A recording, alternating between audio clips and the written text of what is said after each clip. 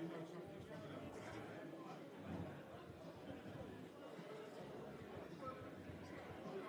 The lead. Man in there, Jackson.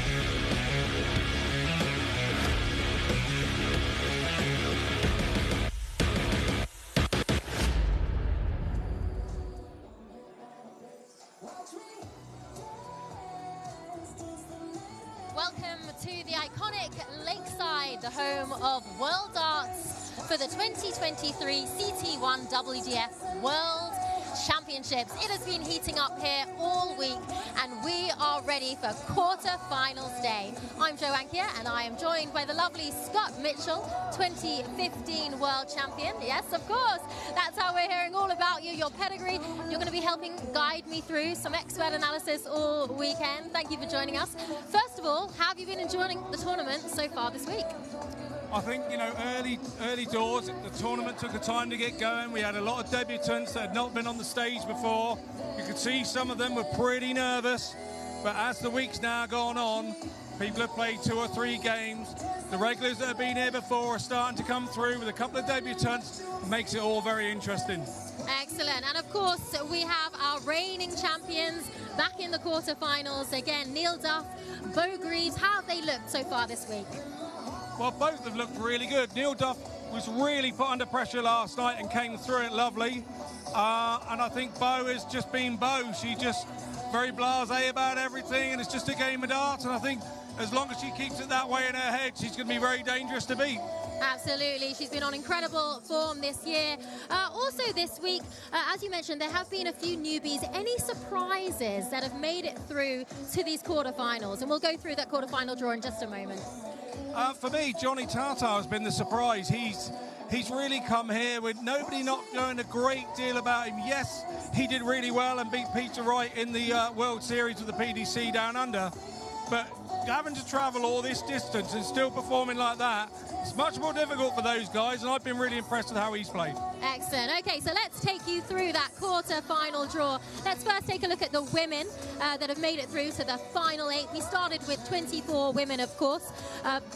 Bo Greaves against Paula Murphy, Dita Hedman against Rhian O'Sullivan, Eileen de Graaf against Lorraine Winstanley, Lisa Ashton against Kirsty Hutchinson, and that will be our final 8 on the women's side. Moving on to the men's quarterfinals, we have Andy Barton's a favourite there, going up against Johnny Tata of New Zealand, Dennis Nilsson against Wesley Plazier, and they'll be up first this afternoon. Neil Duff, our reigning champion, against Chris Landman, and another former champion, Jelle Klaassen, against Leonard Gates. So, a very strong-looking set of quarterfinals. How do you think the field this year, going into this final 8, compares, starting with the women's side, compared to last time? We know the field has had 24 women this year, now down to 8. How does the quality look to you? I think the quality has shone through, and I think we've seen some new women that we wouldn't have known about. Nicole from New Zealand was just absolutely superb and unlucky not to have made the quarterfinals. So we're finding those new women from around the world, and that's the difference, in giving them the chance here so that they can come back, get the taste for it, and then entertain us some more. Indeed, and a little look against our first matchup, Dita Hedman against Rhian O'Sullivan. Well, both of them have been doing incredibly well over the last year.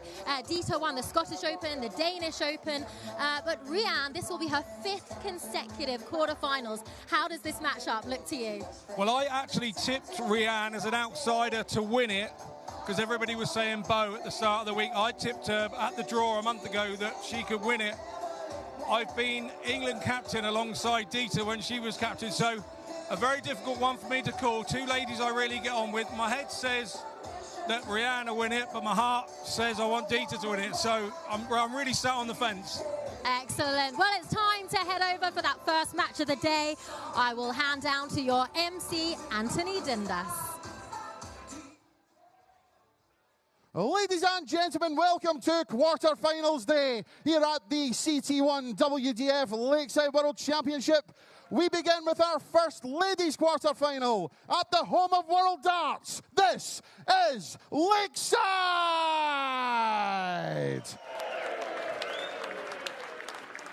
We welcome to the stage a twice Lakeside World Championship finalist, the reigning Denmark Masters and Swiss Open champion from Wales, Rhian O'Sullivan.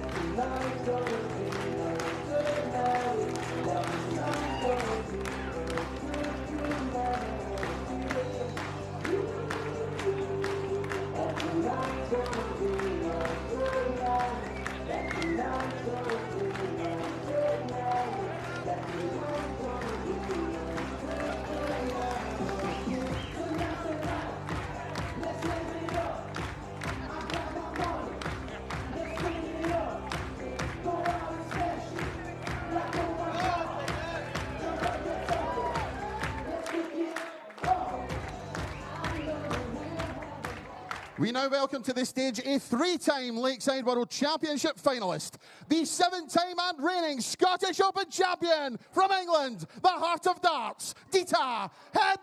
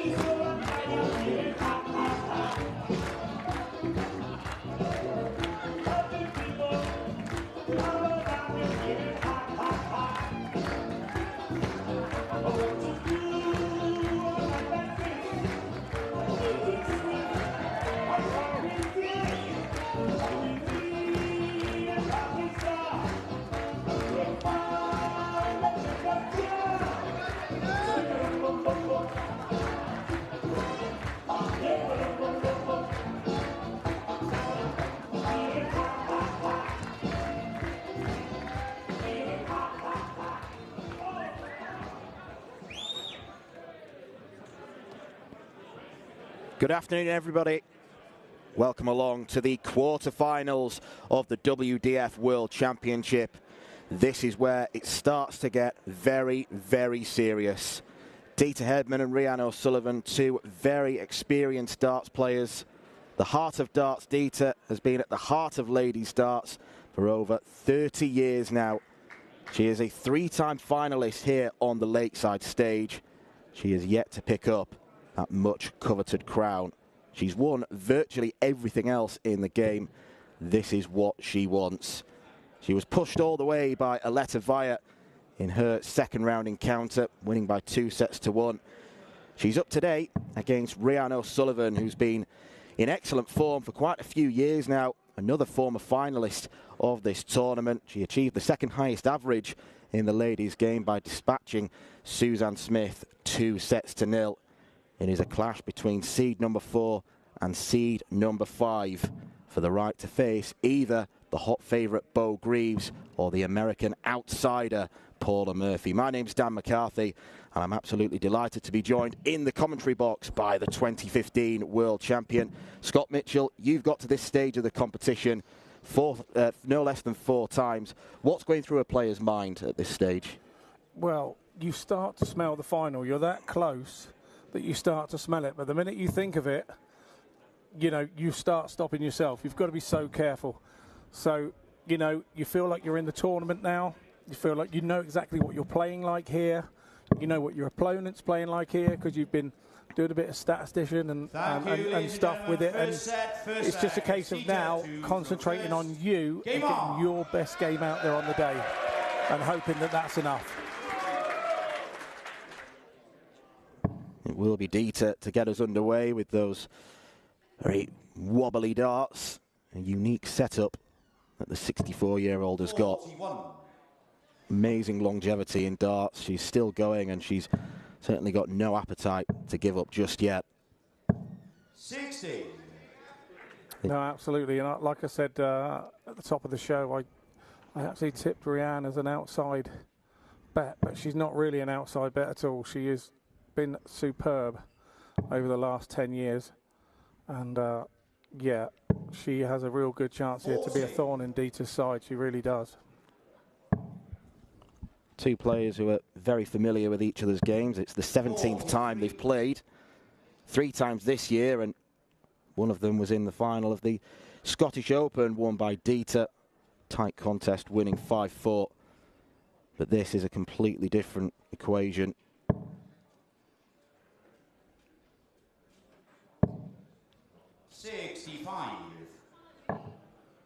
It's being able to control things early doors and making sure that you do the right thing and you stay straight and you don't do anything to give away an easy leg. That's the secret in the quarterfinals. You want to start fairly well. Even if you lose the leg, you want to be right there with them. Yeah, you'd always say that the last leg that wins you a game is the most important leg in a game of darts, but the second most important is probably the first. You need to come out of the blocks very, very quickly. Well, it's the problem with the game in general is that negativity can creep into a game of darts far quicker than positivity will. That is the biggest hang-up with the game.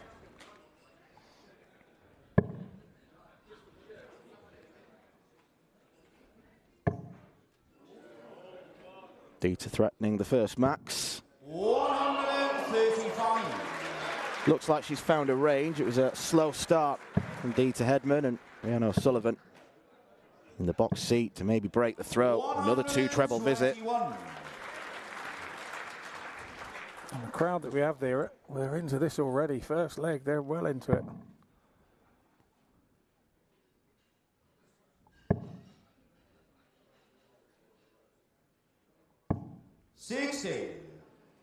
Rhiannon requires 77. Double 10. And that is a terrific start from Rhiannon O'Sullivan. Yeah, it really settles her down, and it's a really good breaker throw, and that is Rhiannon's absolute, the bit that she does but as well as any lady is that she finishes nice and quickly. It's not often you see her sat there on a double forever and ever. She is a good sort of mid-range shooter, we call that. Anywhere between 60 and 80, she's right on it. Well, she wasn't too far away from 50% on the outer ring in her match against Suzanne Smith. It was a professional performance. Suzanne's had a few issues with her technique, but Rhiannon didn't kind of get dragged down. She just went up, played her darts, and averaged 85.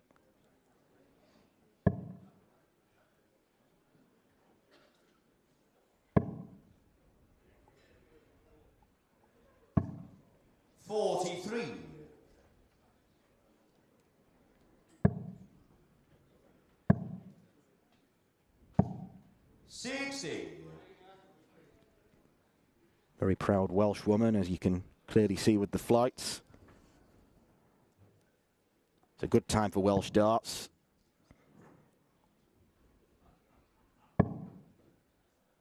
Yeah, I played against, well, been in the same room as her in many an international meeting in the last, well, I've been playing international now since 2008 or 2009, so yeah. 60.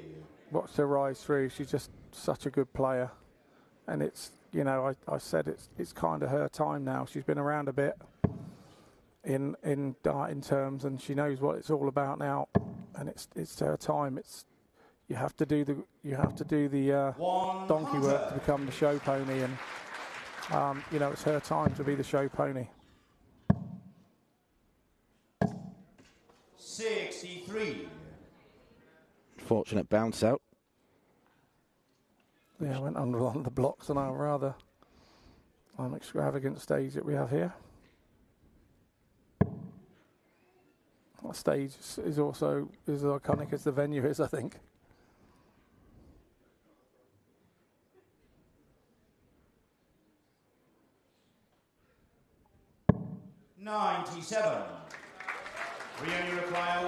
Some pressure applied.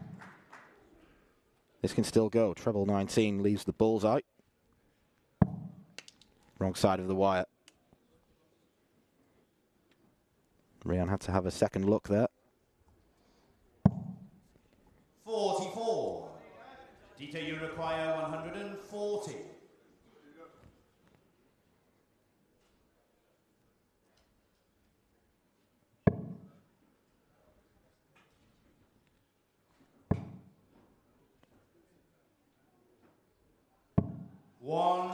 Good pressure asserted there from Dita.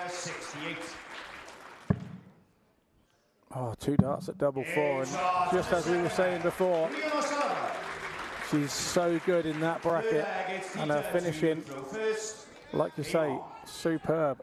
2 out of 2. I would say she's settled down. Absolutely. Dream start for Rhiannon O'Sullivan. Well, she hasn't been around quite as long as Dita Hedman. She's also been winning titles for 3 decades now. The noughties, the 2010s, and still going strong in the year 2023. 3 titles won this year. This can only be the Lakeside. I think we've got Snow White and the Seven Dwarfs on one table, sat next to the Peaky Blinders on 2 tables over. It's yeah, an extravagant array of costumes. Only at the darts, mate. It's only at the darts. 100. And a crowd-pleasing walk-on from Dieter Hedman as well. But she won't be feeling quite as jovial because she struggled to get going against Rian. It's always hard when you go up there and you know you're expecting a tough game, and sometimes you can overthink. There's the draws. And yeah, you can overthink sometimes what your opponent's going to do and stop yourself. 140. We are still going to first to 2 sets in the ladies' draw until the semi-finals, but there will be a break after the first set, so chance for both players to gather their thoughts, have a few minutes off the stage and recompose. 26. And that's something I think Dieter's going to want a lot more than Rian. Yeah, absolutely. If you're sat in Rian's position right now, you do not want to stop. You want to keep going and keep going, and sometimes the breaks can be in your favour and sometimes they work against you. I've been up there thinking, oh, I wish there's a break next. Oh, I hope there's a break after this set, and it has happened, and I've managed to claw myself back into the game. And other times you've been in front and going, oh no, I don't want the break now, because somebody else has clawed their way back in on you. So Here you require 120. Yeah, I always believe that the player in the ascendancy is the one that never wants the break. 50. Whereas if you are struggling, a break just gives you a chance to go off stage, stops your opponent from throwing more darts.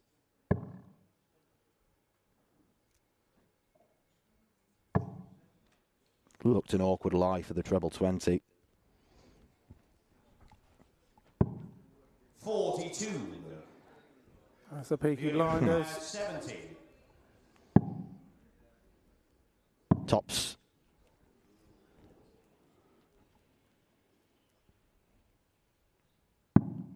Rian O'Sullivan with an absolutely blinding set of darts. She is certainly not afraid, and why should she be? Absolutely superb, and Dieter Hedman does not know what has hit her. She has got plenty of thinking to do. She is staying on stage. She needs to throw a few extra practice darts, judging by the performance thus far. But it is Rian O'Sullivan who leads by 1-0.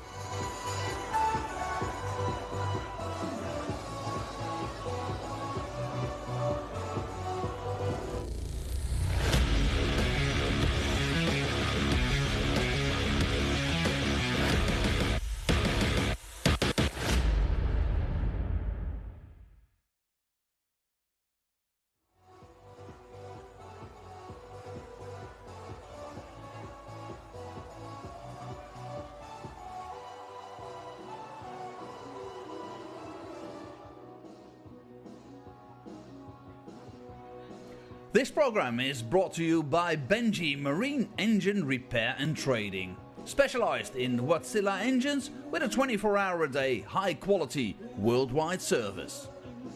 And by Hemeco Storage Systems, your one-stop storage system solution with over 100 years of experience. The 45th annual Win More Fleetwood Memorial Las Vegas Open will be held from January 19th till the 21st. Sin City welcomes you to come and play in the entertainment capital of the world. Both men's and women's champions will win places at the 2024 WDF World Championships. The Romanian Darts Festival is from January the 26th till January the 28th. Come join the party in Bucharest. Register to play by Wednesday the 24th of January. The Toto Dutch Open Darts is held from February 1st till February 4th. Registration is open until January the 16th. The Toto Dutch Open Darts is by far the largest darts party in the world that you should not miss. and the men's and women's champions go to the Lakeside in December 2024. The Swiss Open and Helvetia Open tournaments are held from May 31st till June the 2nd. One of the longest running tournaments in Europe invites you to join them in the most beautiful surroundings you'll find in Europe. The Swedish Open and Masters is held from August 16th till 18th. A popular tournament for many of Europe's best aerosmiths. For more information on each of these tournaments, go to the link in the description.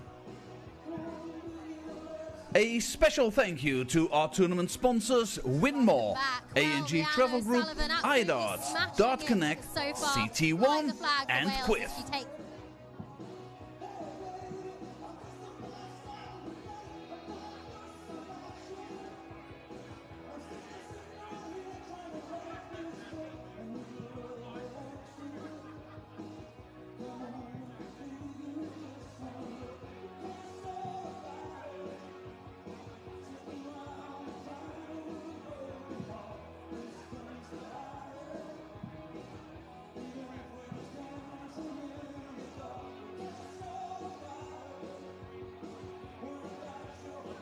On the wall for the set for Dieter. She had to find something quickly, and unfortunately the momentum was already with Rianne. Dieter pulled out that triple 19 in the middle though. We thought maybe there was a chance of a comeback, but it's all Rianne so far. These two have a long history behind them, don't they? 17 times they've played each other, and they were both in that final of the Scottish Open. Dieter took that. How much does it look like this could be revenge for Rianne? Well, that's the way that the game works. We remember the times that we lose to some of these players, and some of the players that beat you don't remember that they beat you, because they don't remember that. So, yes, this is what the darts is about. You know, we don't know what they were doing before they were here. This could be the way that Rianne is thinking. It's revenge, and she wants to get her back for that one. And of course, we saw Rianne in the semi-finals last year. She seems to be getting better and better. Do you think that now could be her time? Like I said, I tipped her as the outside chance to win this, and I firmly believe that, because I think she is getting better, and she is being about the place a bit now. It's not new to her anymore. Like I said, it's time to shine and be the show pony. Okay, thank you, Scott. Well, you're on comms for us as well for this first match, so I'll let you go over and join Dan McCarthy, and we'll take you down to the stage to join MC Anthony Dundas.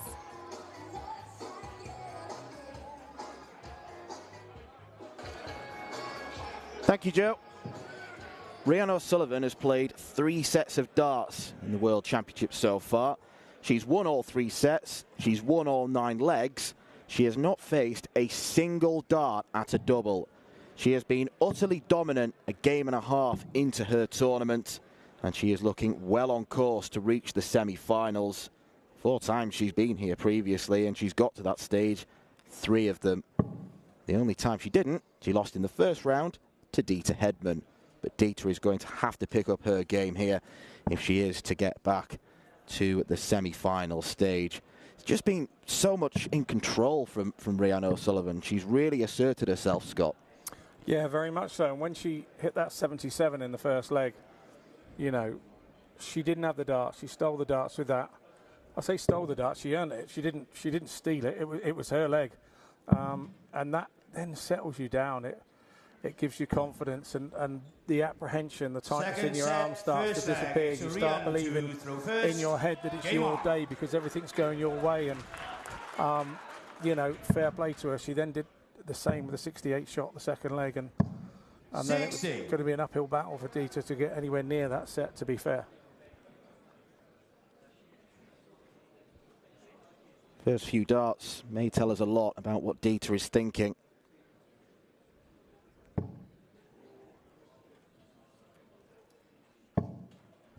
She's thinking of mounting a comeback. Not a player who is prone to giving up. You don't win as many titles as she does with that mindset.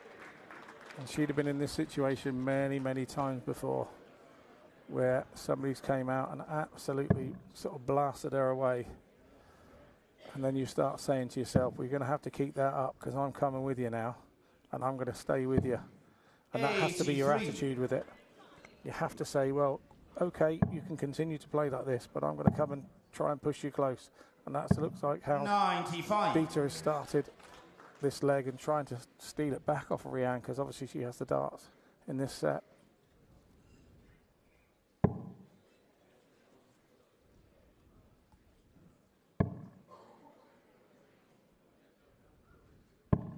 $44.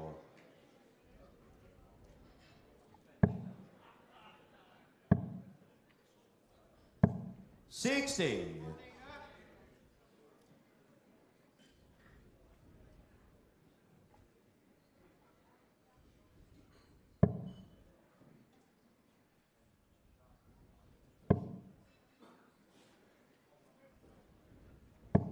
83. Much better from Dieter.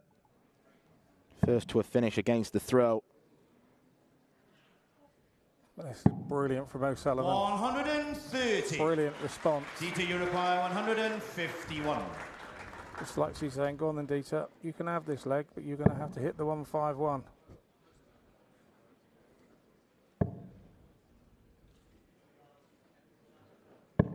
$97. Rian Uruguay 56. It's tops for Rian O'Sullivan. 36. It is a rare slip. Dieter Uruguay And a massive 54. chance here for Hedman. Massive chance. If she's to get back into this game, you feel this has to go. Same target. And Dieter nails it. She is back in this game. And Rian O'Sullivan finally feels some resistance. Throw first. Game on. Good crowd in this afternoon. Probably the biggest afternoon crowd we've had this week. And the crowds are only going to get bigger as the weekend goes on. 100. Tomorrow evening, I've been told, is a proper sellout. And there are very limited tickets remaining for Sunday's finals night. 100.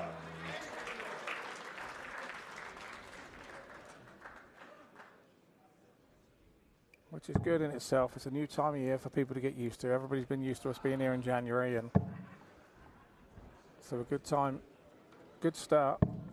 139. Come 139. Peaky Blinders approve. 60. Perhaps she got told by order of the Peaky Blinders to get on with it. You wouldn't say no to that.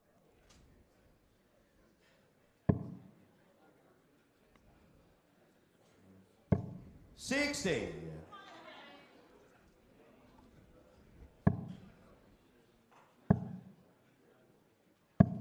41.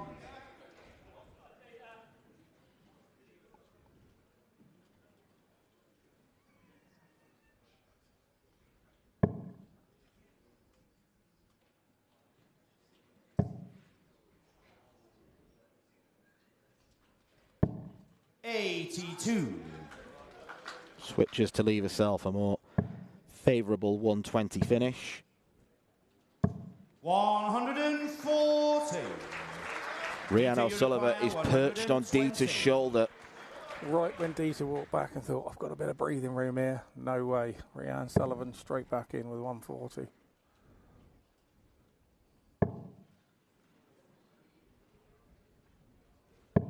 $100. Rian Uruguay 160. Here we go. Oh, not to be. Through the second one a bit quick, did our Rian then. Dieter Hedman Uruguay in, 20. double 10. Let's go 2 up in this set, the second set.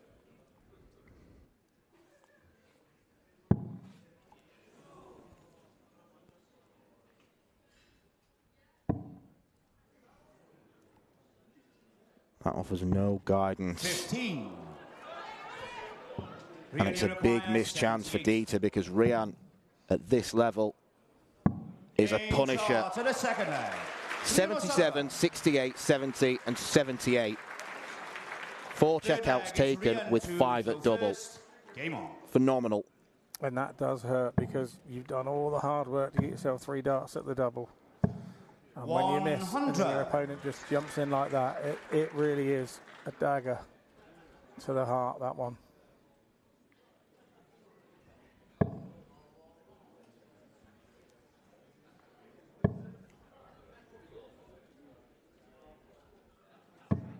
$100.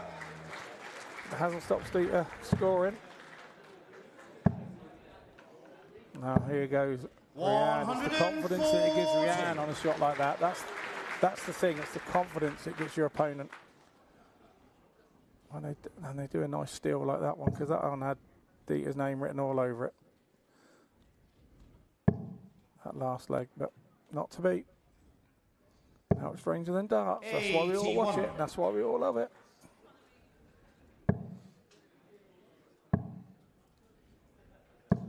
$60.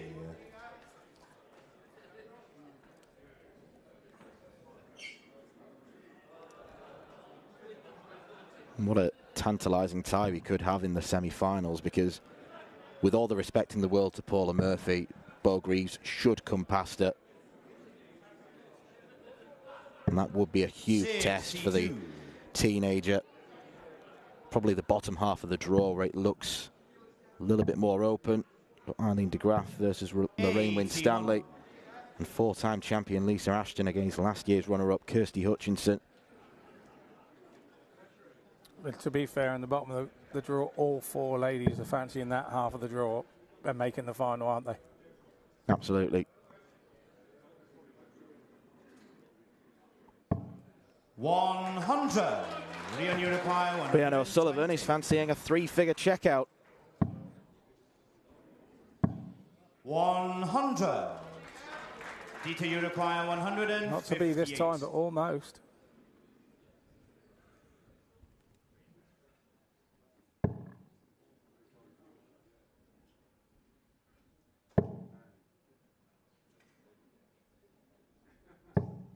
$60. Rian, you require 20. Double 10 to go within a leg of the match.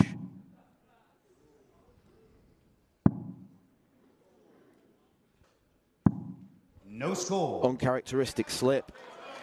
So now can Dita do back to Rianne what she did to her just a few months ago?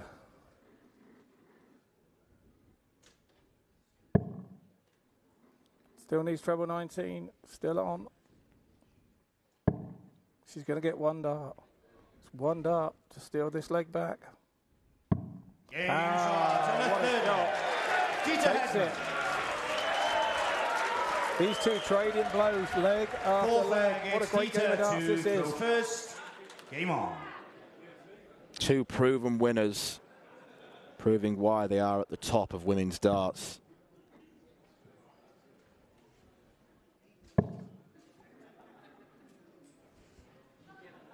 Dita's not been near her best, you'd say, but she's still averaging around 77. Rianne in the low 80s. 43. When you've got a 77 with the darts, you can beat somebody in the low 80s if you've got the darts.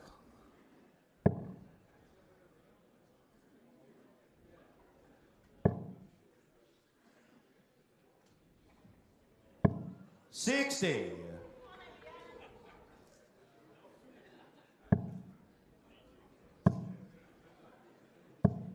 41.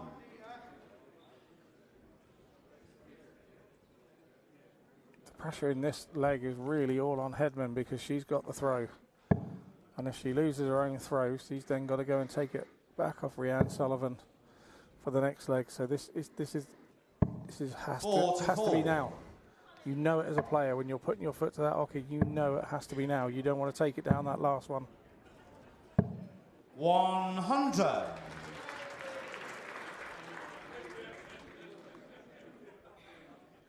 Good ton there from O'Sullivan, but not turned the throw right round as yet.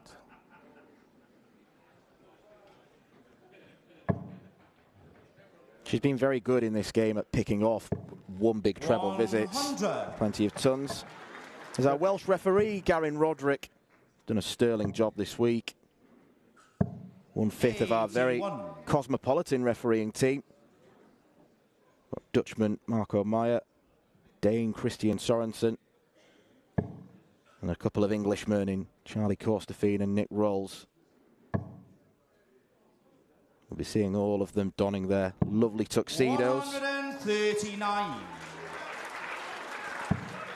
Super visit there from Hedman. 60. Throwing the pressure straight back on to Rhian O'Sullivan. Well, a couple of minutes ago, 98 was checked out with 1 treble 19 tops.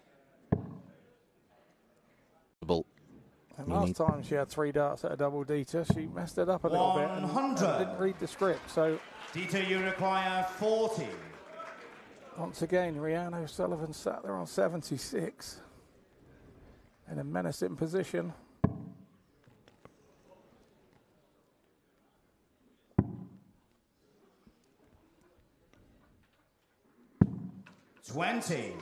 Dita Hedman has missed 3 darts for the set. Requires 76. And here we go again with O'Sullivan. Game shot on the forfeit. Absolutely brutal from Rhian O'Sullivan. A mid-range checkout masterclass. Game on.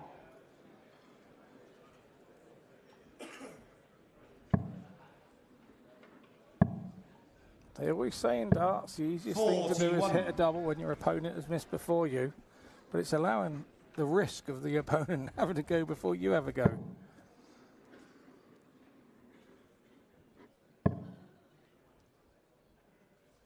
All 4 legs in this set have gone against the throw. 100. So who'd want the darts in the last one? I'll tell you who. 140. Rhian O'Sullivan. Even though they've all gone against the throw, you would still take the throw in that last leg. Yeah, it's maybe something that Dita can cling to. The fact that she's successfully broken Rhian twice already. But she can't keep relying on her opponent messing up. 22. She's got to make inroads herself. And that 22 might prove to be the fatal blow. 85.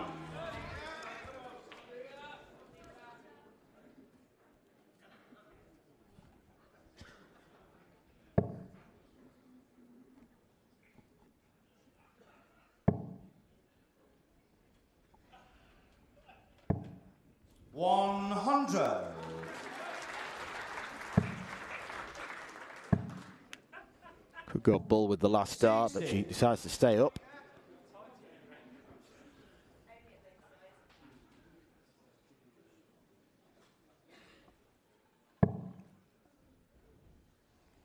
You feel she must hit a treble here. Otherwise, you're relying on your opponent 59. to make mistakes, and that's going to be the way of things by the look of it. 83. Once again, picking off 1 treble 20. That was big one, Dan. That is a big treble 20 in the circumstances. Hedman now just must leave her a chance. She's got to stay straight here with the last. 100. She does. She leaves a hittable 120. So 52. Dita, you require 120. you feel that this has to go.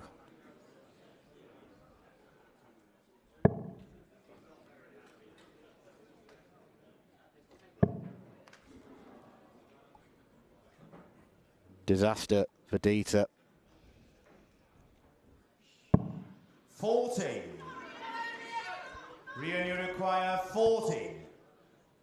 Match darts for Rhian O'Sullivan. And she takes it first time of asking.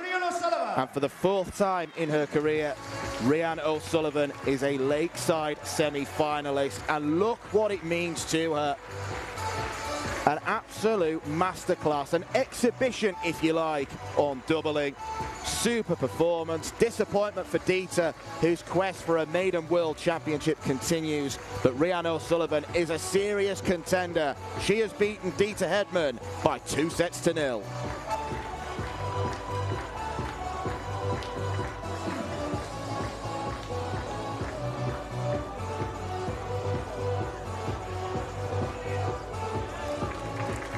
This program is brought to you by Benji Marine Engine Repair and Trading, specialized in Wärtsilä engines with a 24-hour-a-day, high-quality, worldwide service. And by Hemeco Storage Systems, your one-stop storage system solution with over 100 years of experience. The 45th annual Win More Fleetwood Memorial Las Vegas Open will be held from January 19th till the 21st. Sin City welcomes you to come and play in the entertainment capital of the world. Both men's and women's champions will win places at the 2024 WDF World Championships. The Romanian Darts Festival is from January the 26th till January the 28th. Come join the party in Bucharest. Register to play by Wednesday the 24th of January. The Toto Dutch Open Darts is held from February 1st till February 4th. Registration is open until January the 16th. The Toto Dutch Open Darts is by far the largest darts party in the world that you should not miss. And the men's and women's champions go to the Lakeside in December 2024. The Swiss Open and Helvetia Open tournaments are held from May 31st till June the 2nd. One of the longest running tournaments in Europe invites you to join them in the most beautiful surroundings you'll find in Europe. The Swedish Open and Masters is held from August 16th till 18th. A popular tournament for many of Europe's best aerosmiths. For more information on each of these tournaments, go to the link in the description. A special thank you to our tournament sponsors Win More, A&G Travel Group, iDarts, Dart Connect, CT1 and Quiff.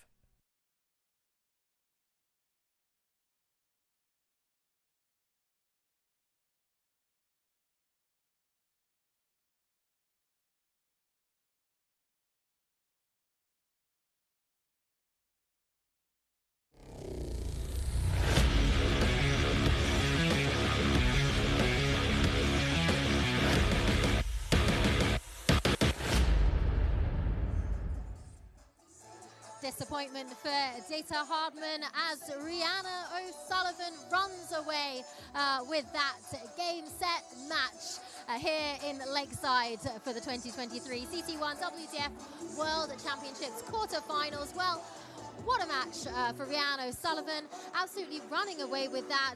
Dita Hardman looked like she was starting to make a comeback, but it was just all about Rihanna this morning, wasn't it? Twice in the first 4 legs, where she had 3 darts at a double to take the leg and missed it, and Rihanna jumped back in with those mid-range shots. That 78 was a big one. You heard her give her the scream. I think that was probably the end of the game right there. Rihanna knew she was going to take the set then. And this is revenge for that Scottish Open final they had last year. Rihanna, she really looks to be coming into form in terms of where she's at this point in her career. She will face now the winner of Bo Greaves or USA outsider Paula Murphy in that semi-final. It could be a very tough match ahead for her in the semis, couldn't it? Absolutely, but I think she would have seen the draw come out. She'd have looked at the draw and thought, how far can I get in this draw?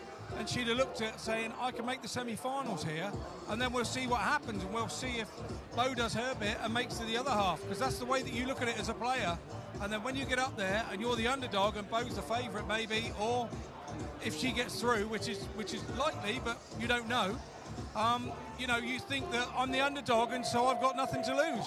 Indeed, and you saw Rihanna here last year where she was in that semi-final, didn't quite make the final. How much improvement do you think you've seen from her? Is she a better overall player in 2023? I think it's about mental improvement. It gets to the point where, yeah, you can throw the darts and you do the tons and you do the shot outs, but it's doing it in those big situations where you're really under pressure. And she started to do that more and more, and we saw it again in this game with Dita Hedman. She did that. There were moments that game could have got away from her, and she came up trumps and saved herself when she needed to. And that's what I would take into the next game as a positive. And as you mentioned, Dita, well, she has won everything there is to win in darts except for this championship, pretty much. How will she be feeling after crashing out in the quarterfinals? The problem is she wants it so bad. I think there's a dart playing public out there that absolutely adore Dita, who want it so bad for her as well. And it's getting to the point where the pressure is getting so much to do it, you wonder, will she ever do it? Okay, well, let's look ahead to our next matchup this afternoon here in Lakeside. It is, of course, the men's quarterfinals, and we have action up next with Dennis Nilsson and Wesley Plaisier. So that is Sweden against Holland for you. And Wesley, what a breakout year for him. He won the World Masters. How has he been looking to you so far this week, first of all? Well, once you win one of the big ones, whether it be the World Masters, the World Championship, whatever, you grab a new sort of belief in your own ability. Once you start getting to the bottom end of those, you then start thinking, I can do this all the time. And Wesley has just been absolutely superb all year. Without Andy Barton's being around, I think, you know, Wesley would have been the name this week. He is seeded 5th, Wesley. So what do you expect of this matchup? It's going to be quite tough for Dennis, isn't it? There are two players who play totally different games. Dennis is a slow and steady. He's got a rhythm that's slow. I say slow, deliberate, because I'm a slow player, so I'll call it deliberate. I don't think I'm slow. But yes, no, and that makes it difficult to beat. If he stays his rhythm, it will take Wesley a little time to get on top of what Dennis is doing.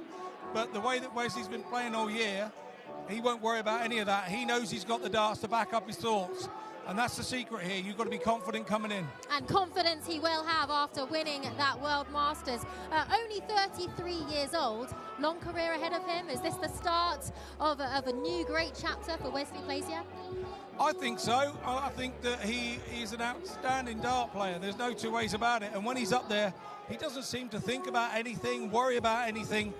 And for me, if you can do that as long as you can for a dart player, you're going to continue to win titles and games. So will that be enough for him to win today?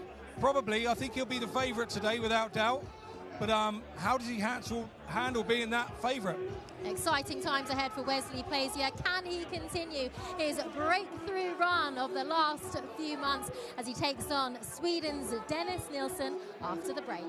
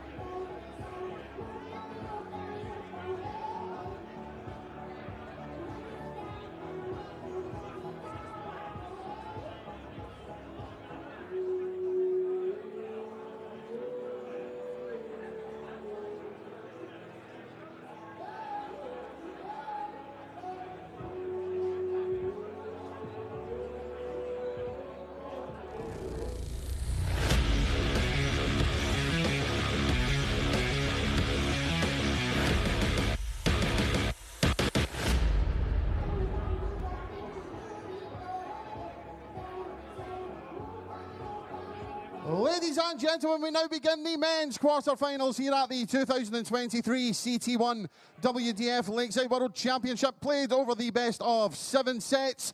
And we welcome to the stage, first of all, the former Vilnius Open and Swedish Open champion from Sweden, the strongman, Dennis Nilsson.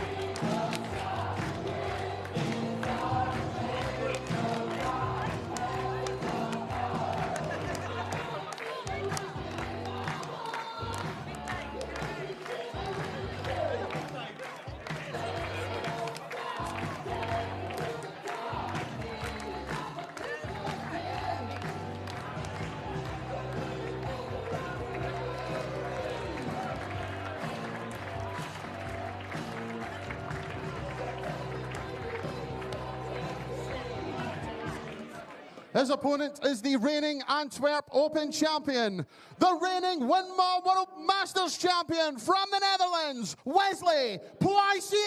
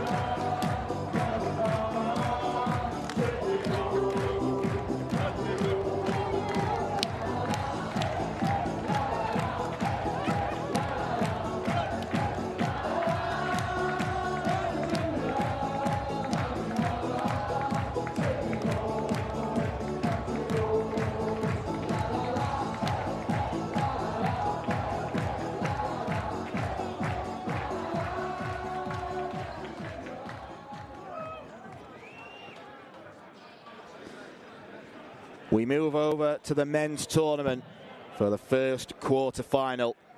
Dennis Nilsson, one of just 2 unseeded players left in the draw, alongside the New Zealander Johnny Tarter. He probably came through the tensest match of the tournament so far, at least it was in round 2, when he just about overcame James Hurrell, a last leg decider. And then it was Alexander Merckx, his latest victim, where particularly after the break, he went berserk on the doubles. It was a truly clinical display from someone who's been around darts for a long time now. He is a really good player. But Wesley Pleisier is a platinum tournament winner on the WDF circuit, a World Masters champion around about this time last year when he defeated Barry Copeland. He has made his name not just on this circuit, but on the PDC as well. Missed out on a place at the European Championship by countback, despite not even having a tour card. He has got some serious ability, and it is a real clash of the styles, because as you mentioned in punditry, Scott, Dennis Nilsson, not a slow player, a deliberate player, is going up against a speedy Dutchman. Whose pace do you think the game will drift more towards? I think Wesley has the capabilities of playing however. I don't think it'll worry him whether Dennis is really quick or really sort of deliberate. He kind of does his own thing, Wesley, to be fair. Dennis isn't going to change anything that he's done all week, except hopefully, you know, he probably got more confidence now. He's got some games under his belt, and once you're in, you're really in the tournament now at the quarterfinal stage, and you know what you're doing and how you're playing and what your numbers are for the week, and you know that you're comfortable, or whether you were comfortable or not in the game before. So it's all about that, really. I think mindset in this position, particularly early doors, as we saw with the last game with Dieter Hedman and Rhian O'Sullivan, It's so important. Those early couple of legs are so important. Yeah, it's a matchup between two big burly figures. They look like they'd be a handy pair of props on a rugby pitch. We know Dennis Nilsson was a former strongman back in the day. Don't think Wesley had fared too bad at that. But they're on the hockey now. 83. A match that Pleisier would probably have welcomed looking at the draw, because Dennis does come in as an unseeded player, but he's gone about his business in a steady fashion.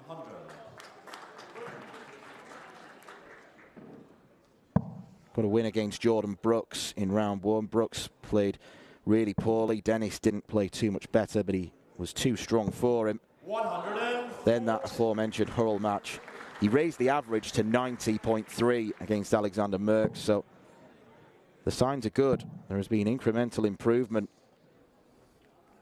Yeah, nobody won the trophy in the first round with 100 average, mate. I'm telling you, it's the way to do it. Gradually progress as you go through. Improve.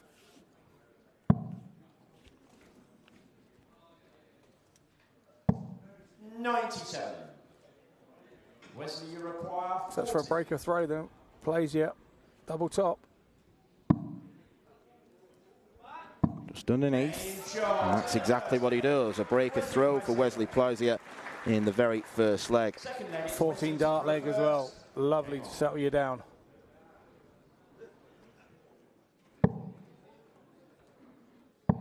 Yeah, one thing he has proven in his couple of games so far is that he does have gears he can go through.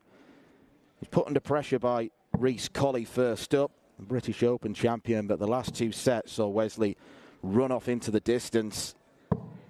100. And he wasn't put under enough pressure by James Richardson in a straight sets win. Thing we're going now out to best of 7 sets is that you don't have to panic if you lose that first set. There's no panic needed. You've just got to hold yourself together. Well, the scoring was very good from Dennis Nilsson in his previous match and doesn't seem to have deserted him.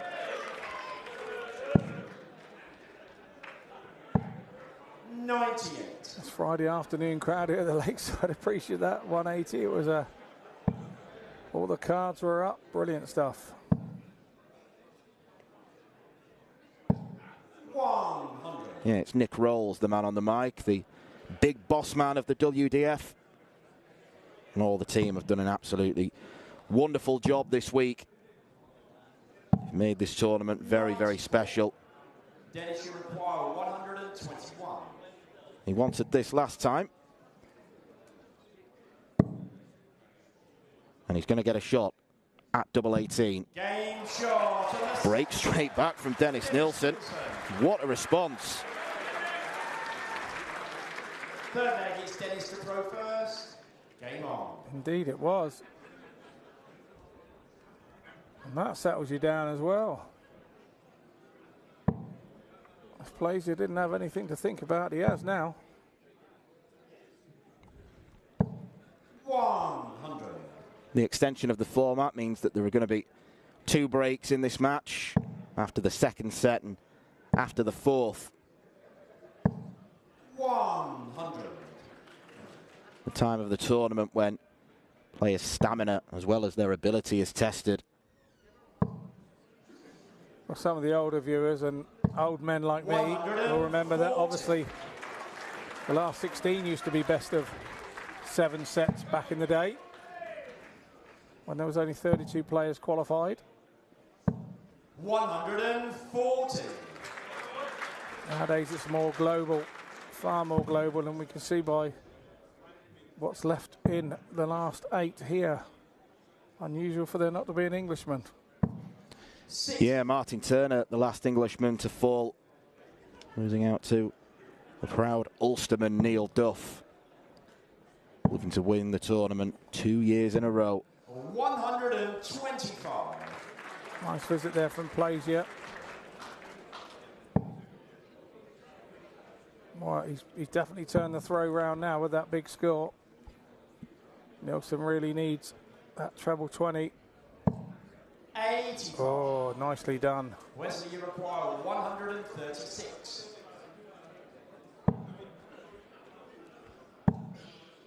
Wrong side of the wire. Bit of lateral drift there for Plaisir. 77. Bit like that as well. Breaks the fourth wall, gives the camera a look.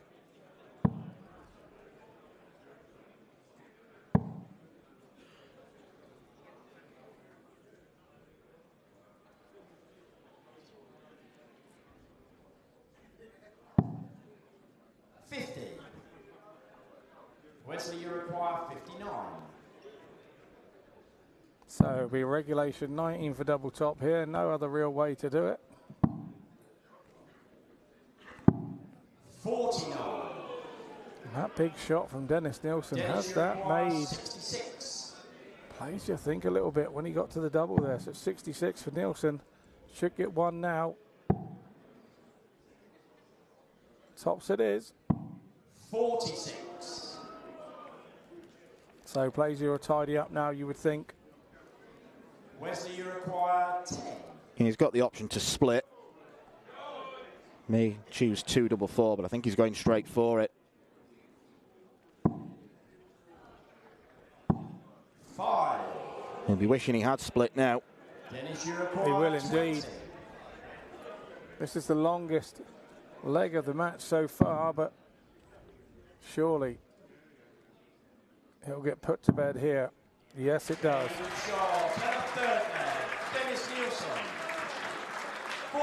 That's his trademark celebration. Just turns to his side and gives something or someone a glance. It's a bit of a strongman thing, I think. I think he probably used to do that when he was picking up those big boulders and putting them on the top of those beer barrels, and back in his days as a strongest man, where he finished second in Sweden. 60. Sweden's strongest man back in 2002. I wouldn't like to be on the receiving end of one of those glances. I always say, hello, how are you, sir, to him. It's just the safest way. But I am reliably informed by our social media man inside the WDF podcaster, Andrew Sinclair, that he is a gentle giant, a lovely guy. 100. Yeah, I can vouch for that. He's been a friend of mine for a long, long time now. Been travelling to Sweden many years, and he's always there. 140. The crowd wanted it filled up. Well, 140 will do.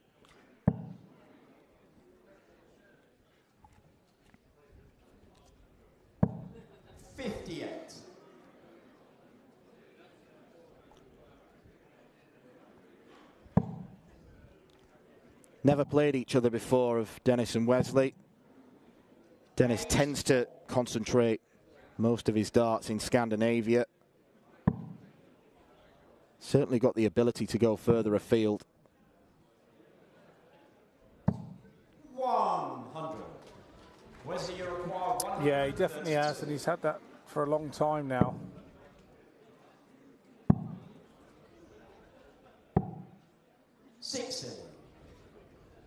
But like we say, Wesley Plaisir has had one hell of a year.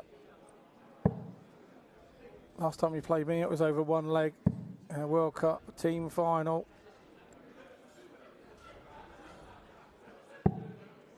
96. Wesley, you require 72.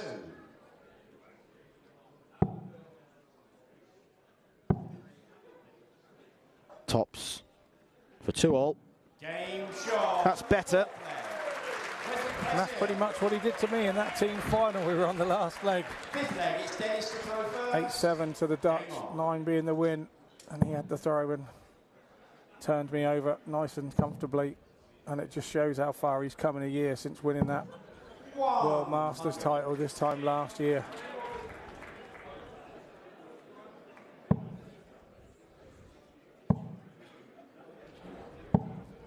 $125.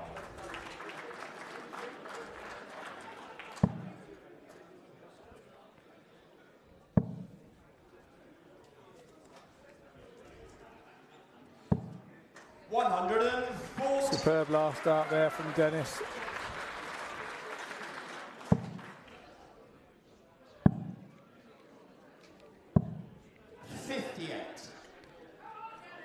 winner of this game could face either the #1 seed, Andy Bartons, who's dominated this circuit all year, or the perhaps unfancied Johnny Tarter in that match. 21.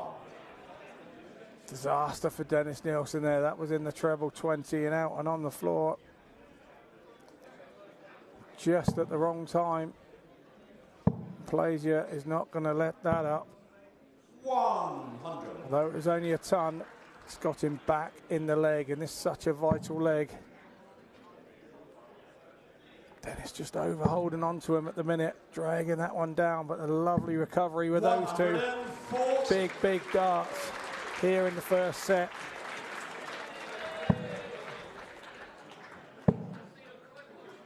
He's coming straight back at him. Is it a 180? It is indeed.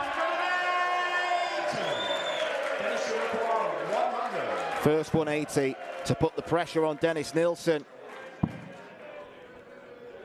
Big dart. Oh, But Dennis Nielsen responds. Man. The big man takes it. What a dart that was. What a 100 shot under massive amounts of pressure. And he's pleased about that, quite rightly so. So would I have been. 140. Dennis Nielsen has always done the right things at the right time in this tournament. I go back to that clash with James Hurrell in the penultimate leg. Hurrell had just hit a 180. Nielsen then takes out 1-2-1 on the bull and goes on to win the last leg. Timing in darts is everything.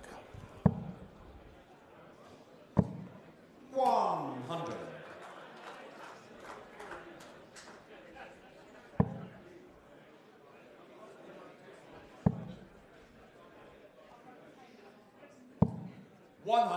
Yeah, you don't necessarily need to be the flashiest player. You don't necessarily need to hit the most 180s.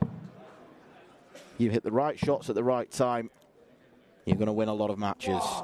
And that's what Dennis has made a career out of doing.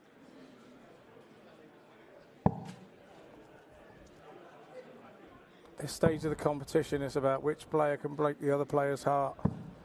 Whose heart can stay in the longest. Wesley, you require 161. He must not go away.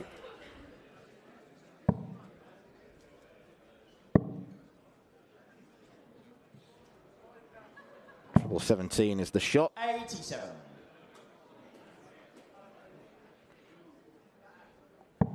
Fairly comfortable leg so far for Wesley.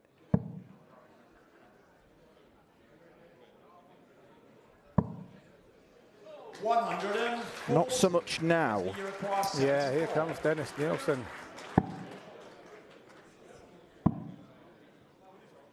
Steps across. He's a little too close for tops for comfort, that one. 34. More of a blocker than a help.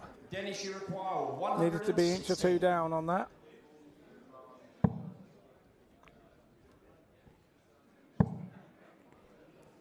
Double 18. 98. Oh, that was a big moment.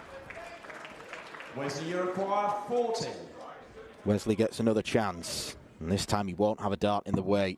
Game shot. And because of that, he puts it straight in.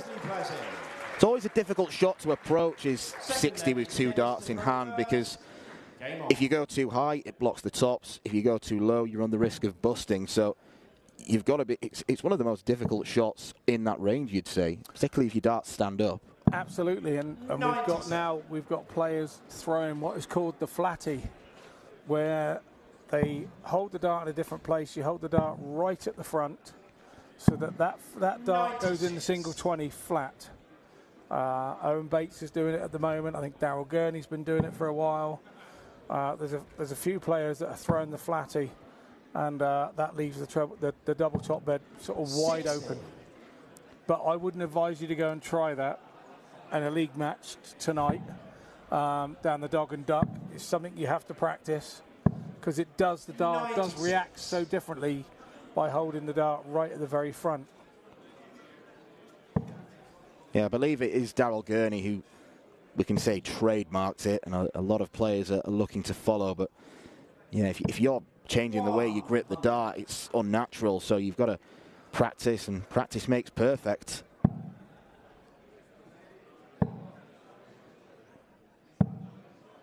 93. And they are pretty long darts that Wesley uses as well, which doesn't help. Yeah, which says, come on, I'm going to stick up in the air. That's the way, and very front heavy as well. So its natural arc in the air will be the angle it arrives at the board.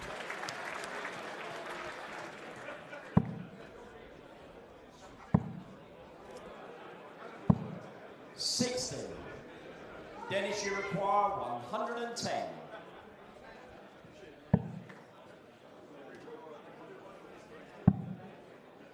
So he missed 116 with one dart in his hand with the last hit. Now he's missed 110.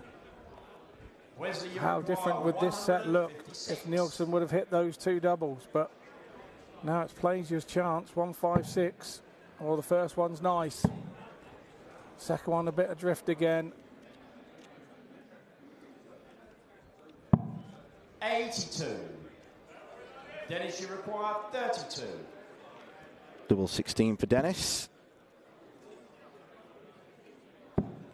And this one goes in. Yeah, nicely done. Used the first dart perfectly there. Lovely position first dart. Used it to his advantage. Levels the set up. 180. There'll be no worries here from Dennis. It's on the Plaisier throw. It's when they start hitting 180s on your throw. 100. It's when the alarm bells start ringing.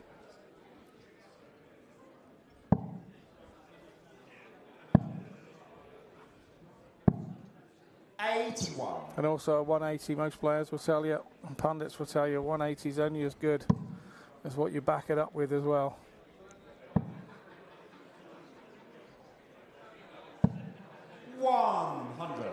Yep. Trebles for show, doubles for dough. Oh. We'll get that old adage out of the way early on. I was going to say some old fella that was, wasn't it? From back in the day. 134. Can he break his back in this venue? I think jumping off the hockey or something. What a game.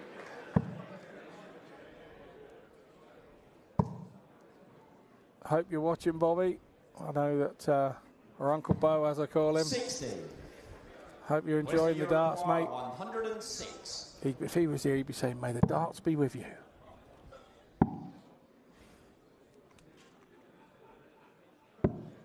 $74.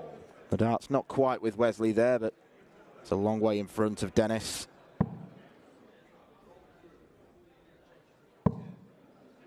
Yeah, Dennis will just be throwing a couple of darts here and 100. just getting himself ready for the next leg, really. 32. A couple of sighters. I know that sounds really daft, but that's how we think.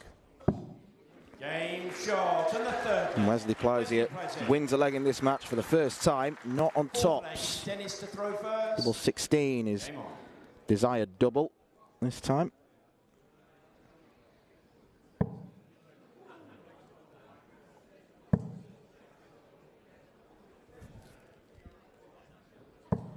$140.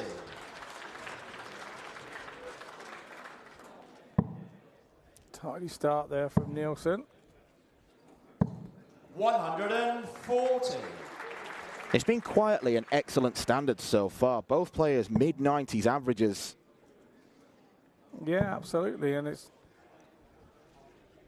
not a lot of peacockery going on at the minute. It's just a genuine game of darts. Two fellas having a good go at it. Highest average we've seen in the tournament still belongs to Andy Barton's. His 3-0 whitewash of Sebastian Białecki in round 2. And then he averaged the same, just a few percentage points lower against Gary Stone. That was a classic encounter. 100. Yeah, it really was. Gary Stone didn't do a lot wrong in that game. He'll feel that he did a lot wrong, but he didn't. 101. Dennis, you require 161.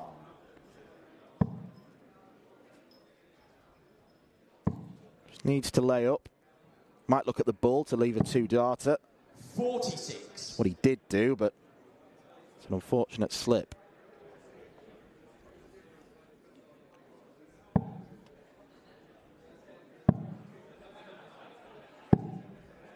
$84.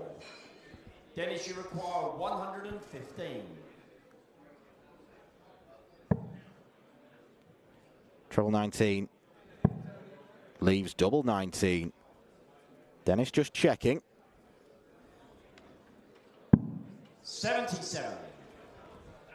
Wesley, you require 132. This would be a big shot for the set. He's off now. Oh, that's needed to be straighter. 52. Dennis, you require 38. He's choosing to split for double 16. He was successful with his second dart on this last time out. Game shot. Successful with the second dart as well. Dennis Nielsen. Fifth leg, it's Wesley to throw. Same equation. Game on. And now Wesley has to hold, otherwise he faces a 2-set deficit going into the first break. 60. This is when the nerves are jangling here. Particularly with him being 1 set down as well. Dennis will be thinking, just score. 100. Don't worry about the end of the leg, just score for the first 3 darts. Break the game down. Well, this is unfamiliar for Wesley as well, because he's not been behind at any point in this tournament. 101. Reece Colley took a set off him to level the game up at 1-all, but then Wesley cleaned up, and it was a straight sets win against James Richardson. Here we go. Dennis Nielsen here. 140. Good start, ton of 140 against the throw. Plays, you has to come back with something here. 100.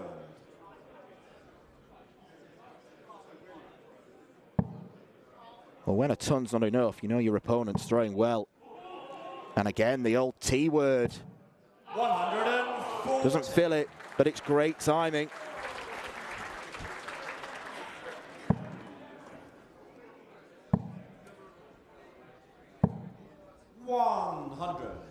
That ton means that play just stays in touch. Treble 17. Bullseye for a 2-set lead. I think he's going to... Oh, 96. I looked at him there and I thought for a split second he was going to 10 that up. He looked at the 10. He didn't look at the bullseye. He looked at the 10. And then we went off his eyes. Good stuff from the spotter there. It would have been a risky move. 100. Dennis, you require 25. So, double 8 for a 2-set lead. And he hits it. He is Dennis confidently Nielsen. going around his business here, Dennis Nielsen. Dennis Nielsen looking like a man on a mission, wanting to get to his first World Championship semi-final, and he's got off to the perfect start as well. Wesley Plaisier has got some thinking to do. He has got to try and recover this deficit. Dennis Nielsen leads 2-0.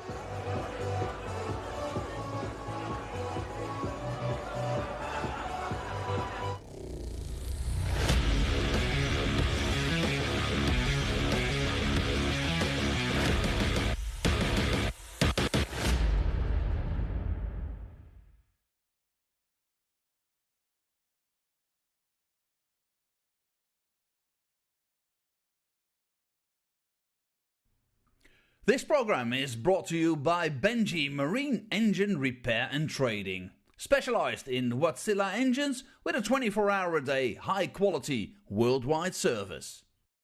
And by Hemeco Storage Systems, your one-stop storage system solution with over 100 years of experience.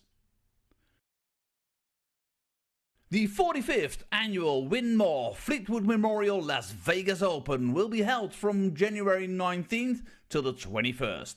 Sin City welcomes you to come and play in the entertainment capital of the world. Both men's and women's champions will win places at the 2024 WDF World Championships. The Romanian Darts Festival is from January the 26th till January the 28th. Come join the party in Bucharest. Register to play by Wednesday the 24th of January. The Toto Dutch Open Darts is held from February 1st till February 4th. Registration is open until January the 16th. The Toto Dutch Open Darts is by far the largest darts party in the world that you should not miss. And the men's and women's champions go to the Lakeside in December 2024.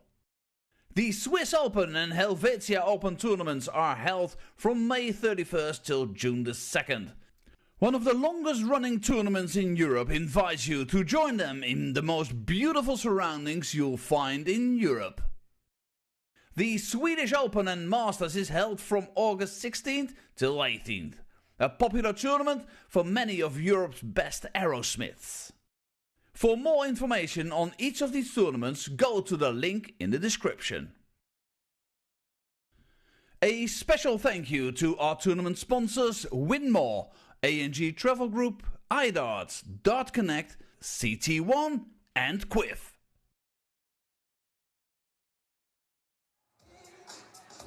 Two sets up for Dennis Nilsson against the number 5 seed and the World Masters champion Wesley Plazier. Not the result we expected so far from Wesley.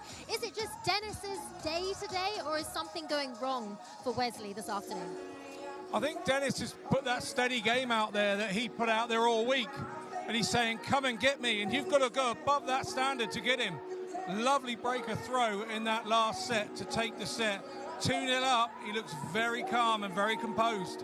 Indeed. It was a very competitive first set, wasn't it?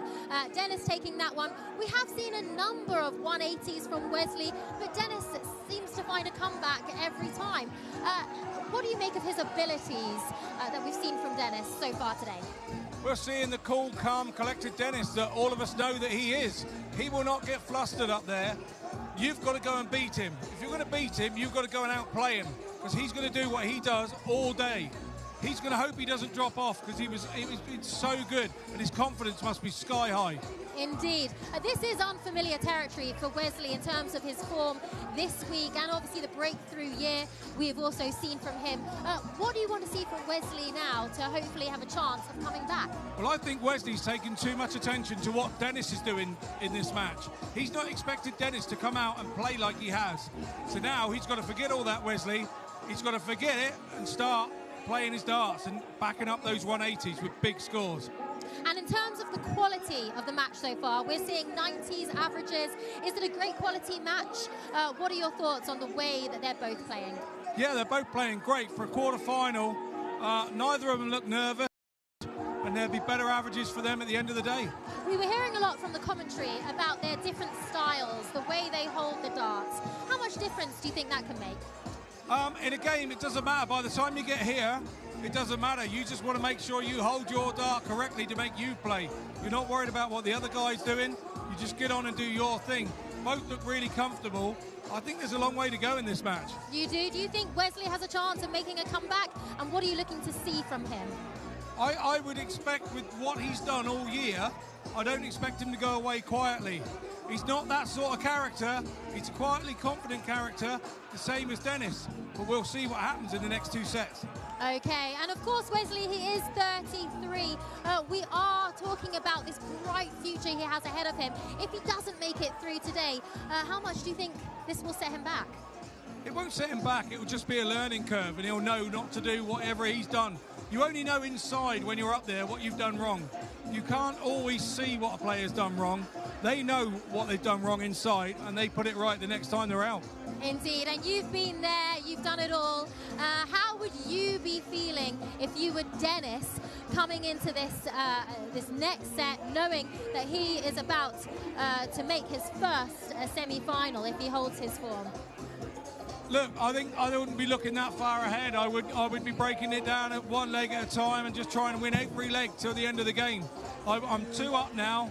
I don't want to throw safe. I want to throw and attack the board and make sure that I continue to go forward. Okay, upsets that have stood out to you in the past, because it looks like we might see an upset right now. Dennis was the underdog coming in, so yeah, we could see an upset. Okay, and in terms of Wesley just going forward, well, you know, it's been a great year for him. If you could sum it up, what's been going wrong for him so far today, how would you describe it? I just don't think he's backed up the 180s. He's had a few chances at doubles. Early doors, he missed I think one of the legs, he missed 5 or 6 darts at a double, and that was a turning point for Dennis to be able to grab a bit of momentum. Had he have not missed those, maybe Dennis wouldn't have got the momentum. We wouldn't have sat at the score now. There are always turning points in a game. There are always vital shots in a game, and you have to win those vital moments. And so far, Wesley hasn't won one of those. Yet 5 180s we've seen from Wesley. How is it that he's still managing to lose those legs and yet pulling out shots like that? Well, exactly what he's doing. He's pulling those shots out. He's being really clinical in the big moments. Dennis is knowing that these are turning points, and he's winning all the turning points. Will that continue? We don't know. That's the love of this game. Well, indeed it is a really exciting quarter-final here. Certainly the result we didn't expect to see so far. Still a long way to go in this match, though. And what do you think overall of the crowd we're seeing? We're expecting a very full house tonight, but they're really getting behind it, aren't they? They are. They're really getting into the game this afternoon, and it's been the biggest crowd we've had on an afternoon this week. And long may that continue, and they enjoy a great game that's up there on stage. Okay, and then looking ahead after this, we are going to see our women's quarter-final match with Bo Greaves and the outsider from America, Paula Murphy. We know Bo Greaves, she's on incredible form. An outsider from America, Paula Murphy. Do you think she has a chance? She's got nothing to lose. She has nothing to lose. Getting up there and being nervous about playing Bo Greaves is just you stopping yourself. As long as she doesn't do that, and I don't believe she will, I think she'll come in and be a little bit more jovial, enjoy the occasion. It's the only time to do it. Then there's a good chance she can play her best darts. If then Bo drops off of her best darts, then she has a chance. But she's going to have to play her very best game to give herself a chance. Indeed. And America, not always the strongest in these darts tournaments. So how good it is for the USA to see someone like Paula Murphy. It's her second time at the World Championships, but her first time in the quarterfinals. Yeah, absolutely. But the way the WF is now set up with region qualifiers from all around the world, it's a true World Championship. So there are going to be more Americans coming over with the way that the system works now. So she's just the first of many. Okay, indeed. Well, we definitely have a strong set of quarterfinals coming up for you today. We saw Rhiann O'Sullivan winning earlier this afternoon. She'll take on the winner of that next match with Bo Greaves and Paula Murphy from America. We'll be coming back to the match shortly here on the men's side with Dennis Nilsson from Sweden and, of course, over from The Hague, flying the flag for Holland. Wesley Plazier, but he's got some catching up to do, hasn't he? He's got to come out now flying from this break. He has to hit big scores and get legs early in this set if he stands a chance of getting back into this game. Okay. Well, overall in these championships, we are expecting a full house here at Lakeside tonight, certainly tomorrow for the semi-finals and that final on Sunday. It's so great here when the house is full and the atmosphere, we get the crowd behind. We're going to see the crowd behind Bo Greaves, aren't we? From Doncaster, flying that flag for England, the future of darts, it looks like, for this country. And as a reigning world champion, the crowd's going to be absolutely roaring for her in that next match, aren't they? They're all waiting to see her. You know, everybody's talked about her. Everybody knows about her on the internet. Everyone wants to see her throw live. And she is just superb to watch, and that's why they're all in this afternoon, that's for sure. And only 19 years old. Can you believe a teenager like her going for her second world title? But it says a lot about this tournament that she's chosen to come back here and compete in the WDF again, doesn't it? I think a lot of it is to do with her age. I think she feels that she can achieve other things later in her career. At the moment, what motivates her is winning titles, and she can come here and realistically win a title. So that's why she chose here. That's why she chose the system. And who can blame that? Who doesn't want to be a world champion? And what do you think is the future for her if she does continue to take another title this year here in Lakeside? Well, I think the future is whatever she wants to make it. I think by deciding to come here, it shows that although she's only 19, she's going to do it the way she wants to do it, and nobody's going to tell her what to do. Indeed. Well, it's definitely an exciting few days ahead. We are here on day 7 in Lakeside, the spiritual home of darts for the 2023 CT1 WDF World Championships. We have 3 reigning world champions here back in the tournament quarter-finals. Neil Duff, well, people are saying he's not quite on the form that he was this time last year. What do you make of his run so far this week? I thought he's been superb. He's had moments that could have changed the game. I was here on Tuesday night when he hit a 105 and he turned that game on its head, and he did exactly the same last night with Martin Turner. So look, he knows he's in good form. I spoke to him earlier. He's feeling good. Who's going to doubt that? He always tells you what he's feeling, and he's feeling good. Then he's a danger to everybody else. And I understand his winning medicine last year was using a certain hypnotherapist that you've also worked with. Tell us a little bit about that. And is he using the same guy this year? I think so, yeah. Stephen McKibben over in Ireland. I had a phase here where I couldn't get through the first round, and it was time to try and find. It wasn't ability, it wasn't anything. It was something between my ears that was stopping me, and I've had much success with Stephen, and you know, I owe him a lot, and I'm sure now Neil feels the same because he's gone to the same guy and achieved what I achieved with him. Well, if he wins again this year, and also with that same hypnotherapist, you might expect to see some of the other players going to the same guy, using the same approach. Well, I hope Stephen's watching and he'll give me some commission if he does, because yeah, he'll owe me and Duff a few quid. Do you miss it, Scott? Do you miss being out there? Absolutely, you know, I was lucky enough to get a throw on Saturday before the doors opened, and just had a little throw up there to test the lighting, and yeah, the memories come flooding back. I kind of welled up. You forget all the bad times here when you've had one good time. Okay, well, it is time to go down to the remainder of that quarterfinals match with Dennis Nilsson from Sweden and Wesley Plaisier, who is 2 sets down in this quarterfinals.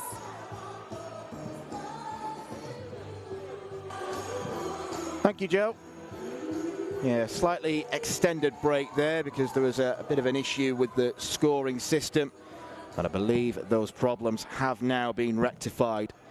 Wesley Plaisier has not had to do anything like this in this tournament. Come back from 2 sets down. Dennis Nilsson, superb work, particularly in the last leg to break the throw. A checkout of 25 now puts him in pole position to go on and win this match and become a World Championship semi-finalist. Wesley Plaisier has won plenty of big titles before. This would be the biggest of his career, and we are about to get back underway. Scott, that was a longer break for the players than we expected because of the scoreboard glitches. How much do you think that will have affected both players, particularly Dennis, now that he's really been taken out of his rhythm? Well, they would have preferred not to have been back out on stage so quickly. So we were unaware there. We were told there was an issue, but we didn't know what that was. So he would not have wanted. Neither would have wanted. I mean, at the end of the day, Dennis wouldn't have wanted the break anyway. At 2-0, he'd have wanted to continue and keep his momentum.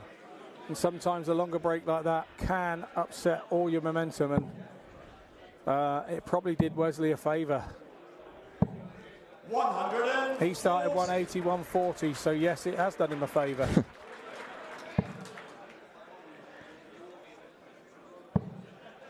Very controlled performance from Dennis Nilsson in the first 2 sets. Yeah, and that's why I say he wouldn't have wanted to have gone off. You know, he would have been the underdog for this, with Wesley being the number 5 seed. 145. But what a dart that is. After 9, Wesley leaving 36. So we've got a 10-darter incoming. We haven't had one of those yet. Wesley, you require 36.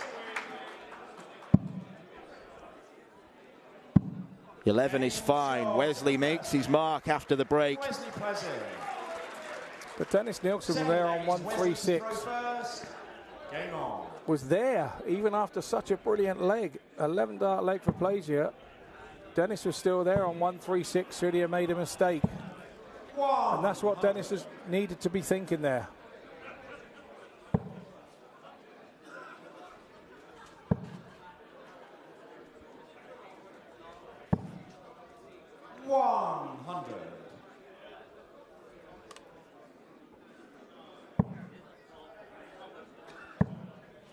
Seeing those mid to high 90s numbers from Wesley Plaisier, and when he did win the World Masters. That's kind of what he was averaging for the duration of the tournament. It was a 97 that defeated Barry Copeland in the final this time last year. 100. Earned a lot of ranking points from that tournament. Teed him up as the number 5 seed. 57.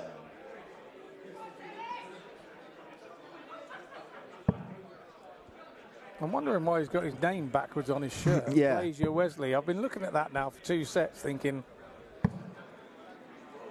100. am I missing something maybe? I don't know. Yeah, unless it was a printing error, which Wesley won't have been happy with, but slightly unusual.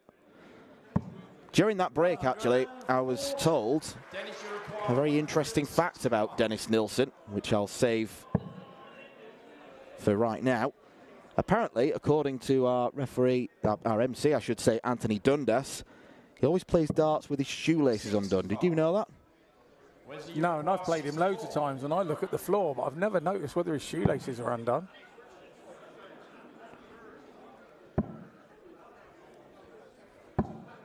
Well, he is tripping up slightly in this third set.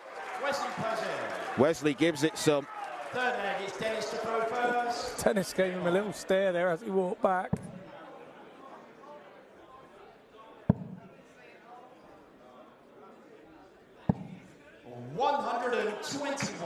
Being big and brash can bring your opponent back into it.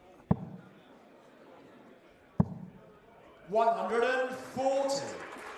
This is something he does. He always gives a fist pump when he does a 140 to the side, and Wesley.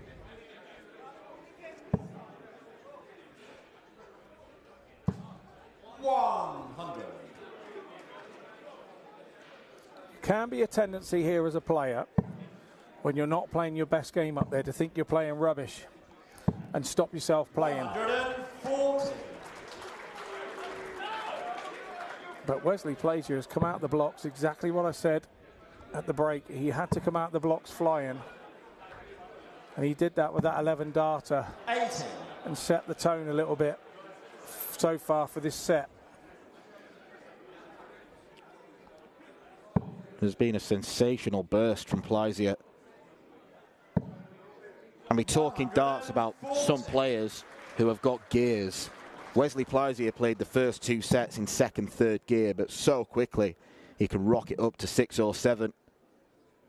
Absolutely, and at the break you can have a friend or a manager or somebody out there that knows you really well can tell you what you're doing differently, because when you're up there throwing you have no idea what you're doing differently. You just know that everything's going south. 41. And I think somebody's told Plazier in the back room that he's not throwing as quick as he usually does. He was down at Dennis's pace. We saw Dennis hit that ton for the set earlier on double 10. So that's a disappointing dart for him. It's the worst possible dart when you have a ton left. He just wants to now go and set this up, hit that treble 20. 35. Not to be this time. So it's Plazier 40 for the set.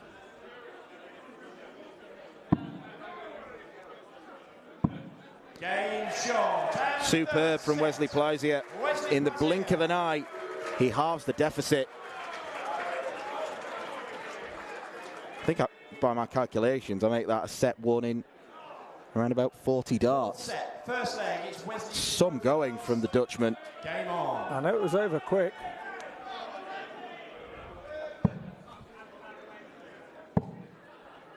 The break has done him the power of good.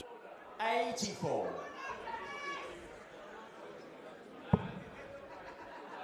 And if this is how Wesley Plazier responds to having breaks, then Dennis Nilsson might refuse to walk off after this set. 81.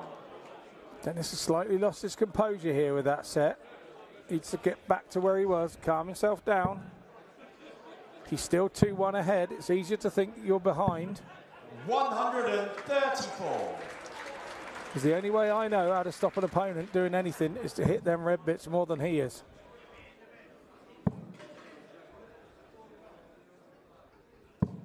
And that's what we saw from the first 2 sets. That's the Dennis we saw then.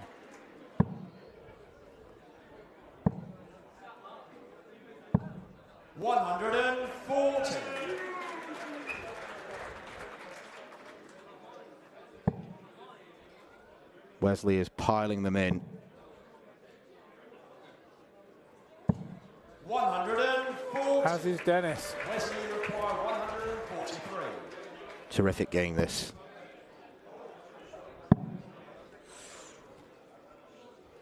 This is a big point in the game here.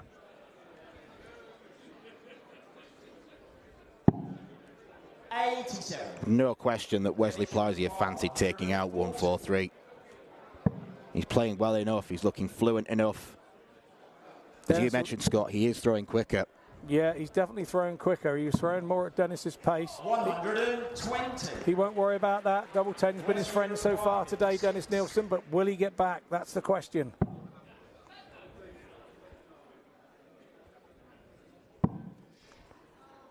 Visibly slower again. Game shot in the first leg. Visibly accurate on double 10. Second leg is Dennis. It's 4 legs in a row, and notably, Dennis Nelson's not had a dart at double in any of them. He's been walloped in the scoring phase.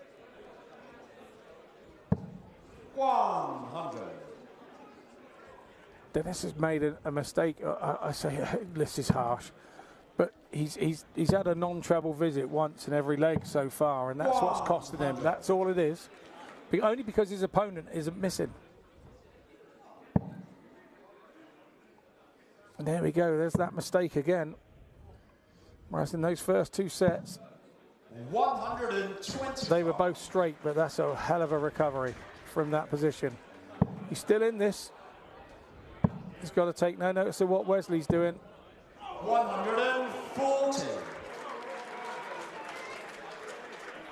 Some Christmas attire. This would be the ideal early Christmas present for whoever wins this title. 140. Cool 50 grand to go in the bank.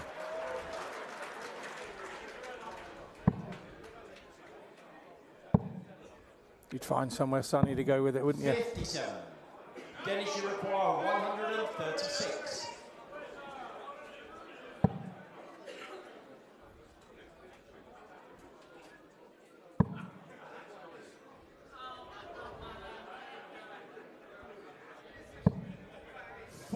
I went to the local tractor dealer with mine.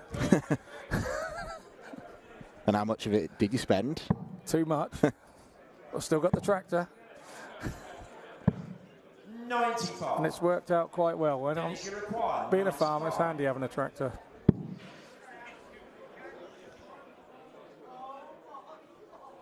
Is that going to stay there if he hits the board? It is in there shakily. Treble 19, could it fall out here? 57. Not to be, so plays yet. Wesley, you require Gets a go at 109. It did look a big distraction for Dennis. I thought he was going to end up splitting. Oh, he misses the big number. Crazy miss.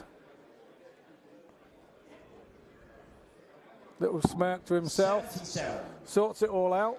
Dennis, you require 38.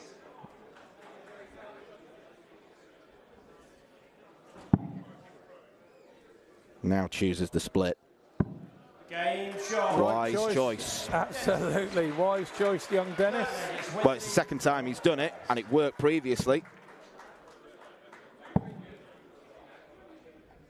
That'll settle him down now and stop the rot a little bit. As Wesley Plaisier had started to reel off leg after leg.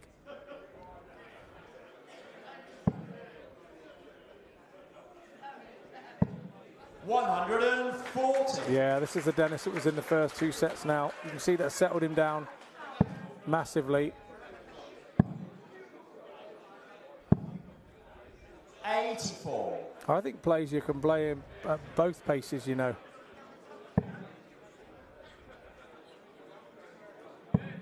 Yeah, I tend to agree. I think he's better when he does go rat-tat-tat at that really quick pace that he does operate in.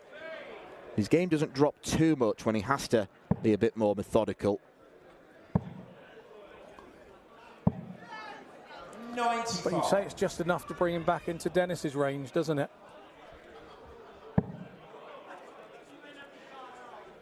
That dart is not helping Dennis at all. You create yourself a problem when you're doing that. He's been getting away with it and getting 140s round the side of it and everything. But long term, over these long sets, that's the dart you want. Right there, like plays you. That first one on the top wire. 99. You're just causing a problem for yourself that shouldn't and doesn't need to be there. That's a better dart altogether. 100. You'll be disappointed with that. I think every player, once you hit a treble 20 with the first dart and you've got 2 darts still in your hand and you only hit 100, it's a little disappointing. 60 left, so big single 20. Dennis, you require He should 161. return to the board, and will. Once again, it's the dart that's dipping underneath the treble. 81 left here. You can go treble 15 or treble 19, I think he generally goes. No, treble 15 this time. 125. Classy setup, but it might not make any difference. Again, big moments.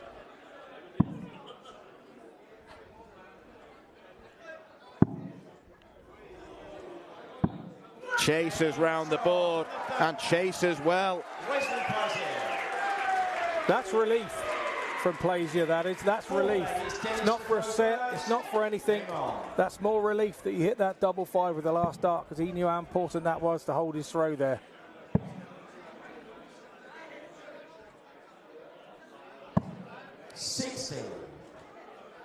And now that particular task is shifted over to Dennis. Has to hold, otherwise it is 2 sets for Wesley to respond to the 2 sets from the Swede. 57.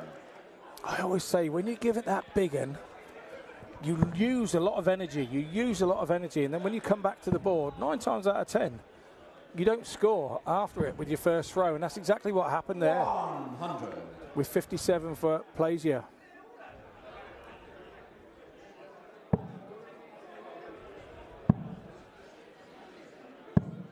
And there you go, he's come up troubleless again now. That's 2 throws after the big, large bananas.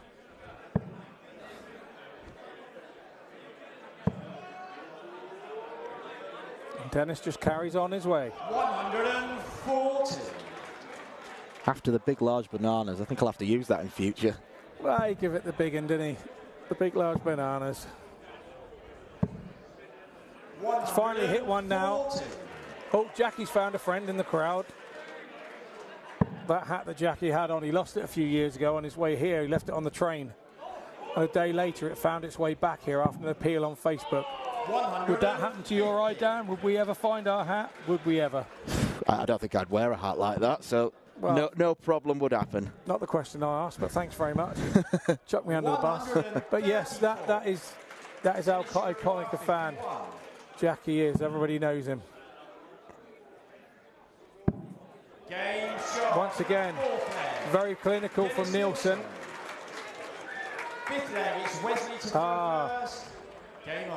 Nicole Renault. Nicole Renault sat in the crowd. She was amazing against Eileen de Graaf. Really unfortunate to lose. Yeah, it went all the way, didn't it? One of the shining lights of this tournament in the ladies, I think. 100. And it is Eileen who came through. Another Dutch. Getting some extra screen time there. Eileen could faces. be looking back at this moment with her, you know, saying a star was born in 2023 at Lakeside. Plenty of potential big stories. 80. You don't want that in the last leg of a set. It starts to play on your mind. It starts to tell you that it's not your day. It starts to tell you your luck's not in for this leg. And then your opponent does this. 180. The ultimate act of kicking a man when he's down. Keeping your foot on his throat, absolutely. 100. It's good recovery there. He's just the 50 behind, but if that treble 20 had stayed, even a single 20, he'd be right there. Oh, now. So it's a dart apiece now has gone. Can Dennis make this up here? The old Robin Hood trick. The answer is saying yes. Fill it up. They're all sat there. Go on, boy. 180. They were just begging. Come and get me, wasn't it? So inviting. Treble 18. Double 16 for Wesley Plaisier. This is class. 71. Whether he hit it or not, to give himself the chance after that 180 shows his class. Now this has to go, surely he's got to go 9. 32 has been his friend so far this whole match. And it is again, that is a super finish that. I can't explain to you how difficult that finish is. Dennis Nilsson heads into the break. 3-1, he's going nowhere, he's telling everybody.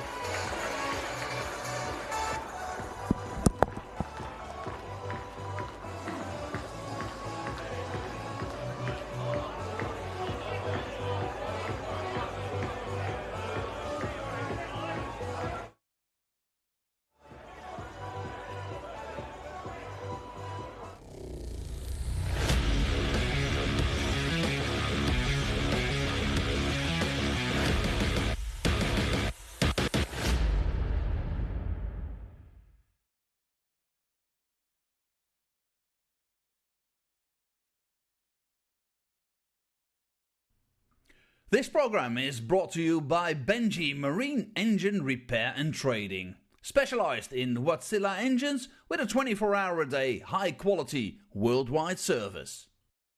And by Hemeco Storage Systems, your one-stop storage system solution with over 100 years of experience. The 45th annual Win More Fleetwood Memorial Las Vegas Open will be held from January 19th to the 21st. Sin City welcomes you to come and play in the entertainment capital of the world. Both men's and women's champions will win places at the 2024 WDF World Championships. The Romanian Darts Festival is from January the 26th till January the 28th. Come join the party in Bucharest. Register to play by Wednesday the 24th of January. The Toto Dutch Open Darts is held from February 1st till February 4th. Registration is open until January the 16th. The Toto Dutch Open Darts is by far the largest darts party in the world that you should not miss. And the men's and women's champions go to the Lakeside in December 2024. The Swiss Open and Helvetia Open tournaments are held from May 31st till June the 2nd. One of the longest running tournaments in Europe invites you to join them in the most beautiful surroundings you'll find in Europe. The Swedish Open and Masters is held from August 16th till 18th. A popular tournament for many of Europe's best aerosmiths. For more information on each of these tournaments, go to the link in the description.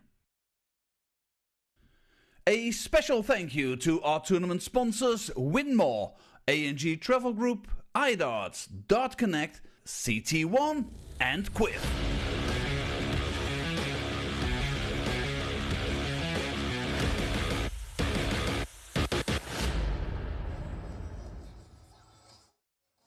Welcome back to Lakeside. Dennis Nilsson, 3-1 over Wesley Plaisier here at the 2023 quarter-finals of the World Championships. Well, Scott, Wesley did exactly what you said he would do. He came back fast after that break, but then what happened? Well, he even threw fast. He got into a pace where he wasn't even thinking, and he absolutely blitzed that, setting around 40 darts, which is just brilliant darts. Then he started to slow down again. In the last set, his throw slowed down a little bit. He lost his rhythm. He dropped back into Dennis's rhythm, and Dennis lapped that up. And what a big leg that was, that last leg. He had a bounce out in that last leg of the set there to take the fourth set. And he could have got disappointed, but he didn't. He carried on, hit a couple of big scores, took a lovely double 16 first start. He's back in the game more than anything at 3-1.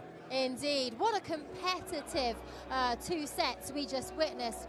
There were moments there where we thought it was going to go to 2 sets all, but as you mentioned, Dennis, he made that comeback. What would he have been thinking after Wesley came out flying following the break? How did Dennis then turn it back in his direction? As a player, you know what's going on. You know that you're not doing a lot wrong. You're knowing that your opponent is doing an awful lot right. And you sit there and you just hope that he comes off it. You sit and hope. You don't do anything different. You just sit and hope that he doesn't continue that standard. And that's exactly what happened. He actually robbed a leg to break it in the 4th set. Wesley went off and hit 4 on the trot. And then Dennis held his throw. And then Wesley seemed to change how he threw it again.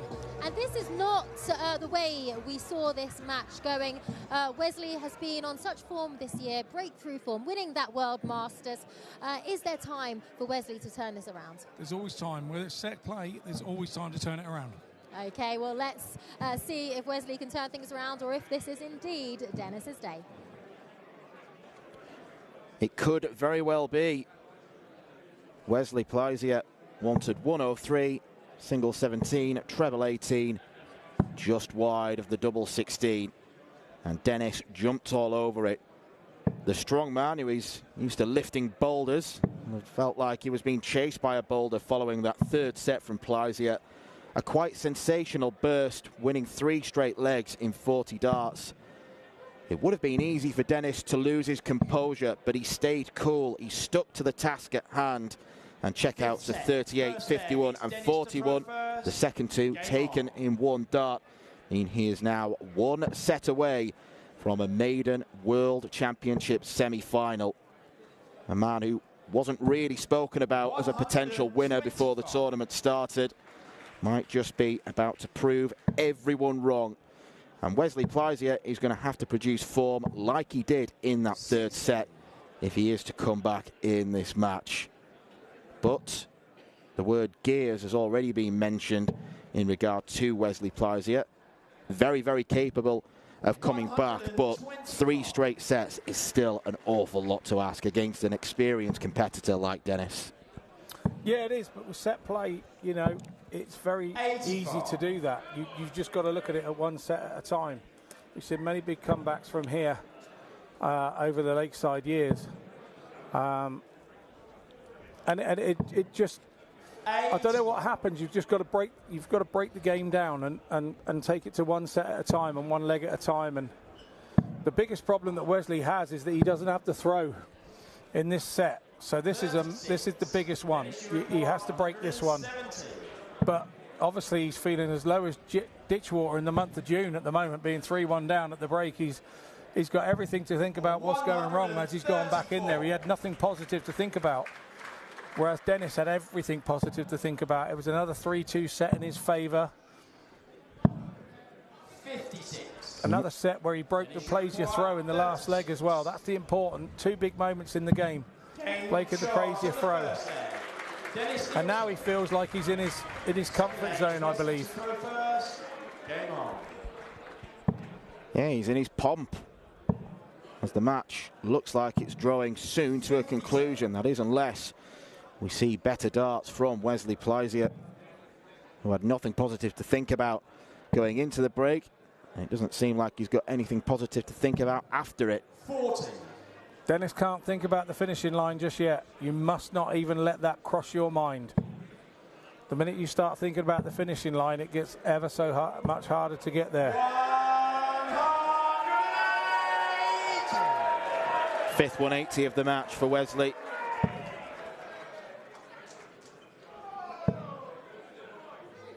I think Wesley's problem is that, in general, the match has been feast or famine, while Dennis has had a very consistent level throughout.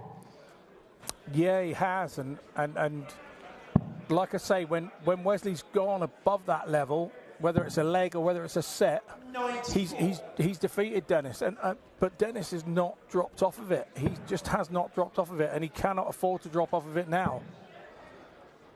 But at the moment, look, Dennis has been around long enough to know that he's not worried. He hasn't got the throw here. But you've got a challenge when it's not your throw. That's the biggest thing. Whether you win that throw against the leg against the darts or not, You have to be in it to challenge, to keep your opponent feeling that when you go onto your leg, you are going to win your leg. You have to keep your opponent thinking that. It's the most amazing mind game in the world, this game. 120. What a super recovery, considering one went on the floor again. But he should think good things, because last time it went on the floor, he won that leg to win the set. But Plaisir helped him out with a Robin Hood, if I remember rightly, in the same leg. He did. Now then, double 16, and Wesley Plaisir is on the board in set number 5. Wesley Plaisir. Third leg is Dennis to throw first. Game on. All about getting in there now and opening up with a ton. Or a ton 40. Or a ton 80. 123. Or a 1, 2, 3. I think he'd have been looking for more than that with those first two in the treble, but yeah. 55. And Wesley will have been looking for a lot more than 55. Well, he'll feel that he got away with one, with Dennis only getting 1, 2, 3, with hitting the 3 with the last dart. 140.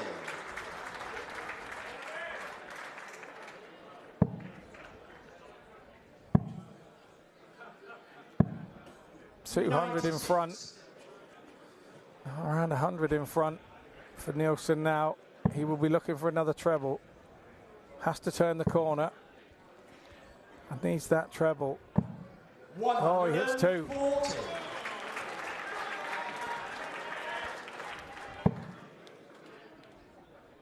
$350 in 6, Wesley? 130. Not on this occasion. How quick did he throw those 3 in compared to what he's been doing in the last? And how better were the results? Exactly. I shouldn't be telling him all this, because he'll do that against me next time. That's what'll happen. I do think Wesley has succumbed to the Nielsen rhythm of the game, though, which is something that you advised him not to do. But it's so easy to do. It's so easy to get caught up in that. Dennis Nielsen is on the brink of a lakeside semi-final. Fourth leg is Wesley throwing first. He's only needed 1 dart to check out in each of his last 4 legs. He is keeping his cool. And inside, Wesley will be feeling fire, like the colour of his bright shirt. 100.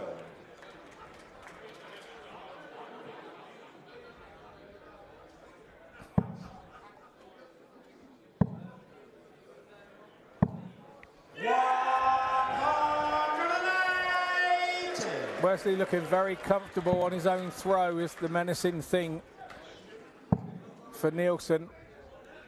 But at 3-1, he's going to have to go and do a lot more of that, being comfortable on throw, to get back on level terms.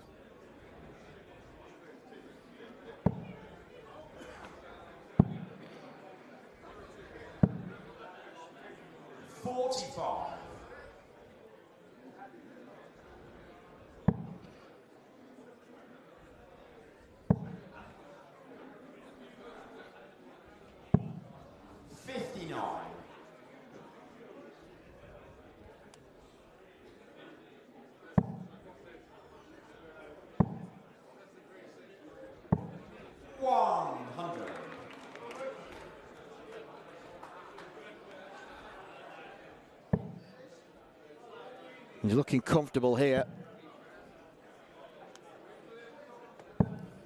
100. Wesley requires 76. Interesting hat attire there. Lakeside's full of them. Game shot.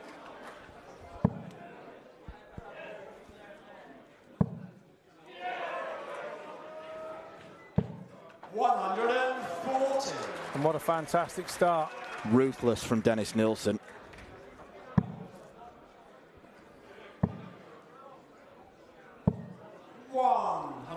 Throwing a little bit quicker again that time, Wesley Plaisir. Dennis has changed nothing from the start of the game to the end. That is so unlucky. 3 of those now. I think he's probably been the unluckiest player in the whole tournament with bounce outs. I think it's got to be the angle of entry, because obviously the spiders, which are the wires on the board, get pressed into the sisal. Nice. So it's called a blade because it obviously goes into the sisal when they're a few millimeters deep. So I think the angle that his dart hits the board is the issue for him, and that's why he gets those. What a great last dart that was. And he knows it. He knows it. He's not letting it affect him.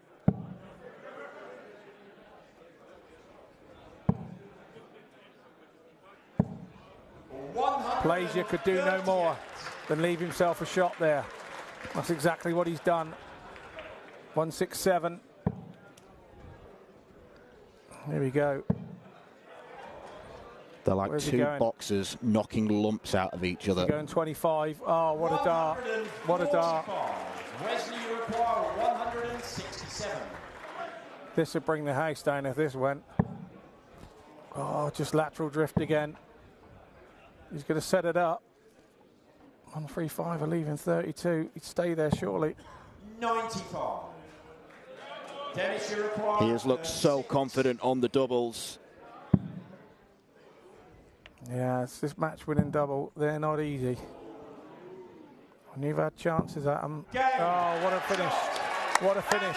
Dennis Nilsson, the Swedish sensation, continues to impress at Lakeside, continues to break new ground. He has broken the heart of the World Masters champion, Wesley Plazier. He is a Lakeside semi-finalist following a fabulous performance.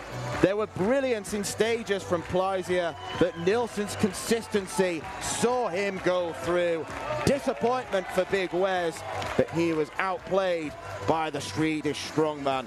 Dennis Nilsson beats Wesley Plazier by 4-1.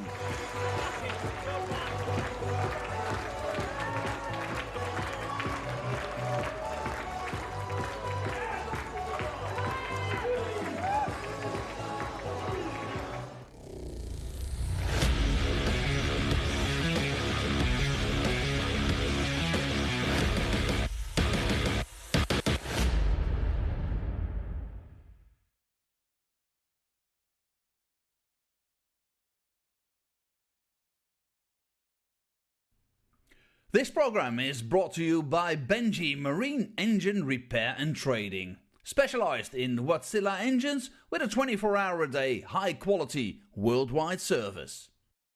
And by Hemeco Storage Systems, your one-stop storage system solution with over 100 years of experience.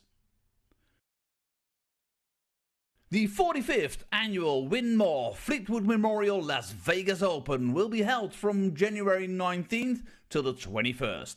Sin City welcomes you to come and play in the entertainment capital of the world. Both men's and women's champions will win places at the 2024 WDF World Championships. The Romanian Darts Festival is from January the 26th till January the 28th. Come join the party in Bucharest. Register to play by Wednesday the 24th of January. The Toto Dutch Open Darts is held from February 1st till February 4th. Registration is open until January the 16th. The Toto Dutch Open Darts is by far the largest darts party in the world that you should not miss. And the men's and women's champions go to the Lakeside in December 2024. The Swiss Open and Helvetia Open tournaments are held from May 31st till June the 2nd. One of the longest running tournaments in Europe invites you to join them in the most beautiful surroundings you'll find in Europe. The Swedish Open and Masters is held from August 16th till 18th. A popular tournament for many of Europe's best aerosmiths. For more information on each of these tournaments, go to the link in the description. A special thank you to our tournament sponsors Win More, A&G Travel Group, iDarts, Dart Connect, CT1 and Quiff.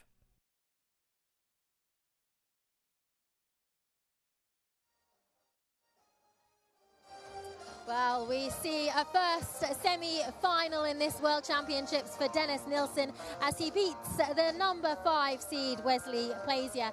Wesley tried everything in that last set, didn't he? But he just couldn't make it happen, could he?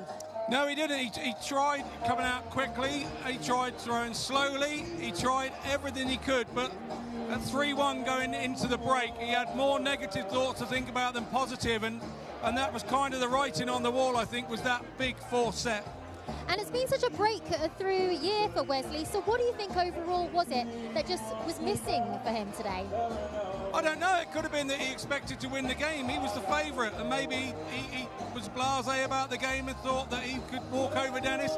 Dennis stayed in that mid-90 range the whole match, and that makes you very, very difficult to beat when you won the bull-up. So, fair play to Dennis. It was a great game, and I'm so chuffed for him. Indeed. And how much confidence will Dennis take from this? Beating the number 5th seed, going in to the semi-finals. Do you think he has a chance to go all the way to the final?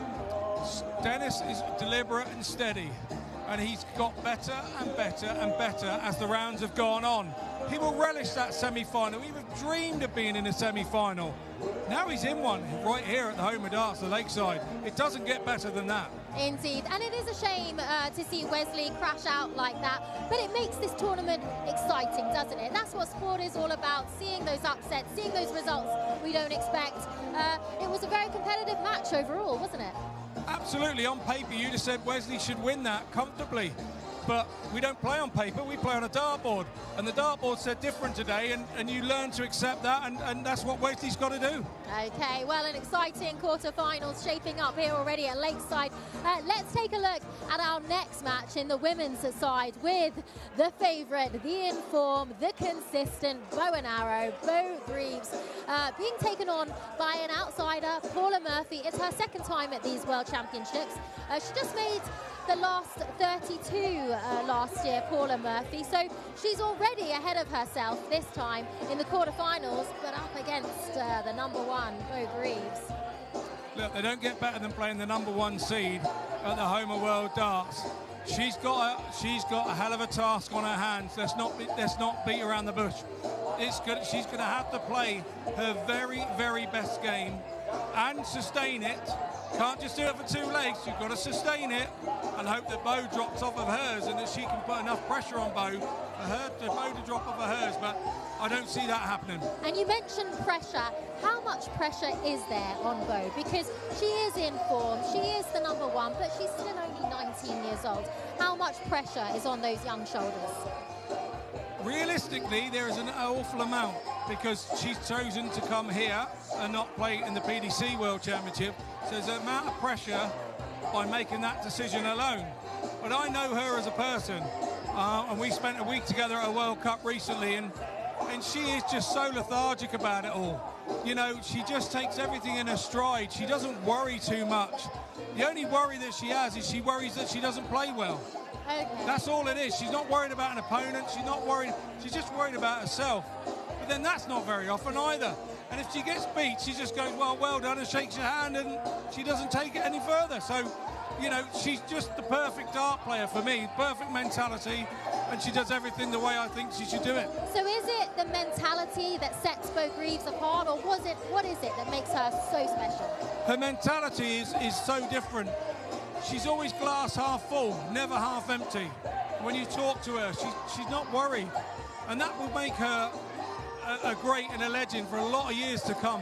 Okay, and Paula Murphy, tell us a little bit about what you know of her and what you think she should be doing right now to mentally compose and get the best out of herself against the world champion. I think what she's got to do, I think she's got to try and create chances in this game. She's got to give herself chances at doubles. Bo will give you an odd chance. She will have an odd off leg.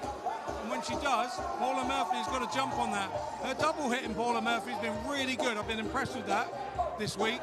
And she's going to have to be right on top of that to take those chances. Because if you don't take those chances, you've got to be careful. You could be steamrolling.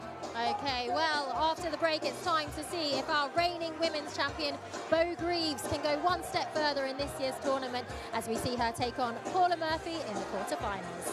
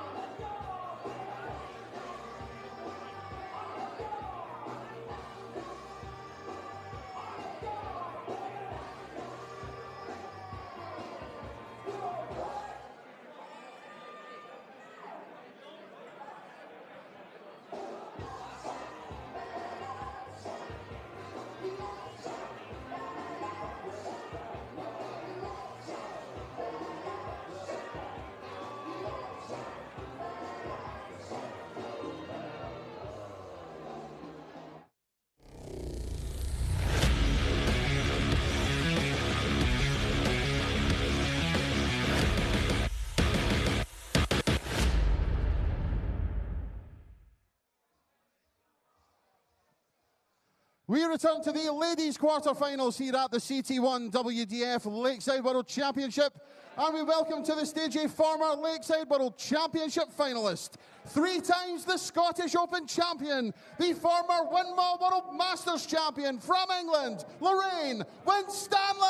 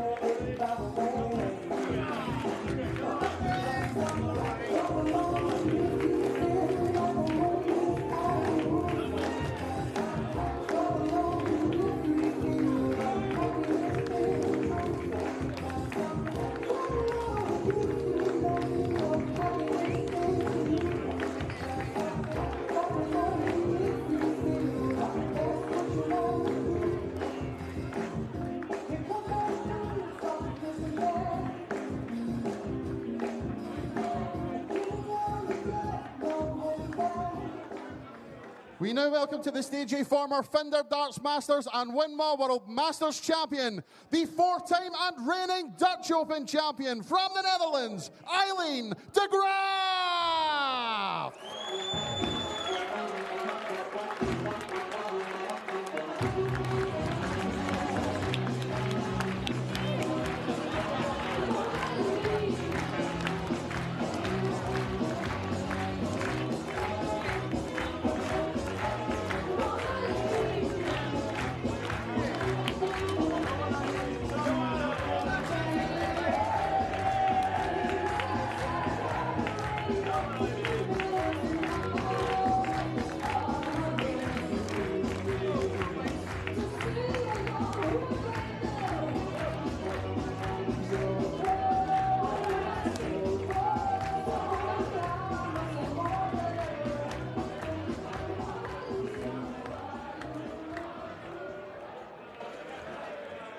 A rather bouncier version of the Dexys Midnight Runner Classic brings Eileen de Graaf on stage to play her quarter-final against Lorraine Winstanley.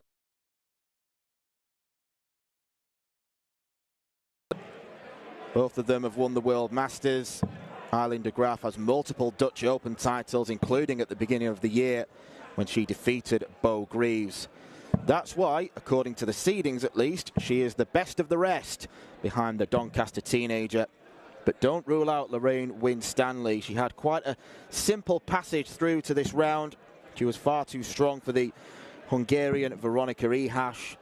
Eileen de Graaf, as we mentioned, when she came on our camera in the previous match, was pushed very hard indeed by Nicole Renaud. A match that went to a last leg decider. 2 experienced competitors in the women's game.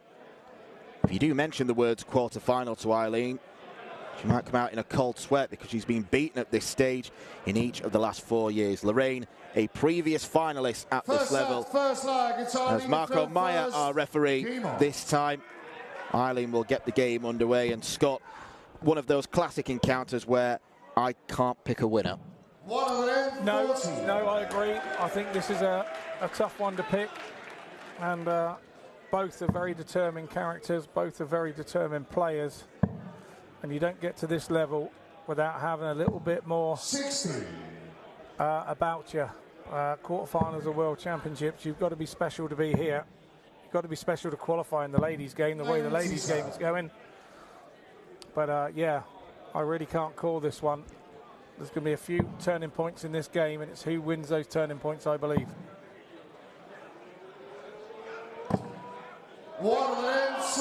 Unfortunate for Lorraine, but that was the strong part of her game against Veronika Ihash. If she was more clinical on the doubles, the average would have been an awful lot higher than the 68 she finished with.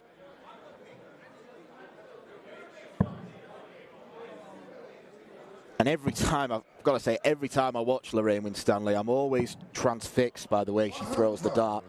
It's such an unusual technique, but she's made it work for her. Eileen de Graaf wants to make 164 work for her, and she did go for it as well. Yeah, she did. There was no need to go for that with Lorraine being back on 2-2-1.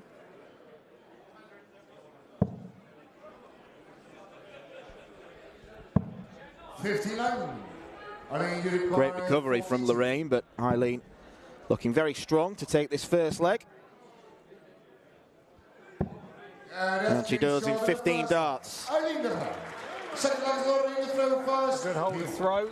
Early doors for Lorraine, for Aileen, and Lorraine now will be looking to do exactly the same on her first start to a leg. And what a great 140 that is.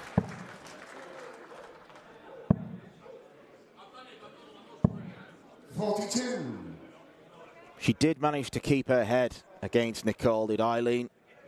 Around about halfway through the match, she made the conscious decision to start legs on treble 19, utilise that part of the board more. And when you see players doing that, it can be a bit of a worry. It maybe is a sign that they're overthinking, but ultimately it just about paid off for her. Yeah, absolutely.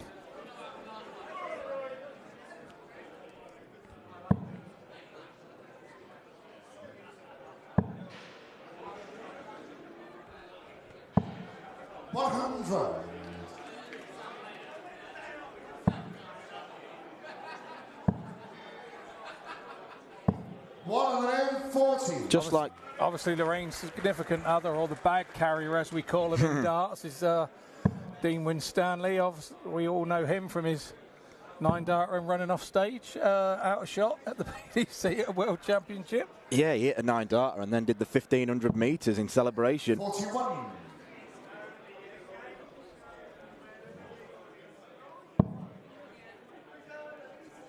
A little bit like Dieter Hedman and Rhiannon O'Sullivan. These are 81. two players who are very familiar with each other. Played each other 15 times before. Eileen heads it 8-7. Almost neck and neck.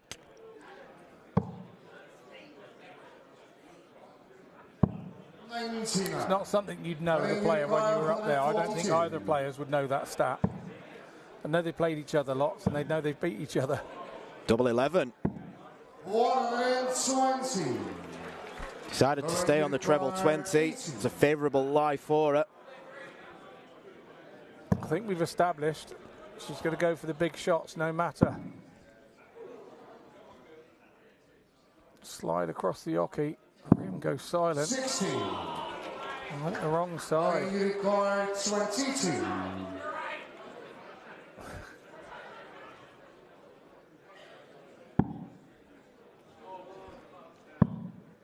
So the big three now for double 4. 18. It doesn't go, so Winstanley comes back. 420. There is the man in question, the bag carrier.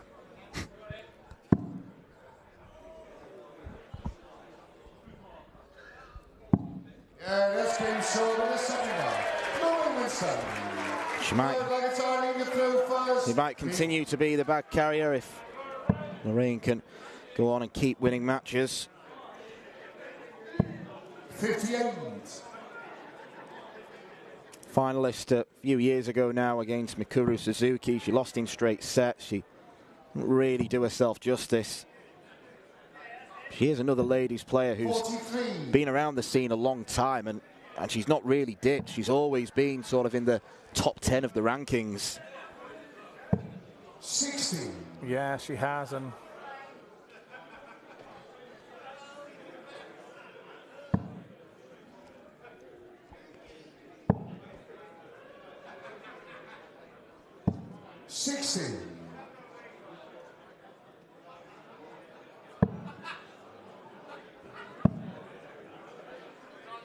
another stalwart for England as well. She is part of the England team going to World Cups and Europe Cups, and a couple of months ago we spent a week together as a team. The ladies dominated 83. the WDF World Cup out in Denmark. What a fantastic World Cup that was too. Yeah, second time Lorraine's been part of the winning team. She's enjoyed loads and loads of success over the years. 81.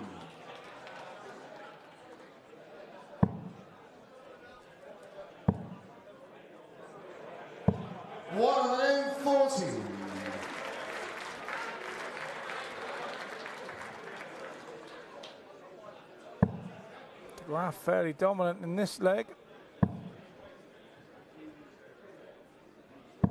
60. I think you require 48.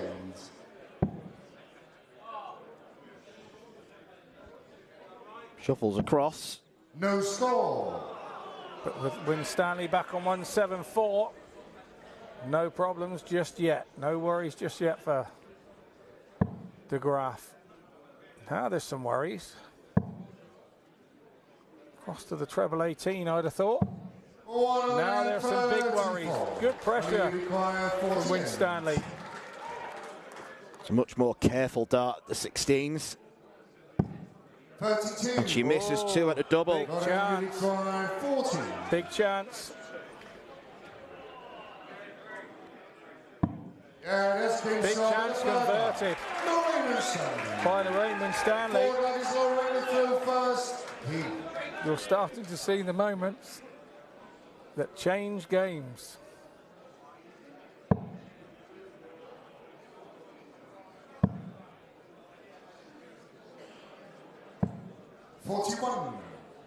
Not the start she was after on her own throat, because De Graaf will try to get herself a treble visit at least, and she does that with the last dart. Had to chase around the board a little to find it. Got it in the form of a treble 17.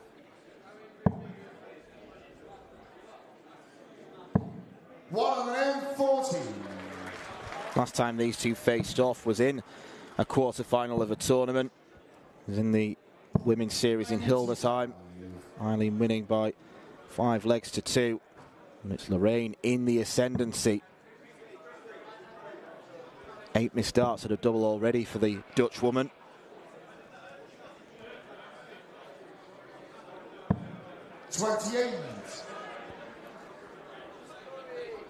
Bit of a scrappy visit there. 95.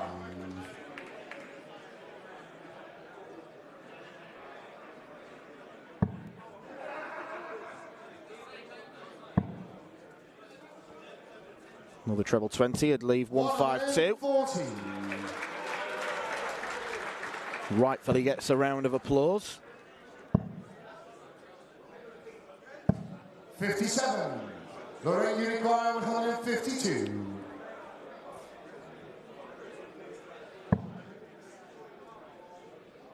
She'll just want to sneak one by that if she can. She could go across to the 18s with the treble being blocked. 58. Nicely done. Lorraine Unicorn 164. Change of approach on 164. She went 2018 when trying it in the first leg. 94. It seems daft when she was so successful at that direction.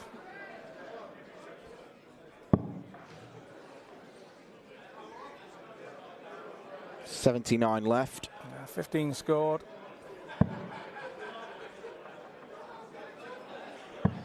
.38. Lorraine Unicorn 81.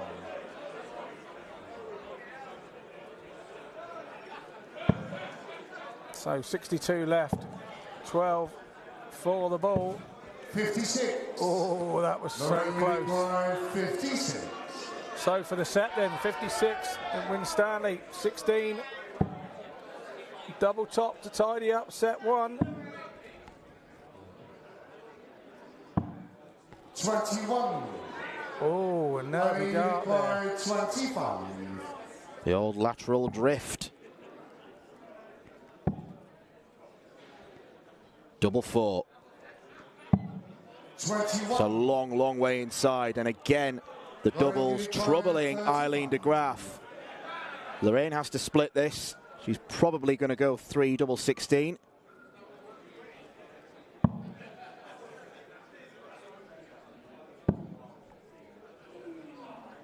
Very close. 3. And a bit further away. Dean disappointed. Unicorn 4. Really giving herself a good talking to in Dutch there. And that's been short in the forward. She breaks back the throw. First. You were notable onlookers there. Priscilla Steenbergen, who was defeated by Lisa Ashton last night, and a partner who's not playing this year, Tori Kewish, who 79. made a bit of a name for herself in this tournament last year. Yeah, fantastic ladies player in her own right. 81.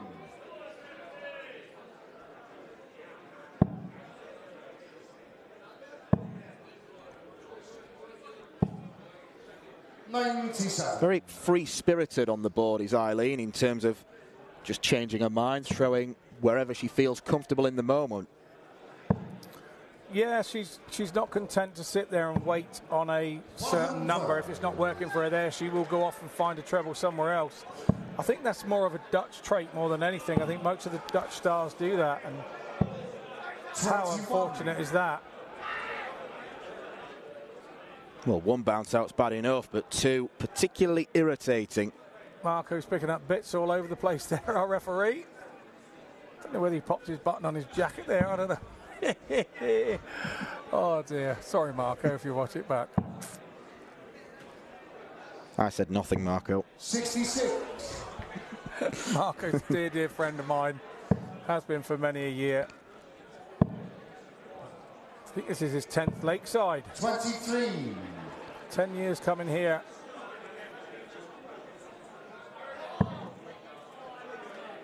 A quality referee, just like everyone who's taken to the stage. 62.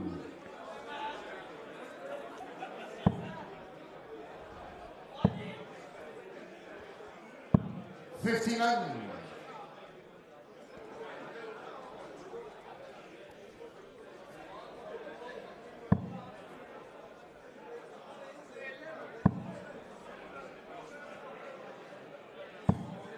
45. Taking small nibbles out of her score is Lorraine, but she is the first to a finish. 58. Both a little tense in this leg, and understandably so. You just wonder how costly those two bounce outs could have been for Eileen. Where she could possibly be. Has to put it behind her. 60. Eileen Unicorn 164.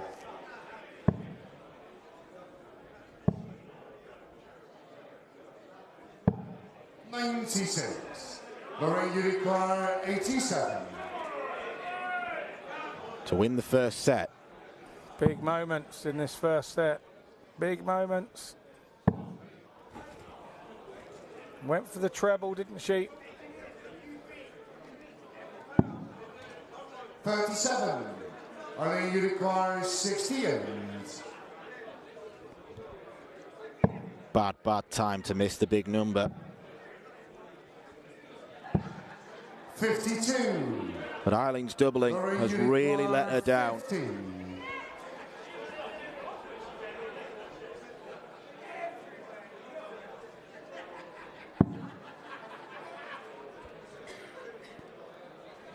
I think that's left double 15. It sure has. 35. Both pretty nervous darts at a double here, these two ladies. 16. Graf wouldn't have expected to come back.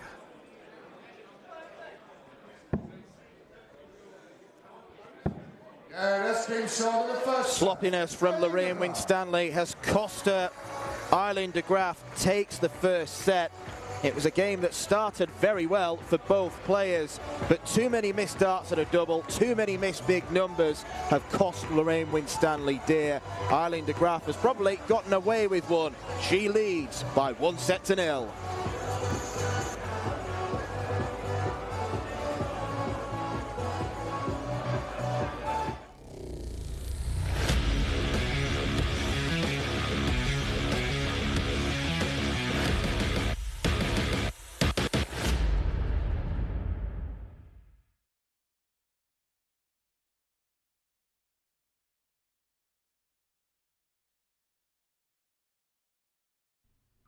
This program is brought to you by Benji Marine Engine Repair and Trading, specialized in Wärtsilä engines with a 24-hour-a-day, high-quality, worldwide service.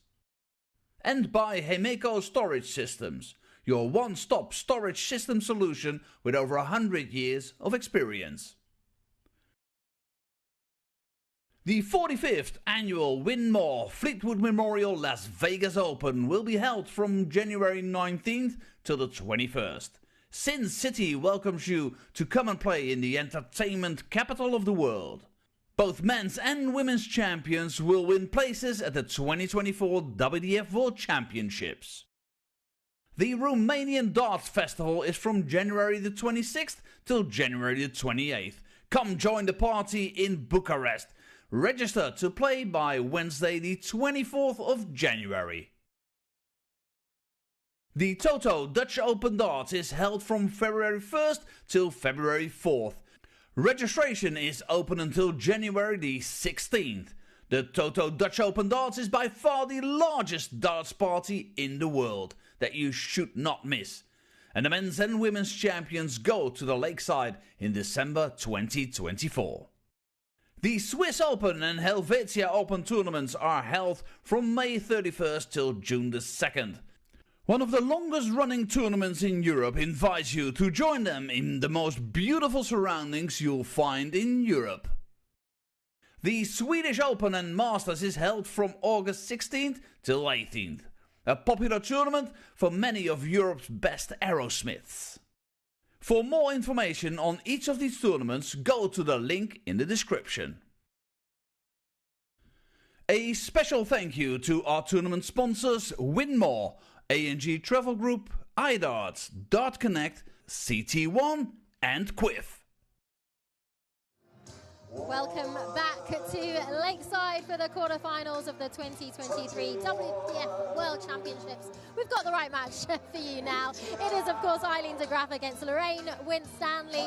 Eileen is up by 1 set, but it started out very even Stevens for both ladies. What made the difference again for Eileen? It's a really tense first set for me. Both girls have played each other 15 times this year in the past. One is 8-7 up. I'm sure they're not aware of the stats, but they're very nervous of each other. It's a very nervous first set. I didn't expect that from two such experienced players. And what showed in the end was the fact that going for those doubles, they were a mile away towards the end of that set. Indeed, as you mentioned, it did look very tense and it was very even between them, with Eileen just running away with it at the end there. Now look, Lorraine made the semi-finals in this tournament last year. She lost to Bo Greaves in those semi-finals. I'm sure she'll be wanting to go one better this year. So what do you want to see from Lorraine in this next set to try to make a comeback? Well, she didn't have the darts in the first set. That's what I'd be convincing myself in the back room. I have the darts now, and I can hold this set. She needs to get off with a good start, hold a throw, and that'll give her confidence, and she'll forget about what happened at the end of the last set. How much difference did that make, not having the darts, as you say, and the confidence side of things? If the guys are going out 15, 18 darts, or the girls going out in 18 darts, if you've not got the darts, you're sat there on 15 darts and your opponent's going out with 18 darts. So it's a massive advantage. You should get 3 more darts at the double if you're very even.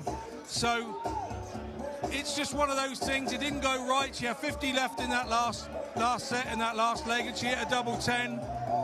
Then sort of didn't recover. The darts at double 15 were a bit nervy, and Aileen was fortunate to get back.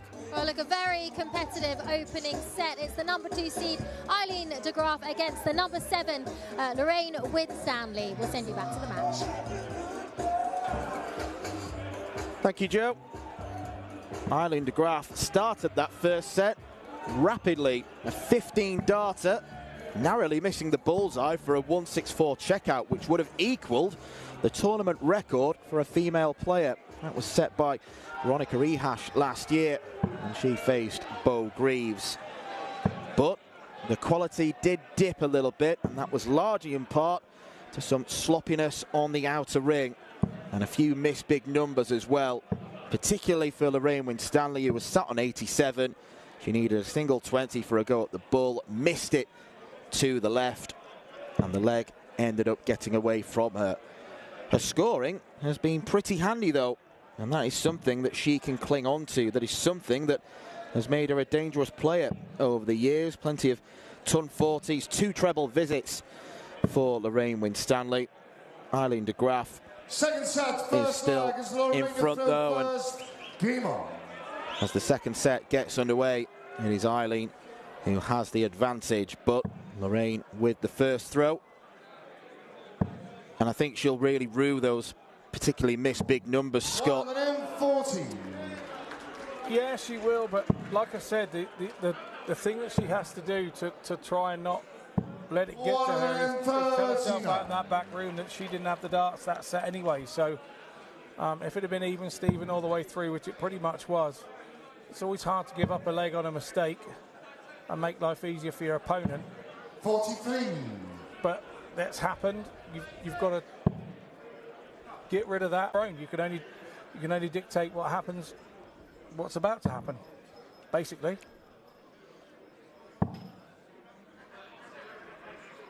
Takes a step back after that second dart. 28. Goes too far the other side. Very modern way to start with 268. She'll go for the pull now. 26. And she pins it to leave a finish that she's already teased. Yes, she did indeed. And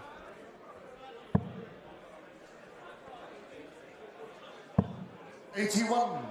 And you require 142. She's effectively got 6 darts from here, and she's going to need them. 67. Nice recovery there with the last dart. Lorraine probably needs 2 trebles to really force the pressure. Sneaks that one in. 99. And you require 74. It's okay. Gives her half a chance.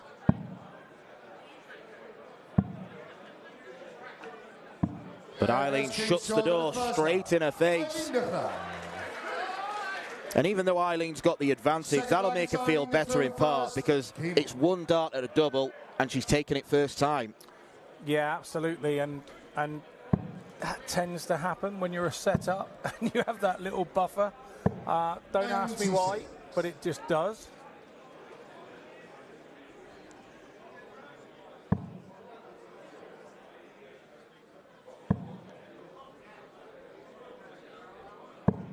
The treble 20 comes like a house brick. Who's that? No idea. Never seen her. She looked like she'd be a good dart player, though, I reckon. 95. Potential world champion. Already, eh?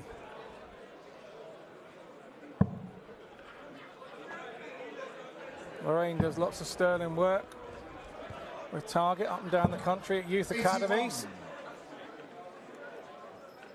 Yeah, it's safe to say her impact on darts is not just on the hockey. Real good ambassador for the sport. Yeah, not at all. She's out there doing bits and pieces with youth academies up and down the country. Out there looking for the next Beau Greaves, possibly. 60. Or Luke Littler.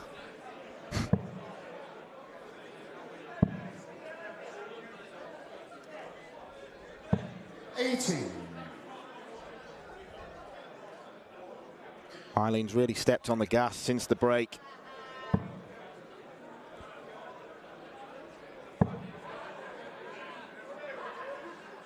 Even though we are at the quarter-final stage, it is still a cutthroat, short match.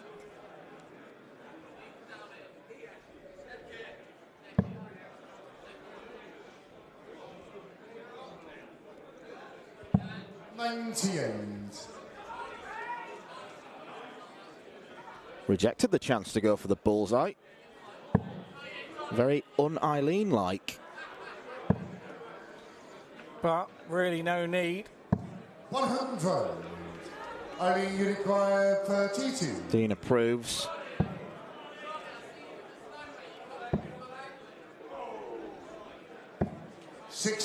He'll approve of that. Lorraine, you require 140. I think it's fair to say that Lorraine hasn't really recovered from that mistake at the end of set 1.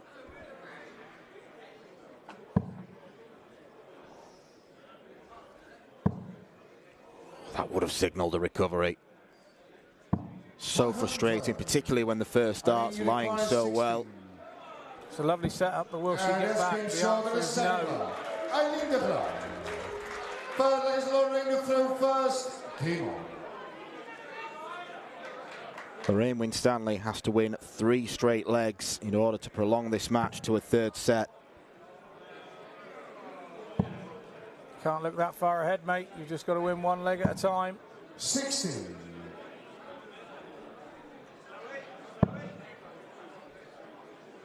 The scoring power she had in set 1 has vanished a little bit. Darts are going straight, but there are a lot of 60s in there.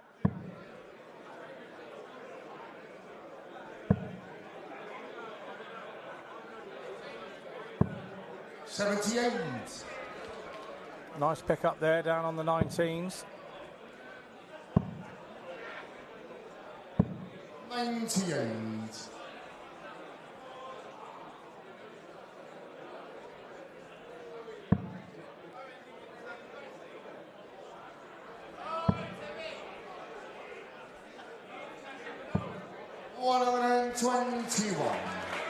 Not going down without a fight here. Lorraine, she never does. 108. Could have been you, Nicole. Last score was 118. Did Lorraine just correct Marco then? I think either that or our scorers didn't quite punch it in correctly, one or the other. 41. All our staff here at the Lakeside do a superb job to make these games happen. The easy bit is we can get up there and throw, ironically. 77. Yeah, I've got to give a word to Tavis and Dave Dudney, who've been doing the scores. They've been there for every game virtually. They've not missed a beat. If Lorraine Winstanley here wasn't getting any bad luck, she wouldn't be getting any luck at all. 113. Treble 19, yeah, just next door. Sorry, mate, didn't mean to speak over you. You're the main man. 49. I think the viewers will be grateful if someone speaks over me. I've been here quite a lot this week. I've been listening to you from home, mate. I think you're great.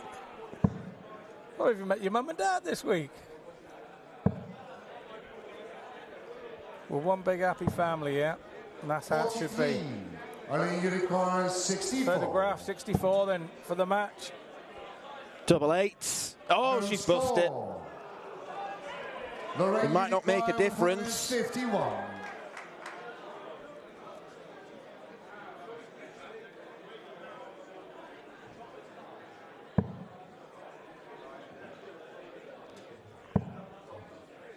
Another chance for Eileen will come.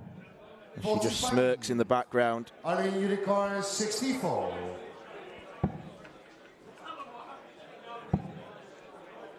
This one's at tops, and Eileen de Graaf is through to the semi-finals of the Lakeside Women's World Championship. All too comfortable in the second set against Lorraine Winstanley, whose luck deserted her with a few dodgy darts. But it was a good performance in that second set from Eileen de Graaf, winning 6 legs in total, and she ends her 4-year run of losing in the quarter-finals. So it's another hurdle she has overcome in her quest to become a world champion. Eileen de Graaf has beaten Lorraine Winstanley by 2-0. Coming up after the break, we've got our final match of the afternoon from the men's championship. Andy Barton's the main man, the #1 seed, against the Kiwi outsider, Johnny Tarter.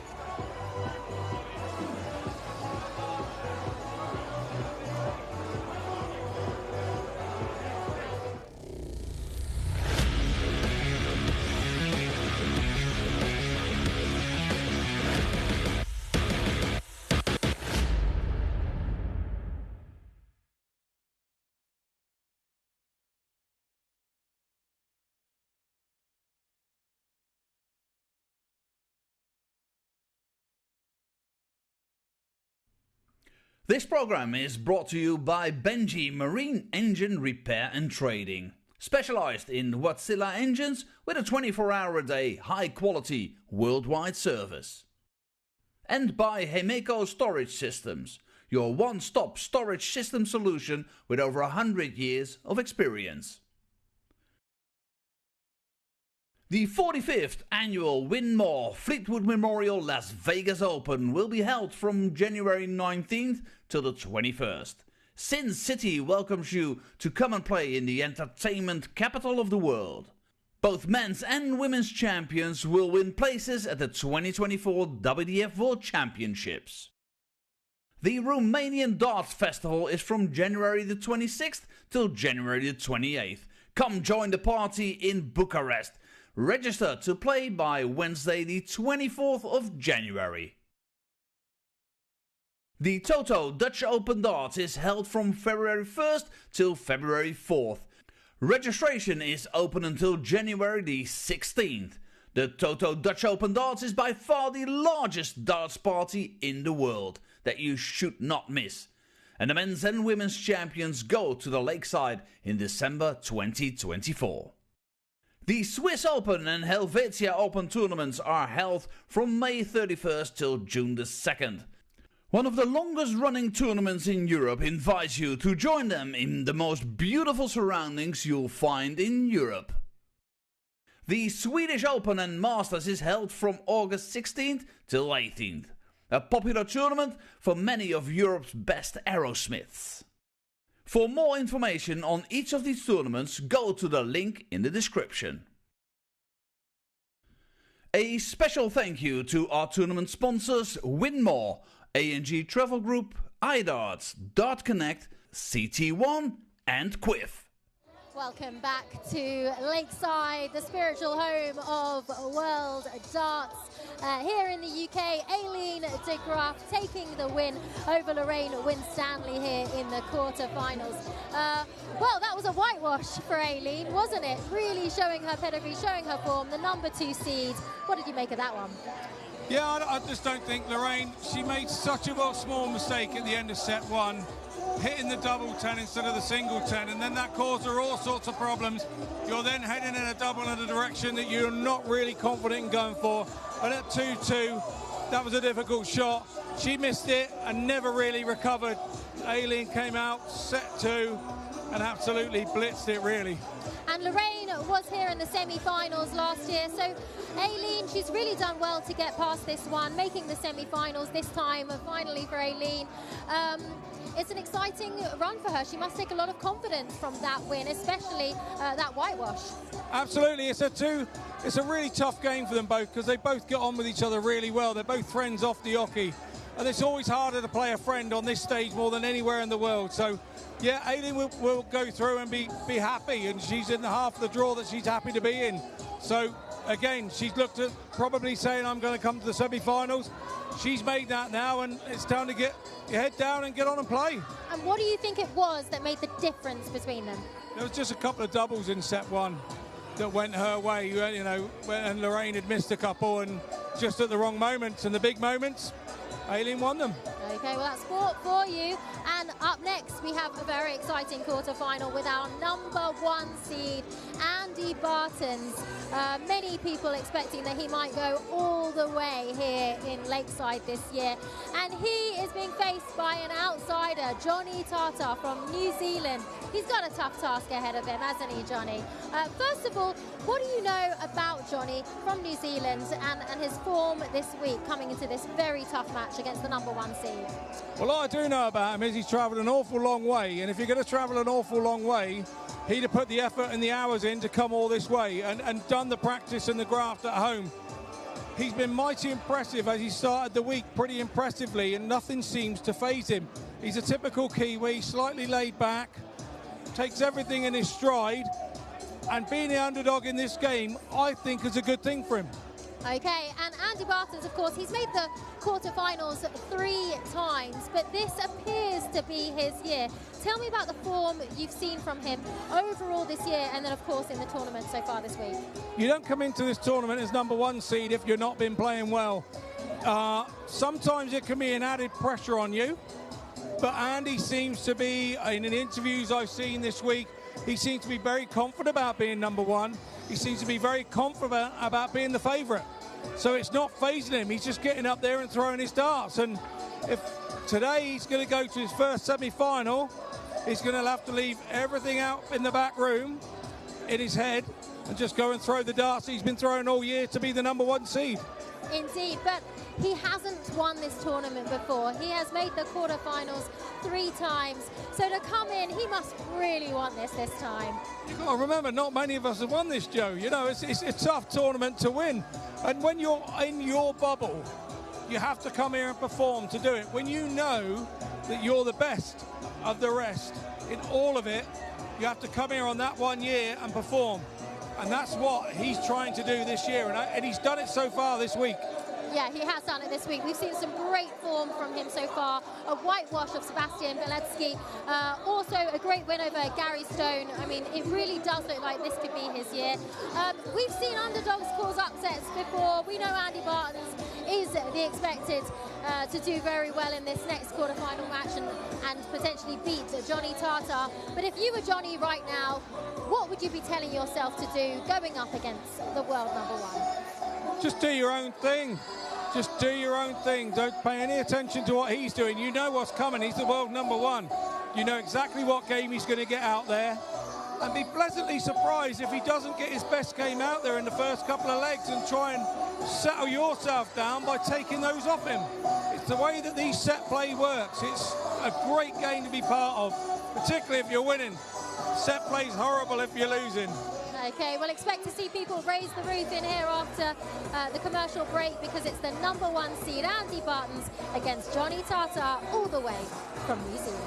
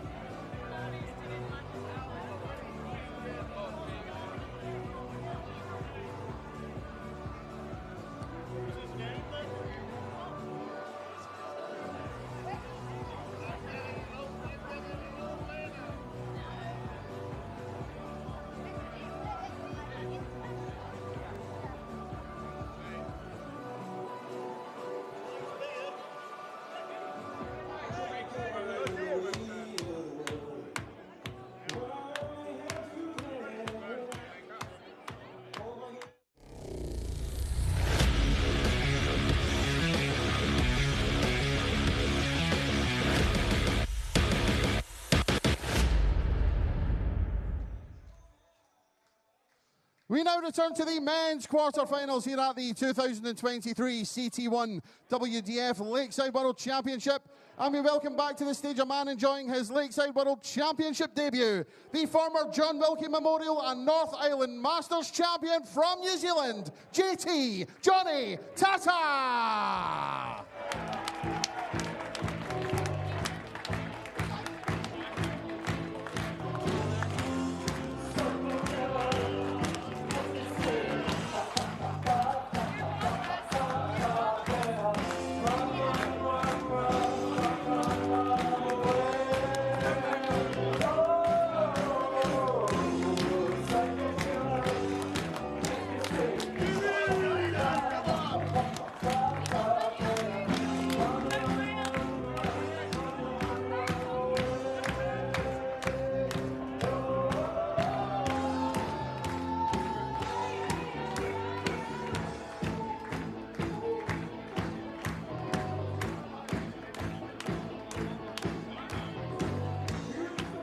We now welcome to the stage the 4-time and reigning Czech Open champion, the reigning Australian Darts Open champion from Belgium, the beast from the east, Andy Bartens.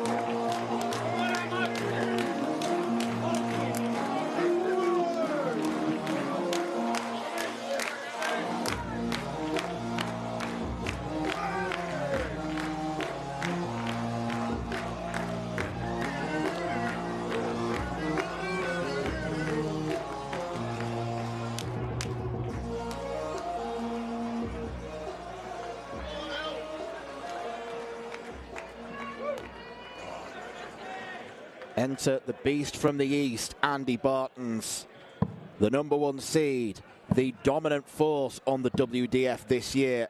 He is looking to end his greatest ever darting year with the biggest prize of them all, the Lakeside World Championship. And he has certainly shown in his 2 games so far why he is revered by many, why he is the bookies' favourite. A couple of 94 averages in defeating Sebastian Białecki, and then in his second match he overcame a test from Gary Stone. A firm test it was from the Scotsman. It was a terrific game, the standard very, very high. Johnny Tata is here enjoying himself, making his World Championship debut. He's got a big New Zealand contingent with him, as you saw in the walk-on. Getting wishes of good luck from Brian Corbett, Victoria Monaghan, Wendy Harper, Nicole Renault as well. Scott Mitchell is alongside me in the commentary box for the last game of this afternoon session. And Scott, while stranger things have happened, you would expect Andy Bartens to win this game even with his B game, because Johnny Tata's running average for the tournament has been around the 80 mark. Indeed, but you don't know people from New Zealand very well, do you? They're very dogged and determination that they have, and you know, he's the first that you know, a long line of New Zealanders have been here and played and done 90 averages and things. Remember, I played Mark McGrath here, the Cowboy, and Craig Caldwell. He was here, and of course my dear friend Mike Day. Back in the day, he was one of the oldest guys at Lakeside that year, and yeah, so there's a bit of good New Zealand tradition of players coming over, and Johnny Tata being the latest. 100. Yeah, he made a name for himself in the summer when he overcame Peter Wright in the New Zealand Darts Masters, the double PDC World Champion. A trucker by day, 60. a darter by night. 61. But is he going to run into a beast mode performance from Andy Bartens? 137. Johnny requiring 100. He's given himself an outside chance here. Treble 18. Leaves the bullseye. Johnny Tata so close to putting on an enthralling start for us. Oh, Andy thought that was in. He dipped a foot in the water there. He took one step forward. 21. Wow. Unsettling as that was. Johnny I think required Johnny 34. Tata surprised it. Andy there, getting the dart at the ball. Now it's a dart at double 17. No, it's not. Clever lad. Over the double 16. Game shot on the What a first good leg. split that is. Johnny Tata. See, this is what impressed me in that first match when I watched him. He was Second leg, it's Johnny to throw first. 2 old favourites from here. Game on.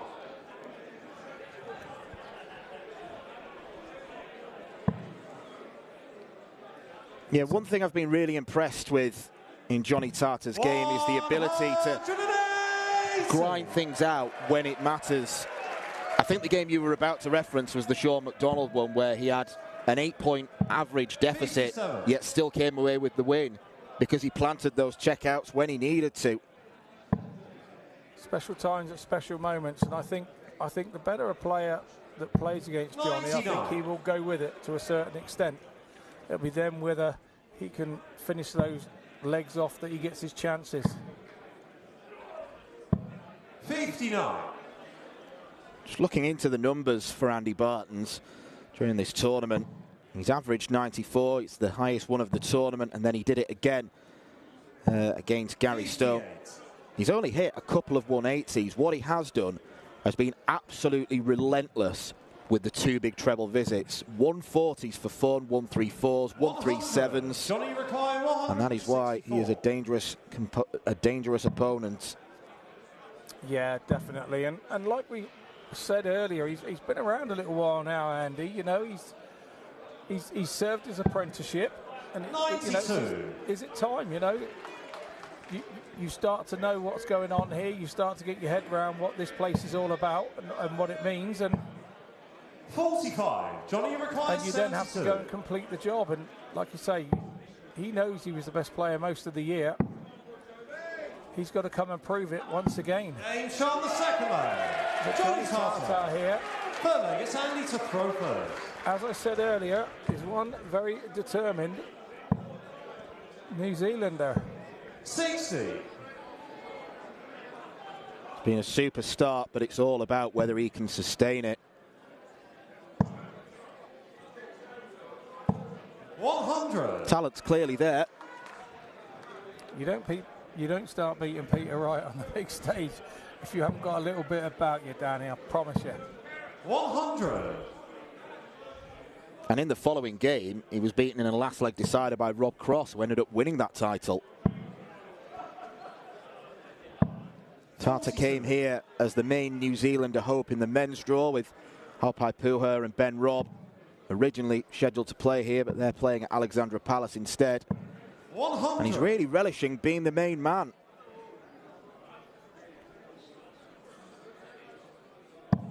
It's been another very well represented nation as New Zealand. 100.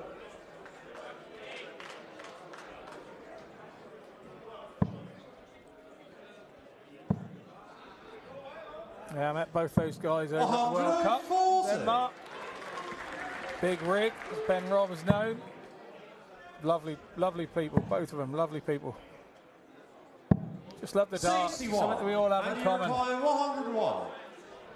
We're all different people away from the board, but at the board we love our darts. And Andy Bartons will love that 101 checkout. Andy Bartons. He's on the board now.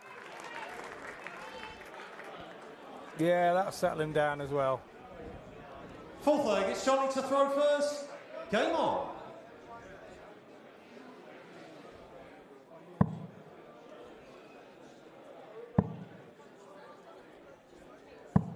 60. What you can say about both these guys as well is that they've shown incredible commitment to darts, because you know it's not easy for someone who's got a full-time job to come over to the UK to play at Lakeside. Tends to play most of his darts in New Zealand or Australia, does Johnny Tartar. 100. The jet lag could make a difference. I don't know when he arrived here, but I'm guessing it'll have been some point in the mid part of last week. And then on the flip side, Andy Bartons has been travelling down under. He's an Australian Open winner. That's where he's collected the bulk of his ranking points. Yeah, that was back in August, I think. 57. Fantastic tournament, that Australian Open. Been there once myself. Unbelievable tournament. 140. And the final that he played there could potentially be the final here. If it goes to seedings, Andy Bartons v Neil Duff. 60. And you require 124. Nice, played some bloke called Hetta down there. I don't know, haven't seen what happened to him since then. 56. Business-like from Bartons, didn't entertain the prospect of treble 18 and Bull. Doing what he had to do as well here, because obviously this is Johnny Tartar's best chance to win the set on his own throat. 68. Since winning those opening two legs. Bartons has been in command. Andy Bartons. Well, lesser players may have panicked after watching Johnny Tarter take the first two legs, but Andy Bartons is no lesser player.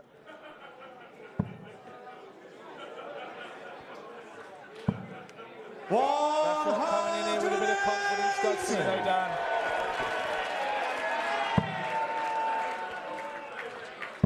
He said in previous interviews he believes he is the favourite, and rightly so.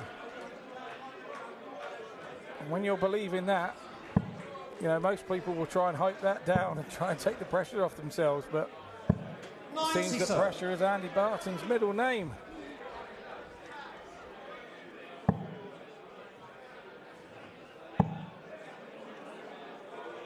$180 for JT. He's not landed.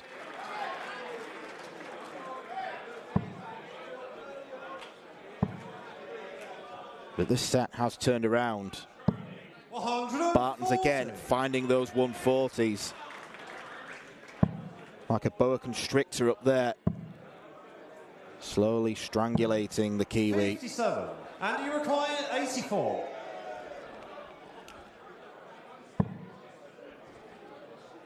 Can afford to go to treble 13. 28.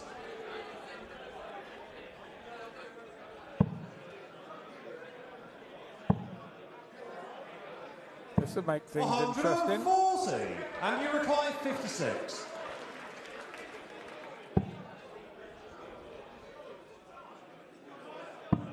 First set to Andy Bartons. Andy Bartons. Second set. He's a menacing figure up there. More important thing on that is it's 3 legs on the spin for Bartons. 100.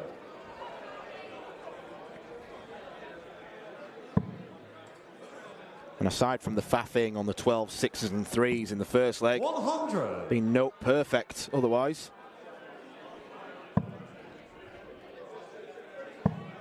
I'd say that losing those 2 first legs for Bartons was a bit of a wake up.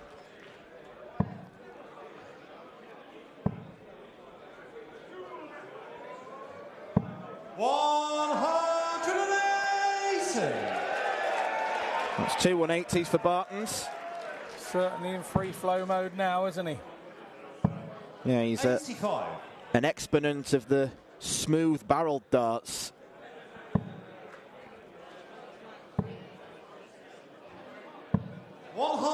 Saw a side angle of his throw earlier, and we could see that he holds the barrel right at the very back. It's nearly on the stem, and his whole hand goes on the whole barrel. And you require 121.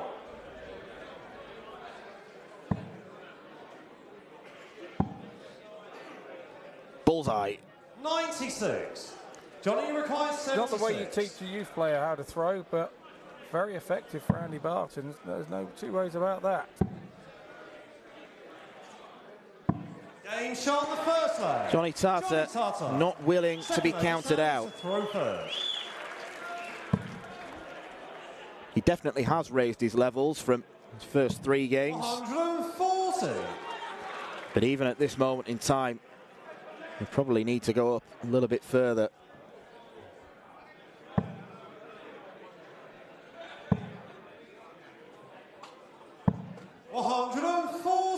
Needs to find a few more of those. There's Steph on the left. That's Andy's girlfriend, who we've got to know this week.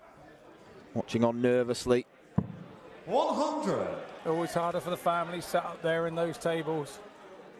Can't do a thing about it. Just be there to support. 100.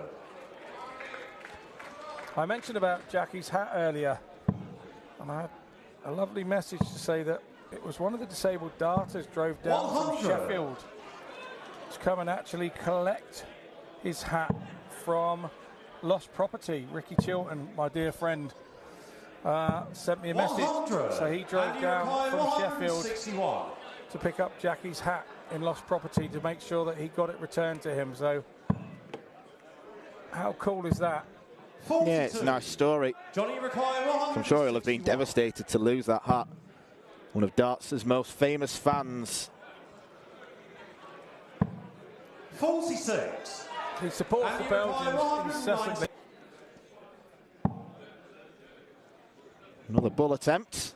71. Another one missed. Johnny require 150.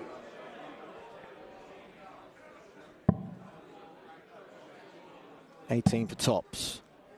Oh, he's missed the big number. 75. And it's not even as if it was on the wire. It was dragged well low. It was like he was thinking of the double instead of thinking about what he had in hand. Andy Bartons. Third leg, it's Johnny to throw first. Game on. Well, that's what Jackie thinks of that.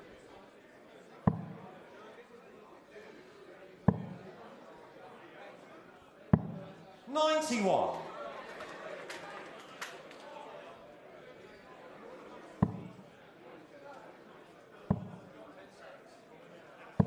$140.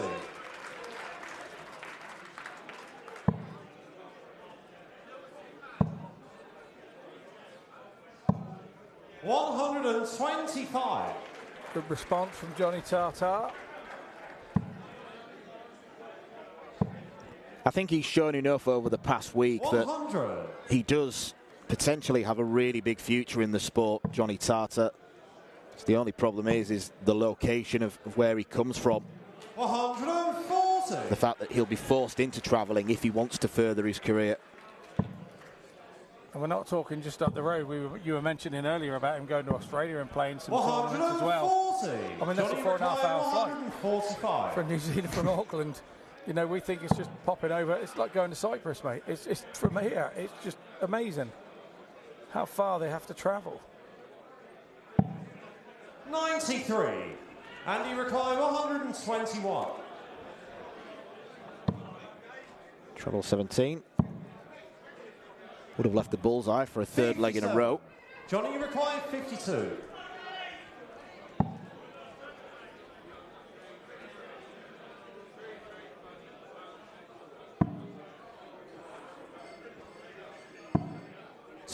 Two big chances not taken. Requires 64.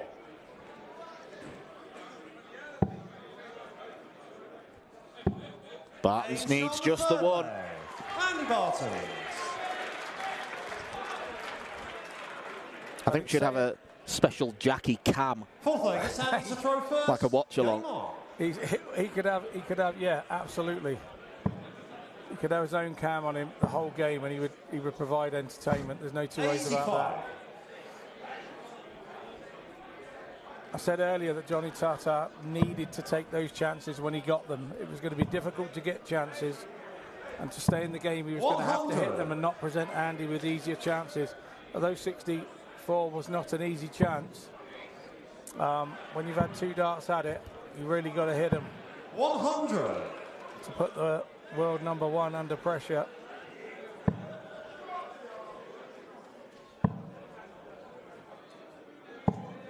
$60.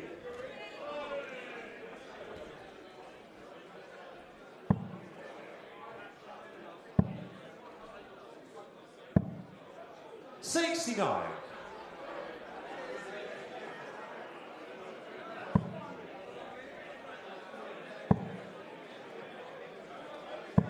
$140. Dennis Nilsson awaits the winner, following his very, very impressive 4-1 success over Wesley Plosier. Another man fancied pre-tournament, but he's been dispatched at the quarter-final stage. 105.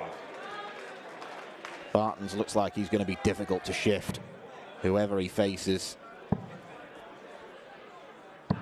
100. Johnny requiring 96.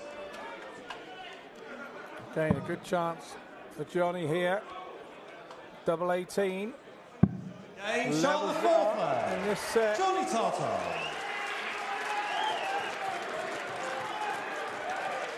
It's his biggest checkout. Fifth leg, it's Johnny to throw first. Game on. In general, he's been pretty good on the doubles. 4 from 8, 50%. He could just raise the number of 140s and 180s in the scoring phase. He'd be putting Andy under all sorts of pressure. Yeah, I agree, Dan. I agree. He has got something about him. There's no two ways about that. 96. Like I say, he impressed against Sean McDonald the other day's double-in was superb. Held his nerve at the end as well in what was a nervy game. So he showed that he has everything. 58. Yeah, he then came through another nervy encounter, this time against 8-seed Barry Copeland. It was only really against Jim Widmeyer that he had some comfort. Jim would be the first to admit that he underperformed against the New Zealander.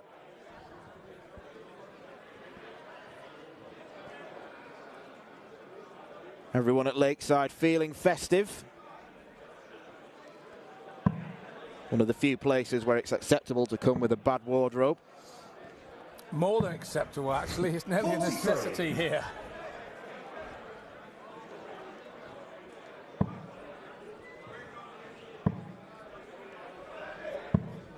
Yeah, how different would this set look if Johnny Tartar had to hit that tops? And how different the game would look.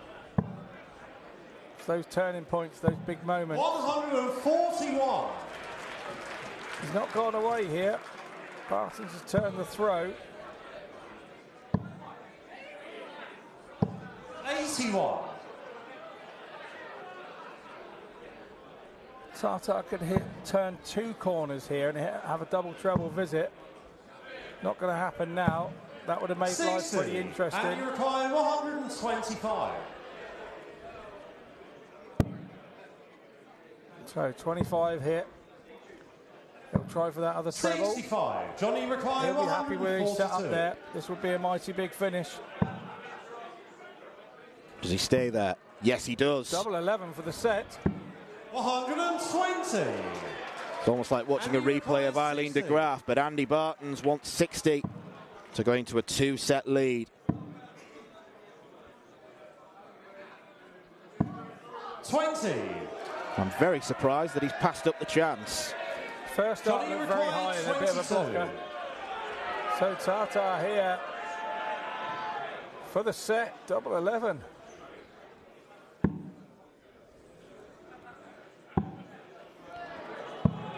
Always the danger on double 11, and then to add insult to injury, he leaves himself in the madhouse. Bartons is not going to pass up another opportunity. It is a 2-set advantage for the beast from the east, who is trying to plough towards yet another title in 2023. Johnny Tartar has done what was asked of him. He has raised his game, but unfortunately, he is running into the form man. Andy Bartons is halfway to a place in the semi-final against Dennis Nilsson.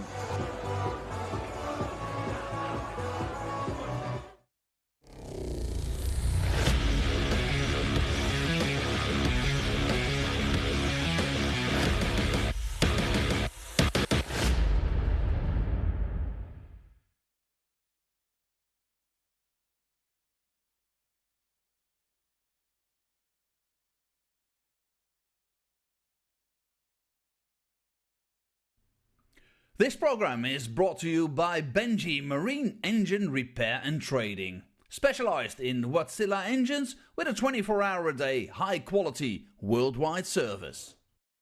And by Hemeco Storage Systems, your one-stop storage system solution with over 100 years of experience.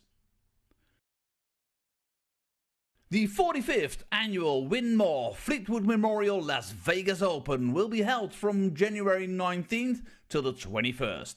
Sin City welcomes you to come and play in the entertainment capital of the world. Both men's and women's champions will win places at the 2024 WDF World Championships. The Romanian Darts Festival is from January the 26th till January the 28th. Come join the party in Bucharest. Register to play by Wednesday the 24th of January. The Toto Dutch Open Darts is held from February 1st till February 4th. Registration is open until January the 16th. The Toto Dutch Open Darts is by far the largest darts party in the world that you should not miss. And the men's and women's champions go to the Lakeside in December 2024. The Swiss Open and Helvetia Open tournaments are held from May 31st till June the 2nd. One of the longest running tournaments in Europe invites you to join them in the most beautiful surroundings you'll find in Europe. The Swedish Open and Masters is held from August 16th till 18th. A popular tournament for many of Europe's best aerosmiths. For more information on each of these tournaments, go to the link in the description. A special thank you to our tournament sponsors Winmore, A&G Travel Group, iDarts, Dart Connect, CT1 and Quiff. Welcome back to Lakeside in the middle of this quarter-finals of the World Championships between the top seed Andy Bartons and the outsider from New Zealand, Johnny Tata. Well, the score is as expected, 2 sets up for Andy Bartons, but the match actually hasn't really gone that way, has it? Because Johnny Tata, he's really doing quite well in his debut here at the World Championships, isn't he? Well, I agree. I think he came out in the first set and he didn't look as fazed by the situation as Andy Bartons did. So he took a quick 2-leg lead in that first set. Andy then gathered his thoughts, started to show what he was about, reeled 3 off on the trot, and that was the story of set 1, really. Indeed, and the very ending there of set 2, there was a moment when Johnny Tata almost had it, wasn't there? Absolutely. Now, set 2, we spoke about it before the game. If Johnny Tata got chances, he was going to have to take them and keep Andy under pressure. He had 2 big chances, 2 darts at 40 and let Andy in to get a leg, and then there at the end. So he's there and he's in the game, although the scoreline is saying no, he isn't. Well, he's come all this way. He's come from New Zealand, so we might as well have a good run of it, mightn't he? Quarter-finals it is, but Andy Bartons showing his pedigree, showing why he is the top seed. Many people would get nervous when they were 2 legs down heading into this quarter-finals, just 2 legs down at the start, but he just stayed cool, stayed composed and fought his way back, didn't he? Absolutely, and I think the break is probably, usually when the person's in front, the break isn't a good thing for you. But I think the way that Andy was playing, he probably needed that break. Get out the back, have a chat with 1 or 2 people out there that are with him and know him really well. They'll reassure him that he's back in the game now, and that was a good time to have a break for Andy Bartons as much as Johnny Tata. Indeed, so 2 sets up for Andy Bartons, but definitely a competitive match. A competitive match that we are savouring and we are enjoying very much here in the commentary box. Andy Bartons going to type, really, averaging 95. Johnny Tata is in the 90s himself. He is playing really well. But Andy Bartons is a man who is simply used to winning. He's looking to extend his very impressive unbeaten record on the WDF circuit. Not lost a game since the end of September. Raymond Smith of Australia beating him in the World Cup. Again, if you are watching Raymond, a darts fan, I know he is, as well as a cracking player. I hope you're well, because he was forced to pull out of this tournament due to health issues. But even when he's been put under pressure, Andy Bartons has responded in fine fashion. What has Johnny Tata got up his sleeve here? 81. The downside for him is he lost his set on his own throw, and then he's walking back into a set on Andy's throw. So mentally, he doesn't want to be thinking like that. He wants to be thinking about, I was in that game, you know, I was in this game, and I made a couple of, and they're not errors. My goodness, the game is all about hitting doubles, and if you're hitting doubles, you're winning games. You're going to have chances, and what I love about this sport is we all go to tournaments and we all think we're the only ones in the room missing doubles, when in fact actually it's the other way around. There's only one that isn't, and they're going off with the check under their arm and the trophy under the other arm. We all do it. It's the nature of the game, and we do over criticize ourselves and over chastise ourselves for missing doubles, and it's just part of the game. Yeah, you've got to think as well that the first start at double 11 that Johnny Tartar missed for the set was on the end of a massive 1-4-2 combination. But he doesn't want to be having nightmares of double 11. He doesn't need to keep thinking about it.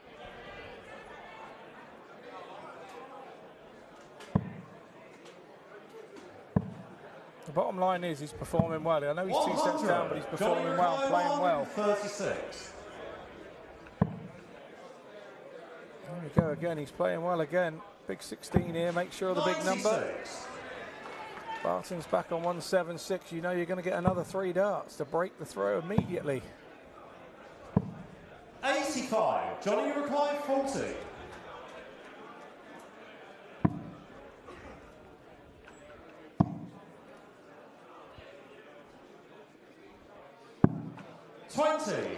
And you recline 91. And this is what he wasn't doing in his previous 2 matches. Johnny Tartar. 41, 9 for 32. Game shot the first leg. Give the man a chance. He will take it every time. Second leg is the world number 1. Game on.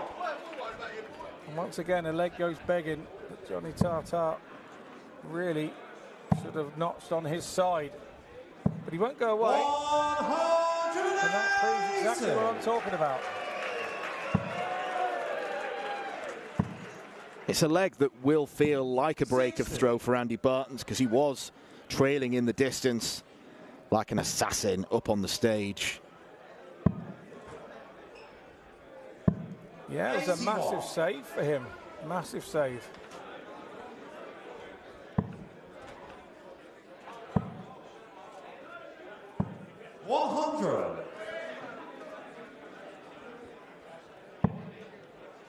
Some supporters there just flown in from Hawaii.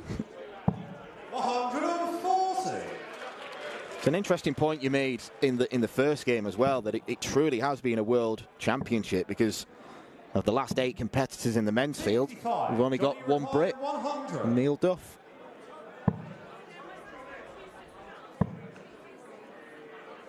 Absolutely. And like I say, the way the regions have worked, the WDF have worked on this. It's a plan that they've had.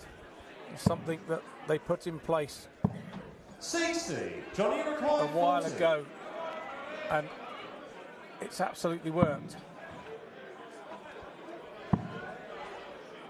Tops isn't really working for Tartar. 20. Neither is double 10. He's got time on his side.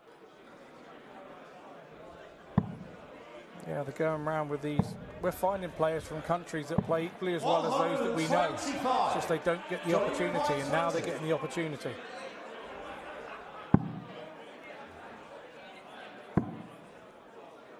Dodgy won this. Game shot the second. Finds it nicely eventually. Third leg, it's Andy to throw first. Yeah, he badly needed that. Had missed his previous 11 attempts at doubles. And again, he must not let himself think he could have been 2 up in this set. 78. You've just got to get your head down and keep going and keep believing. When you're playing the world number 1, it's not often they go off their game, these world number 1s and favourites for tournaments. They're that for a reason. 58. And like I said at the top of the show, at the top of this match, if he does go off, Andy, you've got to be there to pounce. 180. Johnny Tartar has scored a 180 in each of his last 3 legs. 45. As he's hitting 180s, Andy Bartons is not having trouble replies. 140.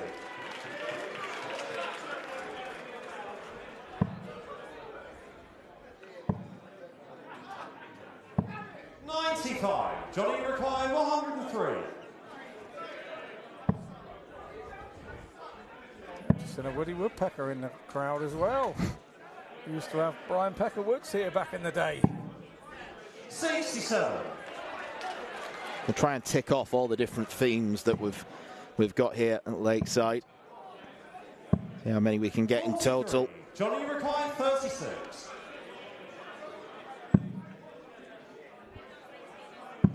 Game shot the third line. That's Johnny better Tartar. from Johnny Tartar. That's better. Another break of throw. To throw first. Game on. He's not blowing on his hands because he's cold in here. It's not cold in here at all. Perfect conditions for darts, I would say, actually. Not too hot, not too 55. cold. Smack bang in the middle. If anything, I think tomorrow evening the players might be feeling the heat when we've got over 1,000 people coming. I've been in there with a round crowd, hit a 180, turned around and looked at the crowd, and all the breath hit you like at a fan heater, where they're cheering your 180. Never experienced that anywhere else in the world, only here.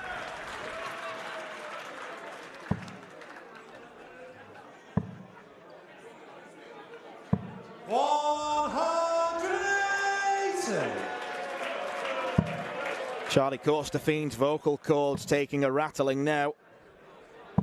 99.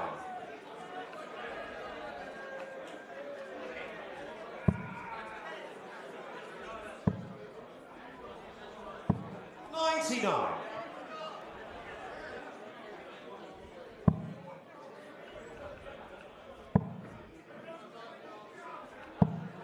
59. Needed a treble there to trouble Barton's.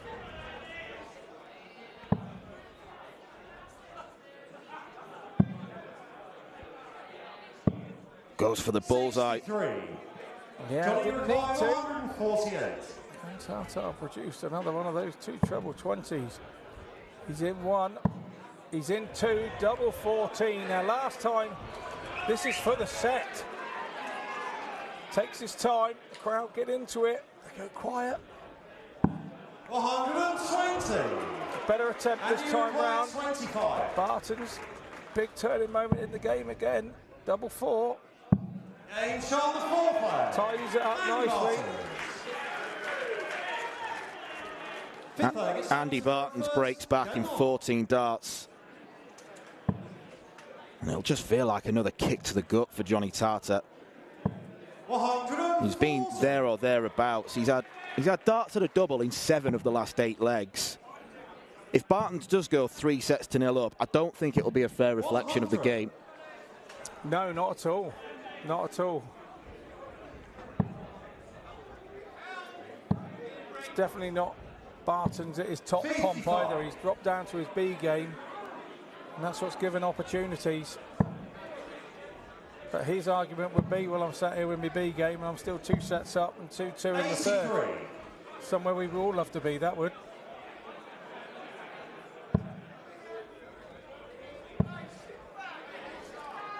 $171.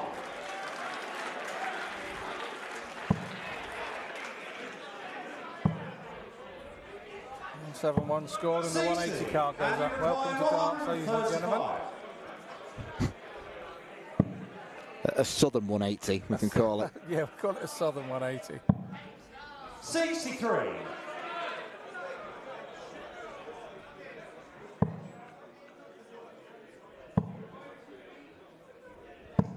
$41. Andy Ricai, 72. For the third set, Andy Barton's wants double 18. He obviously doesn't fancy double 9, so he's going to 2 it up by the looks of things. Well, I got that one before the spotter. Newfound maturity as well from Andy Barton's. There probably would have been a time a few years ago where he'd have gone straight at double 9, but it shows that he clearly thinks about the game. And he's probably thinking about the semi-finals now, because Andy Barton's is 3 sets to 0 up. And Johnny Tartar must be wondering what he has to produce now just to take even a set off the brilliant Belgian.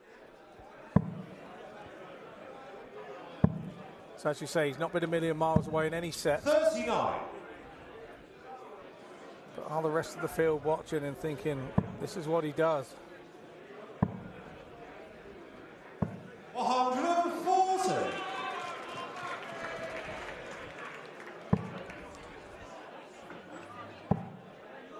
He had darts at double 11 to win the second set.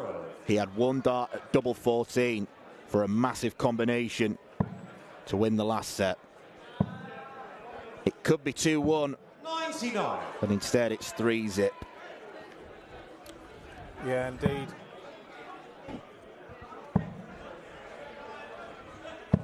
$99.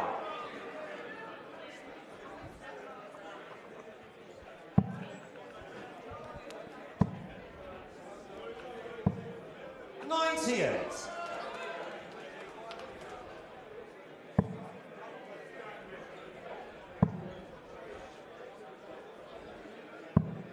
Comes out there. And you Nice require 99. 164.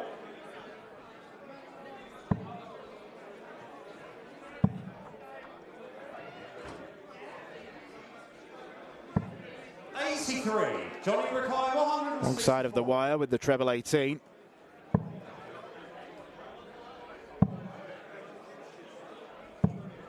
$41. And you require 81.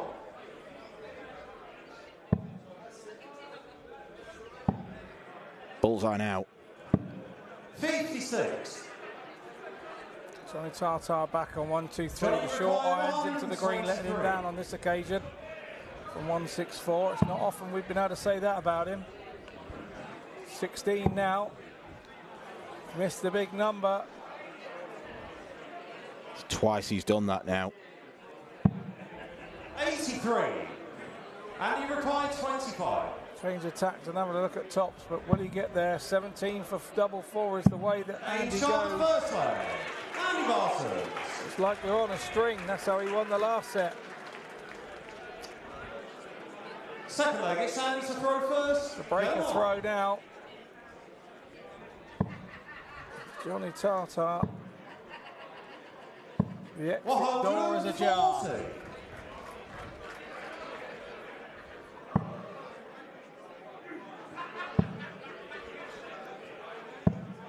81.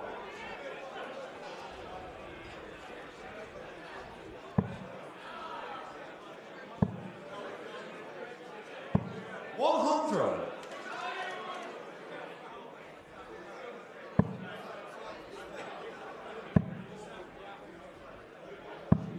$58.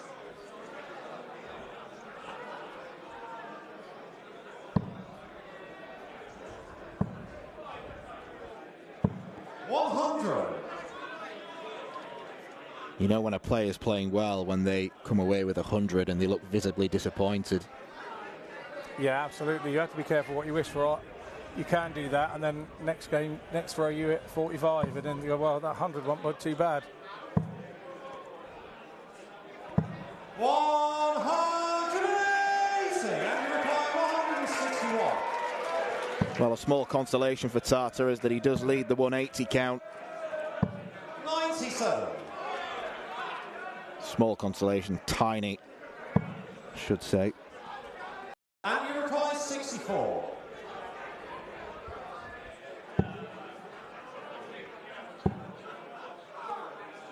Tops. 44. Johnny require 126.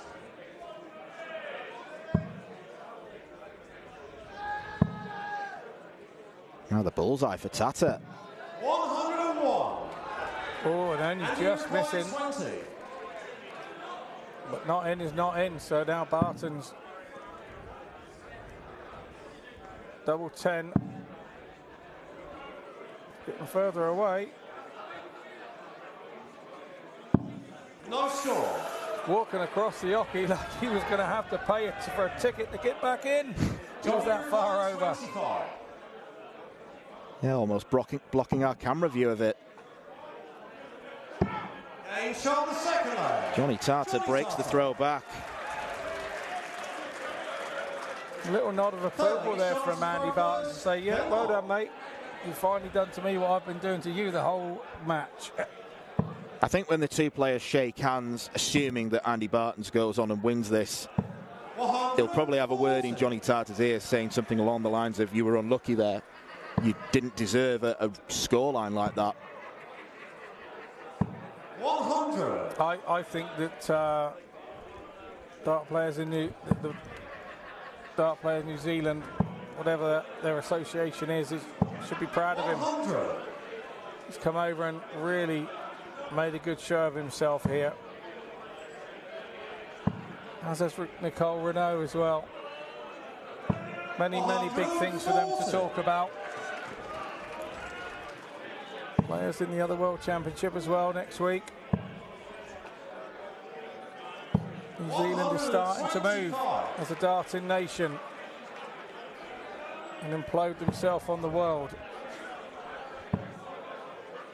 Yeah, there's a few nations that we've spoken about often this week as real burgeoning darts nations. I think Hungary, you think Sweden, Belgium a little bit further along. 888 for Johnny Tata. 128. What is it about this guy? Anything with the two treble 20s in it, he wants to have a go at it. 140. Good set up by Barton, so pressure on Tata for the double 4. What pressure? Johnny Tata. Fourth leg, it's Andy's the throw first.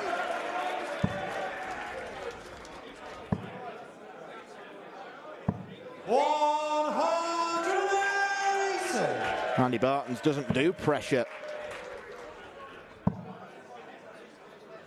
He just rolls along. We might see something different if the 3 sets were on Johnny Tata's side and the bagel was on Andy Barton's name. But yeah, no, there's no two ways about it. He's done enough in the big moments to be that way. So yeah, enjoy it. Throw with freedom.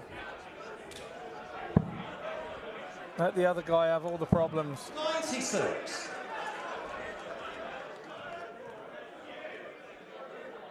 This is on course to be Andy's lowest average of the tournament, but it's still in the low 90s. And let's not forget, we're playing over an extended format. Still be one of the biggest wins of his life to take into a semi-final at the World Championships, I can tell you. It's lovely winning ranking tournaments and everything else, but the big games here. And you require 170. Haven't seen a big fish yet this week. Biggest checkout has been from Bartons, and it nearly was once again.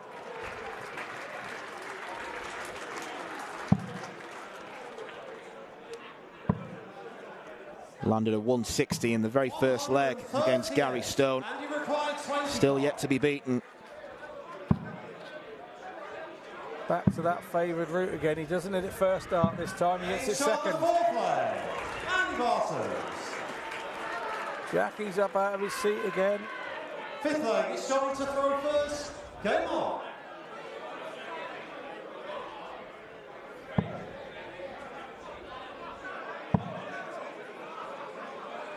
We do go to another break after 4 sets, so if Tata wins, the match will go on.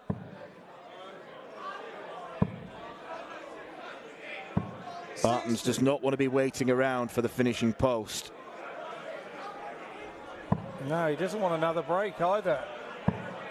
And let Tata compose himself even more. 100.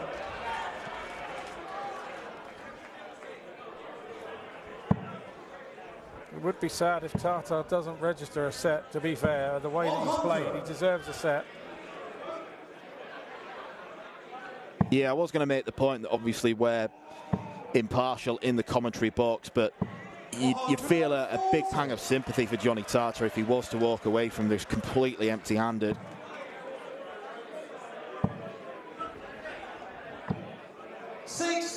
Johnny required 161.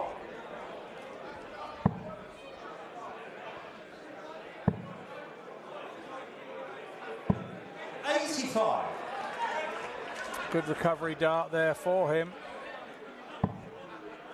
Bartons needs something big here to just put a remote amount of pressure on, so no pressure on this at all for Johnny Tata.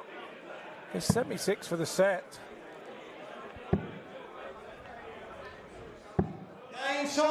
We are going to carry on. Johnny Tata receives probably the biggest cheer from the crowd all afternoon, because they understand that this man has put on a really good display, his best of the tournament so far.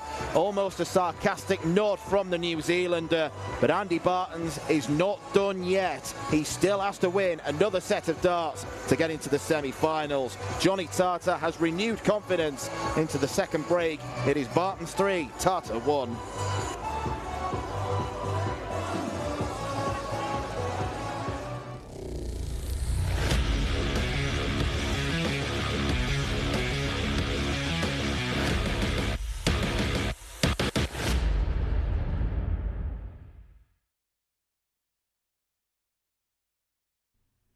This program is brought to you by Benji Marine Engine Repair and Trading, specialized in Wärtsilä engines with a 24-hour-a-day, high-quality, worldwide service.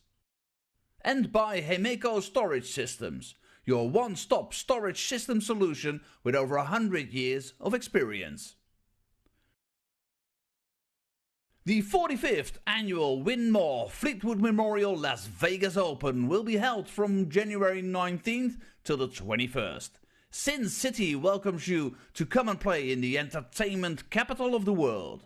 Both men's and women's champions will win places at the 2024 WDF World Championships. The Romanian Darts Festival is from January the 26th till January the 28th. Come join the party in Bucharest. Register to play by Wednesday the 24th of January. The Toto Dutch Open Darts is held from February 1st till February 4th. Registration is open until January the 16th. The Toto Dutch Open Darts is by far the largest darts party in the world that you should not miss. And the men's and women's champions go to the Lakeside in December 2024. The Swiss Open and Helvetia Open tournaments are held from May 31st till June the 2nd. One of the longest running tournaments in Europe invites you to join them in the most beautiful surroundings you'll find in Europe. The Swedish Open and Masters is held from August 16th till 18th. A popular tournament for many of Europe's best aerosmiths. For more information on each of these tournaments, go to the link in the description. A special thank you to our tournament sponsors Win More, A&G Travel Group, iDarts, Dart Connect, CT1 and Quiff.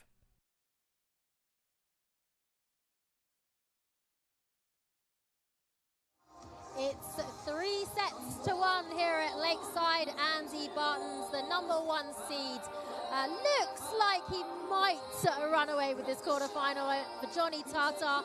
But Johnny Tata, he's holding on. He's not going anywhere for the moment, is he? We've seen some very good darts from Johnny, perhaps not reflective of that 3-1 scoreline so far. But it's looking like a very enjoyable, competitive match, isn't it? Yeah, very much so. We said at the start that he needed to get himself chances and hit them, and he hasn't always done that. He seems to have sort of relaxed a little there in that last set and done exactly what he needed to do. But if we remember back, he had darts at double 11 to take his own set back then, so we could have been sat here at 2-2 and going, you know, he's really in the game. So it would have been sad if he hadn't got a set in this match, because he's been far better than the scoreline has showed. Indeed. I think some of the crowd here have been a little bit behind Johnny Tata, because he has performed really well against the #1 seed, some 180s there as well. Were you pleasantly surprised to see him run away with that last set, just sneak it in there, the 3-1? Absolutely. He only ran away with the last leg. Andy stayed with him all the time. He hit two big scores at the right time and won the set. And if he'd have done that earlier on, he's had chances to do that in the other 3 sets as well.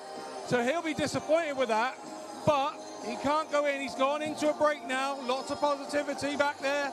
He'll be talking to his friends, and hopefully he'll come out and do that again. But Bartons, Andy came back out very quickly. He was back out on the board, practicing, trying to find his range, so he's ready to go.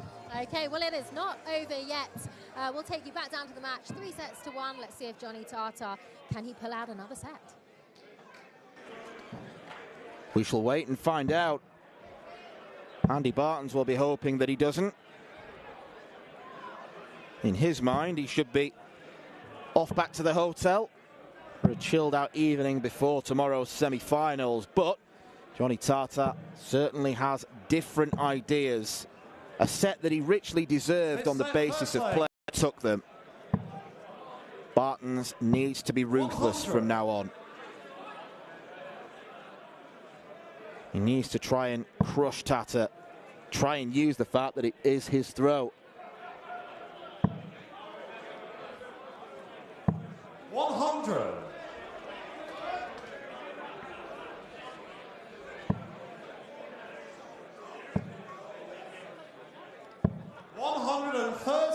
Been impressive from Bartons, the way that he's been able to deal with the challenge of Tata. Maybe not quite as nip and tuck as the Gary Stone game, but he's certainly been put under pressure. I think he may have found out as well that when Tata did win the third set, the crowd generally going to be on the side of the New Zealander, because the crowd does love an underdog. Yep, they certainly do. This place is one of those that really does get behind their underdogs.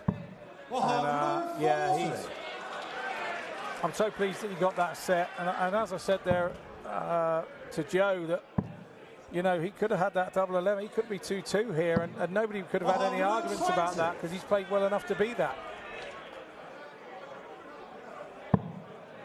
Could be a reversal of the score we have. Could be 3-1 to Tata. 140, and you require 100. But this is why the Belgian is such a strong competitor. 60. Johnny, you require 60. Must admit, I did think he was going to nail tops then. It would have been classic of the Bartons performance.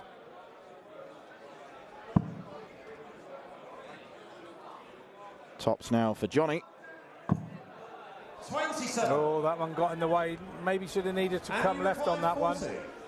And he's not been usually taking too many darts if he gets a second bite of the cherry. And there we go.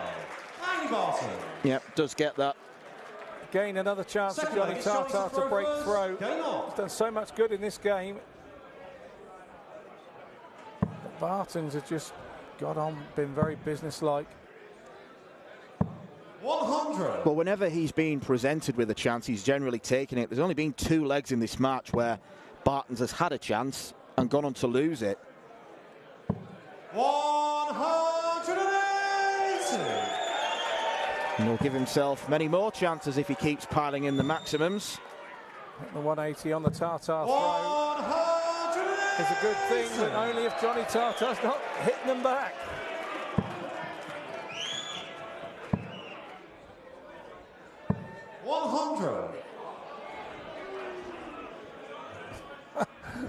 Boos ring out in the crowd there for Andy Bartons. Harsh as you like, the Lakeside crowd there. They all want to see a 9-darter here. Closest we came was in Peter Machin's match against James Richardson. Missed double 12. 77. Johnny require 121. We had Leonard Gates tease one against John Scott. 57. And you require 144. Another one there. 128. Johnny requires Super 64. setup. And the leg that Tata looked really good. He's only going to get 1 dart. 24. And not to be. And so from the elation 60. of winning a set, he could now be staring. Game shot on the second leg. Andy Barton. Having to win 3 on the trot to win this set. But it's Barton's on throw as well. Third leg, it's Andy to throw first. The current number Game 1 on. is now starting to play and boss this match. From elation to deflation for Tata. 85. I like the way that Bartons didn't stay in there for a break very long. He wanted to come out and sort out what was going wrong out here on the stage. You can walk back in that room and you can start hitting that treble 20 on that practice board, and it is no use to you whatsoever. You've got to hit it out here. So we went back in, Probably had a quick comfort break, came straight back out, and then started to find his range on that board. What was your preference when you went in for the break? Did you like just throwing darts at the practice board, or did you think, no, I'm not going to throw a dart until I'm back on stage? I generally left my darts out on the stage, so I couldn't throw a practice dart. I know that sounds really strange, but you know, all the throws are the same. I'm not denying that, but you know, the atmosphere is different in there. You know, there's people around you, so the whole atmosphere of the throw feels different. So for me, it was always leave your darts on the stage, and I'll not have a throw. 45. Go in, have a chat with the people that were with me. They tell me what I was doing different, whether I was throwing quicker, slower, rocking, wobbling. 140. Or whether I was doing nothing wrong and I was just getting outplayed.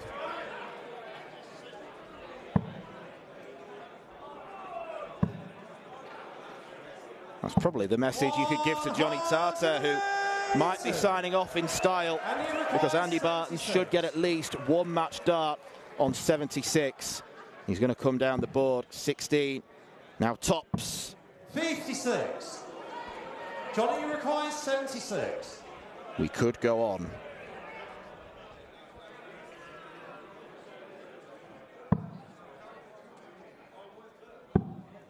Same equation.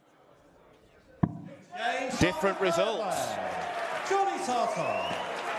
A very audible shout of "get in" from the crowd somewhere. Made Johnny Tarter smile, that's for sure.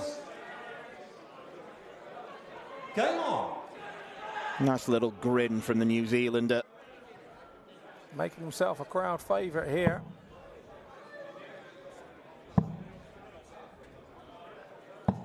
$100. 140.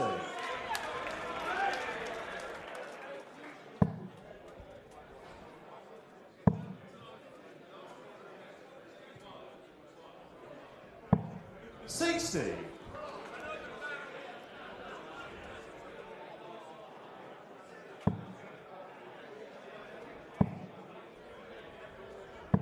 100. He's a dart ahead now.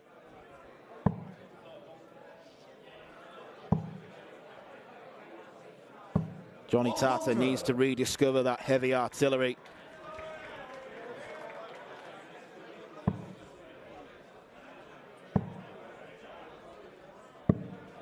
$90.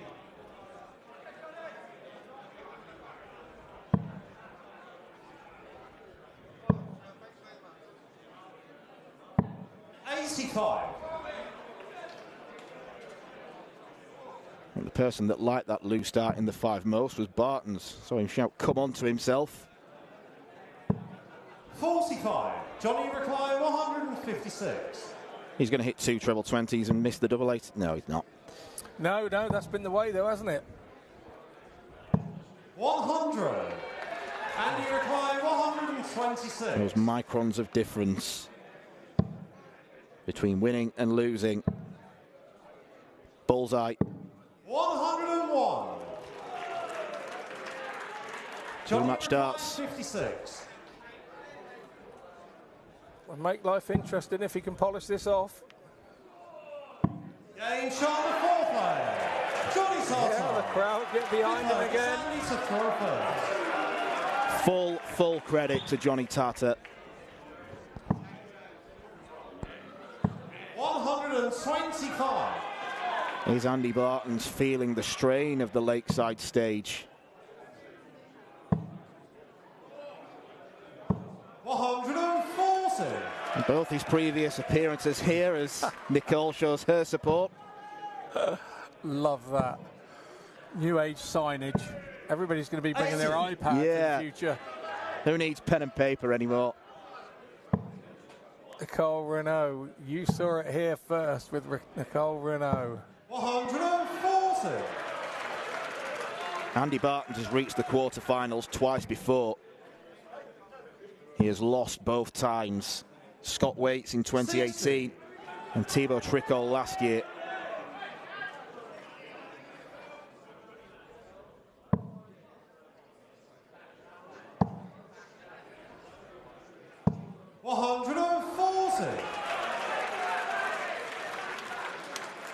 Steph looks anxious. Absolutely, the families feel it. There's nothing they can do. 140. It's a good response. 81. Johnny Tartar for the set. 2 darts at 24. Needs just the one. Johnny Tartar.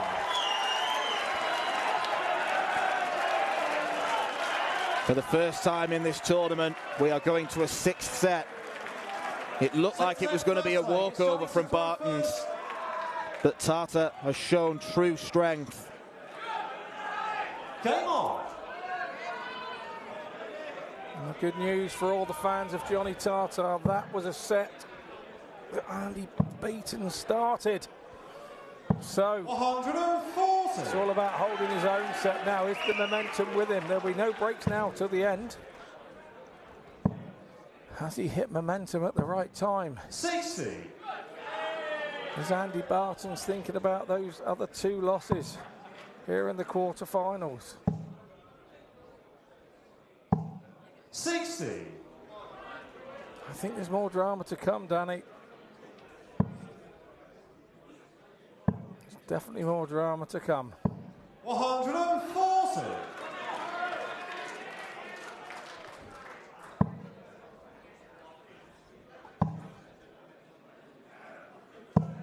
100.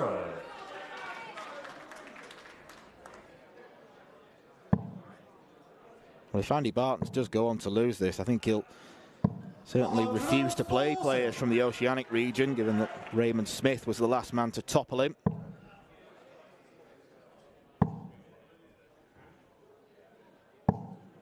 $70. And you require 161. That's a slip. Yeah, I think he'd confess to just trying a little bit too hard there. 137. And you require 131. Short irons into the pin. Bartons is 3 inches away from the hole. 49. And you require 24.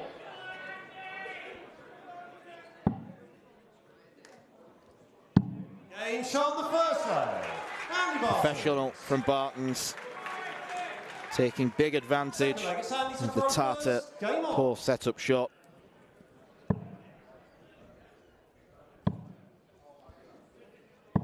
$100.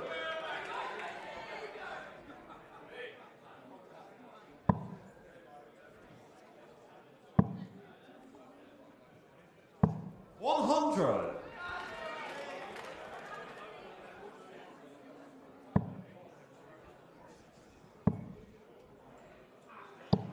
$140. Still finding those big scores of 140. 60. More often than Johnny right now.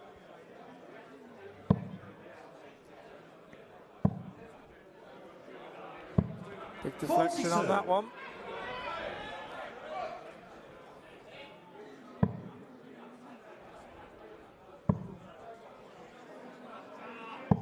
$140.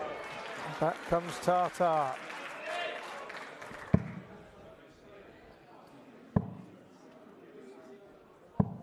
$59.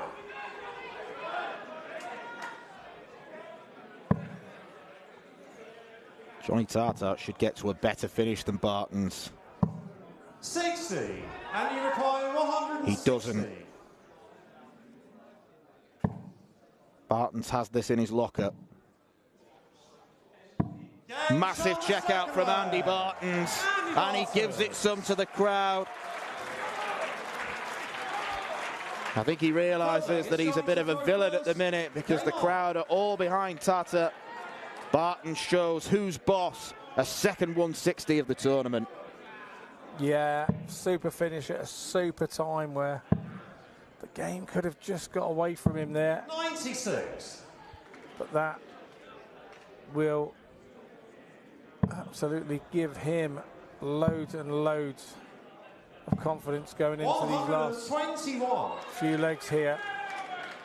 Could be a couple, could be one. Tartar could just take his foot off the gas and throw with law freedom again. 100. I have to say he did that In set 5, lots of freedom. Well, once again, that checkout from Bartons was a hold of throw, but it's another of those legs where it must feel like a break because it seemed like Tata was ahead for the majority. 92.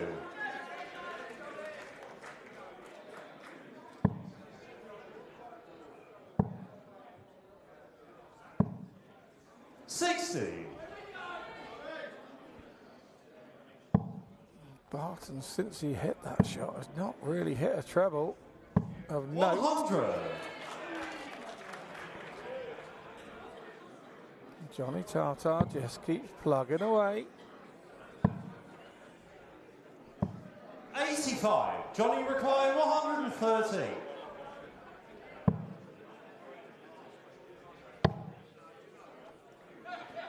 Wrong side of the wire, it leaves 72. He's got plenty of options. Treble 12, treble 16. 53. Single 12. All leaves him handy. It's all about the setup again from Bartons. He'll stay there surely. 99. Johnny Recline, 60.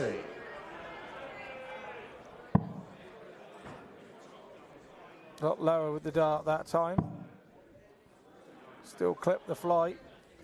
Double 10. 50. It could be curtains.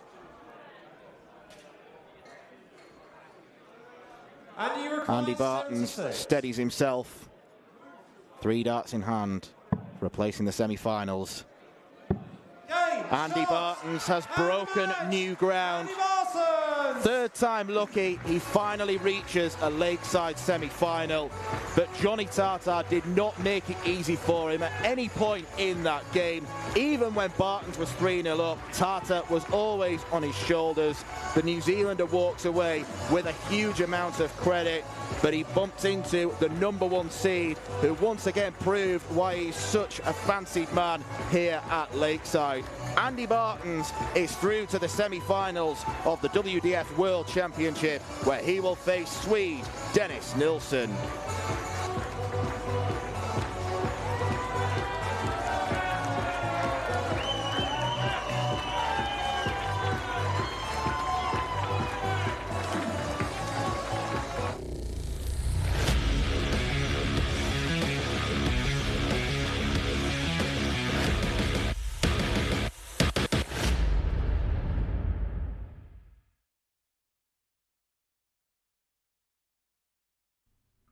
This program is brought to you by Benji Marine Engine Repair and Trading, specialized in Wärtsilä engines with a 24-hour-a-day, high-quality, worldwide service.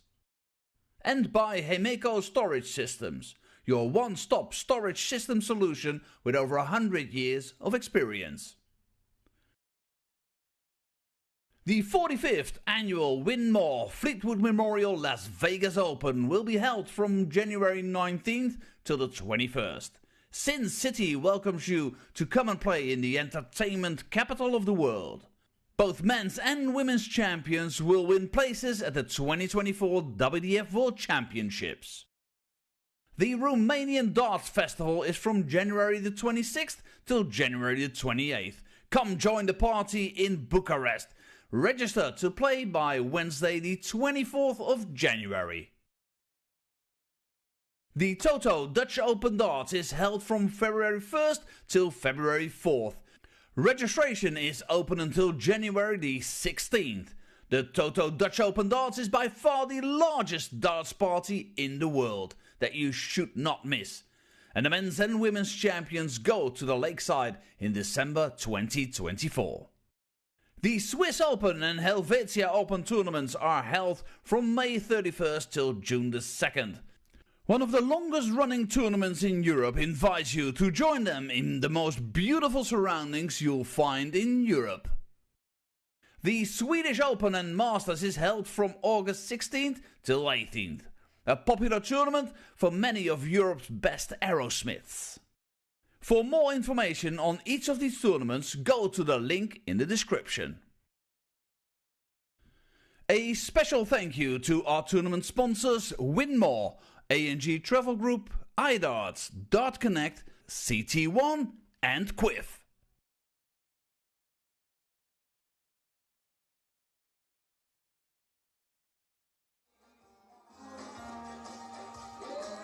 Andy Bartons finally finds his beast mode and makes the semi-finals of this WDF World Championships for the first time.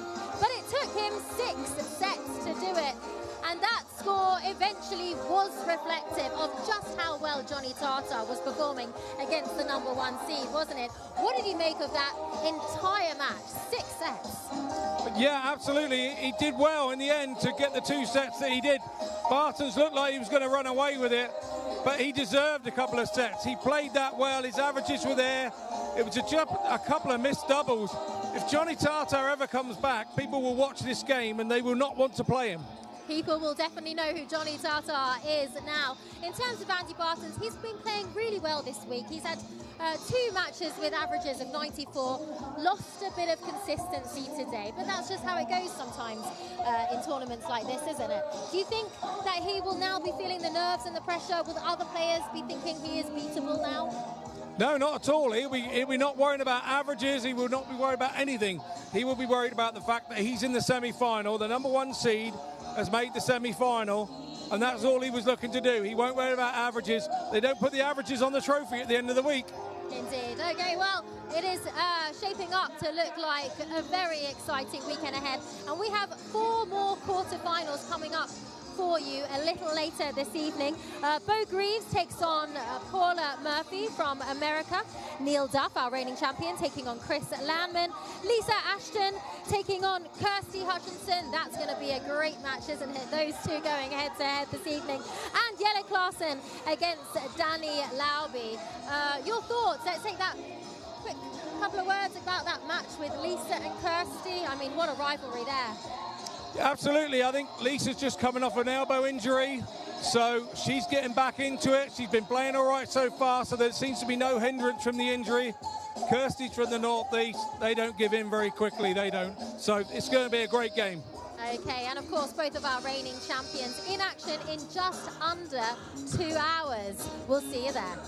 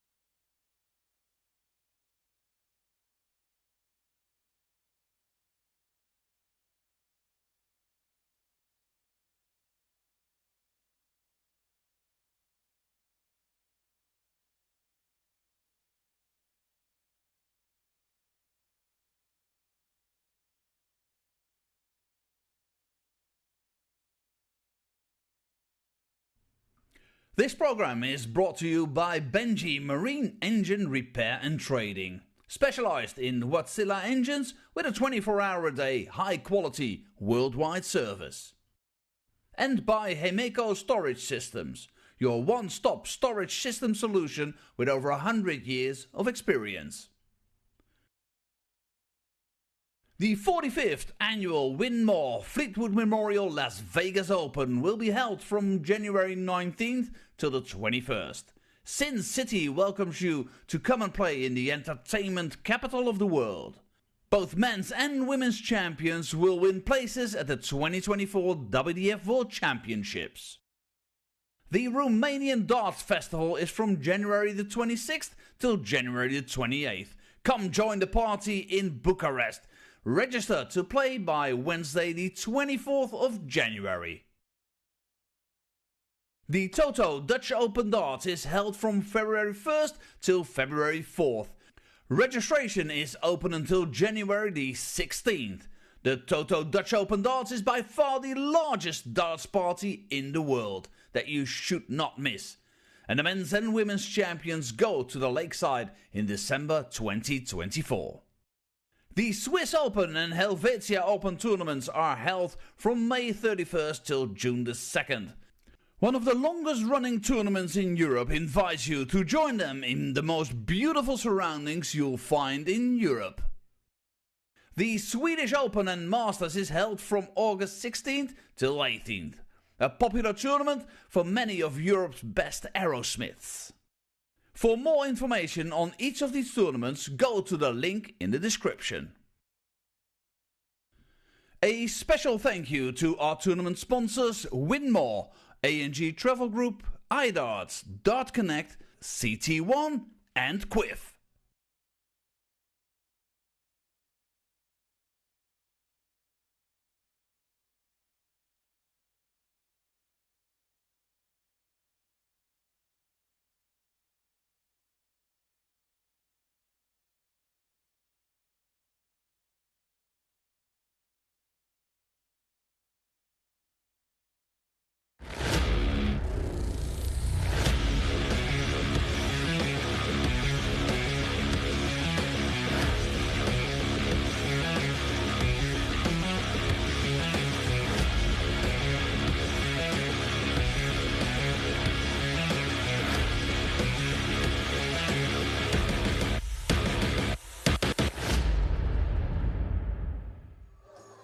Welcome to Lakeside, the spiritual home of World Darts, for the evening session of the quarterfinals of the 2023 CT1 WDF World Darts Championships. I'm Jo Ankia. I'm joined by Scott Mitchell, 2015 World Darts Championship champion. And already today we've seen a host of action, 4 quarterfinal matches earlier this afternoon.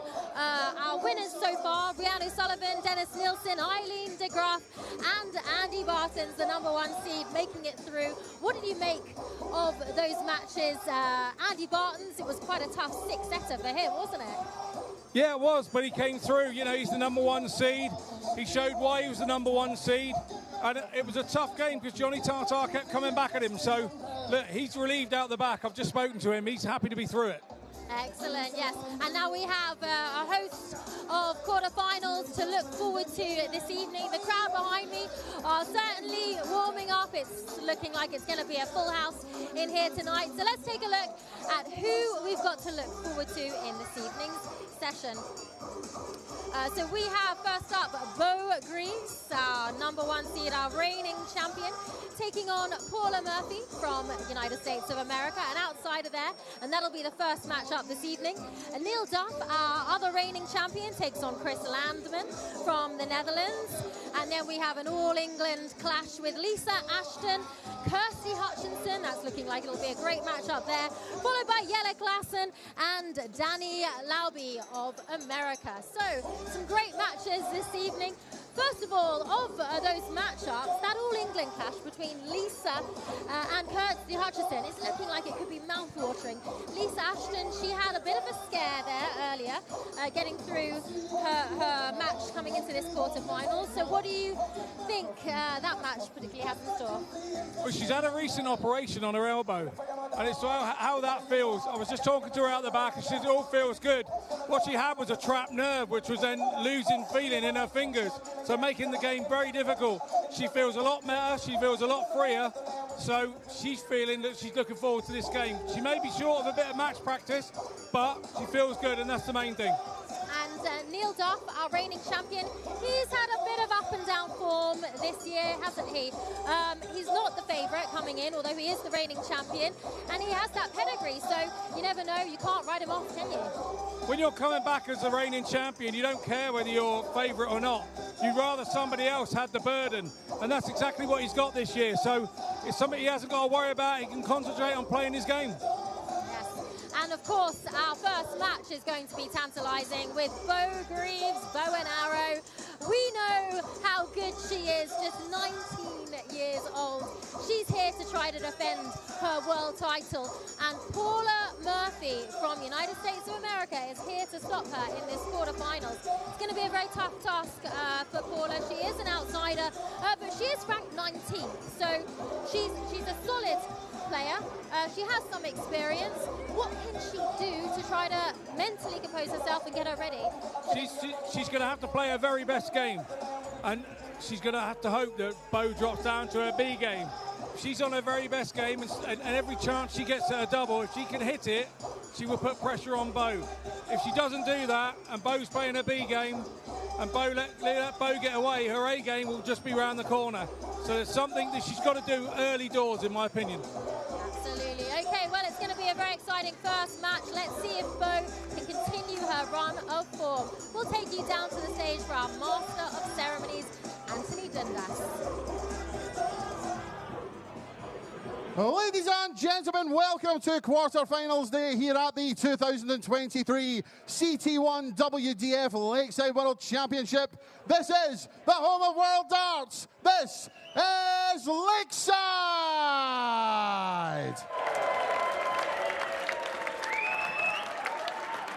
We welcome to the stage the 5-time Charlotte Open champion, the 6 times and reigning Las Vegas Open champion from the United States of America, Smooth Paula Murphy.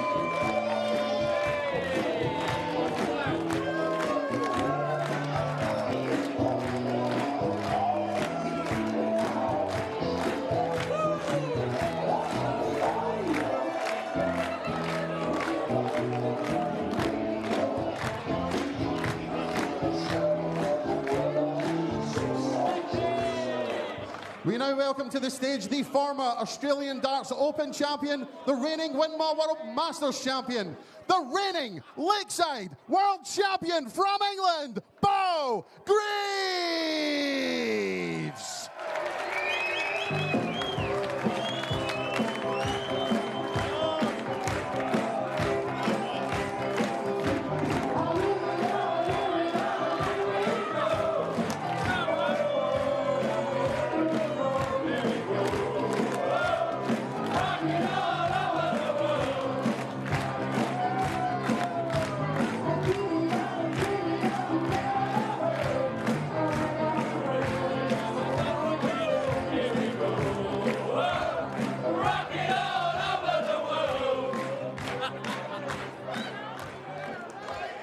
Good evening, everybody. Welcome back to Lakeside for what is going to be a champion evening. We've got the reigning men's world champion Neil Duff in action in our second game against Chris Landman. The four-time ladies champion Lisa Ashton follows against Kirsty Hutchinson, and Jelle Clausen, who won this tournament in 2006. He's up against Danny Lorby in our last encounter. But to kick off the evening, we have got the reigning ladies world champion Bo Greaves, the best ladies player on the planet right now. She has been absolutely phenomenal over the last couple of years, virtually unbeatable wherever she has been, and she is a hot favourite to take the victory tonight against the American Paula Murphy, who certainly improved upon her debut performance from last year, averaging 73 and defeating Almudena Fajardo in round one. She then got past a seeded player in Anke Zylstra last round. And whatever happens, the American can go home knowing that she's got her own piece of history, the oldest player to ever win a match on this lakeside stage.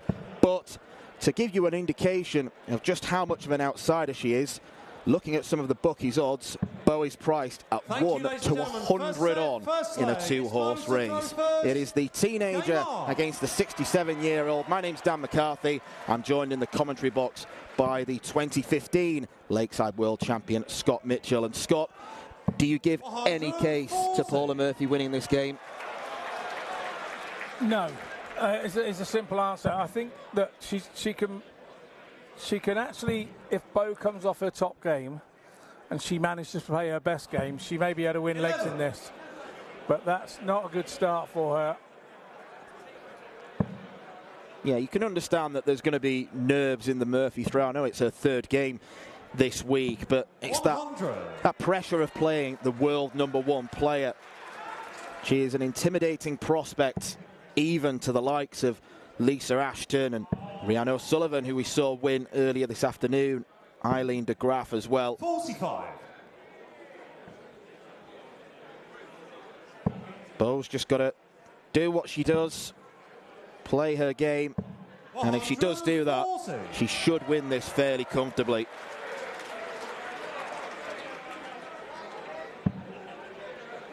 There's a guy who works down our chip shop, swears he's Elvis. Could have been him. A lot of fancy dress in the crowd. Bo looking for a nice fancy 12 darter to kick the evening's action off at a raucous lakeside. 57. Yeah, big crowd in tonight. All looking to enjoy the darts, and with all those world champions that you were mentioning, 133. you can understand why they're here this evening. 64. Father Christmas time, 6 even. Double 16. 32. Murphy's way back on 2-3-5. Bo Greaves having won the bull in the back room. 41. Yeah, if you've never seen Paula Murphy play before, she's got her own way of approaching things. She always starts legs on the treble 19. Clearly more comfortable in that side of the board as Bo looks for double 9. 14. Sometimes, Dan, you can have too much time, and that's probably what happened there.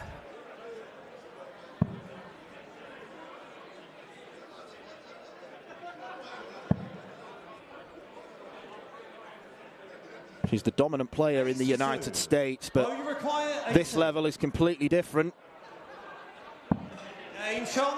Double 9 is there for Bo Greaves.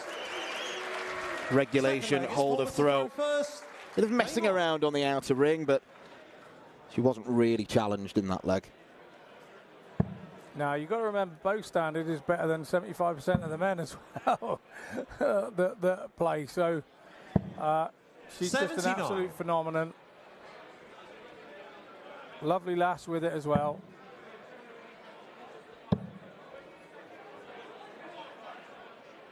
All of these achievements in her darting life have come about a month or so before she turns 20. Yeah, sort of unbelievable, really, isn't it?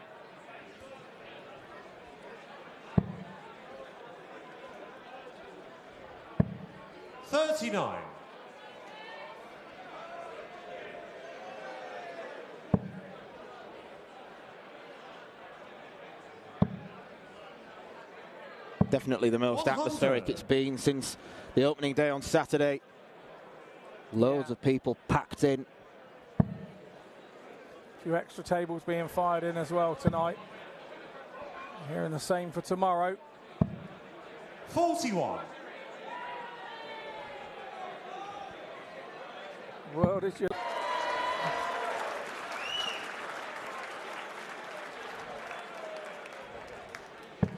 Super stuff again from Greaves, scoring power.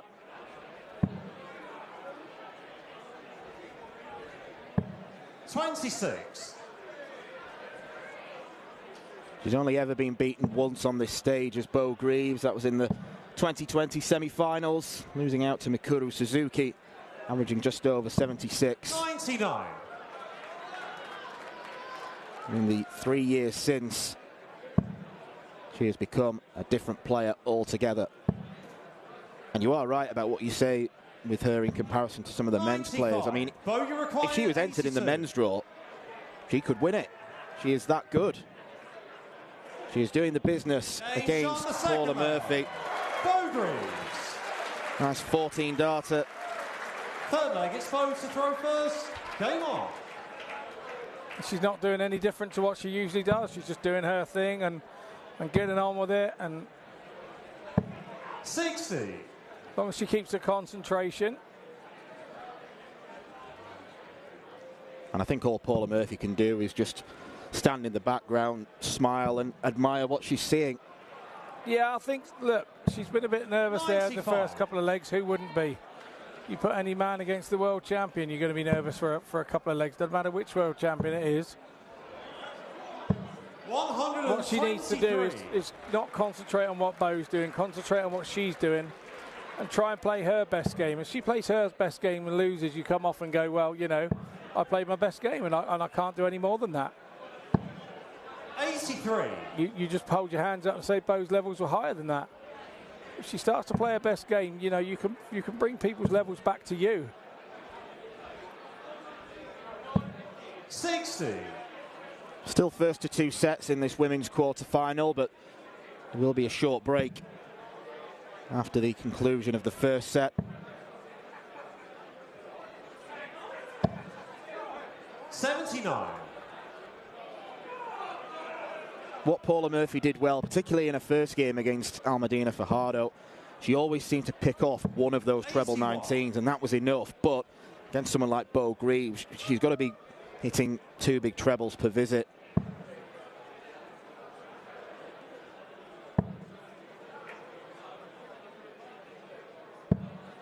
$45. It's shots like that where she's in touch on the Greaves throw. But you've got to have a treble there to get under Bo's score to start to worry her. But to be fair, 99. Bo doesn't worry about those things. She just gets on and does her thing.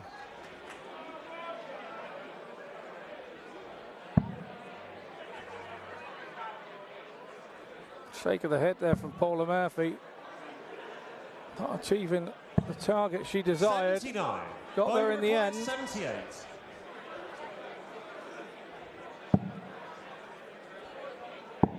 To rattle through the first set. Double 16. Well, she's pulled it quite a long way down. Second time she's done that. Paula, you require 120. Yeah, she's done that already this evening and chastised herself a little bit there. I think the words I saw were rubbish. Oh, and she's not going to get a dart at double. You feel chances like that will 80. Be at a premium. Bo, you require 80. Yeah, they very much will, and you've got to do the simple things right in that situation. Because if you don't, that happens to you. It's 1 set to Bo Greaves in quick, short time. Paula Murphy has a lot to think about as she goes back in for a short break.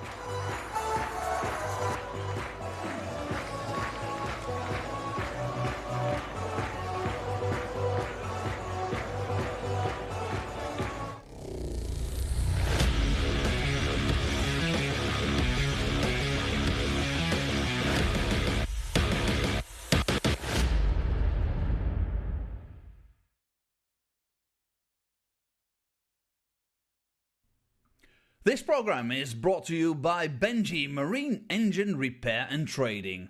specialized in Wärtsilä engines with a 24-hour-a-day high-quality worldwide service. And by Hemeco Storage Systems, your one-stop storage system solution with over 100 years of experience. The 45th annual Win More Fleetwood Memorial Las Vegas Open will be held from January 19th till the 21st. Sin City welcomes you to come and play in the entertainment capital of the world. Both men's and women's champions will win places at the 2024 WDF World Championships. The Romanian Darts Festival is from January the 26th till January the 28th. Come join the party in Bucharest. Register to play by Wednesday the 24th of January. The Toto Dutch Open Darts is held from February 1st till February 4th.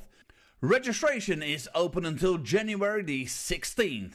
The Toto Dutch Open Darts is by far the largest darts party in the world that you should not miss. And the men's and women's champions go to the Lakeside in December 2024. The Swiss Open and Helvetia Open tournaments are held from May 31st till June the 2nd. One of the longest running tournaments in Europe invites you to join them in the most beautiful surroundings you'll find in Europe. The Swedish Open and Masters is held from August 16th till 18th. A popular tournament for many of Europe's best aerosmiths. For more information on each of these tournaments, go to the link in the description. A special thank you to our tournament sponsors Win More, A&G Travel Group, iDarts, Dart Connect, CT1 and Quiff.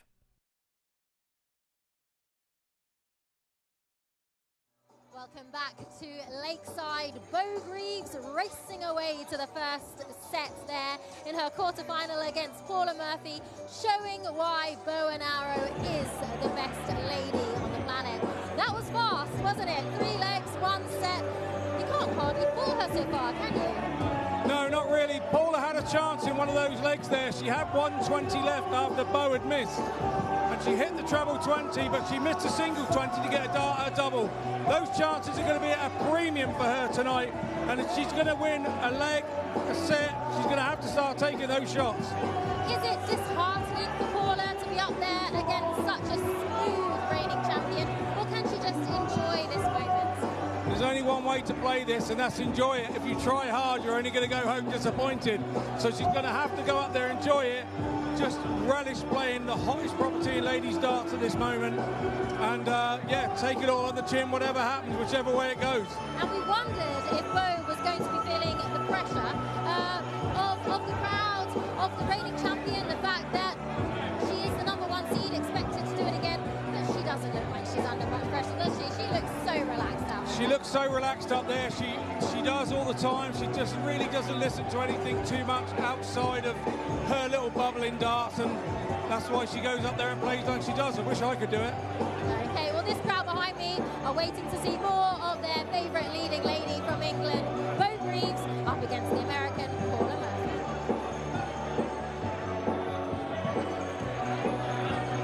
Thank you, guys. Bo Greaves is someone who does not feel pressure. She is utterly laid back in her attitude to darts, and it serves her very well indeed. 1/2 chance for Paula Murphy was missed by the miss at the big number. She's averaging around about 66 at the moment. The expected average is sort of mid-60s to mid-70s. That's the ballpark she usually aims for.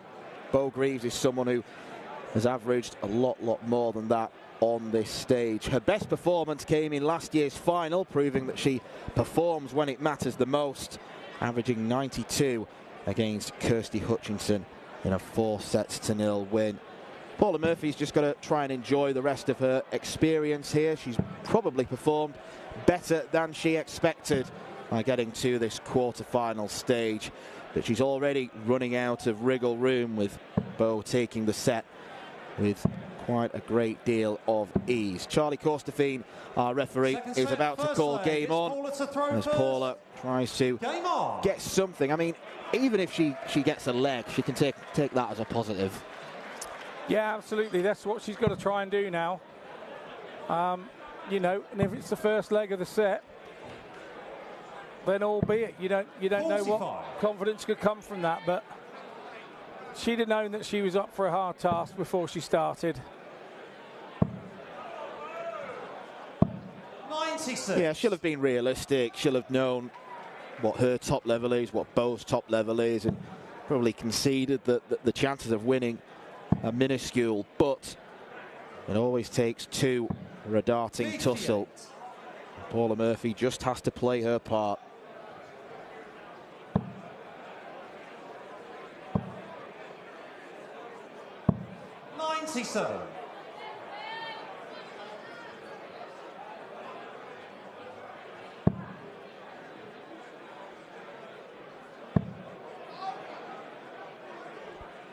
First title on the WDF circuit came back in 2010. So she has been doing it for over a decade now. Leading light in America. We are going to see another American take to the stage in our last game this evening. Klassen Lorby. Good luck to the spotter. Yeah, he's going to have to be quick, and he's going to have to be, you know, rapid on the touch buttons, which is how that works.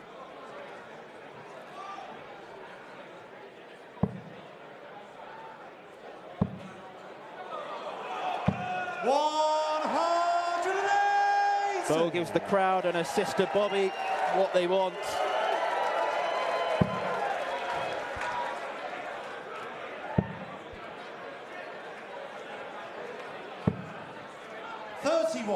Bogey requires 69.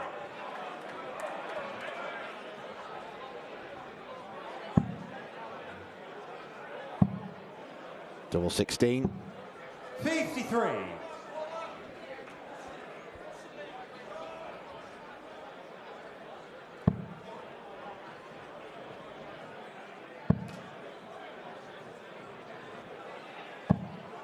$79. Bogey requires 16. So double 8 here for Greaves. Game shot on the first leg. Smack, bang, centre. You couldn't have placed it any more central. Second leg, it's Bo's to throw first. Game on. I think another thing we've got to say about Bo as well is all of this success, it's not just being at a young age, but it's also when you consider 43. She's had a bout of dartitis. She really struggled with that a couple of years ago. She's had to cram a lot in to such a young career.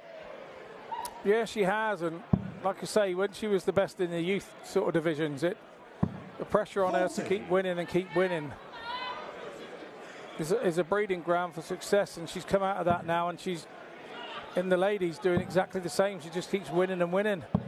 60. You know, there will be a time where there could be a dip in form, but I don't see it anytime soon. We even went to a World Cup the other week and she used somebody else's darts because she lost a dart. And she used somebody else's dart and won the World Cup ladies and the World Cup pairs final. She's just a phenomenon that could throw with anything.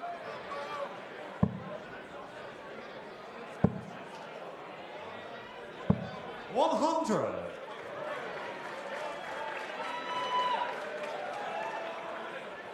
I imagine she's one of the few dart players around who, upon losing a dart, doesn't get flustered. She just thinks, oh, okay, I'll borrow someone else's, see what's about. Yeah, she didn't really panic. She borrowed Jamie Atkins, one of the lads who was in the men's team, and she said, that looks a similar shape and length, that barrel. Yeah, lovely.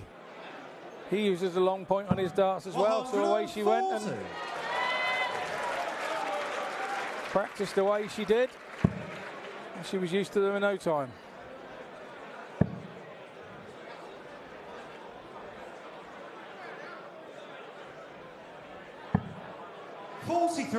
Bogey required 158.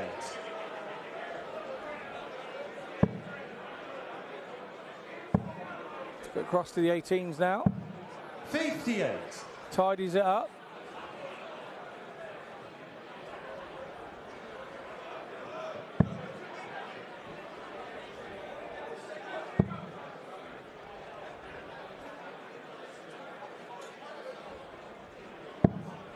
$29. Bogey required 100.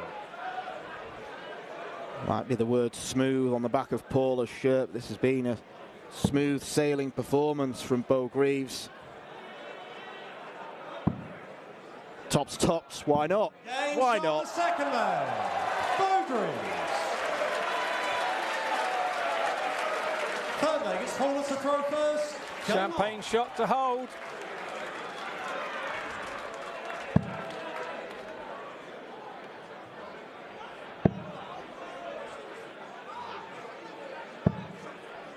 $85.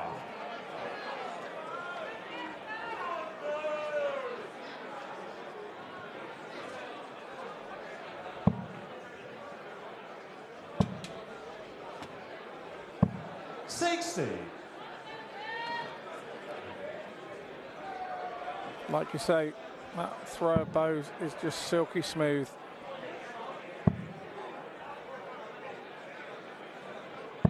$133. That's a good visit from Paula Murphy.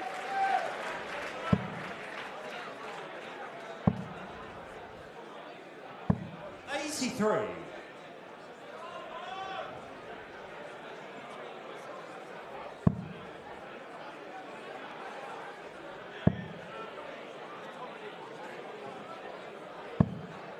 $47. Too many of the darts going in either the 3 or the 7, and she's going for the 19. 100. Yeah, far too many to trouble Bo Greaves, but like you say, this week has been pretty good for Paula Murphy. If she can not feel the damage of this one too much, I think she'll look back in a few days' time and be really happy of what she's achieved here at this 2023 WDF World Championship.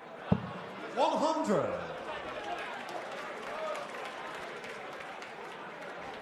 Bo leaves 158 once again.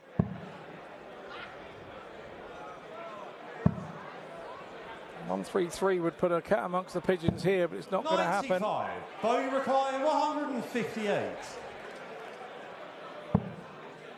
To win in style. 134. Paulie require So Lee's double 12.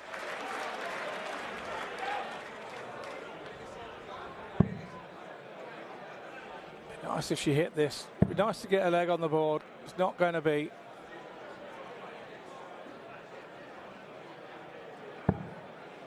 $34. Bo, you require 24. To win 2-0, 6 legs on the bounce. Thank you very much. Breezy Bo Greaves makes it into the semi-finals. Far too strong for Paula Murphy, who will have no doubt enjoyed her experience this week. She can always say she's got a couple of wins on the Lakeside stage, the oldest player to get a win, but it is the young gun Bo Greaves who is far too strong. She has laid down a marker showing why she is the favourite for the world title, favourite to retain the crown. Coming up after the break, we return to the men's draw where we've got the defending champion Neil Duff. He takes on the Netherlands' Chris Landon.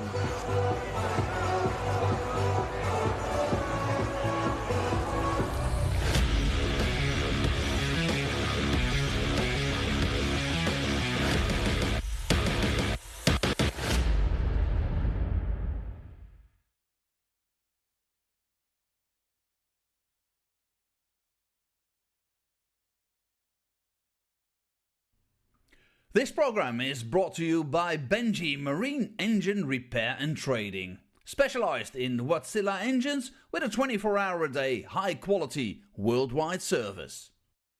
And by Hemeco Storage Systems, your one-stop storage system solution with over 100 years of experience. The 45th annual Win More Fleetwood Memorial Las Vegas Open will be held from January 19th till the 21st. Sin City welcomes you to come and play in the entertainment capital of the world. Both men's and women's champions will win places at the 2024 WDF World Championships.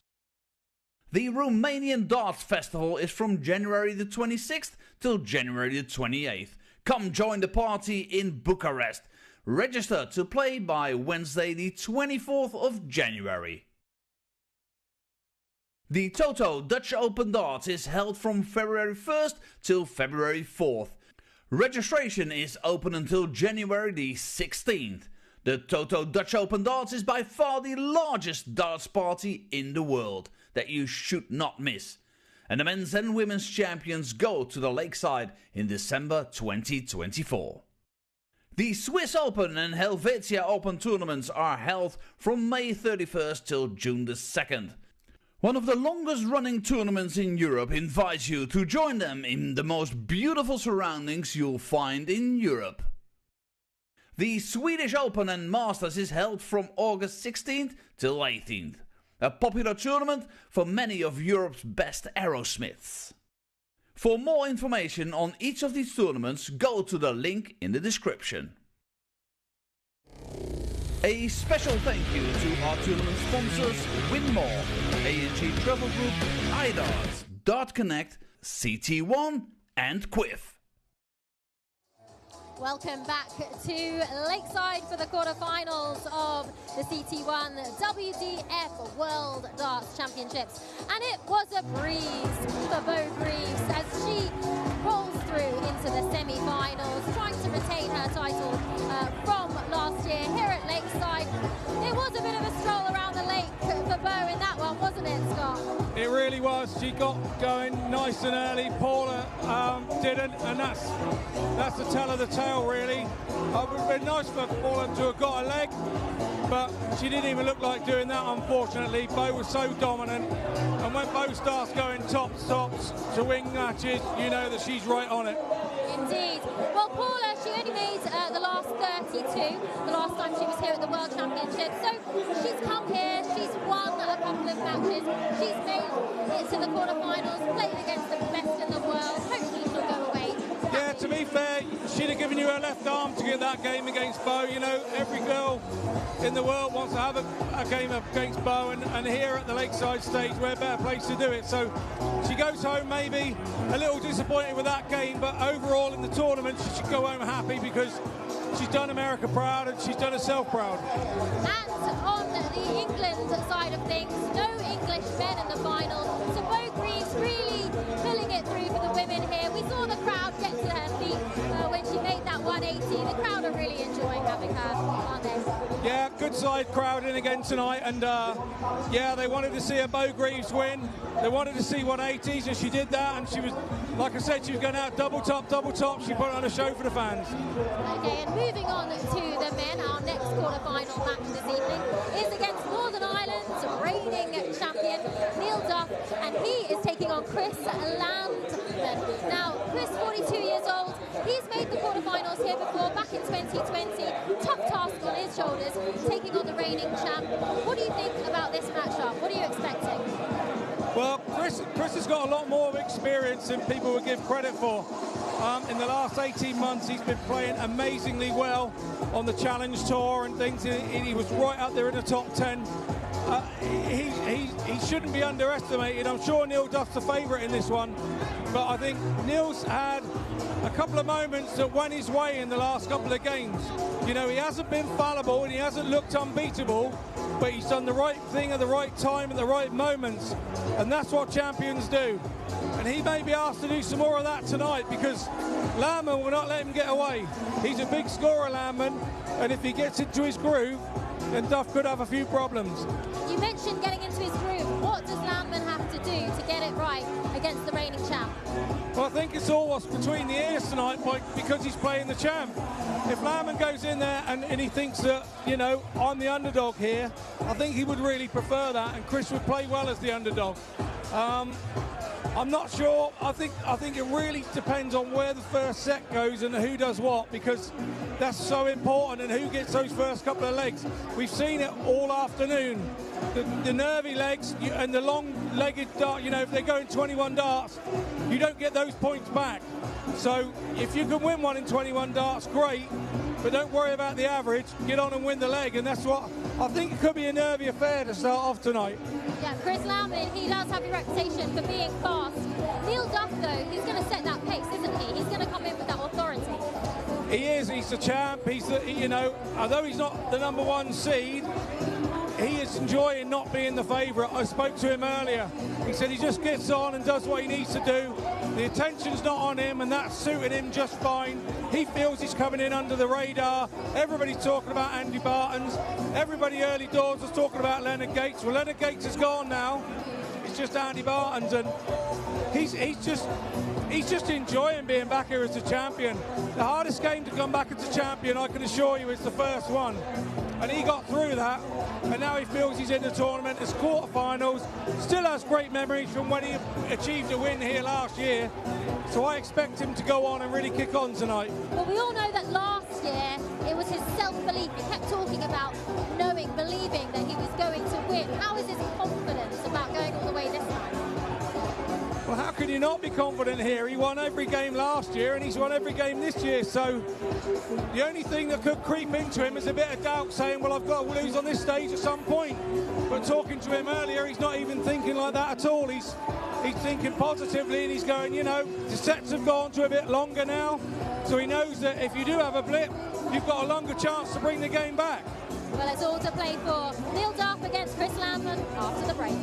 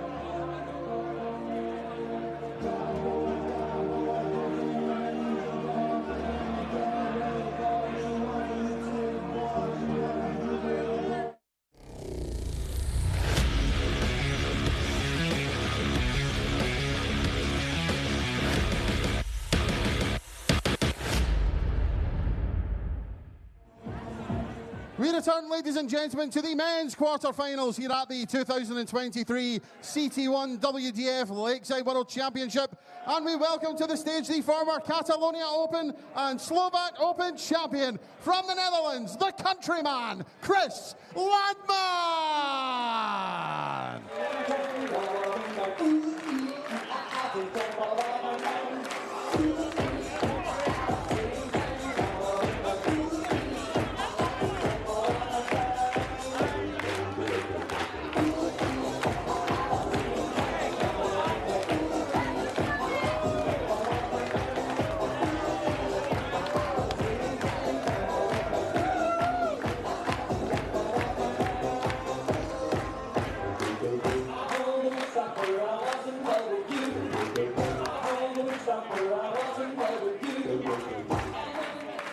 We now welcome to the stage the former Irish Classic and Pacific Masters champion, the reigning Lakeside World Champion from Northern Ireland, Duffman Neil Duff!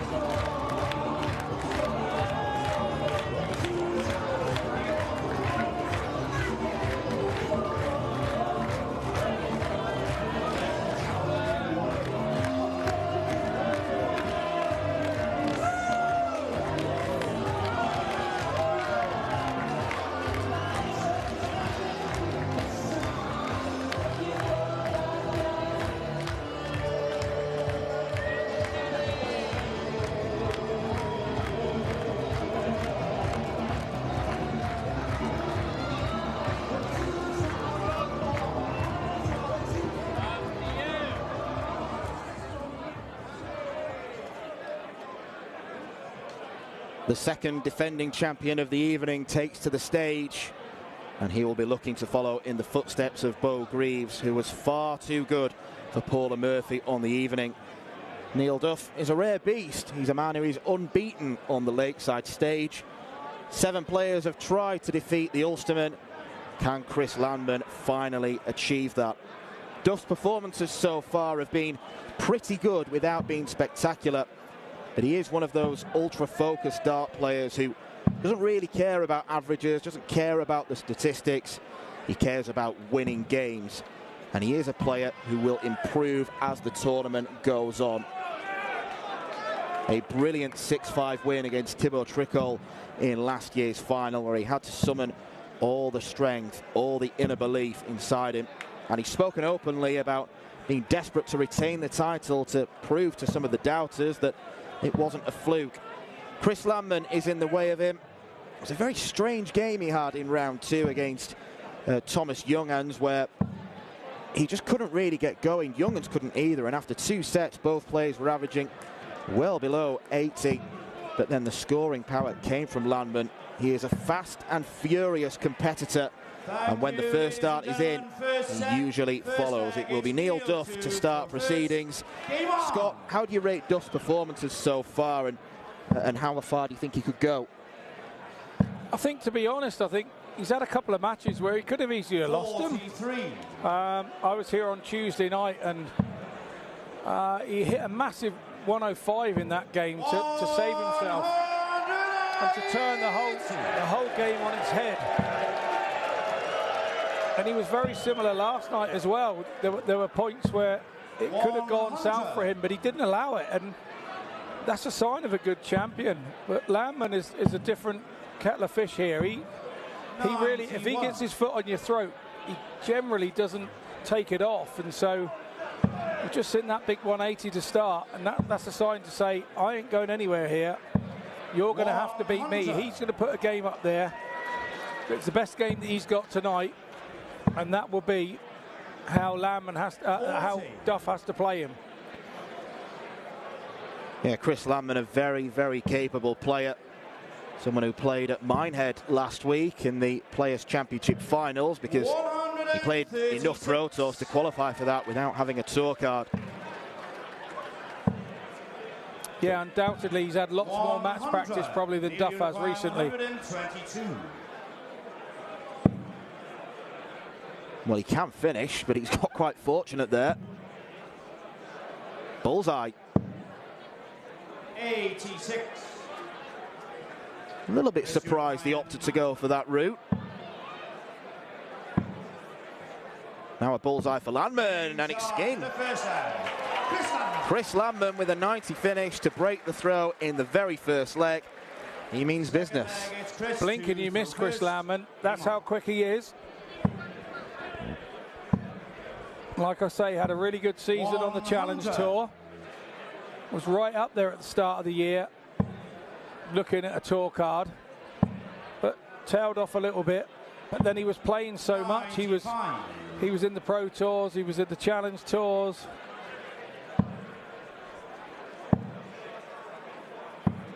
.57. He's had a very busy year.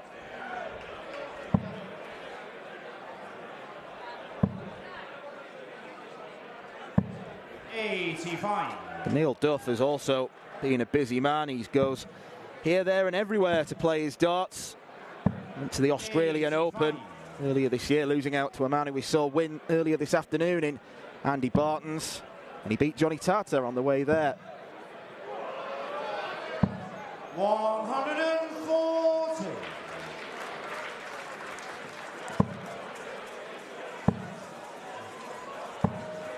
.40.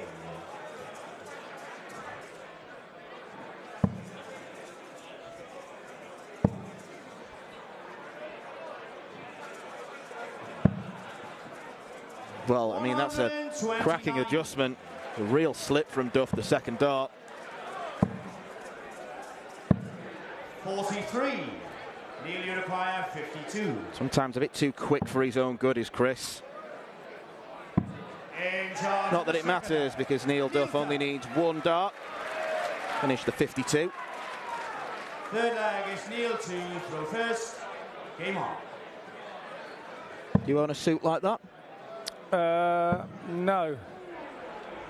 I own a jacket that's quite loud, you may see this week.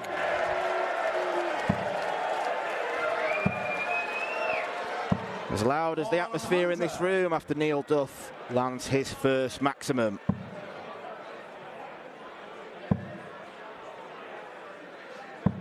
.100.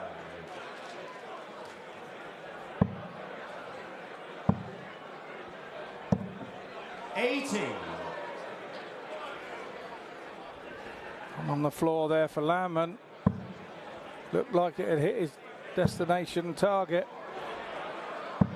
140.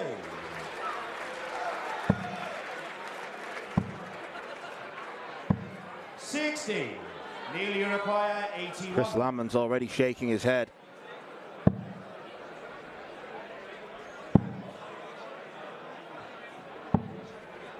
.41.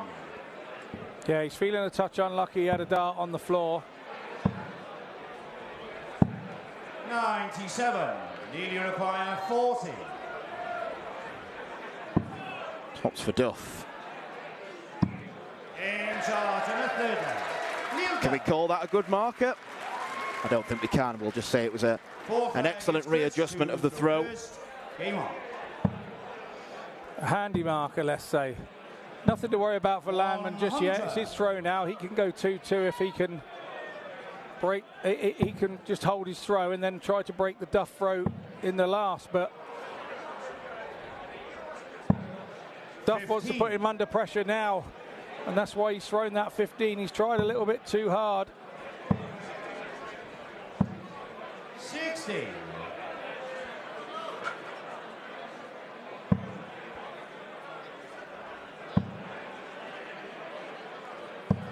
.100.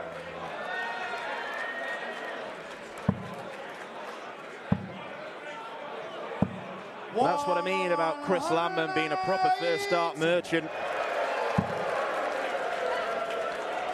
Yeah, when he gets that first one right, he does that for fun. 100.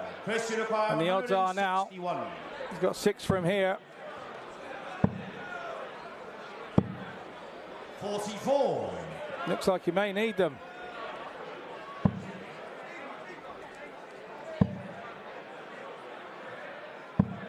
.100. Comes up short of a finish. Now for treble 19.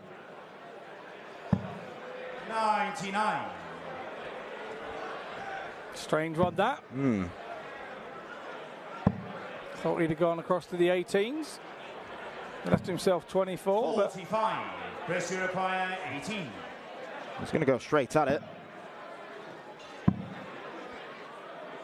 Double 4 for Landman. There it goes.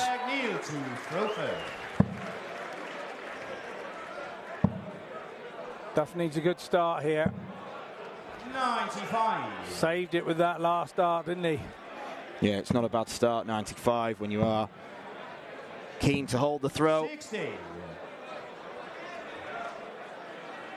Very inconsistent so far from Chris. Because he knows that by not hitting a treble on that visit, he opened it right up for Duff to take off into the sunset. 60. You know when you hit a 45 or a 26 up there, you know what's coming behind it. You know as a player at this level, it doesn't not come. It happens. It's a 100, a 140, a 180, a 136. It's something to really punish your poor score. 180 here would get him right back in it. 135. Not too many, Father Christmas. You've got work to do at the end of the month. 100. Yeah, the dreaded night shift.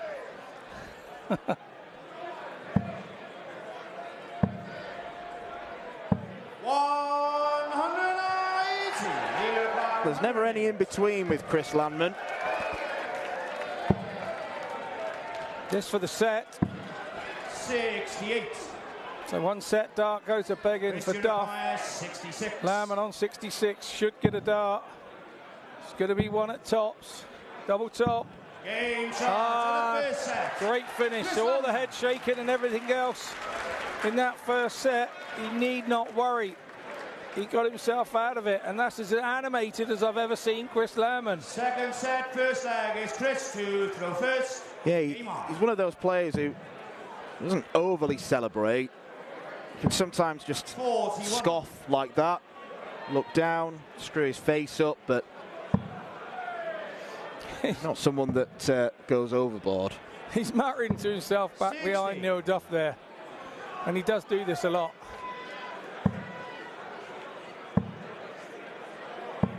Another 180 for him. 180. Come on, ladies, get your 180 cards up. 4 180s in 6 legs for Chris Landman. 47. Duff's in a bit of trouble here. 60. It's a good thing we're going out to best of 7. There is time to recover.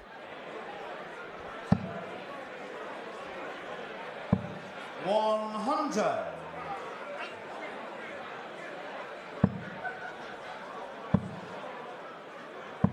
60. Cheers, lads. Neil Duff's not going to panic here because he went 1 set down against Martin Turner, wrestled it back to 1-all. Martin Turner then went 2 up, wrestled it back to 2-all, and then Neil Duff did Neil Duff things in the last set. He dug in. 100. I'm sure Martin Turner's watching this thinking this may have been me. It was that tight a game. 140. Duff coming back into it now. Pressure on the 60.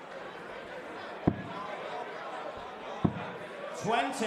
And it was pressure enough. Really require 54. This is a mini break here.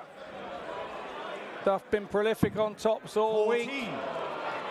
And he knew that was a turning point in this game. 40. It was an early turning point. It's gone begging. But only if Landman hits here. 20. 5 darts 40. missed for Chris Landman.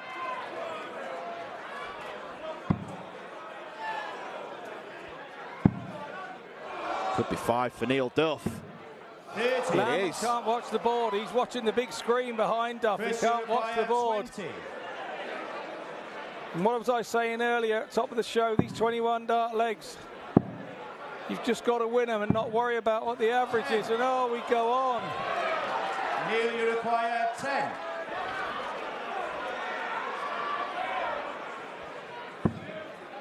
This is the double that he beat Martin Turner with. No score. Tense frustration here. This really You is. require 10. How is this going to affect the rest of the game? In charge of the first leg. Landman finally hits it. Second leg is Neil to throw Is that first. 25, 26 dart leg? It's the kind of leg where no matter who wins it, both players come off quite furious. Obviously, the one that loses it more furious, but even if you do, you turn round and you think, I've got away with one. And because that was a holder throw for Landman, he comes away the happier player. And look what we see now. 135. Duff is still ruining those misses. And Landman is going happy days. Wade's in with a 135. 95. The psychology of the game is so complicated. 60.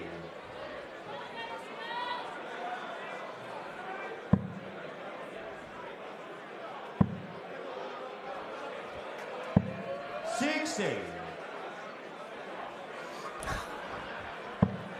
The lobsters are still lobstering. Is that what you call it? It's what I am going to call it from now on. Yeah, I'm not sure if it's in the dictionary. We'll call it lobstering. 98. I think if you looked up the phrase power scoring in the dictionary, you'd see a picture of Chris Landman's face. You would at this particular moment in time. 95 needs to go back down. Oh, okay. 79.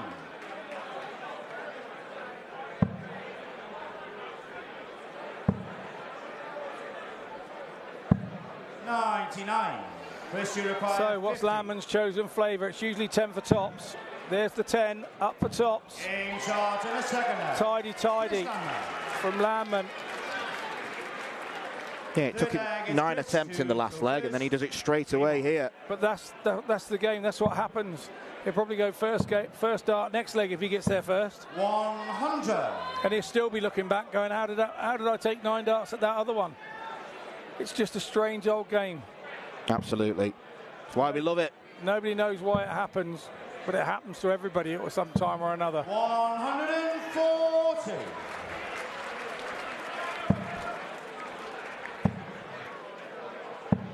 55.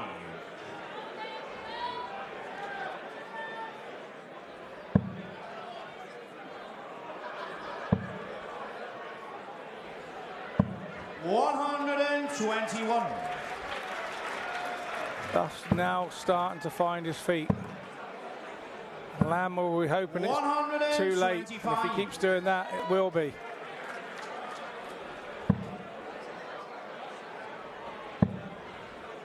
It's all about trying to keep your cool and your 60. calm when everybody else around you is losing it.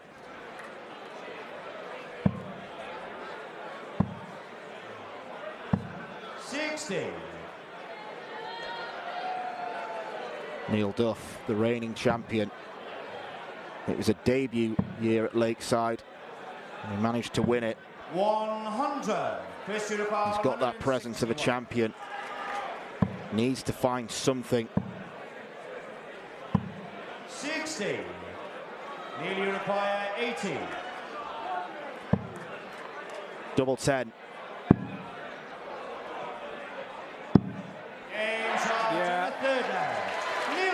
He needed that to go. He needed a good, strong breaker throw, and that's exactly what happened. Game on. So now he holds his throw here, and all that's gone before in this set will be forgotten about. He'll be just thinking about that one leg at the end. 85.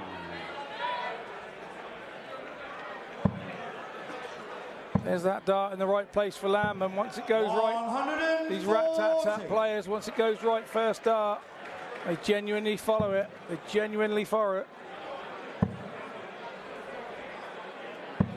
100.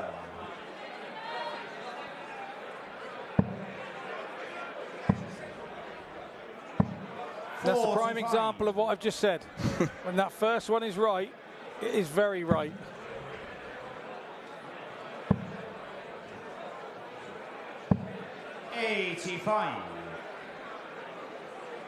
Chris Landman, Netherlands flag in the crowd, you may have just spotted. The fan club are in attendance. 140. It's called the Countryman because he lives in a little village, apparently, in the country. Like the Dutch version of you. 96. Maybe, but you ain't got many tractors. I've got loads. 140. Nearly require 100. Check out like this could light the Duff fire. He's not giving himself chances. 90. Chris, you require 36. I think he's a crowd favourite here, Neil Duff. Landman for the set. No score. Very generous, Chris, very generous. Landman should be away in the distance. Instead, he's got to hold his throw to win the second set. Fifth bag is Chris to throw first. Game on. Very emotive character. 100. Good last start there from Landman. Duff would have been looking at that thinking, oh, here we go. He's only going to score 60.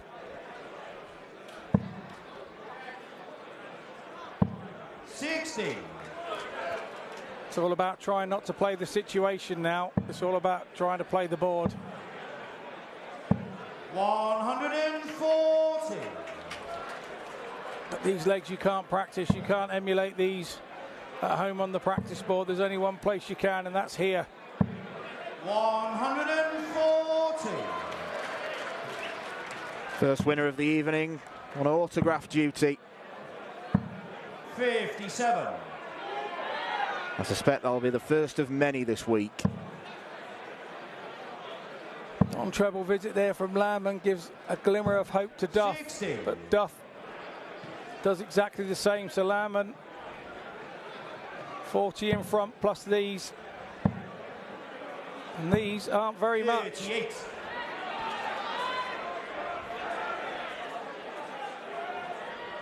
And left no shot. So Duff's got 6 from here. Minimum. 100.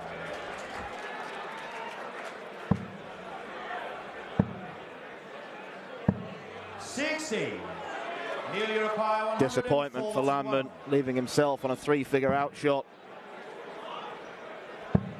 Oh, it may not matter. 117. One dart for the setter's gone. Chris, you require 106. What a set shot that would have been, but 106 for Landman. First one has to be right. It's not going to be. 74. That second one didn't look in there. No, Angle there. 24. I was expecting him to go back to the 20s. Neil Duff goes into the break with a set to his name, and doesn't he enjoy it? Not been a vintage performance from the Ulsterman, but he has taken full, firm advantage of several missed opportunities from Chris Landman. The Dutchman's scoring has been absolutely fantastic, but he is letting himself down when closing out legs. You should not do that against a person who is defending their title here. Neil Duff won, Chris Landman won.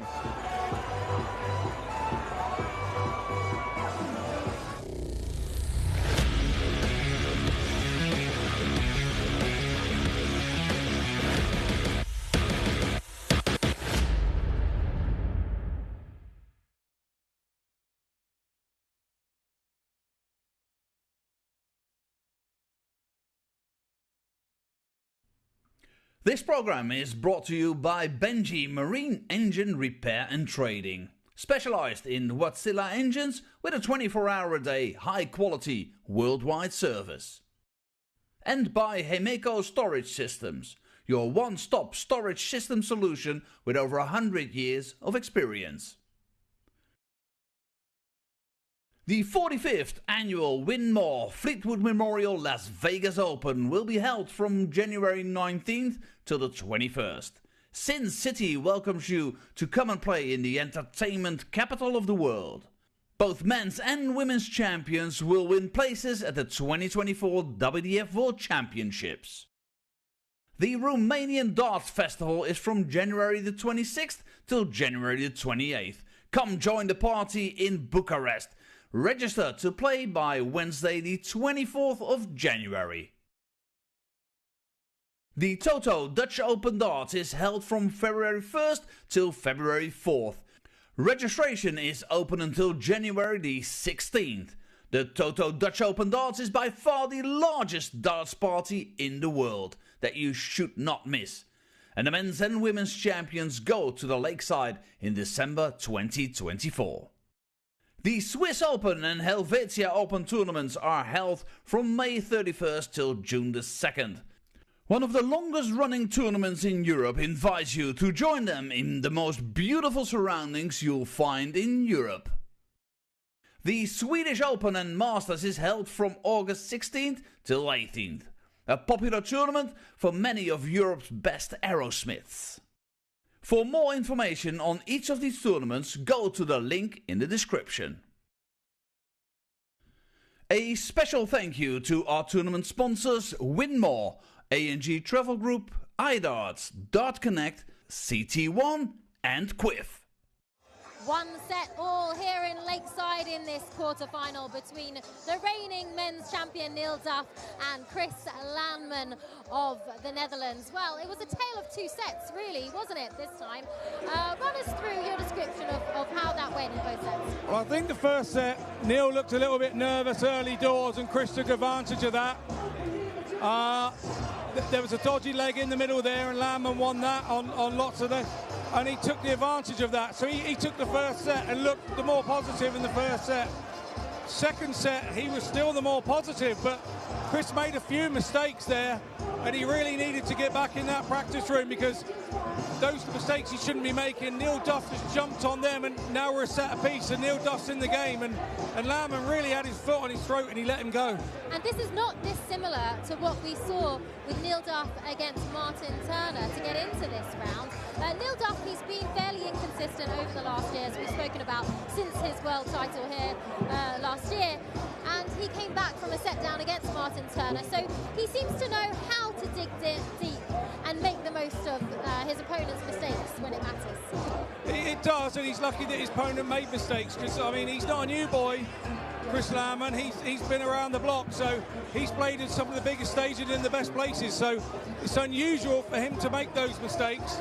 He'll be out the back, really not happy at the break, and Duff will be going, I'm not happy, but I'm still in it. Mistakes from both sides here in Lakeside, the number 2 against the number 7 seed. It's all to play for here in the quarterfinals. Back down to the stage. Thank you, Joe. Thank you, Scott. Neil Duff levelling the game up after Chris Landman missed 4 chances to go into the break 2 sets up. His doubling has let him down. Neil Duff does not give up easily. Scoring from Landman has been absolutely fantastic, but he needs to improve closing out legs. He's had chances to win virtually all the legs we've had in the match, particularly since the conclusion of the first set. Third set, first against Neil to... Our referee, Garen Roderick, is getting the game back underway. It will be Neil Duff to start things, and the added disappointment from Chris Landman's point of view is that 60. Not only did he lose that set when being 2-0 up in legs, he lost it when he started the set with his throw. Yeah, absolutely. It's fine margins. We're at quarterfinals of World Championships here. The fine margins are ones you've got to be ready for, but he'll be disappointed, Chris, how that set ended for him. And he's now got to forget that and come back out, and he's got to break the Duff throw once more to get this at some point in this set.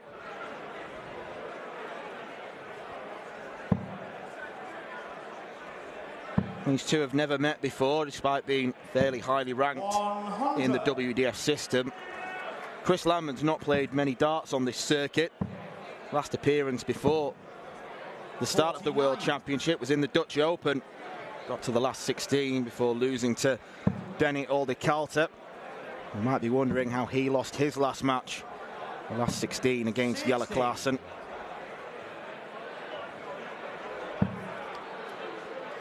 Klaassen concludes the evening's action against Danny Lorby, and then in between that and this, We've got Lisa Ashton against Kirsty Hutchinson.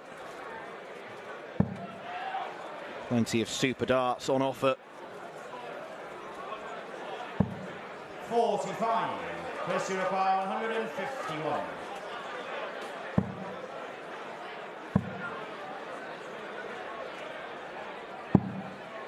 86. Nearly require 136.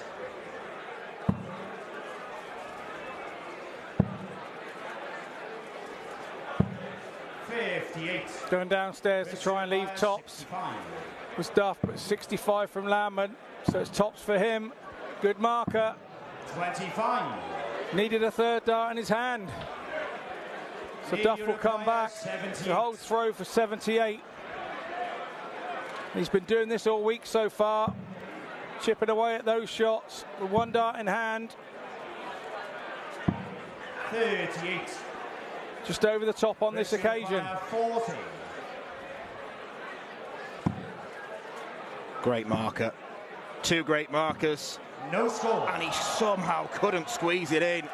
Neil Duff is probably the one that can't believe it the most. He actually looked and said, no way, I think.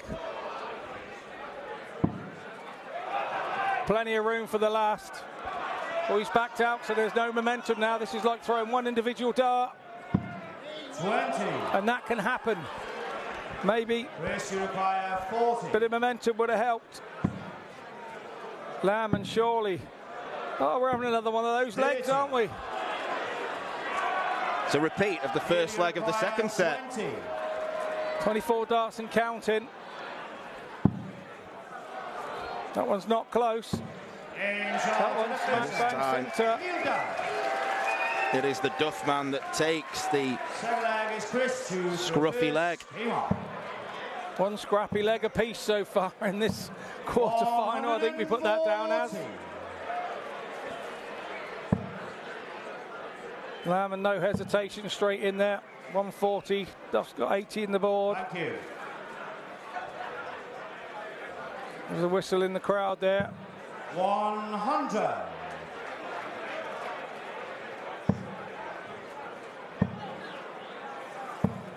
$60.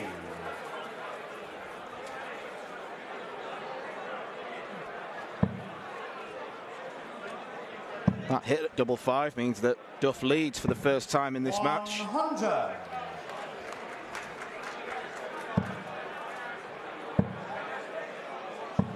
$121. Once again, Lamb on the mark with that treble 20. 54. Not often that it's one, it's usually two.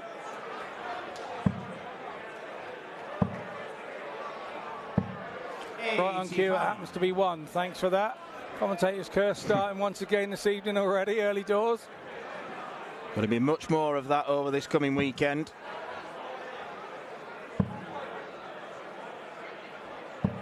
$135. Duff stays in touch. 95. Aggression from Landman. 55. Could have used the ball. Nearly require 100. All he can do is sit and hope here.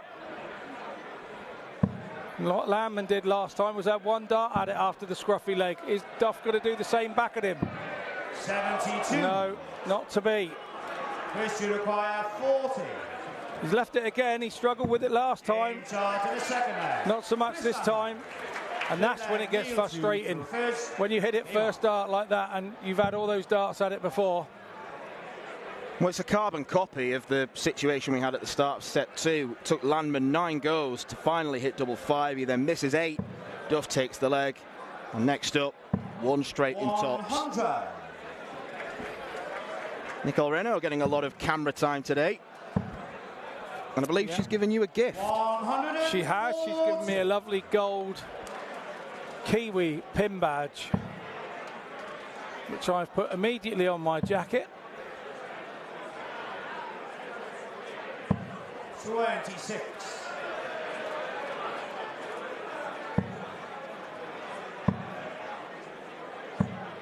$45.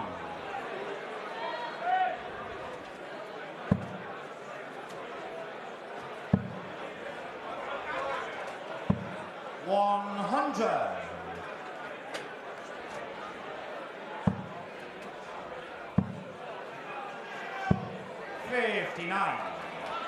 Not capitalising on the Duff mistakes. It's like he's trying too hard. He knows their mistakes and he's thinking, right, now I've got to go. And he's not quite doing it. Just needs to take the foot off the pedal a little bit. Throw with a bit of freedom.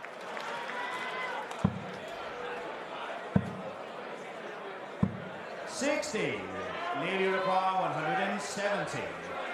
Still waiting for the first big fish of the week.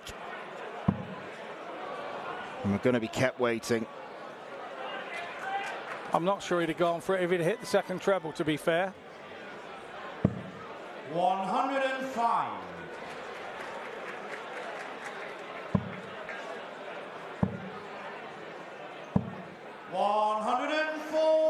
Now the pressure's applied.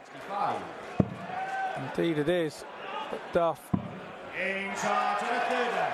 after messing around on doubles, he now hits first dart. As you can see, few in tonight. 100.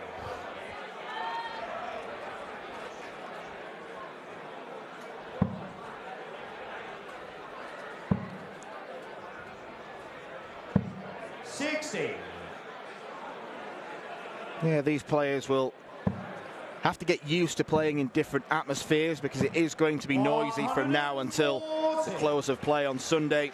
Has been quieter this week.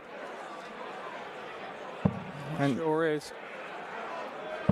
180. Second 180 for Neil Duff. 140. Fantastic reply from Lamman. Surely a ton. 55. Oh, the wrong side. Came off the wrong side of the flight. 21.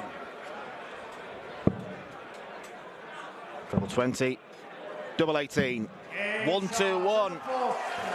As easy as 1, 2, 3.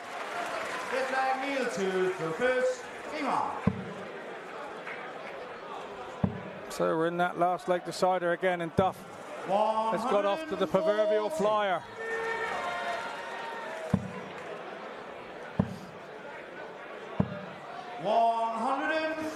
And the countryman has gone with him. Beginning to see a little bit more consistency from Landman. Duff offering himself to wake up. 81.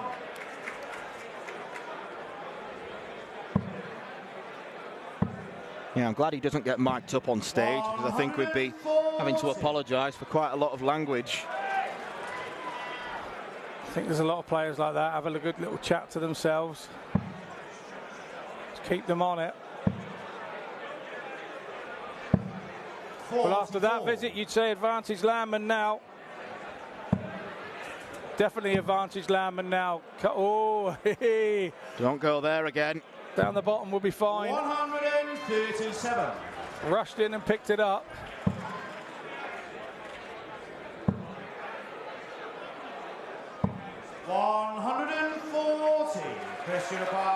Throw is well and truly turned in Landman's favour. 2 darts at double 12. Only needed the 1. He's stolen the set from Neil Duff, who started it. Great work there from Landman in that last leg again. And as I said, that's about as animated as he gets. But I think we all know around the world what that meant to him. 57. Break a throw against the current world champion. Well, Neil Duff is a player who thrives in adversity. But I bet he wishes, just for once, to have a simple game and coast to the line. You sometimes do get those where your opponent doesn't turn up, but it's going to be another scrap if he's to keep his hopes of back-to-back world championships alive. Very, very few players have defended their first title. 41. Very few players have defended their second world title. It's only Dazza's probably the one in the the modern era we would know about. Remember Scott Waits winning a couple, he didn't defend them after. Pretty hopeless he was, pretty hopeless. It's all right, I know he's watching. He's texted me. Yeah. 85. Couldn't wait to get that in, could you? Nope. Like a coiled spring. Scotty 2-star and Scotty 1-star. What more could you want?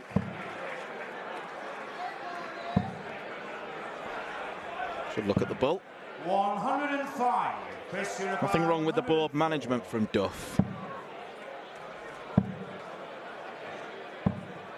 56. Nearly Rapar, 170. Leaves the bullseye. 145. Big fish not reeled in. Nearly Rapar, 48. That would have been a massive breaker throw. Lamb now must hold. 8.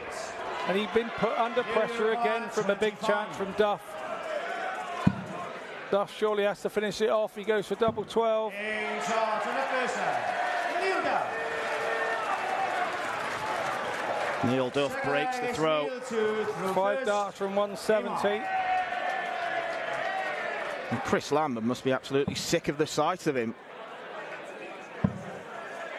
Every time he threatens to extend his advantage, Neil Duff pulls him back. And that's what good champions do. 60.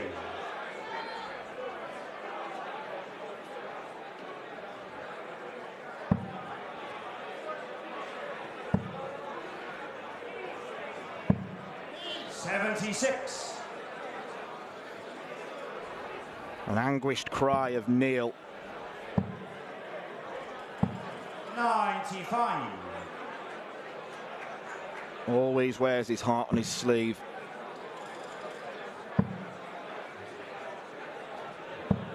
60. There's someone loving the darts. He even gave us the sign he loved the darts. 43. Chris Lambert hates those darts.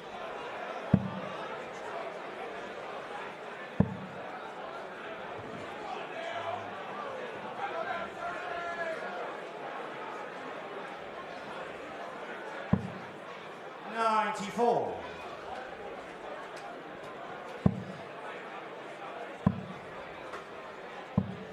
$139. Well tidied there from Lamb, and that's the equivalent of getting the driver out and hitting the green from 280 yards, that one.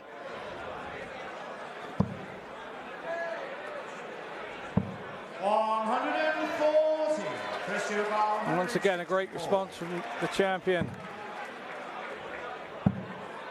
Bullseye for Landman. 139. They are teasing this crowd. 71. Almost a 170 from Duff the leg before. Now almost a... what a lovely clean 71 from Duff for a holder throw. 17 dart leg. Lamb had got himself a dart at that bullseye for 15. 100. And the worry for Lamb here, he's working so hard to break the Duff throw. And then Duff's having 100. no problems breaking Lambman's throw.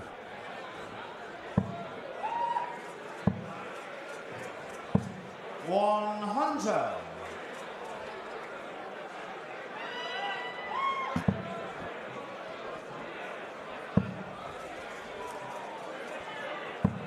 $81.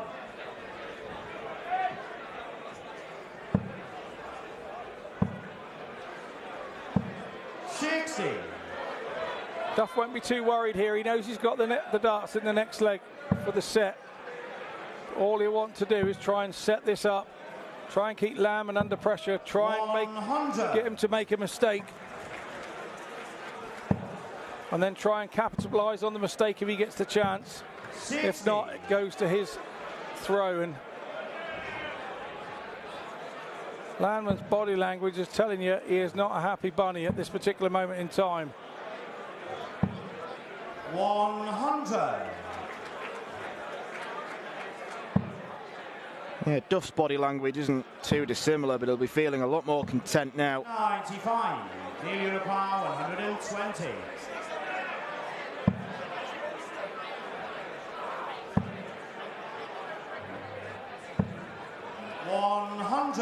Chris Unipower, 86. He'll probably stay there. Bullseye. In charge and a third. And if he'd hit that a couple of moments ago, once again we'd be looking at this set very differently. To throw first. Game on. But we're not, when this is what we've got. It's a hold of throw. That's all it is. Not as significant as he'd like. 85.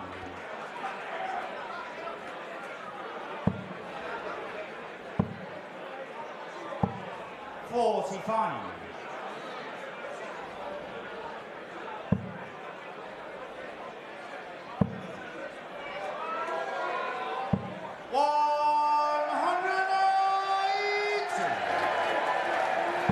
This all together looks like we're going to be going into the break at 2-2.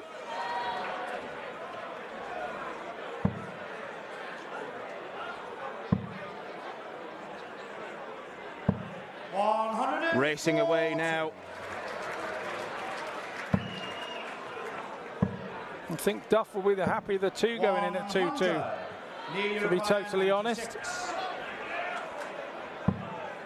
Because he'll start the fifth set with his throw. Not the worst time to make an error, or two errors like that. Landing nowhere. If Duff does get this, nobody's held their throw. Nobody's held their set with throw. So would you want to be coming out having a throw? 72. Both players seem to be better on the opponent's throw. Double 12 for the set. 48. Chris Unipower, 160. He's been made to work so hard.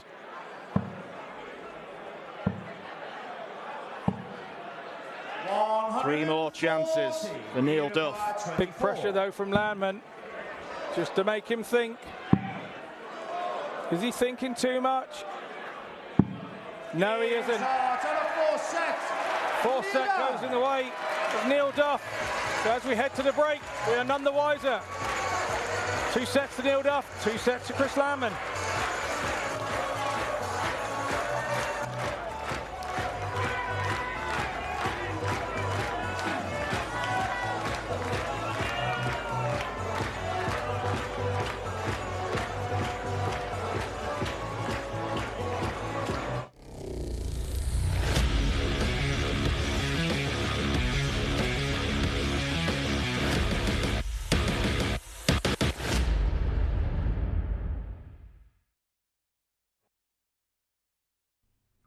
This program is brought to you by Benji Marine Engine Repair and Trading. Specialized in Wärtsilä engines with a 24-hour-a-day, high-quality, worldwide service. And by Hemeco Storage Systems, your one-stop storage system solution with over 100 years of experience. The 45th annual Win More Fleetwood Memorial Las Vegas Open will be held from January 19th till the 21st. Sin City welcomes you to come and play in the entertainment capital of the world. Both men's and women's champions will win places at the 2024 WDF World Championships. The Romanian Darts Festival is from January the 26th till January the 28th. Come join the party in Bucharest. Register to play by Wednesday the 24th of January. The Toto Dutch Open Darts is held from February 1st till February 4th.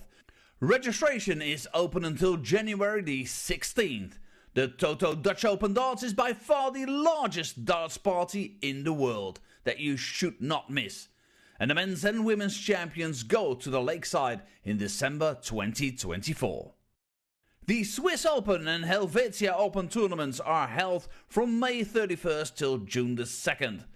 One of the longest running tournaments in Europe invites you to join them in the most beautiful surroundings you'll find in Europe.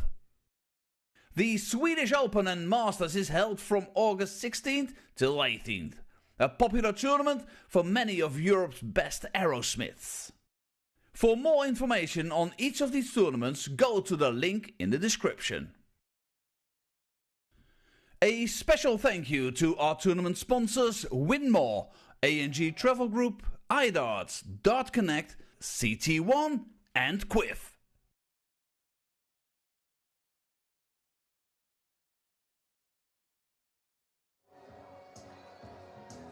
Welcome back to Lakeside. It is neck and neck here in this quarter-final. 2 sets apiece between the reigning champion Neil Duff and the Dutchman Chris Landman. Well, Chris Landman, he just keeps trying to pull away, doesn't he? But he just can't get rid of Neil Duff. That pedigree of his, chasing and catching up. What do you make of what we've seen in these last 2 sets? Well, third set, Landman worked so hard to break the Duff's throw on that set, and he got it in that last leg, and you think, right, now hold your own throw. And Landman then started set 4 so badly in the first 2 legs that by the time he'd got into both of those legs, Duff had jumped on him, and he's 2-0 down in the 4th set. So he's done all the hard work to break him in set 3, and then it all went to pieces in the first 2 legs for him on the next set. So Duff now goes in at 2-2, the much happier man, because Landman has been dominating it. The biggest thing is, though, neither have held throw when they've started the set. So who wants to come out and throw in set 5? It's Neil Duff to throw in set 5, but is he going to hold his throw? Scott, I have to ask you, what do you think's going to happen? I think somebody has to settle down and hold their own throw at some point, otherwise it'd be the strangest game we've ever seen here. Call it, give us a quick prediction. With who's got throw, Duff should win the game, 4-3. But Landman's not reading the script and he's breaking Duff's throw. We're none the wiser. Okay, well, we'll go back down to the match. It's 2 sets apiece. What an exciting match to finish. It certainly is. Neil Duff and Chris Landman throwing punches at each other.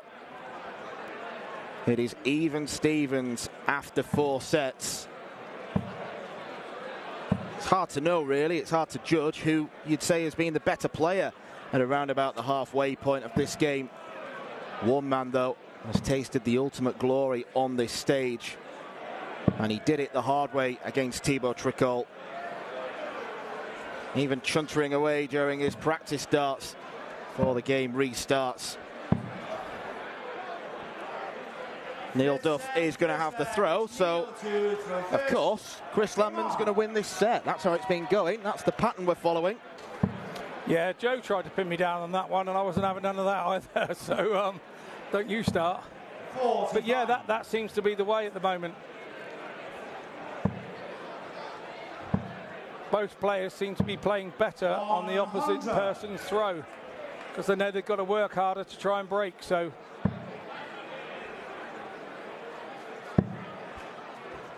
on the run of play so far, I'm not sure what the averages are telling us, but Wesley plays yet. Saw him this afternoon. Yeah, a bit of an eye roll to the camera. Don't think he wants to be spotted. Losing out to Dennis Nilsson this afternoon. This is the 3rd quarter of the draw. 100. Whoever wins will take on the winner of Class and Lorby, coming up last this evening. 81.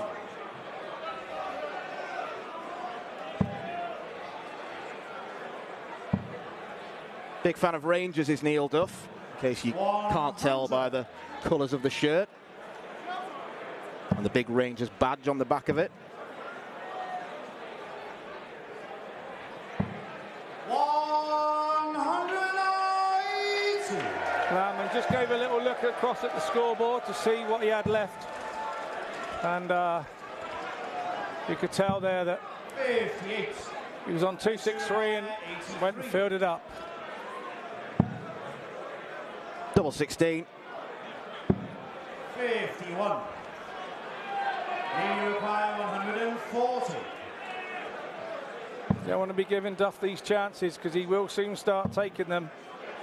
There will be a momentum swing. 60. First you require 32. Been a frustrating evening so far for Duff.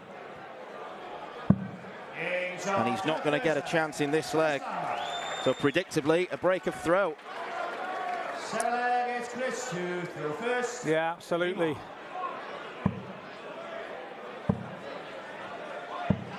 $100.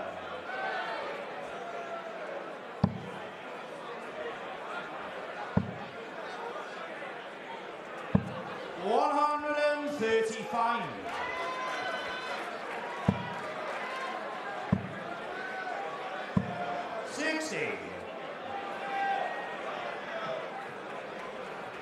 Look at that, nice bullseye Christmas jumper there in the crowd. Yeah, I'm guessing a lot of them get flogged at this time of year.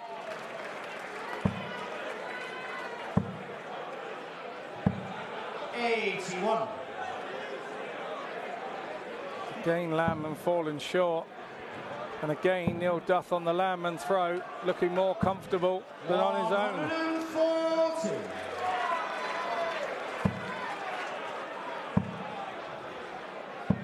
$140. You require 103. Might be too little too late for Landman.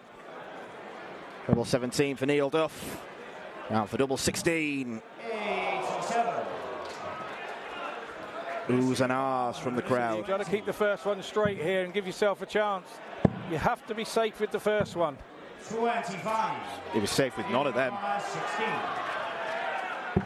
In charge of the second leg. That's safely planted in double 8. And Neil Duff breaks the throw once again. Third leg is Neil to throw first. It's supposedly meant to be an advantage starting legs and having the throw.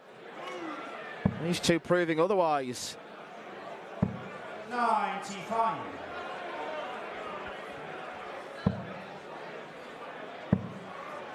Games of this magnitude and this distance can to and fro where each player gets in a little bit of a purple patch of their own and holds on, but this one hasn't done that. We've yet to find a player to get a purple patch and reel off sort of 5 or 6 legs that are really good and win 4 of them. 140. Landman visibly, the pace was a bit quicker then. He's trying something different. 99. But if Landman gets any quicker, he'll be throwing all 3 darts at once. 1, 2, 3, gone. 54. That's why he's a big scorer, but it's why he can be erratic as well.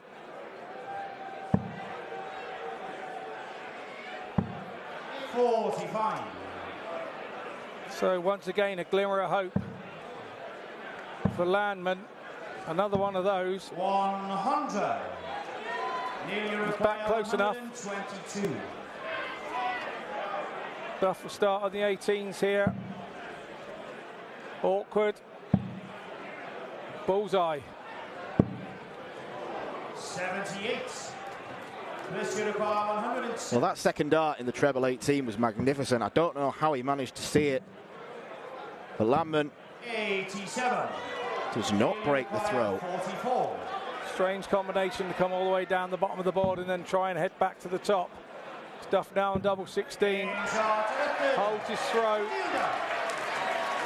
Now getting the confidence that comes with holding your throw. Yeah, he seems to have changed his MO a little bit, Neil Duff, because I think normally he's a tops and 10s man, but decided to go for the 16s. He's had more success on that side of the board in the last few sets. 40. Yeah, sometimes you've just got to change it up and go with what you feel is right on the moment. 140. Yeah, there's a lot of darts players who like to obviously plan and have an idea of which doubles they want to hit, but some of them just play instinctively and play on feel. Yeah, if you have a couple of darts at 36 you don't fancy it, you switch it to 32s, and when you get those opportunities like the guys are having at the moment.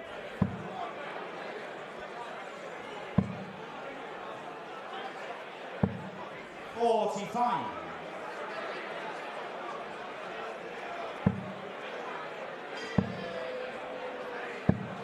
59.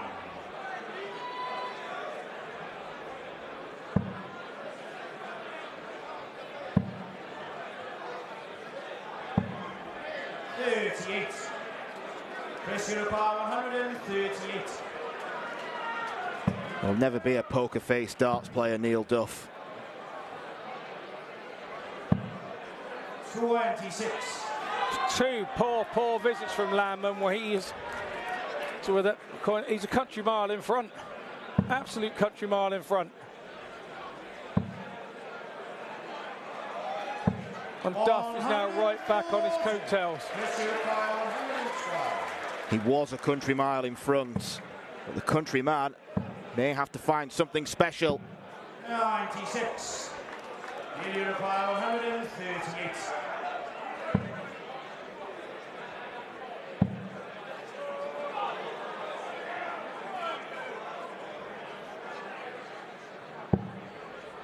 90. This requires 16.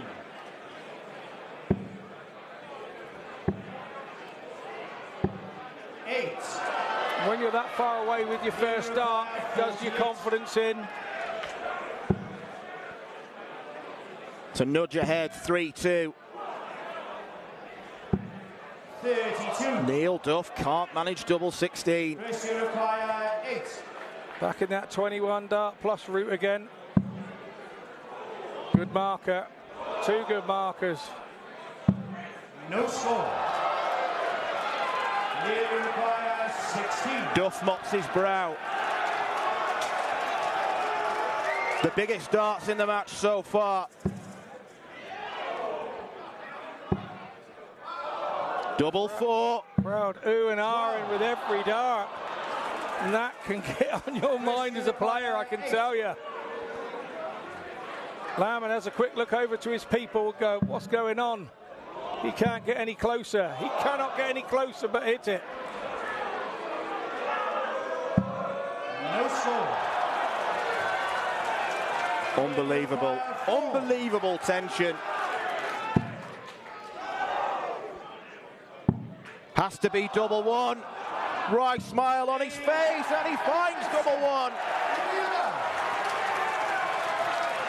A farce of a leg ends with the Duff man going ahead 3-2.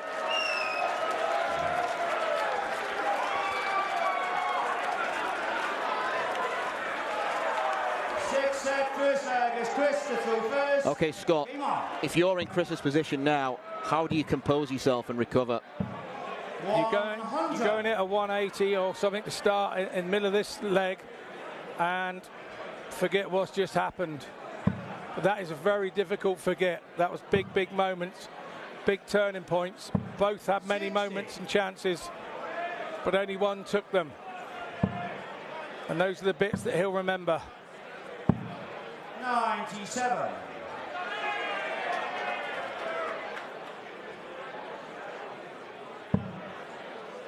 I'm not going to say it, not going to say it. Well, Elvis is in the building.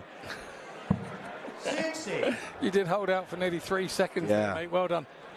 A lot of restraint. A lot of restraint. 60.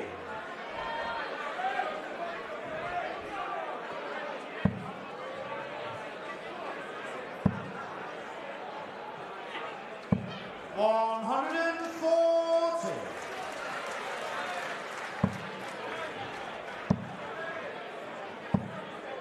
100.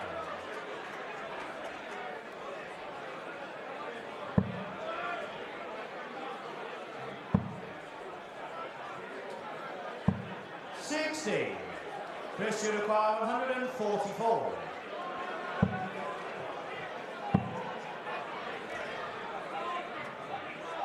That is wow dart and a big one. 112. Good recovery.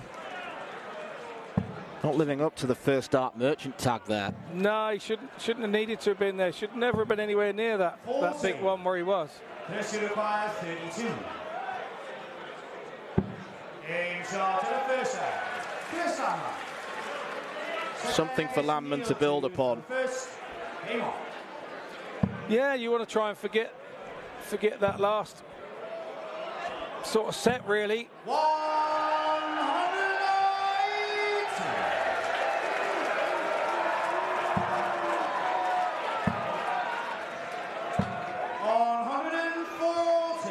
Good response from Landman now. Duff has to back that 180 up. 60.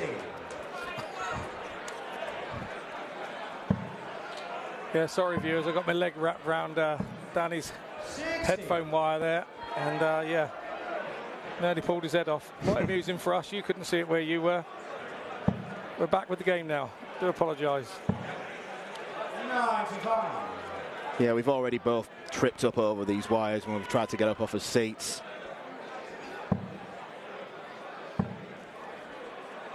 But pleased to report, no injuries yet.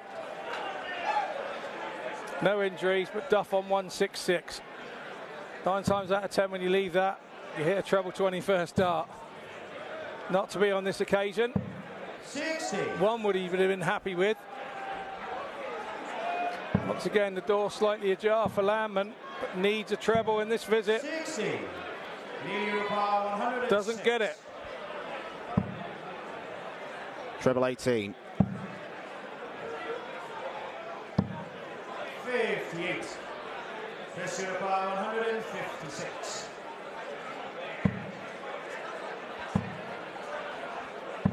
Going all over the shop now. Somebody needs to steady the ship here. And that somebody is Neil Duff. It's exactly what was needed. It's kind of getting a bit scrappy. I know the situation's tense and tight. 60. There we go. Duff now taking control of the situation.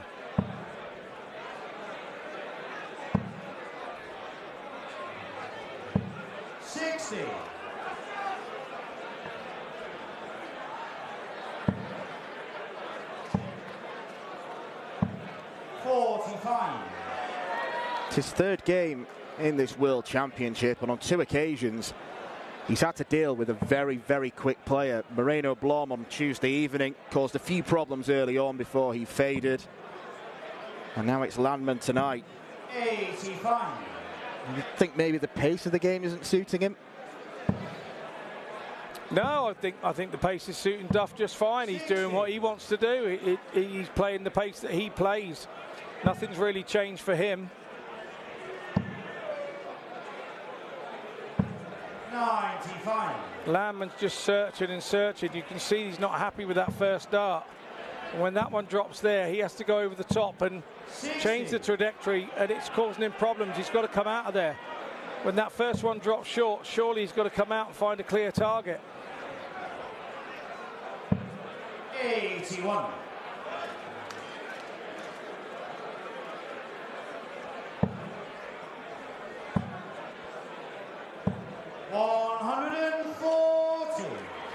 Much better from Landman. That's all because he didn't have a blocker dart.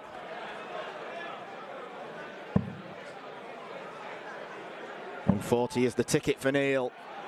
And he's going to get it. This may have to go, because Neil Duff is tops away from breaking the throw and going within one of the match.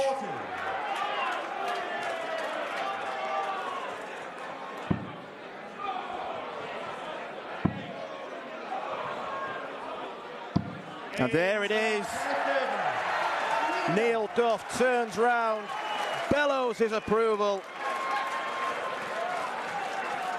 Fourth leg is Neil to throw first. Game on.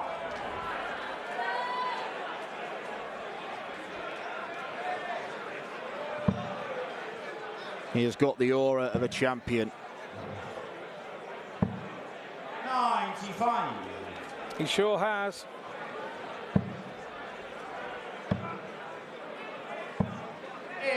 And he has seemingly got Chris Landman under his thumb. He has now, and he's sprinting for the line. 100.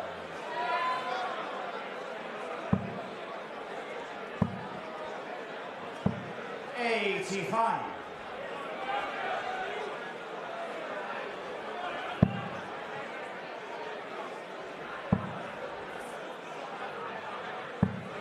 59. I feel that Landman's running out of time. It has to be a 140 here. 104. Right on cue, and he's probably going to have to back it up with another one. Depending on what Duff does here. 100. Super last start from Duff. Keep the pressure on. Well, that's the 5 off. Has to stay straight. Neil, you require 147. Not enough.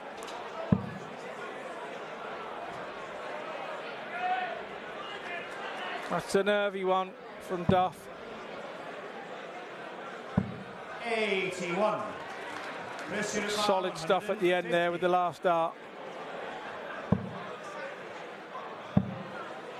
Oh, he went across. Maybe the better shot would have been to stay straight.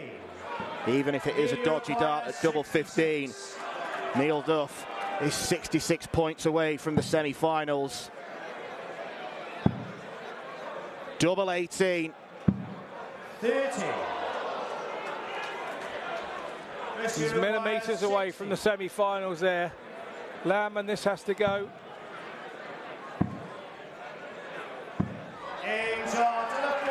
Good character from Landman.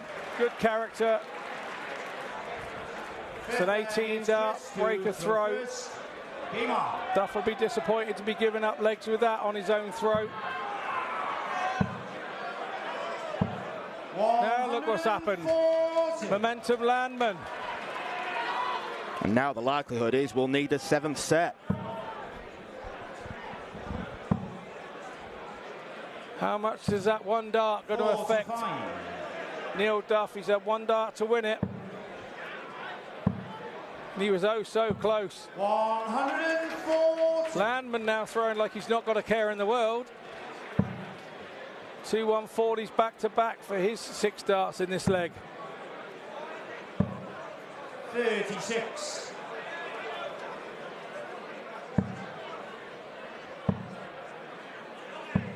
100.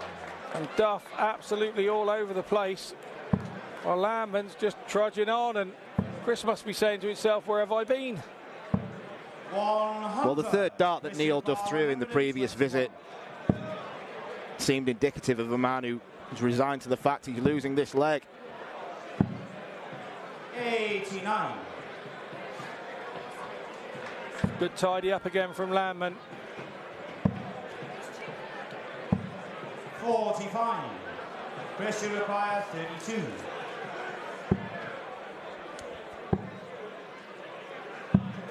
Double 4 is there. 6 set. Chris Landman. And we are going all the way. 7th and final set. His first leg is Neil to throw first. Game on. Neil Duff is thinking right now he should be having photos with fans celebrating a victory. He should be shaking Landman's hand. 45. He should be preparing for a semi-final. But darts doesn't work like that. 57. And Landman goes back to throwing a split second slower. Losing the momentum a little. 40. Lobsters don't know what to do with themselves now. They're so into this. 97.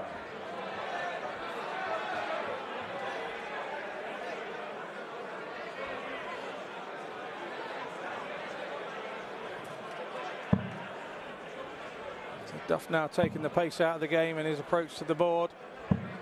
100. To throw.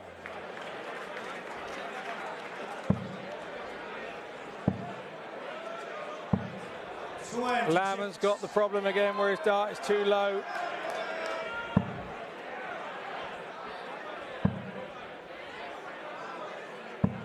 100.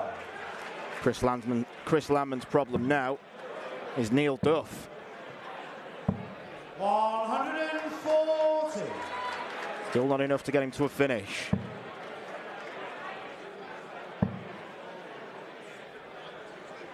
Good 140 after the 26, but he'd still been better off with 2 tons, Landman, on the trot.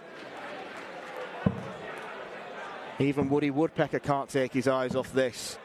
121. He has stopped pecking the table, though. He has actually watching now. 16.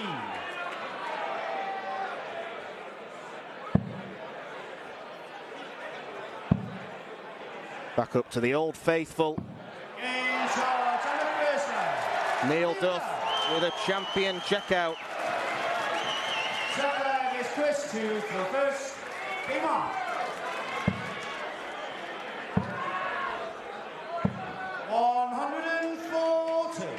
That was Neil Duff's first ton plus checkout of the match. What a time to do it.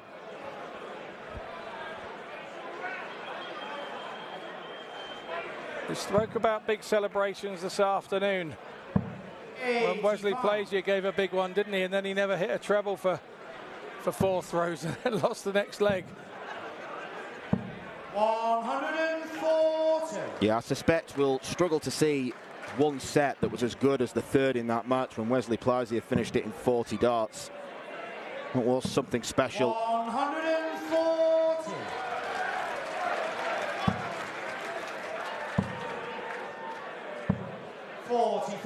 It also shouldn't go unnoticed after that match. We did have a few issues with our scoreboard, but according to the averages, Dennis Nilsson, highest of the tournament, over 97. Right. 55.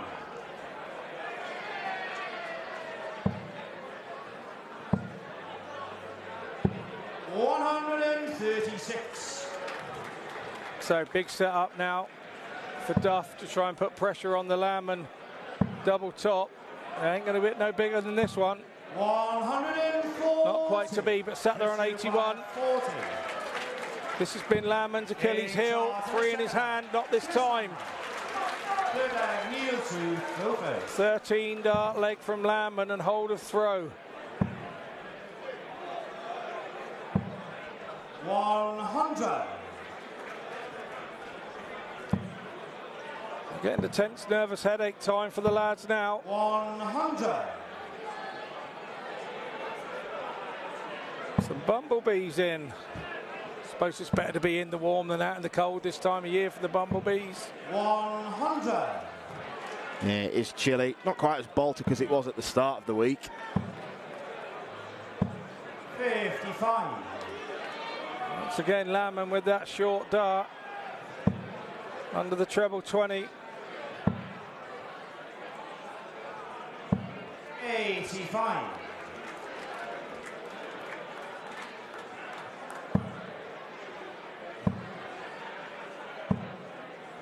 100. A good last start there from Landman to get over the top. Could this set up double 18? 140. Tried to use the first 2 in the board and just slightly overpitched it. It's advantage Duff here. 60. Massive advantage, Duff. Requires 76.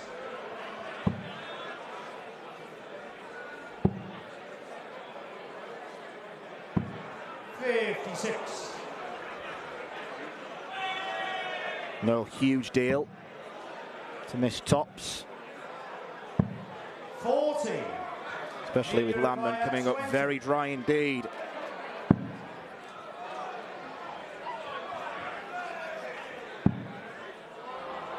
It's all about Duff doing his bit of the job now. Double 5 has been really good to him in this tournament. That was the part of the board he hit last night to beat Martin Turner. 100. Landman now throwing to hold to save the match. Duff now composing himself. He knows he needs a big visit early doors.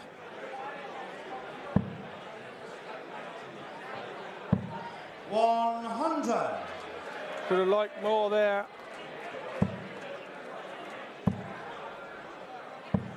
100. As would Landman after hitting the 61st dart.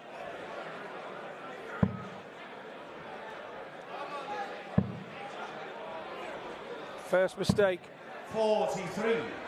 And no treble. So Landman now has to hit. Has to hit. 60. And he doesn't. So that little mini advantage is gone now, but Duff has to hit one. Big deflection there. Good switch after the deflection. Good switch.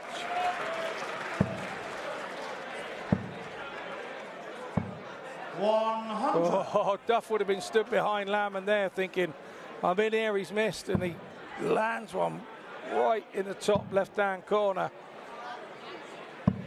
60. Duff goes to the well and comes up dry. So it's 1-4-1 for Landman. Go back now to the treble 20. 164. Treble 18. What a way to win this would be. For the highest checkout of the tournament. Landman spurks. He looks at the screen. Neil Duff making sure he is properly prepared. 139. When that left his hand, he must have thought that had a chance. 36. Big moments, big moments. Right in the top corner. Whoa, right in the top left-hand corner. We've got ourselves a one-leg shootout. Final leg is Neil to throw first. Game on. Now the bull up in the back room comes to the advantage. 100. Nothing a given in this situation in darts. 104. It's a sport that tests the skill, it tests the stamina, and right now it's testing the nerve of Neil Duff and Chris Landman. 140. Super response from Neil Duff. That is big. 100. So we're none the wiser. We're even Stevens after 6 darts. Duff looking to kick on. 140. And he knows how big that was.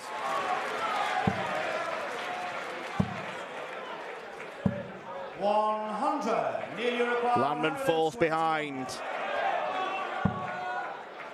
Treble 17. 79. Tidies it up well. 161. For a show-stopping finish. 92. 42. Which way does he go? 10 for 32, surely.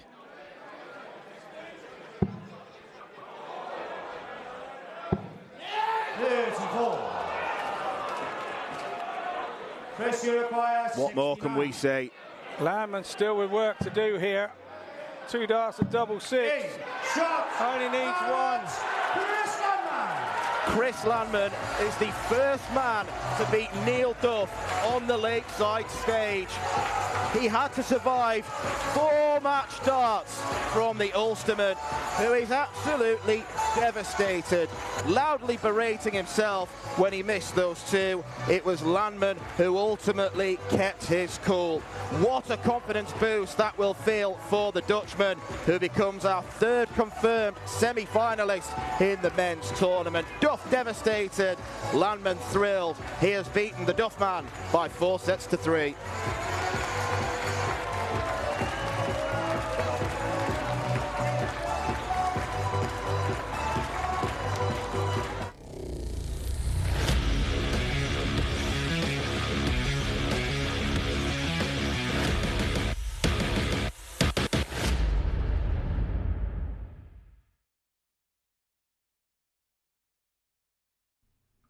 This program is brought to you by Benji Marine Engine Repair and Trading. Specialised in Wärtsilä engines with a 24-hour-a-day, high-quality, worldwide service.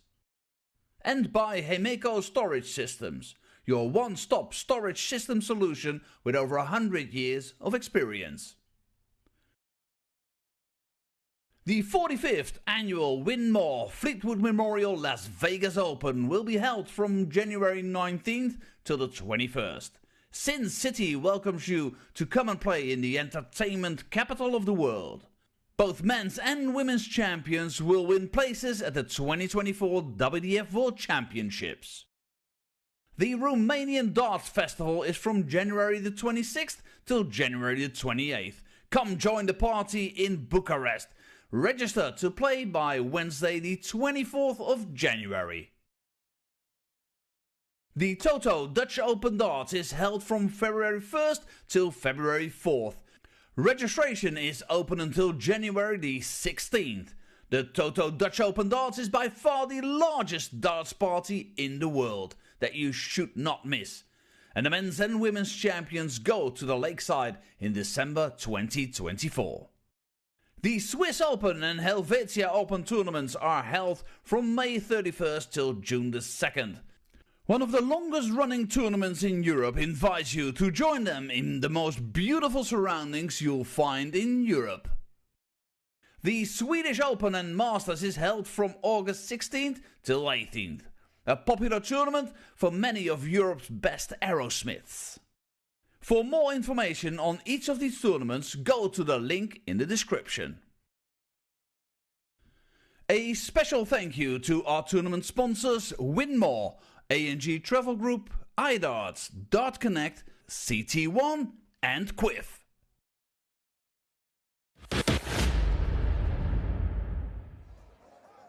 Welcome back to Lakeside for our quarter-finals night here at the WDF World Championships. Well, if you missed that, I don't know where you were, because that was a 7-set thriller. Our reigning champion, Neil Duff, he is out. And Chris Laumann, he makes it through to the semi-final for the first time in his career. I mean, Neil, he actually came out strong in that 5th set, and then what happened? Yeah, he came out and he held his throw, which hadn't been happening, and he held it quite comfortably, 3-1. And then he had chances. He had a match start. I think it was at double 18, 66, missed it. Laumann then goes 2-2, and then absolutely blitzes the last leg, and before you know it, we're at 3 sets each. Then you're in the lap of the gods. You know, Neil would have felt confident that he had the darts in that last set, and Laumann just did not go away. Once he got that 3rd set for himself, he just thought, I'm going to hang in here and give myself a dart.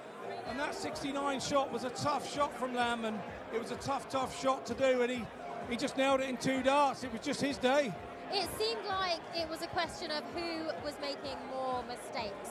Am I right about that? There were mistakes coming, missed doubles.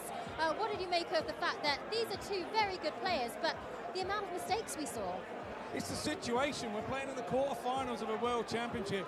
It's the biggest tournament of the year for us, and it comes around once a year. And your whole year of travelling and getting the ranking points to get here all culminates down in 2 or 3 moments up there on that stage. And I can understand why they were both really sort of nervy and edgy at part of that game. It's just understandable. It's natural. Chris Laumann, he goes into the semi-final, but will he take confidence from that performance? I don't know about you guys at home that are watching, but anybody that beats the world champion, surely you take confidence from that. If you don't, you shouldn't be playing.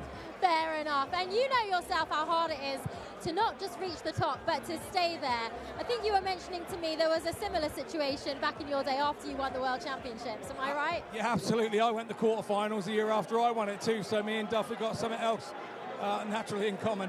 And I went to a Dutchman as well, just the same as Neil Duff. So, yeah, Richard Veenstra, if you're watching, good to see you, mate. Well, hopefully you can be there to console Neil and have a few words with him. Let's move on to look at our next match, our women's quarter-final. Lisa Ashton against Kirsty Hutchinson, an all-England clash. This is going to be a really thrilling quarter-final. Lisa Ashton, you mentioned she has been suffering with an injury. She had a bit of a scare in her opening match here in Lakeside. Priscilla Stiebergen, she won the first 4 legs, but Lisa, she made that comeback. She is the 4-time world champion, and that pedigree showed. Tell me a little bit about that injury and how much you think that's affected her. Well, I was speaking to her earlier about it, and it's been a trapped nerve in her elbow that affected the bottom part of her hand. So her hand was going numb after she'd been throwing for a while. So, of course, that's no use to you when you're playing darts. If you played a couple of legs and then your hand goes numb and you're not really sure where your dart is going to go, that's not a good thing. So she chose to have the operation at the tail end of this year before next year starts. Finding the right time to have an operation for a dart player is not easy. So she chose the time that she chose so that she'd be back in time for this. She said she feels fine. She said she feels great, that she's got the feeling back in her hand. Like I say, feels a bit rusty from a bit of match practice, but other than that, she's still that 4-time world champion between the ears, and that's going to make her very difficult to beat. She is the 4-time world champion, but she is up against last year's finalist as well in Kirsty Hutchinson. What do you think would be the difference between them? It's going to be a tough call. I think it's going to come down to a few doubles. I think both of them will chase each other down, and I think it's going to be who's hitting on the night and who has the better double percentages, because they can both score, and they're both sort of kind of what I call in-your-face players. They get a bit angry with it, and they score off the back of that. And look, who knows? It's going to be a tight game, but I think Lisa takes it. Okay, and both of them, they not only believe they can beat each other, but they both believe they can go all the way to win this tournament. We'll see how that brilliant matchup looks after the break.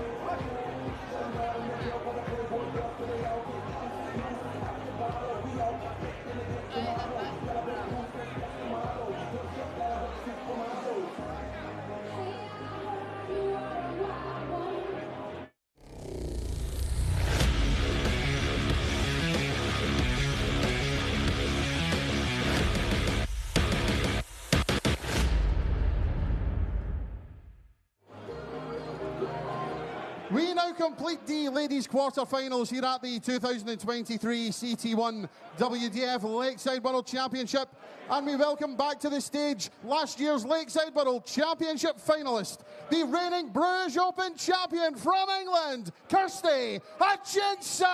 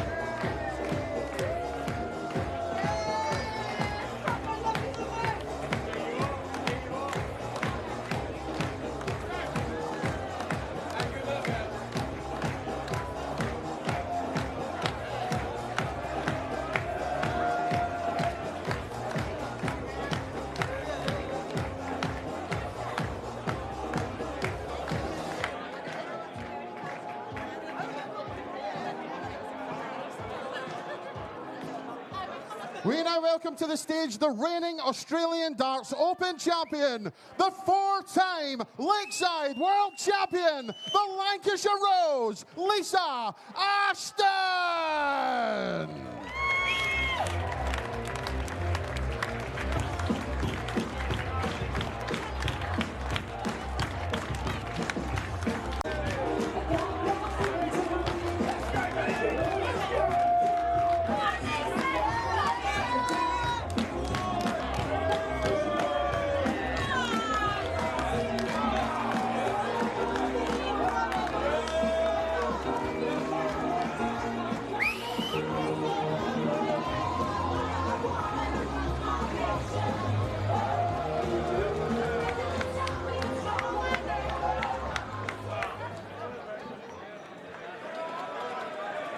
The legendary Lisa Ashton is in the quarterfinals of this wonderful Lakeside Championship. She was put under plenty of pressure by Priscilla Steenbergen, the last of the 72 players in the men's and women's draw to take part in this year's tournament. She's had to take a watching brief for most of the week, but she got back into action last night. Steenbergen took the first set, but ultimately the quality and experience of Lisa Ashton shone through. Been a mixed few months for her. Elbow surgery means she's not being able to practice, not being able to get as much match practice as she would like heading into this tournament, which she is looking to win for a 5th time and a first time since 2018. 53 years old now, but she's still got that appetite to play darts, winning in Australia earlier this year, the highlight of her year. But Kirsty Hutchinson is someone who is no stranger to the Lakeside stage, reaching a final last year before ultimately losing out to Bo Greaves. She is a big scorer, and she will give Lisa some problems if she can tidy up the doubling. Scott Mitchell is with me in the commentary position, and Scott, we both think that it's going to be a very tight game, but I think you're backing Lisa because of her extra experience. 45. Yeah, I am. But at the time, I didn't realise that Kirsty had won the throw, so that's kind of a big advantage. Kirsty's been around an awful long time through the youth movement, and she's been a friend of my daughter's for years, and she is starting to develop into 60. one classy player.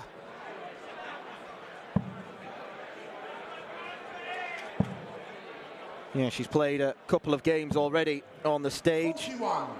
Defeated Japan star Mayumi Uchi in round 1, and then she improved her performance against the New Zealander debutant, beating a seeded player in Wendy Harper.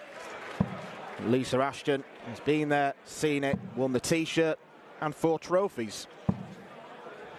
100. Yeah, nobody likes to show off, but everybody loves Lisa. That's what I will tell you. She's just a lovely, lovely lady. 80. Been a friend of mine for a long time. The Lancashire Rose. Bedded across her shirt.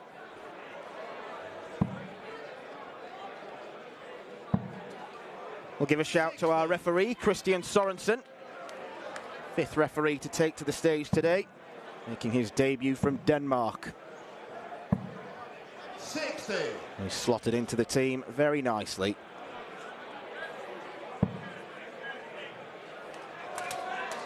Yeah, our team of refs are like an adolescent boy band, aren't they? 41. These you require 116. Something like that. 71. Kirsty you require 156. Slow start from Kirsty, leaving 156 after 18 darts. 38. On her own throw will be the worry. 45. She's not got to get too frustrated. 13. Kirsty you require 118. Treble 20. 94. Good last start there from Hutchinson. 32 for Lisa. 24. This has always been the strong part of her game, was the doubles for Lisa. I said I thought that would be the difference at the start of the game. Kirsty Hutchinson. Second leg. That'll give Kirsty a little bit of a G up. Yeah, I said slow start for Kirsty, but she won't care about that now because at least she's won the first leg.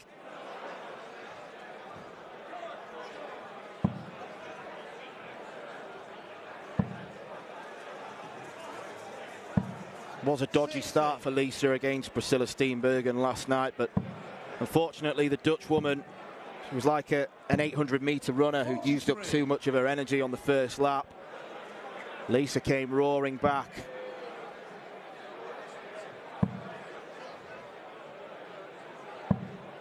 And I don't think it can be underestimated what a trailblazer Lisa has been in the women's game.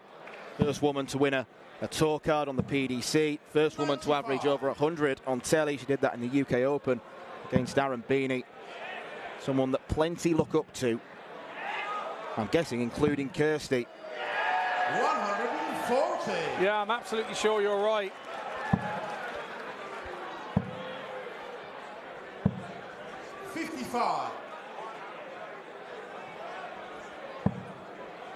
Like I say, you want to be playing your best when you win World Championships. You want to stay in your pomp for as long as you can and try and take as many titles in that sort of period as you can. And Lisa managed to take 4 world titles while she was playing absolutely excellently.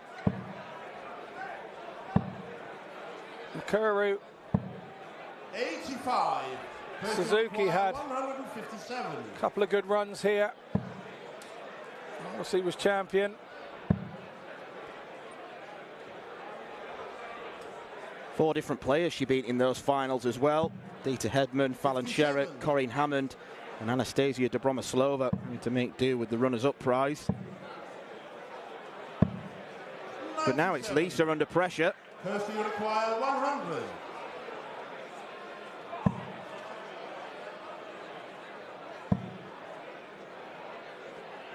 Couldn't slide that second dart under.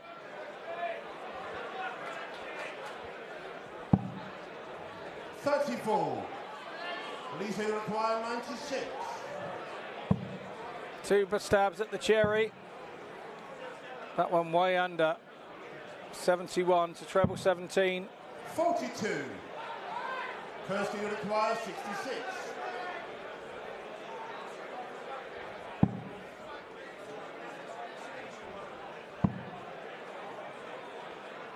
Tops. 46. Lisa will require 54. So an early chance for Lisa to get back into the game. That's 12 left. Double 6. 48. Not the plan to move right across the board. 20. There's only one other place to throw that, and that was to hit it. So Hutchinson takes advantage again. Third leg, it's Kirsty to throw first. Game on. Well, Hutchinson has flipped really from the first couple of games where it was a scoring was excellent, but she struggled on the doubles. Now she's clinical on the outer ring.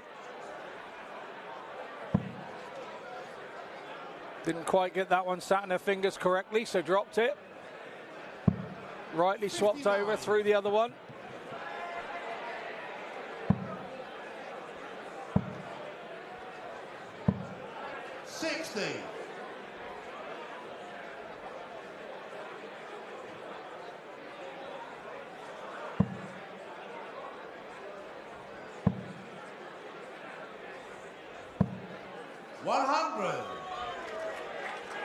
Could have been an awful lot more, that. Lisa just not finding her range yet. 41.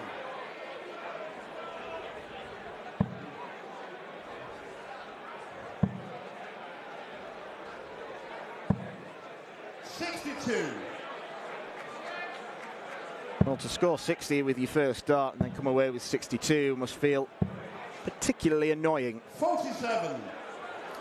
Yeah, when it happens to me, I feel like I could get more than 2 without flights in. 100.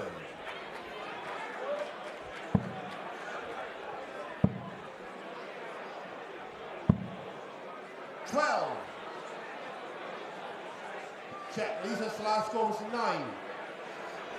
Oops, a daisy.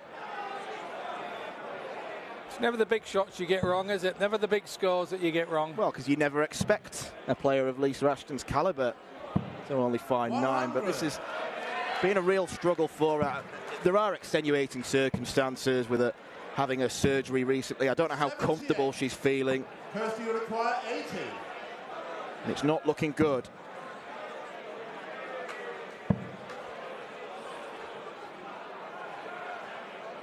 Very lucky she didn't find the treble. At least she's having a chuckle to herself about it. 40. She has time, sorts it out. 96. Kirsty, you require 40. Thinking there from Ashton.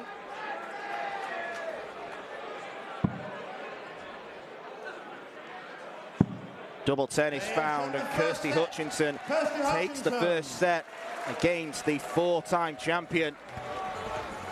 The 4-star Lisa Ashton wants a 5th star on her back, but it's been 1 star so far from the Lancashire Rose. Kirsty Hutchinson taking full advantage of an off-colour performance, and she leads going into the break by 1-0.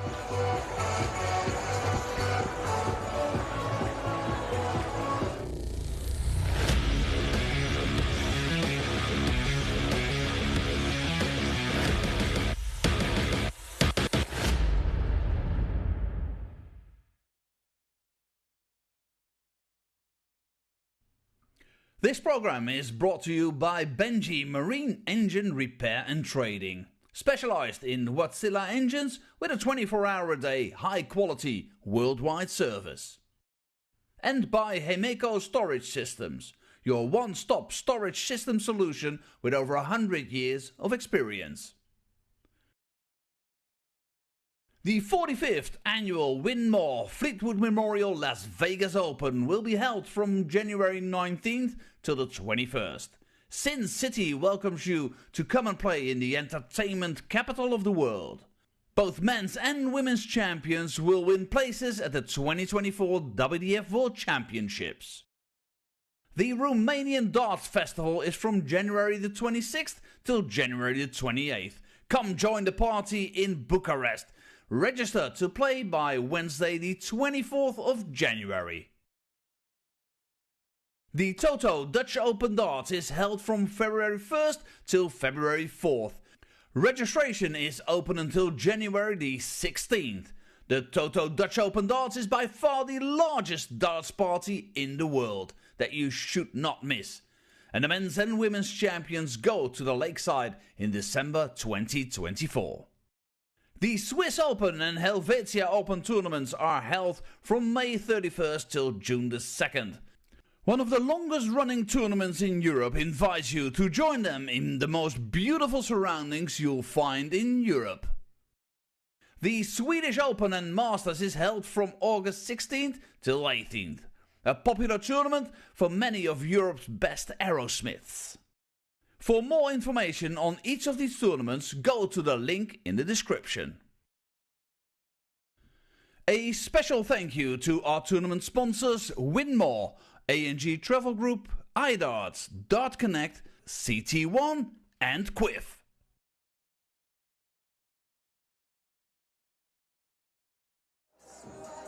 Welcome back to Lakeside. It's not looking great for our 4-time world champion Lisa Ashton. Youth seems to be leading over experience as Kirsty Hutchinson is up 1-0. Well, it didn't start that well for Lisa, and it seemed to carry on the same way. What happened? She missed a couple of doubles there early doors in that first leg, and it seems to have dented her confidence. I mean, when you've had this operation, that would have just got her going if she'd have hit that double, but she didn't hit it.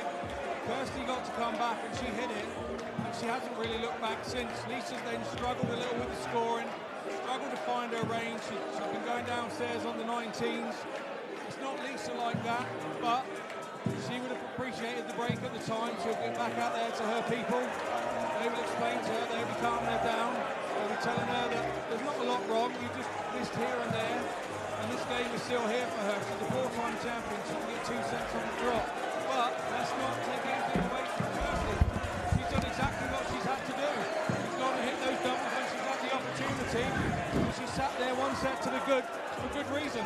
And Kirsty was, of course, in the final of this championship last year. What would she have learned from that, going up against Spoke Reeves, that she can take into this match that's giving her this advantage so far over the four-time world champion? I think she would have learned not to panic over the whole way through to the final. And so she's in that situation now, and she won't panic. And I think, you know, she's good for the lead. Okay, well, let's see if our four-time world champion, Lisa Ashton, can turn things around. It's an all-England clash here, and the crowd are definitely getting behind both of the ladies. Let's take you back down to the match. Yeah, we've got a very sizable conga going on in the crowd. Seemingly deciding to re-energise themselves during the break. That's something that Lisa Ashton needs to have done. As the boos ring round, and I think the conga is about to end. Back to your tables, everyone.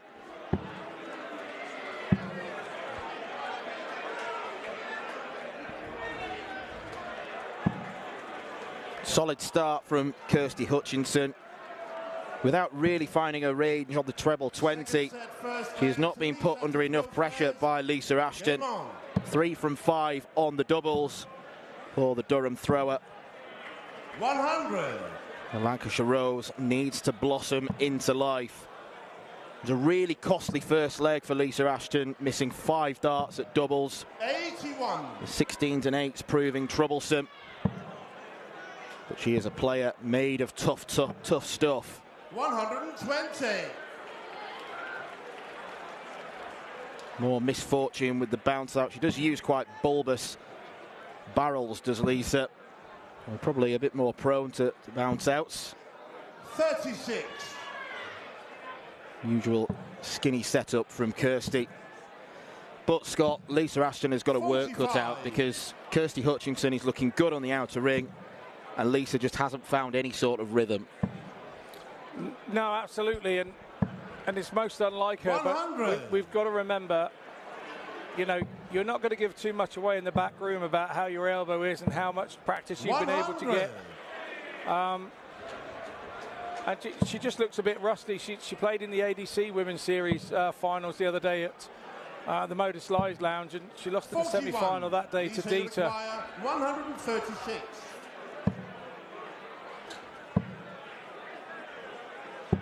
Yeah, it was at least match practice for her. Something she can take. And she's made a pretty good start to this first leg after the break. 100. Lisa, you require 40. Game Tidies up tops, and she's on the board. That's more like Lisa attacking the double. Rather than throwing and hoping, she attacked that double. Much better from her. She's also one of those 55. that she stands back from the oche. She stands a couple of inches back from the oche from 8 foot, and the story goes she used to play darts with her brothers in the bedroom, and their board was up behind a bunk bed that was 8 foot, so they could only stand at 8 foot and throw. And so she continued to do that for the rest of her career. She has. Wow. I don't know whether having an arm operation has changed any of that. So that's why she's looking down and checking her step, basically. Absolutely, yeah, absolutely. She always does it. Puts her foot to the oche and then slides it back a couple of inches, and then she throws from 8 foot, and that's where she feels comfortable. Show off, Lisa Ashton. Is 7 foot line not long enough? Or 7 foot 9.5, is it? Well, obviously, I should know this. Yeah, yes. 41. 7 foot 9 3/4, I believe it is.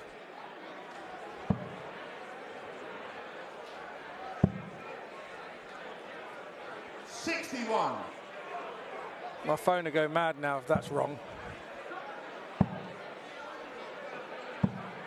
135. Eileen de Graaf is waiting for one of these players for a semi-final clash tomorrow. 130. Left herself on a bogey, Kirsty Hutchinson, but tidied it nicely. 59. Kirsty require 32. Well, that excellent leg from Lisa Ashton seems to have breathed extra life into Kirsty Hutchinson. Best leg of the match. 16 darter. 60.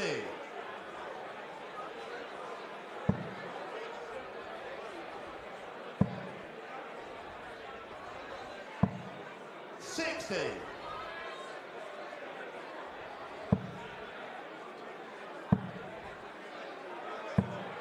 100. Not yet seen any of the women's quarterfinals go to 3 sets. Rhiannon O'Sullivan kicked off this afternoon with a very authoritative win over Dita Hedman. Bo Greaves did Bo Greaves things against Paula Murphy. Eileen de Graaf, the aforementioned Dutch woman, was too strong for Lorraine Winstanley.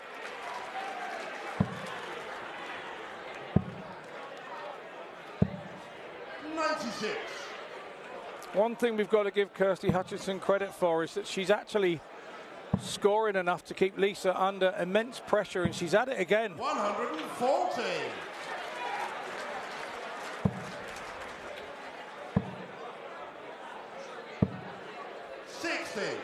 Down to a big finish after 9 darts. She has, but you've got to give credit where it's due. 60. She's worked hard on the Ashton throw to turn it round.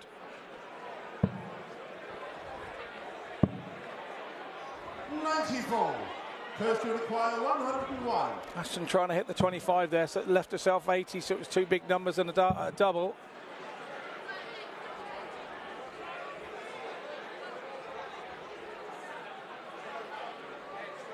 .62 left, Kirsty.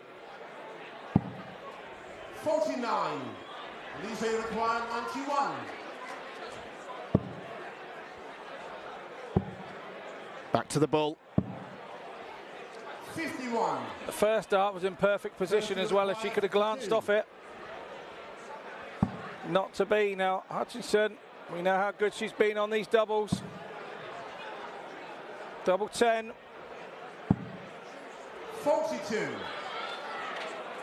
Lisa, you require 40.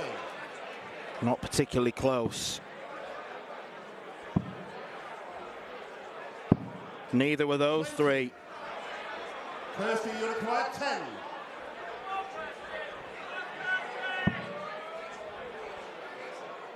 Has to split. 8. Chipping the score down to the lowest possible double.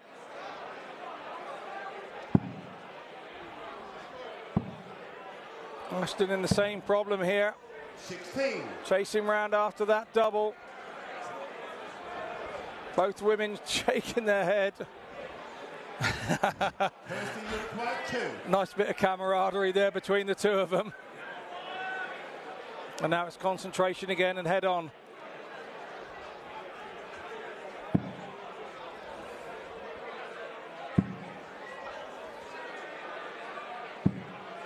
No score. When you're going for double 1, you want to make sure you're up with the first dart. You don't want to be going inside and carrying 2 darts to the board to retrieve the first. You want to make sure you use them all. Lisa's got to adjust right across. Oh, what a lark, what a dart. Usually when you have to make that much distance and cut across the oche, it makes it an even more difficult dart. It's further away. 45. Maybe Lisa liked that because she likes chucking from further away, maybe, I don't know. Yeah, that could be a challenge for it. Try from 9 feet, then 10. Probably still be good.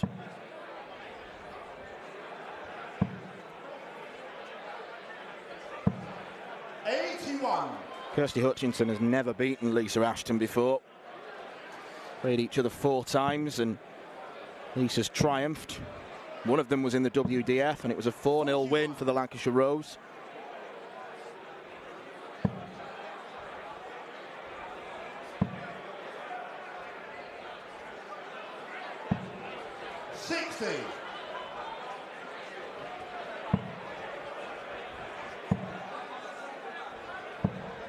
100.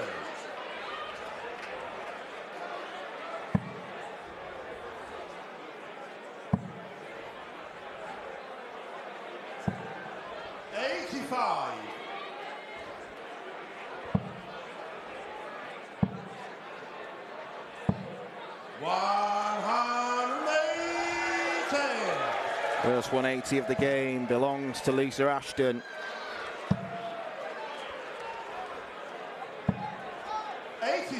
And it would suggest she's starting to find her range.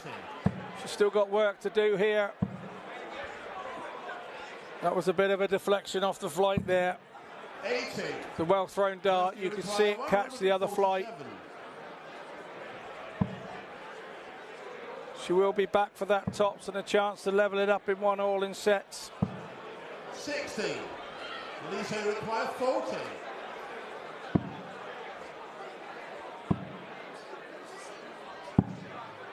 30. Kirsty, you require 87. This is usually her strong point.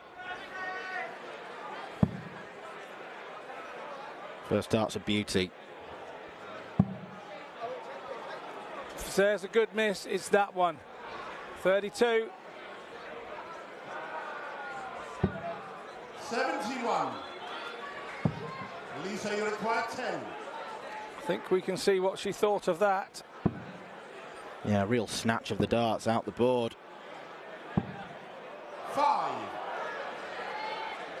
Kirsty, you require 16.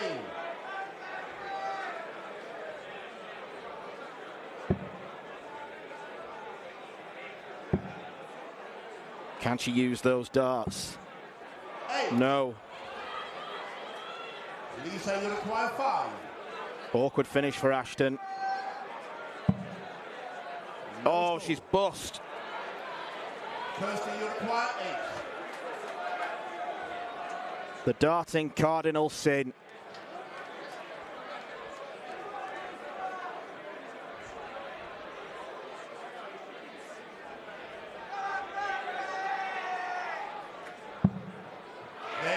No mistake from Kirsty Hutchinson.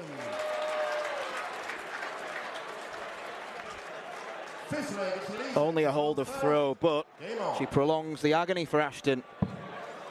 Yeah, and of course, Lisa knows she had lots of goes at that one. 83. And it's how she reacts now in these first sort of 9 darts here.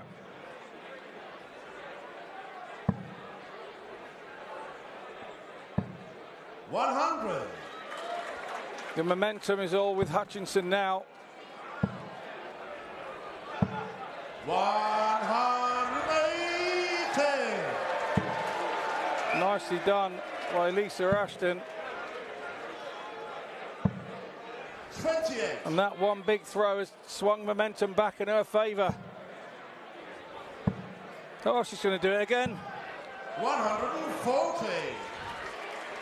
Trying a little quicker, a little harder. Maybe that's what we need from her on the doubles. 45. Lisa, you require 98. Kirsty's faltering. Lisa splits. Game, shut the second set. 12 darter. Lisa Ashton. I think that showed there that she had angry with herself that she'd let the last leg go. First leg is Right down the barrel of our camera. Perfect. So obviously no break, we go straight back round, and Hutchinson has the darts in this set. 60.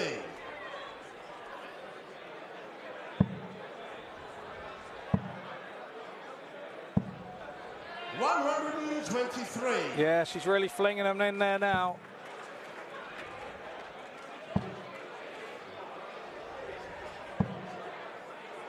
$100.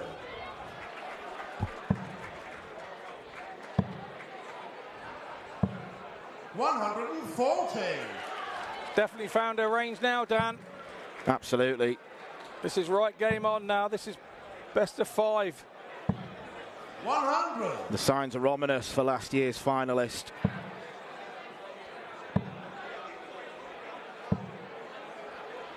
$55.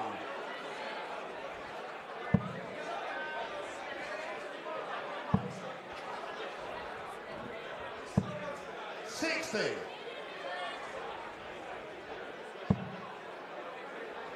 Just about to say needs a treble to get away.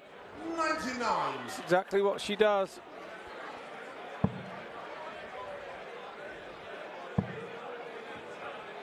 Hutchinson comes straight back at it. Nicely done by Kirsty.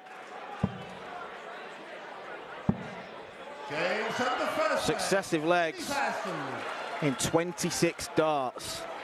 Second leg, it's Elisa to throw first. Game on. She has completely transformed her performance. 85. I did see in our break, I thought that the timing of the break came perfectly for Lisa. It's a chance to get back out the back. 45. Have a chat with people that know her best. Settle her mind.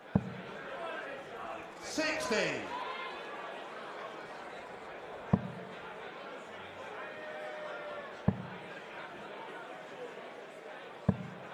60.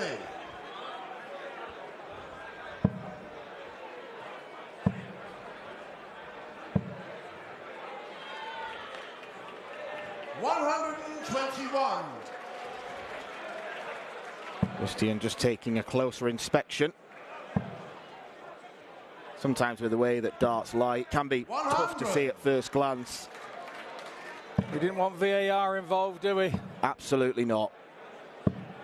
65. The powers that be, please, please, please don't entertain the prospect.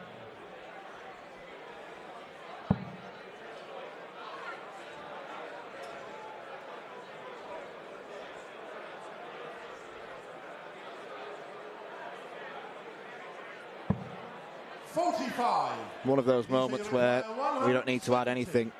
You know exactly what's going through Kirsty's mind.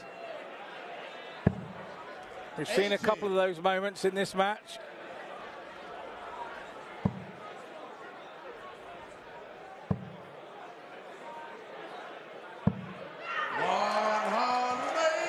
Should be thinking, why now?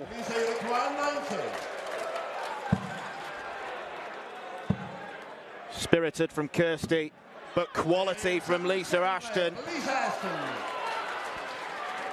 Super classy 90 from Lisa Ashton, the four-time world champion. Third leg, it's Kirsty to throw first. Game on. Kirsty Hutchinson now has to win 3 straight legs.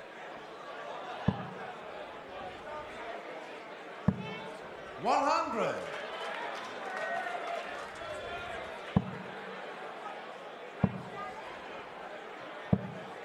41.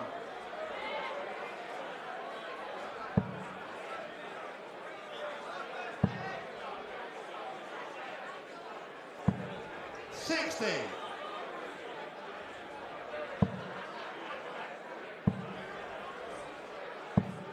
100.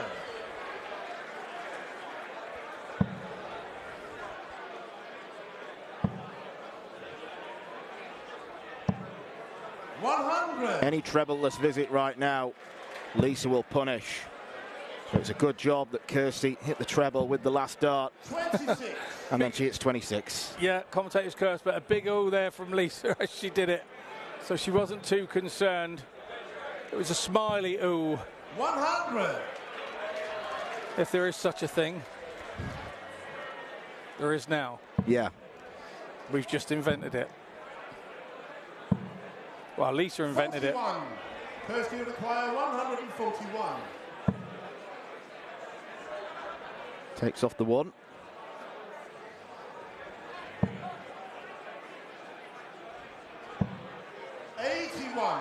Yeah, good last from Kirsty Hutchinson there. Squeeze that one over the top. 63. Kirsty will acquire 60. Plenty of room for tops. All the room for tens. And there it goes. Bo Greaves stayed on and watching there. 140.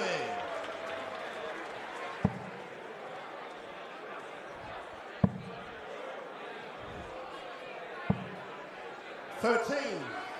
No sooner has Kirsty Hutchinson won the leg, Lisa has applied the pressure once more with her throw of 140. 95. Now 95, 266 for Lisa. 222 ahead before these. 45. And 2 savage visits from Kirsty means that Lisa 58. is slowly walking towards victory.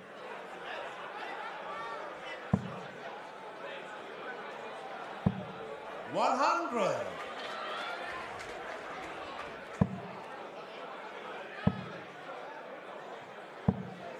$95. It would mark 2 straight games where she's had to make a comeback from 1 set down.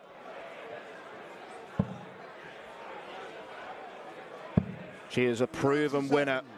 Lisa require 113.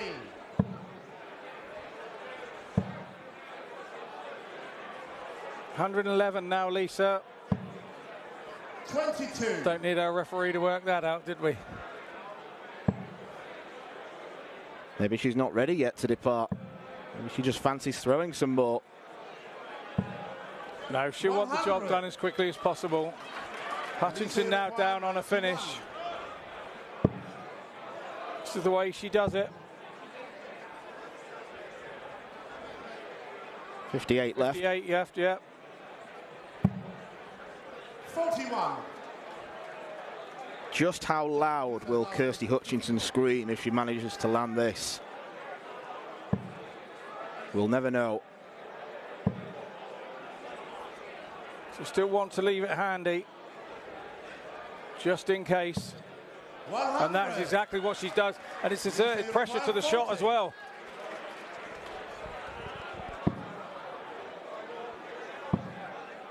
Double 10. 30. And that's exactly what it did. Require 46.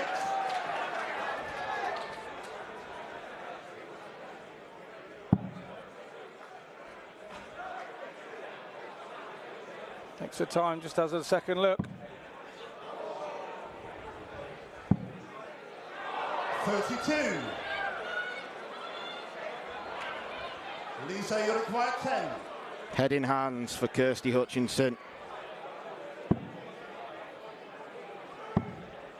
Oh, wow. Score. Kirsty, you require 14.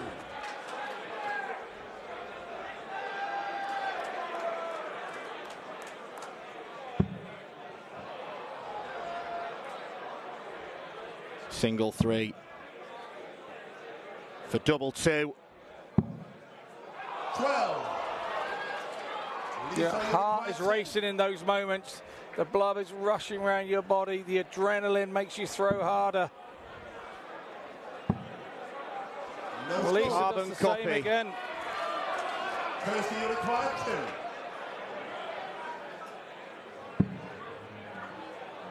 2. 1 up. No score. It's nerve-wracking watching them. Lisa, you require 10.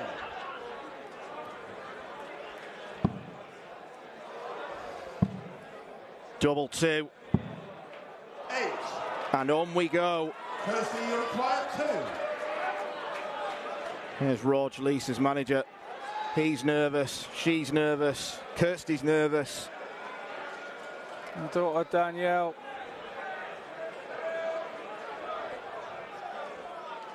Sure Lindsay's watching at home as well.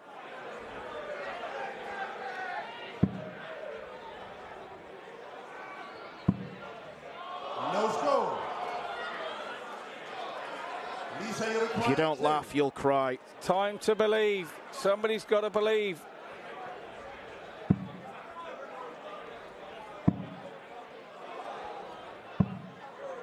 No score. I now make that 12 missed starts for Kirsty, Lisa you Ashton, require 2. and I think 8 for Kirsty. Make that 9.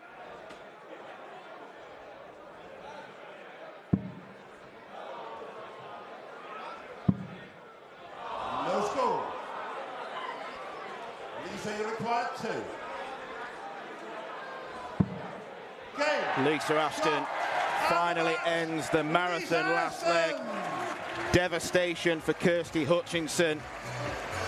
It was such a nervy ending, but Lisa Ashton finally shows what she's made of. She can barely celebrate because she knows it's not the way that any player wants to win a darts match. Kirsty Hutchinson will not repeat her final showing last year. Lisa Ashton is still in this. She is a 4-time champion and she is hoping to become a 5-time champion to get that extra star on the back of her shirt. Lisa Ashton beats Kirsty Hutchinson 2-1. Coming up after the break, we have got our final match of the evening session, the final quarter-final between Jelle Klassen and Danny Lorby.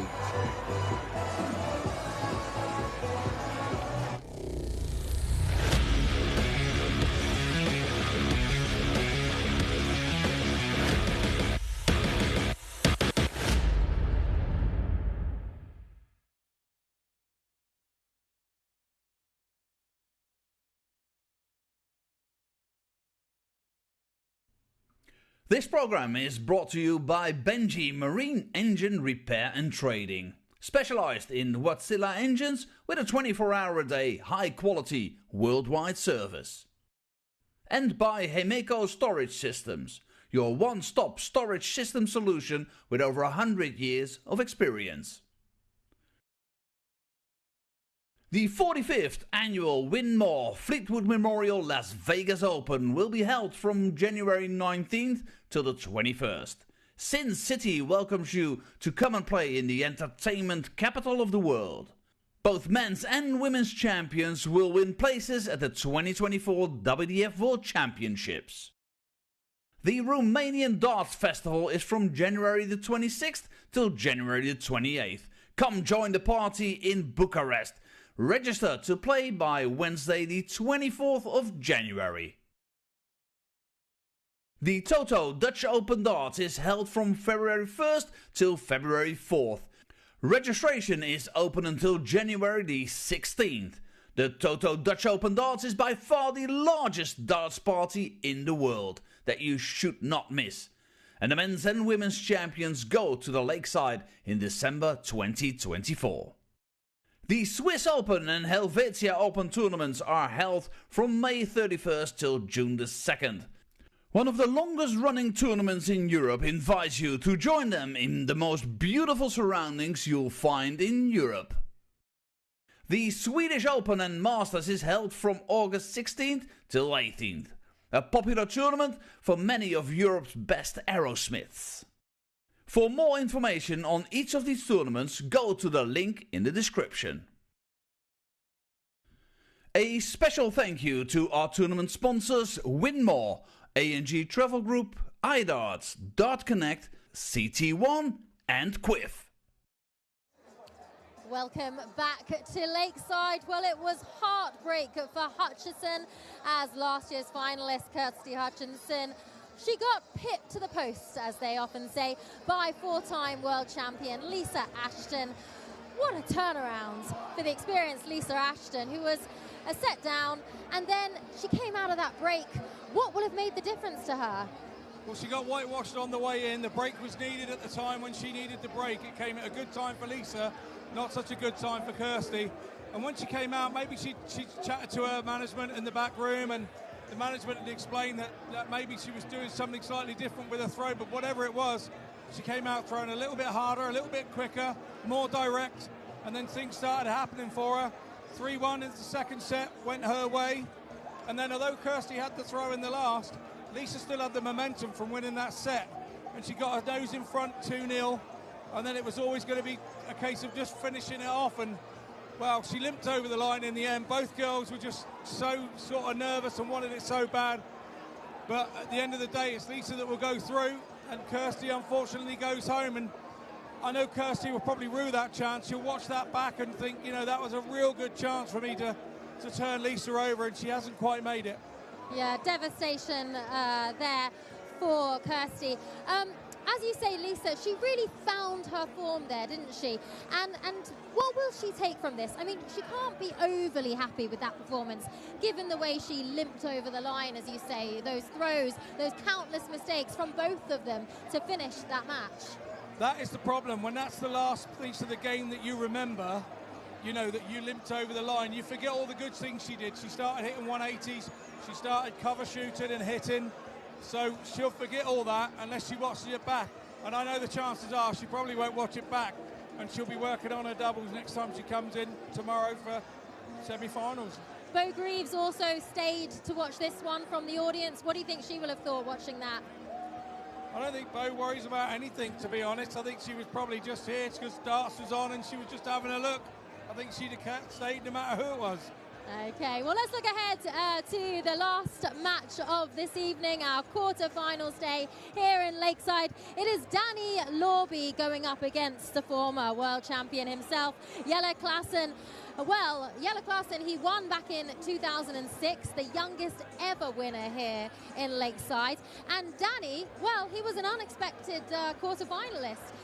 He beat his compatriot from USA, Leonard Gates. He wasn't expected to, so he'll have some confidence coming into this match against Jelle, won't he? Well, Danny Lorby wasn't expected to win from the people this side of the water, but in America, apparently, he's got one over on Leonard more times than Leonard's got one over on him. So that may be why he played as he did.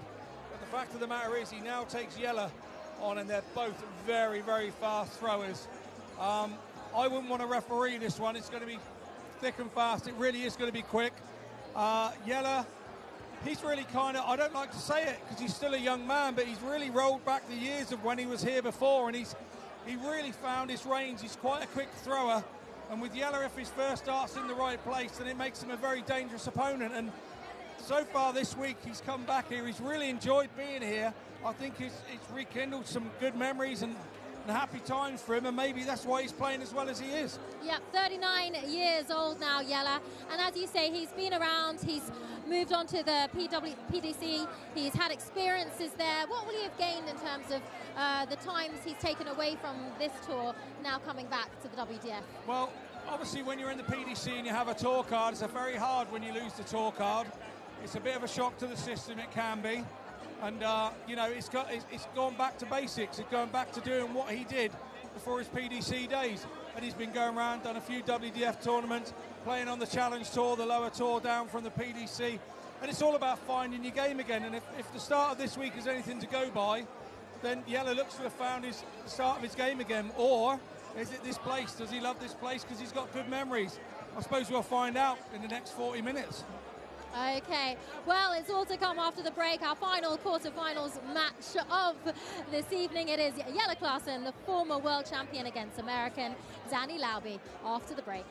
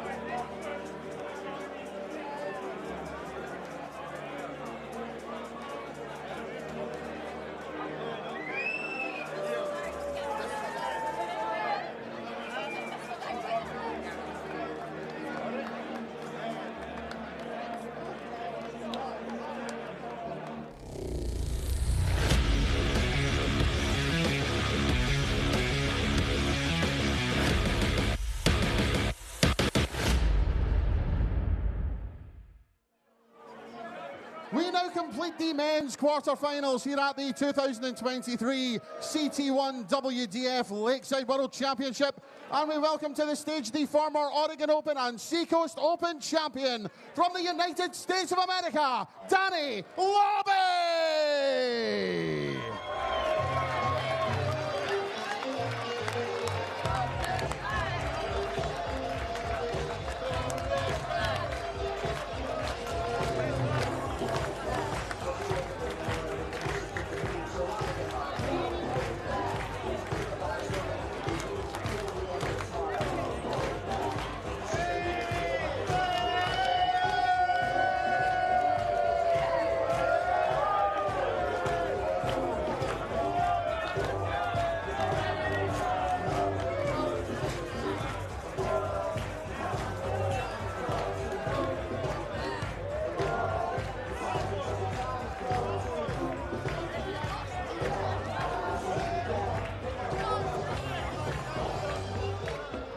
We now welcome to the stage the former Irish Open and Dutch Open champion, the 2006 Lakeside World Champion, the Cobra, Jelle Klaassen!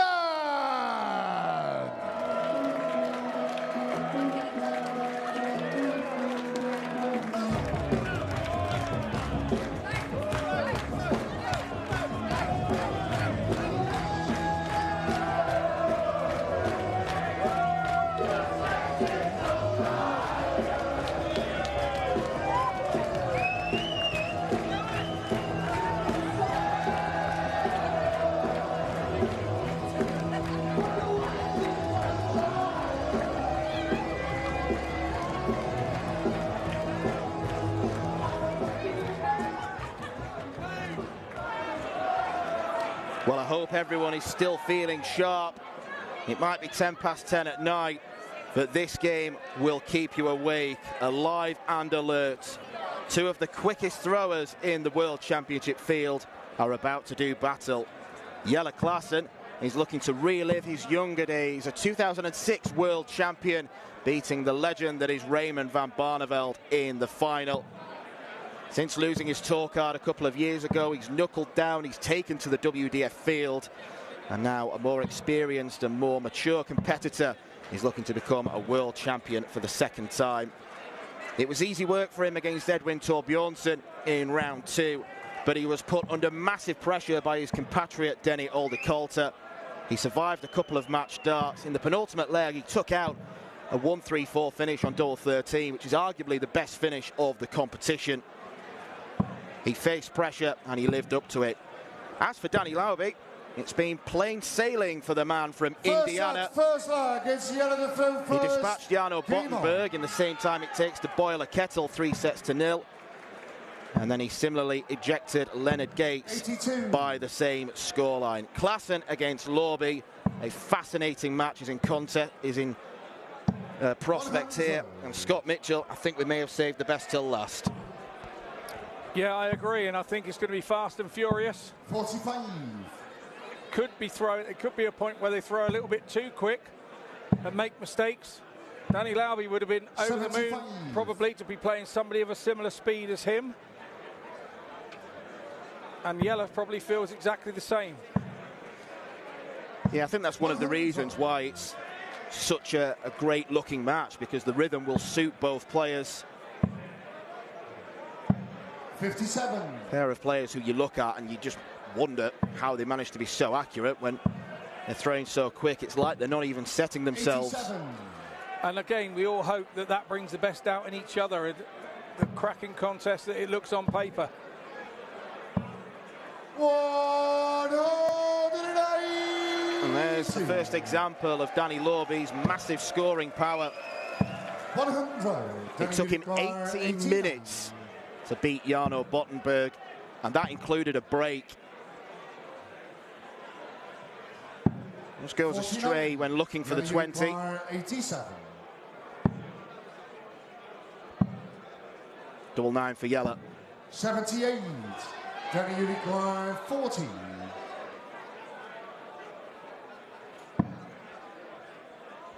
Chance goes begging for Yella to hold throw. And that's been short in the first Larby makes no mistake. Third Second dart. leg is Danny to throw first. Keep on.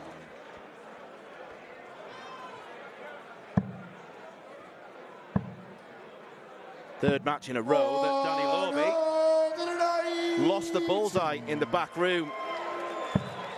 We were there when he was in the referee's room, the officials' room. That's where the bull-up takes place, when he was with Jarno Bottenberg, and it was a funny moment, really, because they both threw, I think, 4 or 5 each, and every single one hit the 25. Danny turned to our MC, Anthony Dundas, because he started chuckling a little bit. Lorby hits 25, Jarno Bottenberg hits the bull, and Danny's instant reaction was to 40. Shout a 4-letter word. What was that? Bull? Yes. Well done. Yeah, well done.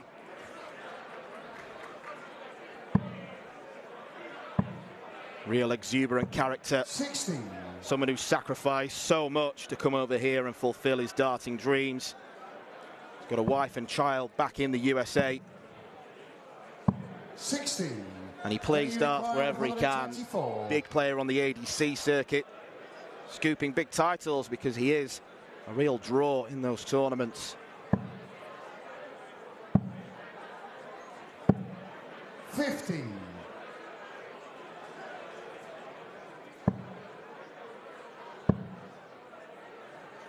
96. Then he requires 74.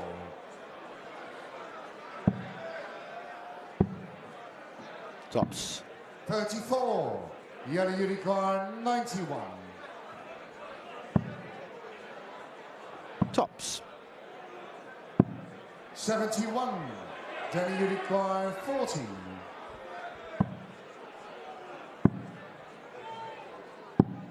30. Well, it's hard to keep up with, but neither of them can hit doubles right now. Yeah, well, can let Yellow dodge the bullet. He lost his own throw. No score. Danny Unicorn 10. Busting on the bullseye. Very Class flashy. Start. Absolutely class start. So chasing around the board again. And that's been short in the second half. Danny Lorby. Third leg is Yellow to throw first. Well, I'm out of breath already, and I'm only sat here watching.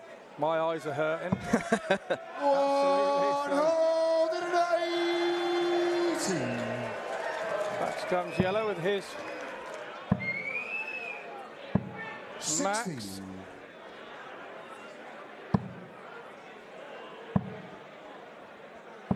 100.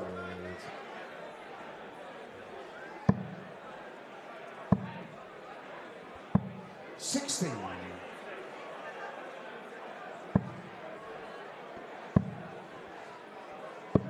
64. He was a bit like the defending champion Neil Duff, Yellow Klassen, winning this tournament in his first ever entry.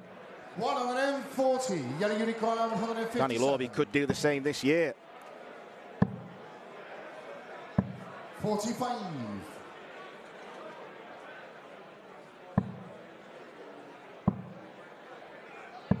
60. Yellow Unicorn 112.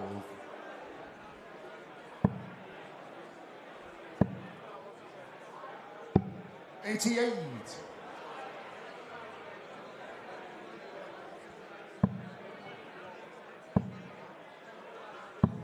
97. Yellow Unicorn 24. So to get his first leg. No score. It's not happening for Yellow. Danny Unicorn 84. His quick combination finishes normally have Lorby's name all over them.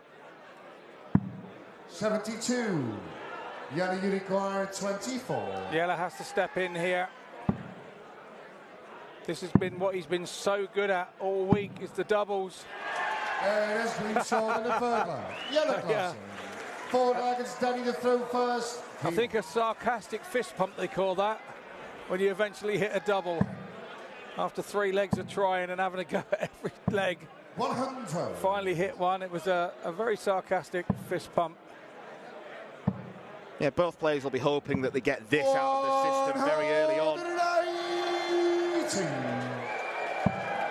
Every leg so far has had a max. 128.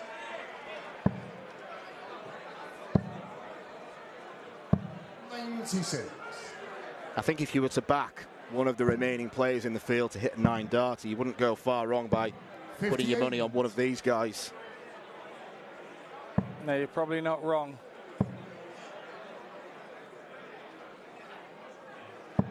81.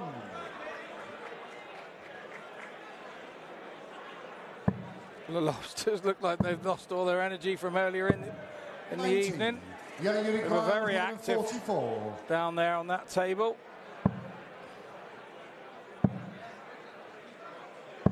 95. Denny Unicorn 125. Treble 20. 65. Yellow Unicorn 49. The first part of the equation right. Yellow's going 9 top. This came short in the forward line. And that's much Yellow better. Clausen. Fifth flag is yellow. And a set that Danny Lorby was in control of against the darts. Oh, swung the way of the Dutchman. 96.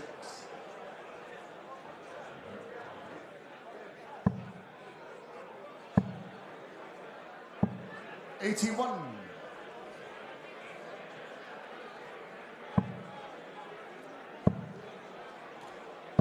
134.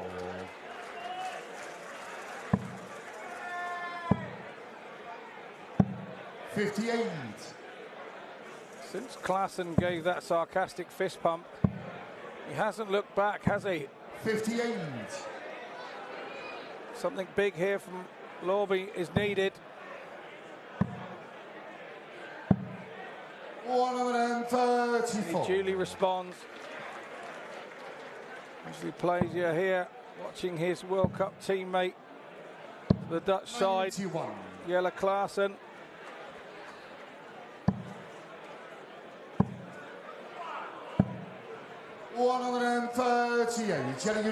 Trims the 18 off to leave himself. And 90. But Yellow wants the bullseye for set number 1. And that is a spectacular way to win it. Second set, first leg. Nothing sarcastic about that fist pump.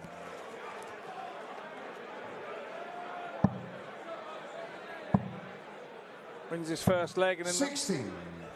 Flick of an eye, he's taken the set. 65. First time Lorby has tasted set defeat at Lakeside.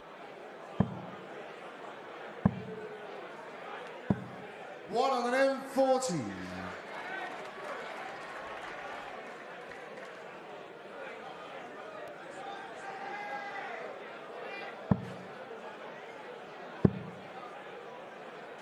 60.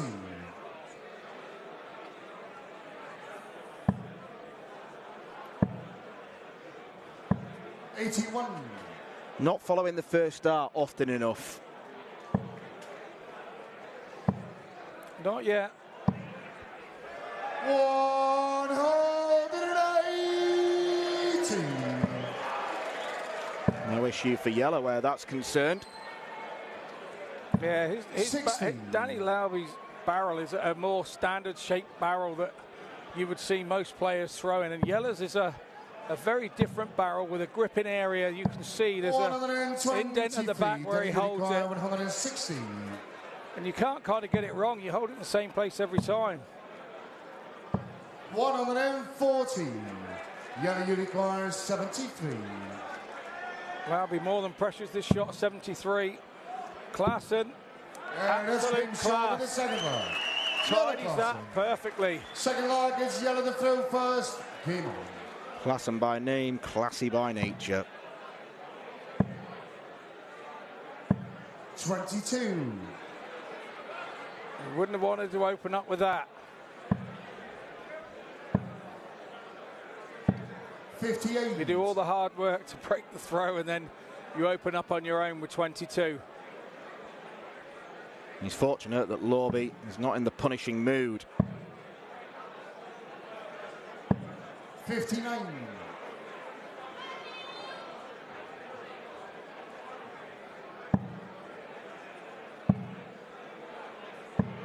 58. 58.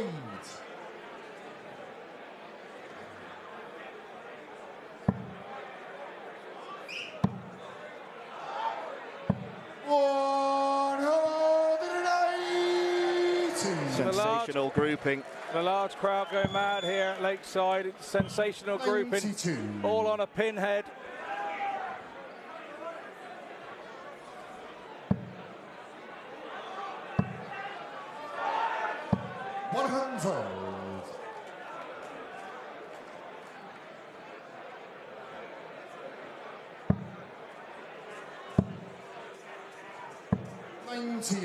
Yellow you require 140.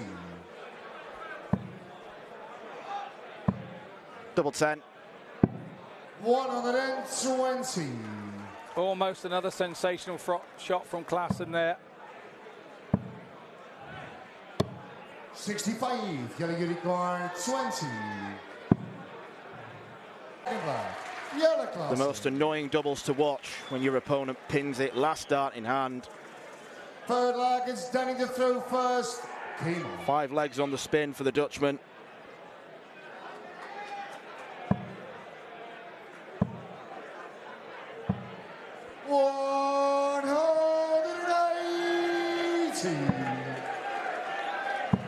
He responds with a 180 of his own. 100.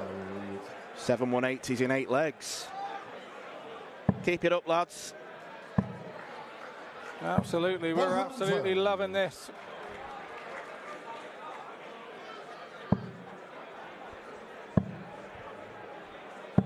$93.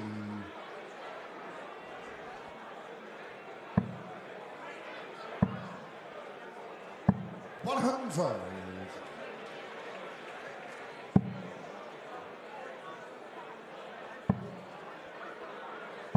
174. Danny, you require 121.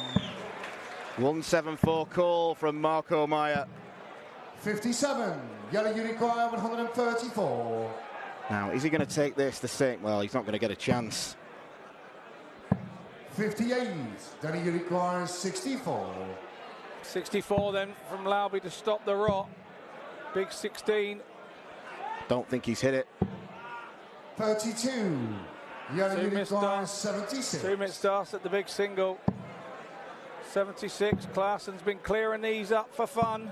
56. Not to be this time. 32.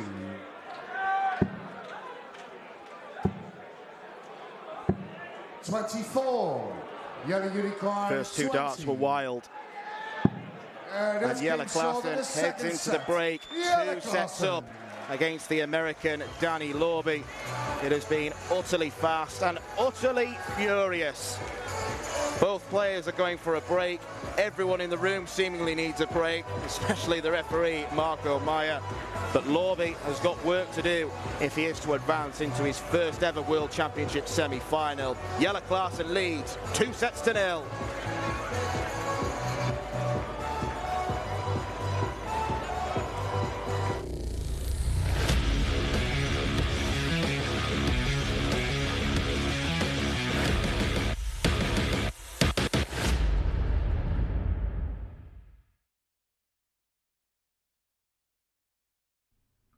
This program is brought to you by Benji Marine Engine Repair and Trading. Specialized in Wärtsilä engines with a 24-hour-a-day, high-quality, worldwide service. And by Hemeco Storage Systems, your one-stop storage system solution with over 100 years of experience. The 45th annual Win More Fleetwood Memorial Las Vegas Open will be held from January 19th to the 21st. Sin City welcomes you to come and play in the entertainment capital of the world. Both men's and women's champions will win places at the 2024 WDF World Championships.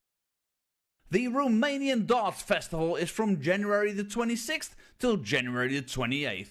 Come join the party in Bucharest.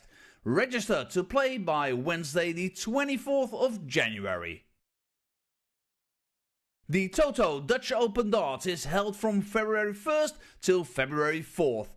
Registration is open until January the 16th.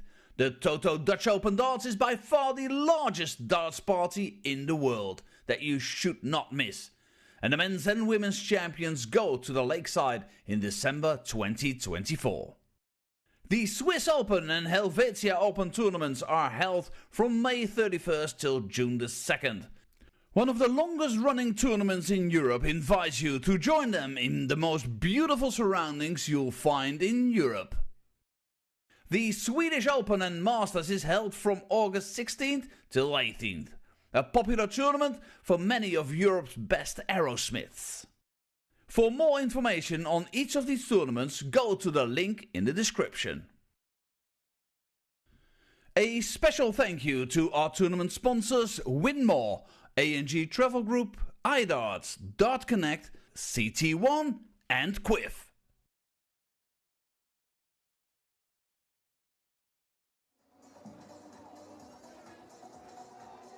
Welcome back to a high-energy, high-speed match that everyone here was excited about. You can see the crowd behind me getting very raucous, very excited.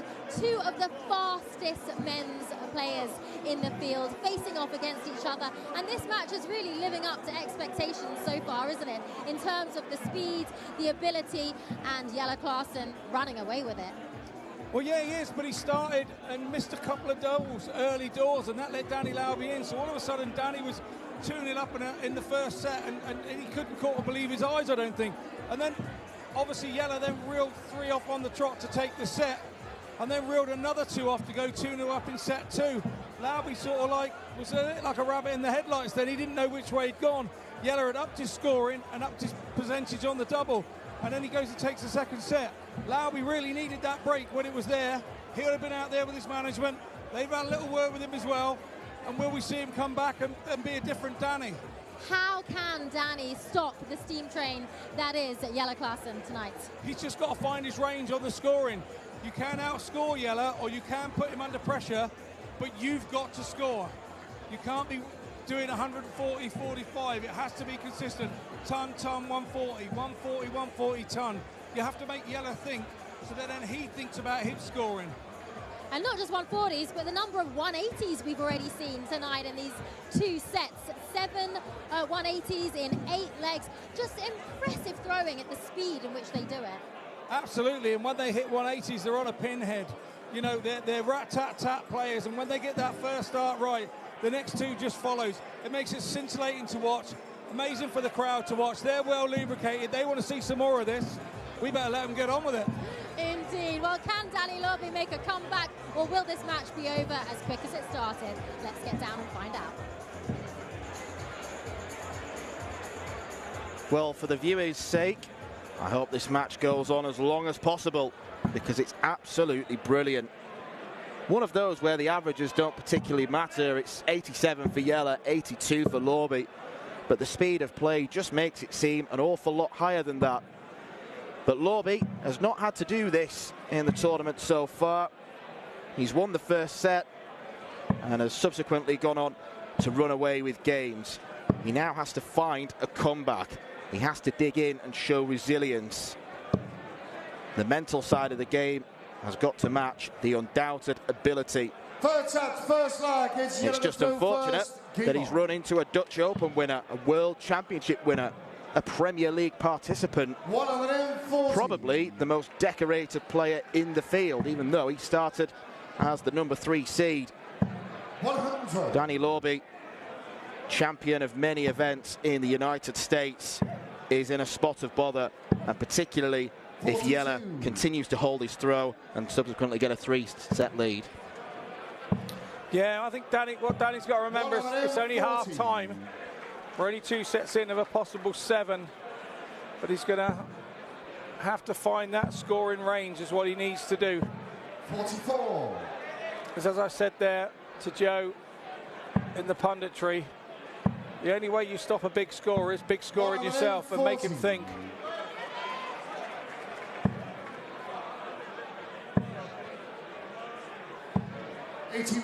Danny Unicorn, 121. A 12-dart leg would be a perfect response. Well, I'm surprised he went that way with Jelle on 194, and he's Managed to make a bit of a mess of it.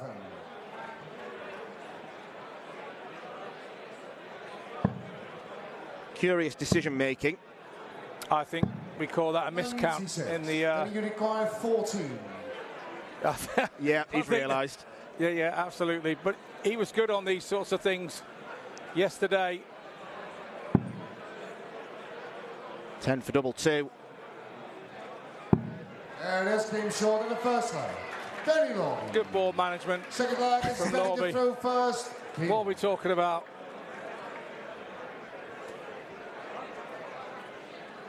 Well, one of the reasons why quick players can play at such a pace is because they can count very quickly. 100. It's unusual to see from either of these two.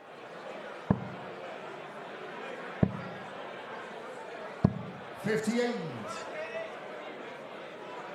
It's funny when you're up there and you make a counter mistake and you hear the tone of the referee slightly change.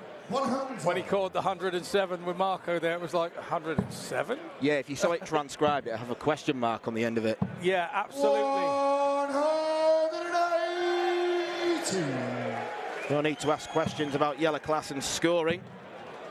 5 180s and a 174.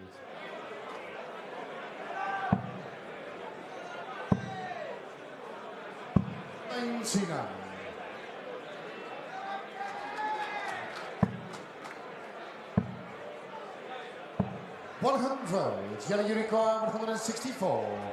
4 tons in a row may not be enough. 86 left. 132. Danny Unicorn 101. Marco's thinking, please give us a second. 49. Yellow Unicorn 32.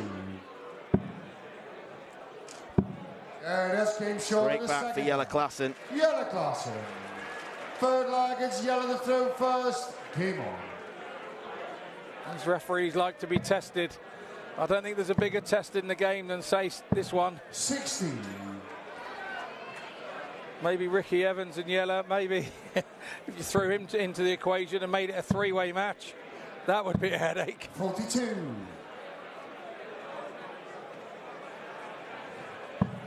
Your county teammate Tommy Morris would be tricky as well, wouldn't he? Yeah. 40. He's pretty rapid.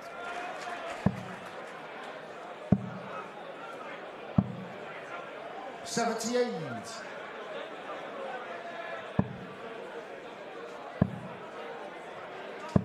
$96. Can I ever tell you he's just had his hair tattooed at the back? That's another story, but we'll wait for that another day. 60. Yeah, I don't think we've got time for that story in this game. No, we haven't. Not in this game. We'll leave it. 83.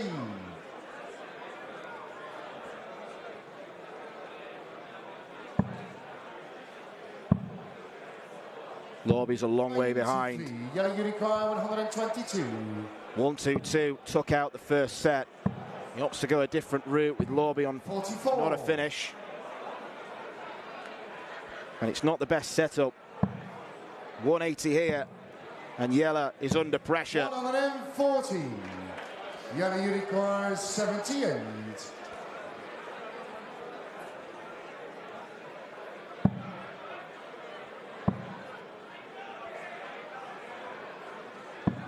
$38. Yellow Unicorn. And under pressure he was. You were absolutely right, Dan. So Lowby 88 here, double 14. 81. And he had to have a go at the double 7 on that occasion. Couldn't 10 that one up. And this came short in the third. Everything is going Jelle Klassen's way. Forward leg is Danny to throw first. Game on.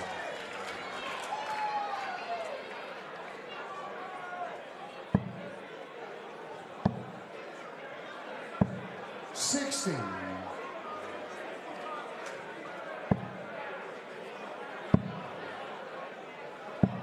$95.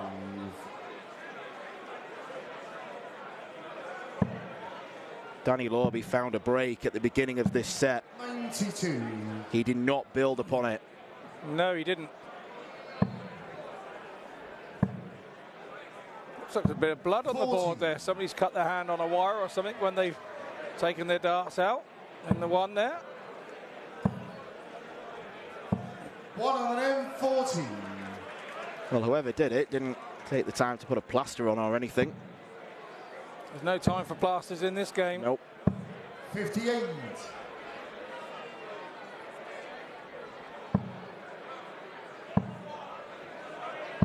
$139.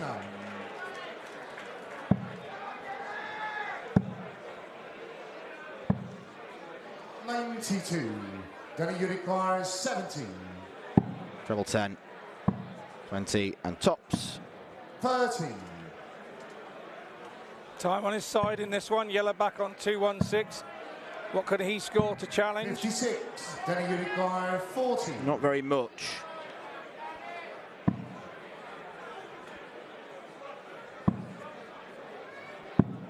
$20.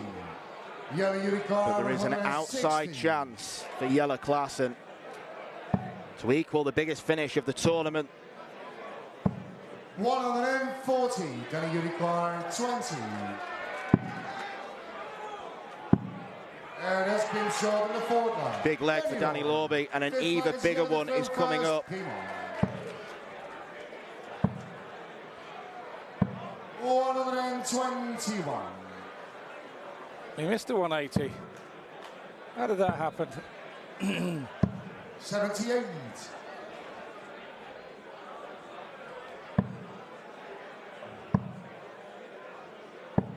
$28.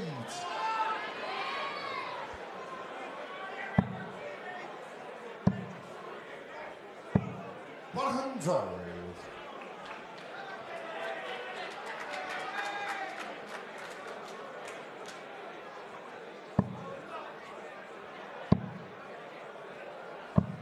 $58.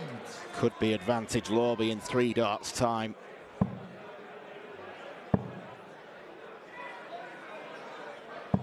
$100. Still not really following the first dart. He's struggling with the weight of them. A lot of them going into the skinny bit of the 20. But to his advantage, so has Yellow dropped off here in this leg. 140. That one was well followed. 58. Then you require 83. So a definite 6 from here. Well, Albie, he will want to just finish it off. Double 12. 71.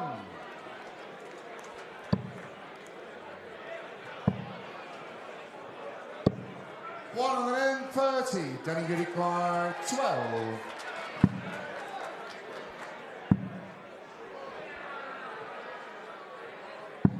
Danny Lorby is back in the game. Danny Lorby. Fourth set, first leg. It's Danny to throw first. Game on. First one was so close. Just begging to be used as a guide. 60.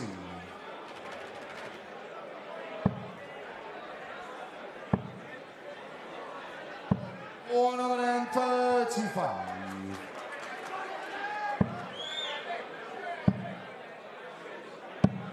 128.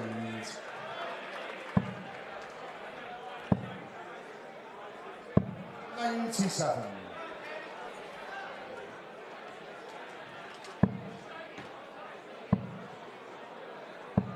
41.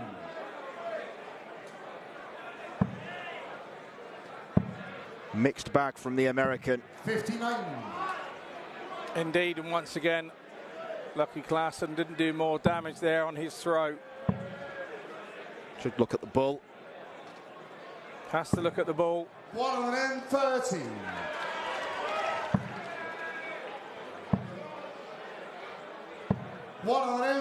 And that's the thing with these quick players, they're so robotic. Sometimes they're halfway through the throw and then the thought process kicks in.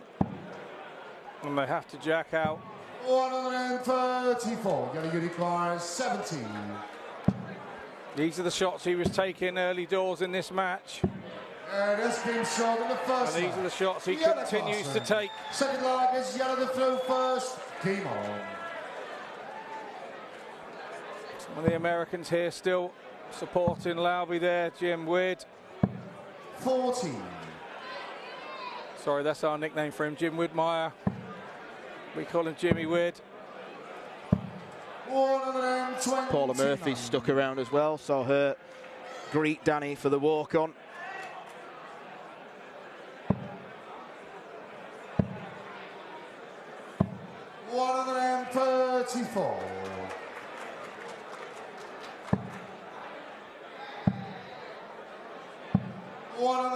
He's finding success switching to the 18s.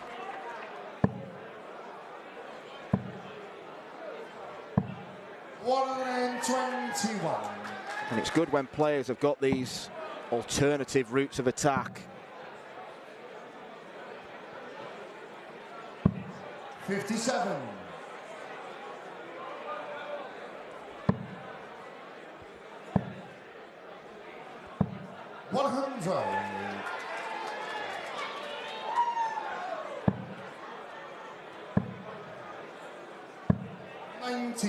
Yellow require 106. Yellow Klassen will get a dart at tops. Continues to be brutal. Yellow Klassen. This is back to the Yellow Klassen set 2, isn't it? Game on.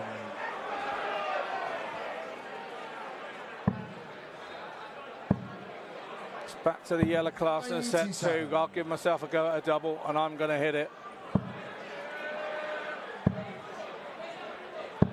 96.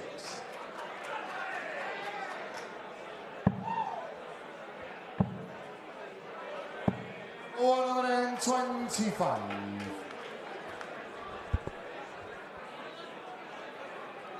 You cannot take your eyes off this. No, you cannot. 99. You can barely afford to blink. 93. Potentially, we're only one leg away from the next break. 83. When you feel it's Lorby in desperate need of it.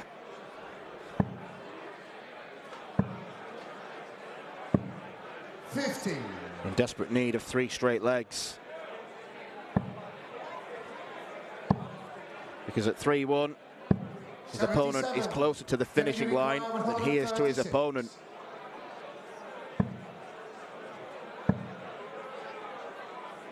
$96.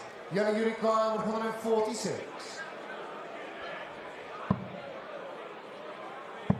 Chooses to stay for double 13. 133. Yellow require 14. And that's been short in the third leg. Danny Lorby. Forward leg is yellow to throw first. To date, that's Danny Lorby's only dart at double in this set. 42.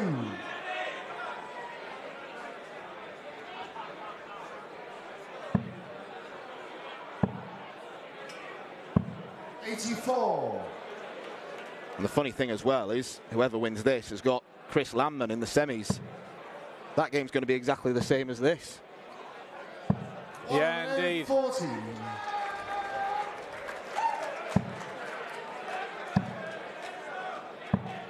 $100.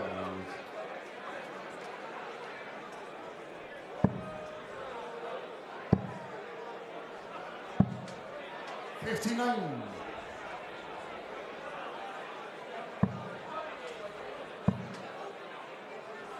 60.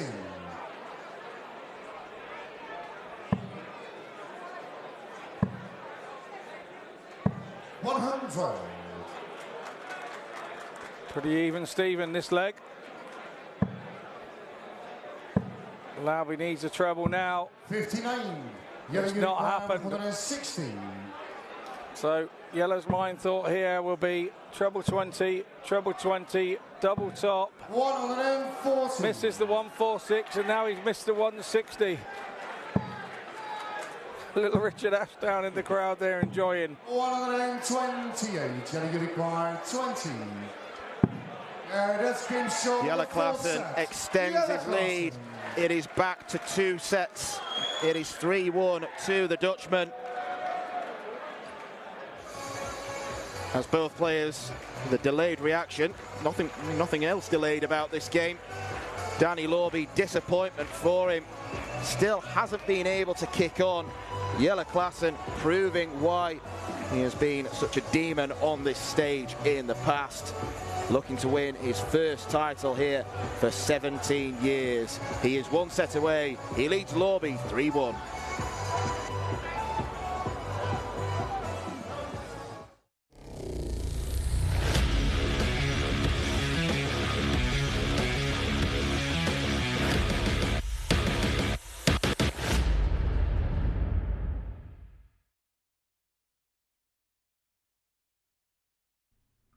This program is brought to you by Benji Marine Engine Repair and Trading, specialized in Wärtsilä engines with a 24-hour-a-day, high-quality, worldwide service.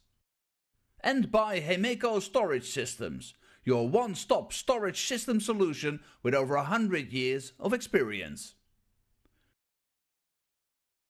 The 45th annual Win More Fleetwood Memorial Las Vegas Open will be held from January 19th till the 21st. Sin City welcomes you to come and play in the entertainment capital of the world. Both men's and women's champions will win places at the 2024 WDF World Championships. The Romanian Darts Festival is from January the 26th till January the 28th. Come join the party in Bucharest. Register to play by Wednesday the 24th of January. The Toto Dutch Open Darts is held from February 1st till February 4th. Registration is open until January the 16th. The Toto Dutch Open Darts is by far the largest darts party in the world that you should not miss. And the men's and women's champions go to the Lakeside in December 2024. The Swiss Open and Helvetia Open tournaments are held from May 31st till June the 2nd. One of the longest running tournaments in Europe invites you to join them in the most beautiful surroundings you'll find in Europe. The Swedish Open and Masters is held from August 16th till 18th. A popular tournament for many of Europe's best aerosmiths. For more information on each of these tournaments, go to the link in the description. A special thank you to our tournament sponsors Win More, A&G Travel Group, iDarts, Dart Connect, CT1 and Quiff.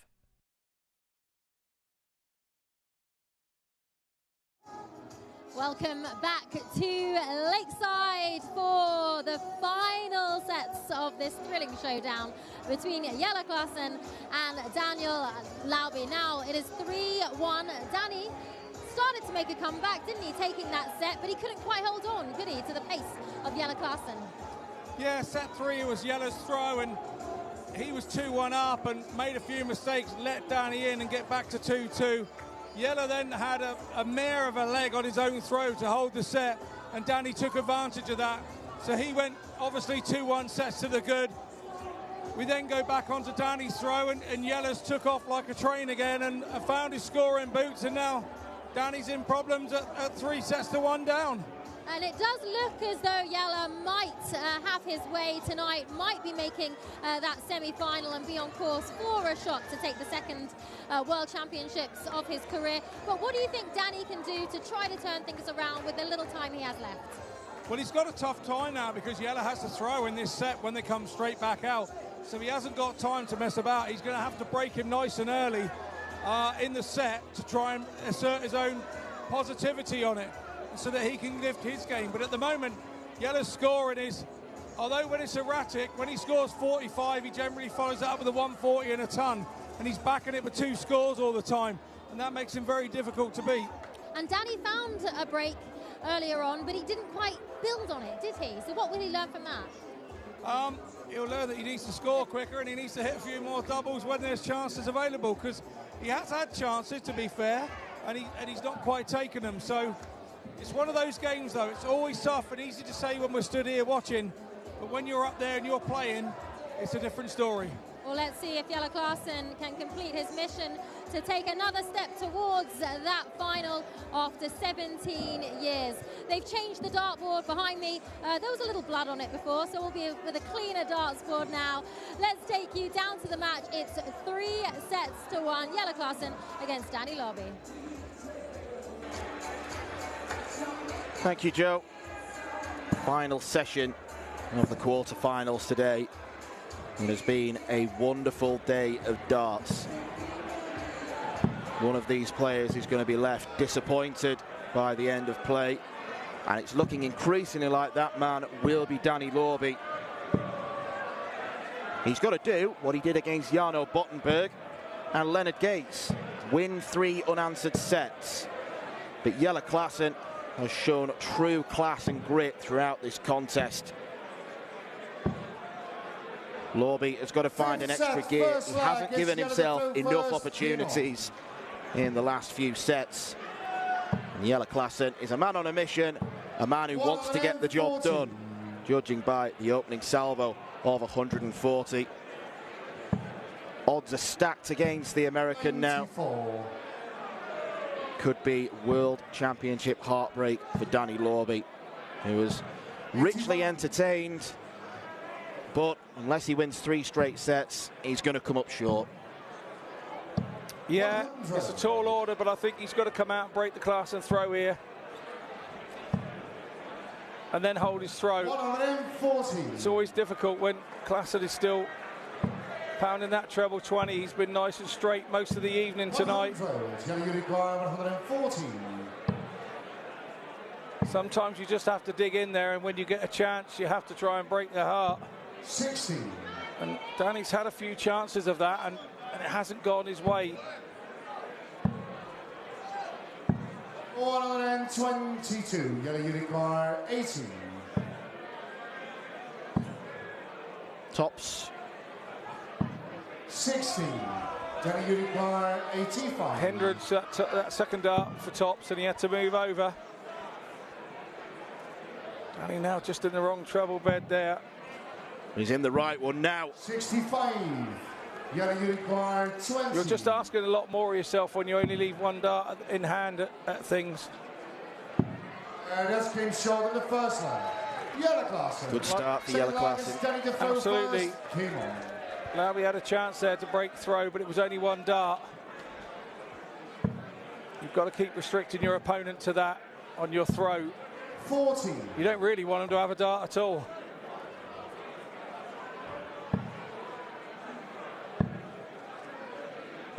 96. Pretty warm in here again tonight, I think. With the amount of bodies we've got in here, it's something that's going to have to be expected over the weekend. I think it's going to not just hot up on the hockey, it's going to heat up out in the auditorium. And could it be a survival of the fittest? Well, you can see the shiny brows of both of our players. 7.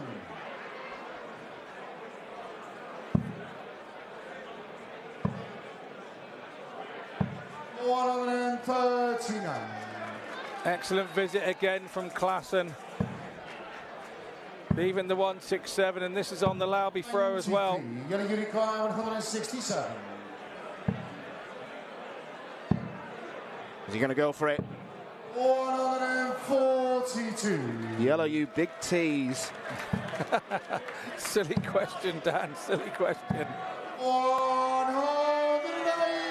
Yellow unicorn 25. Yeah, that's came short. The 180 came too late. Jelle Klaassen. Third leg, it's Lobby looks dejected. Game on. And to be fair, I think if you wanted to tell the tale of this game, and you had to write it in a book, I would say that Danny Lobby hasn't done a lot wrong here. It's more like Jelle Klaassen has done an awful lot right. Yeah, if Lobby does critique his own performance, I think he'll probably look at the missed big numbers that have come on too many occasions, and the fact that the first start hasn't been followed often enough. Started very well on the scoring. 140. But that seems to have evaporated, disappeared, dwindled. 60. You require 85. 85 points away. Jelle Klaassen with a brutal demolition job of Danny Lorby. He completes the semi-final lineup where it will be double Dutch, he versus Chris Landman. True class from Jelle, the 2006 world champion here at Lakeside, has put in another fine display. It doesn't look like anyone is there to stop him. Maybe Chris Landman can. Lorby will feel like he stepped on a landmine in that contest against the Cobra, who pounced up and bit his opponent. That brings to an end another fabulous day of action here at the Lakeside. But come back tomorrow afternoon for more, including the boys' semi-finals. We have got our semi-final lineup for both the men's and the women's tournament. We will see you tomorrow at the later time of 2 o'clock.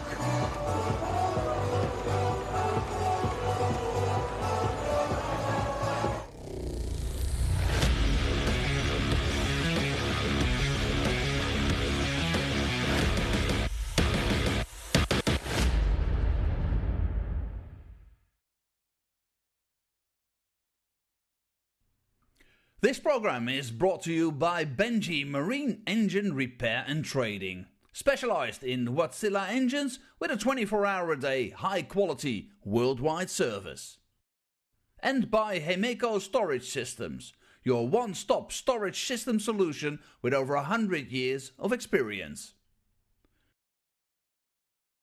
The 45th annual Win More Fleetwood Memorial Las Vegas Open will be held from January 19th till the 21st. Sin City welcomes you to come and play in the entertainment capital of the world. Both men's and women's champions will win places at the 2024 WDF World Championships. The Romanian Darts Festival is from January the 26th till January the 28th. Come join the party in Bucharest. Register to play by Wednesday the 24th of January. The Toto Dutch Open Darts is held from February 1st till February 4th. Registration is open until January the 16th. The Toto Dutch Open Darts is by far the largest darts party in the world that you should not miss. And the men's and women's champions go to the Lakeside in December 2024. The Swiss Open and Helvetia Open tournaments are held from May 31st till June the 2nd. One of the longest running tournaments in Europe invites you to join them in the most beautiful surroundings you'll find in Europe. The Swedish Open and Masters is held from August 16th till 18th. A popular tournament for many of Europe's best aerosmiths.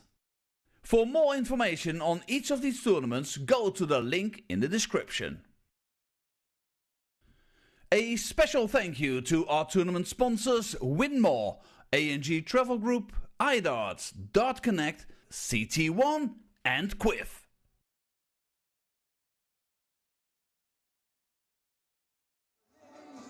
Welcome back to Lakeside as we wrap up our final of the quarterfinals day here at the 2023 WDF World Championships. And it was indeed a classy finish from Klaassen. Jelle Klaassen did run away with it, even with a 180 in that final leg. Stunning performance from Jelle. How impressed were you with him? Yeah, we said at the last break that Danny's problem was he had to come out and take Jelle Klaassen on his throw. He'd been so strong on his throw tonight, Jelle, and he continued to do so and ran out winner there 4-1. There wasn't too much that Danny did wrong, really, was there? It was just more Jelle was just too good on the night. Yeah, I said in commentary, yeah, you could be hypercritical, Danny can, about his performance, but I don't think it's what about Danny did wrong. It's about how much Jelle got right. And he got an awful lot right tonight and looked super comfortable again on that Lakeside stage. And that's the worry for the rest of the competitors left in it. Indeed. Are you starting to believe that perhaps he has what it takes to go all the way for the second time? It's not me that's got to believe it. It's Jelle that's got to believe it. Okay. Well, tomorrow we have a thrilling day of semi-final action. It is of course day 8 of 9 of these 2023 WDF World Championships. Let's take a look at the women's draw for those semi-finals. Up tomorrow it is Bo Greaves taking on Rhian O'Sullivan, and also on the women's semi-finals, Eileen de Graaf against the 4-time world champion Lisa Ashton, and that does potentially set up a final with, as expected, Bo Greaves against Eileen de Graaf, a final expected by many.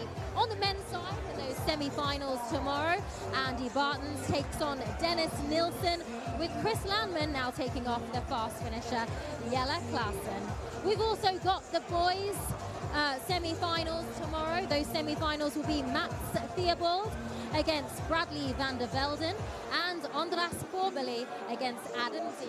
So an exciting day of action tomorrow. Semi-finals here in Lakeside, day 8 of 9 of the WDF 2023 World Championships. From myself, Joanne Keir, Scott Mitchell and the rest of the team, good night and we'll see you tomorrow.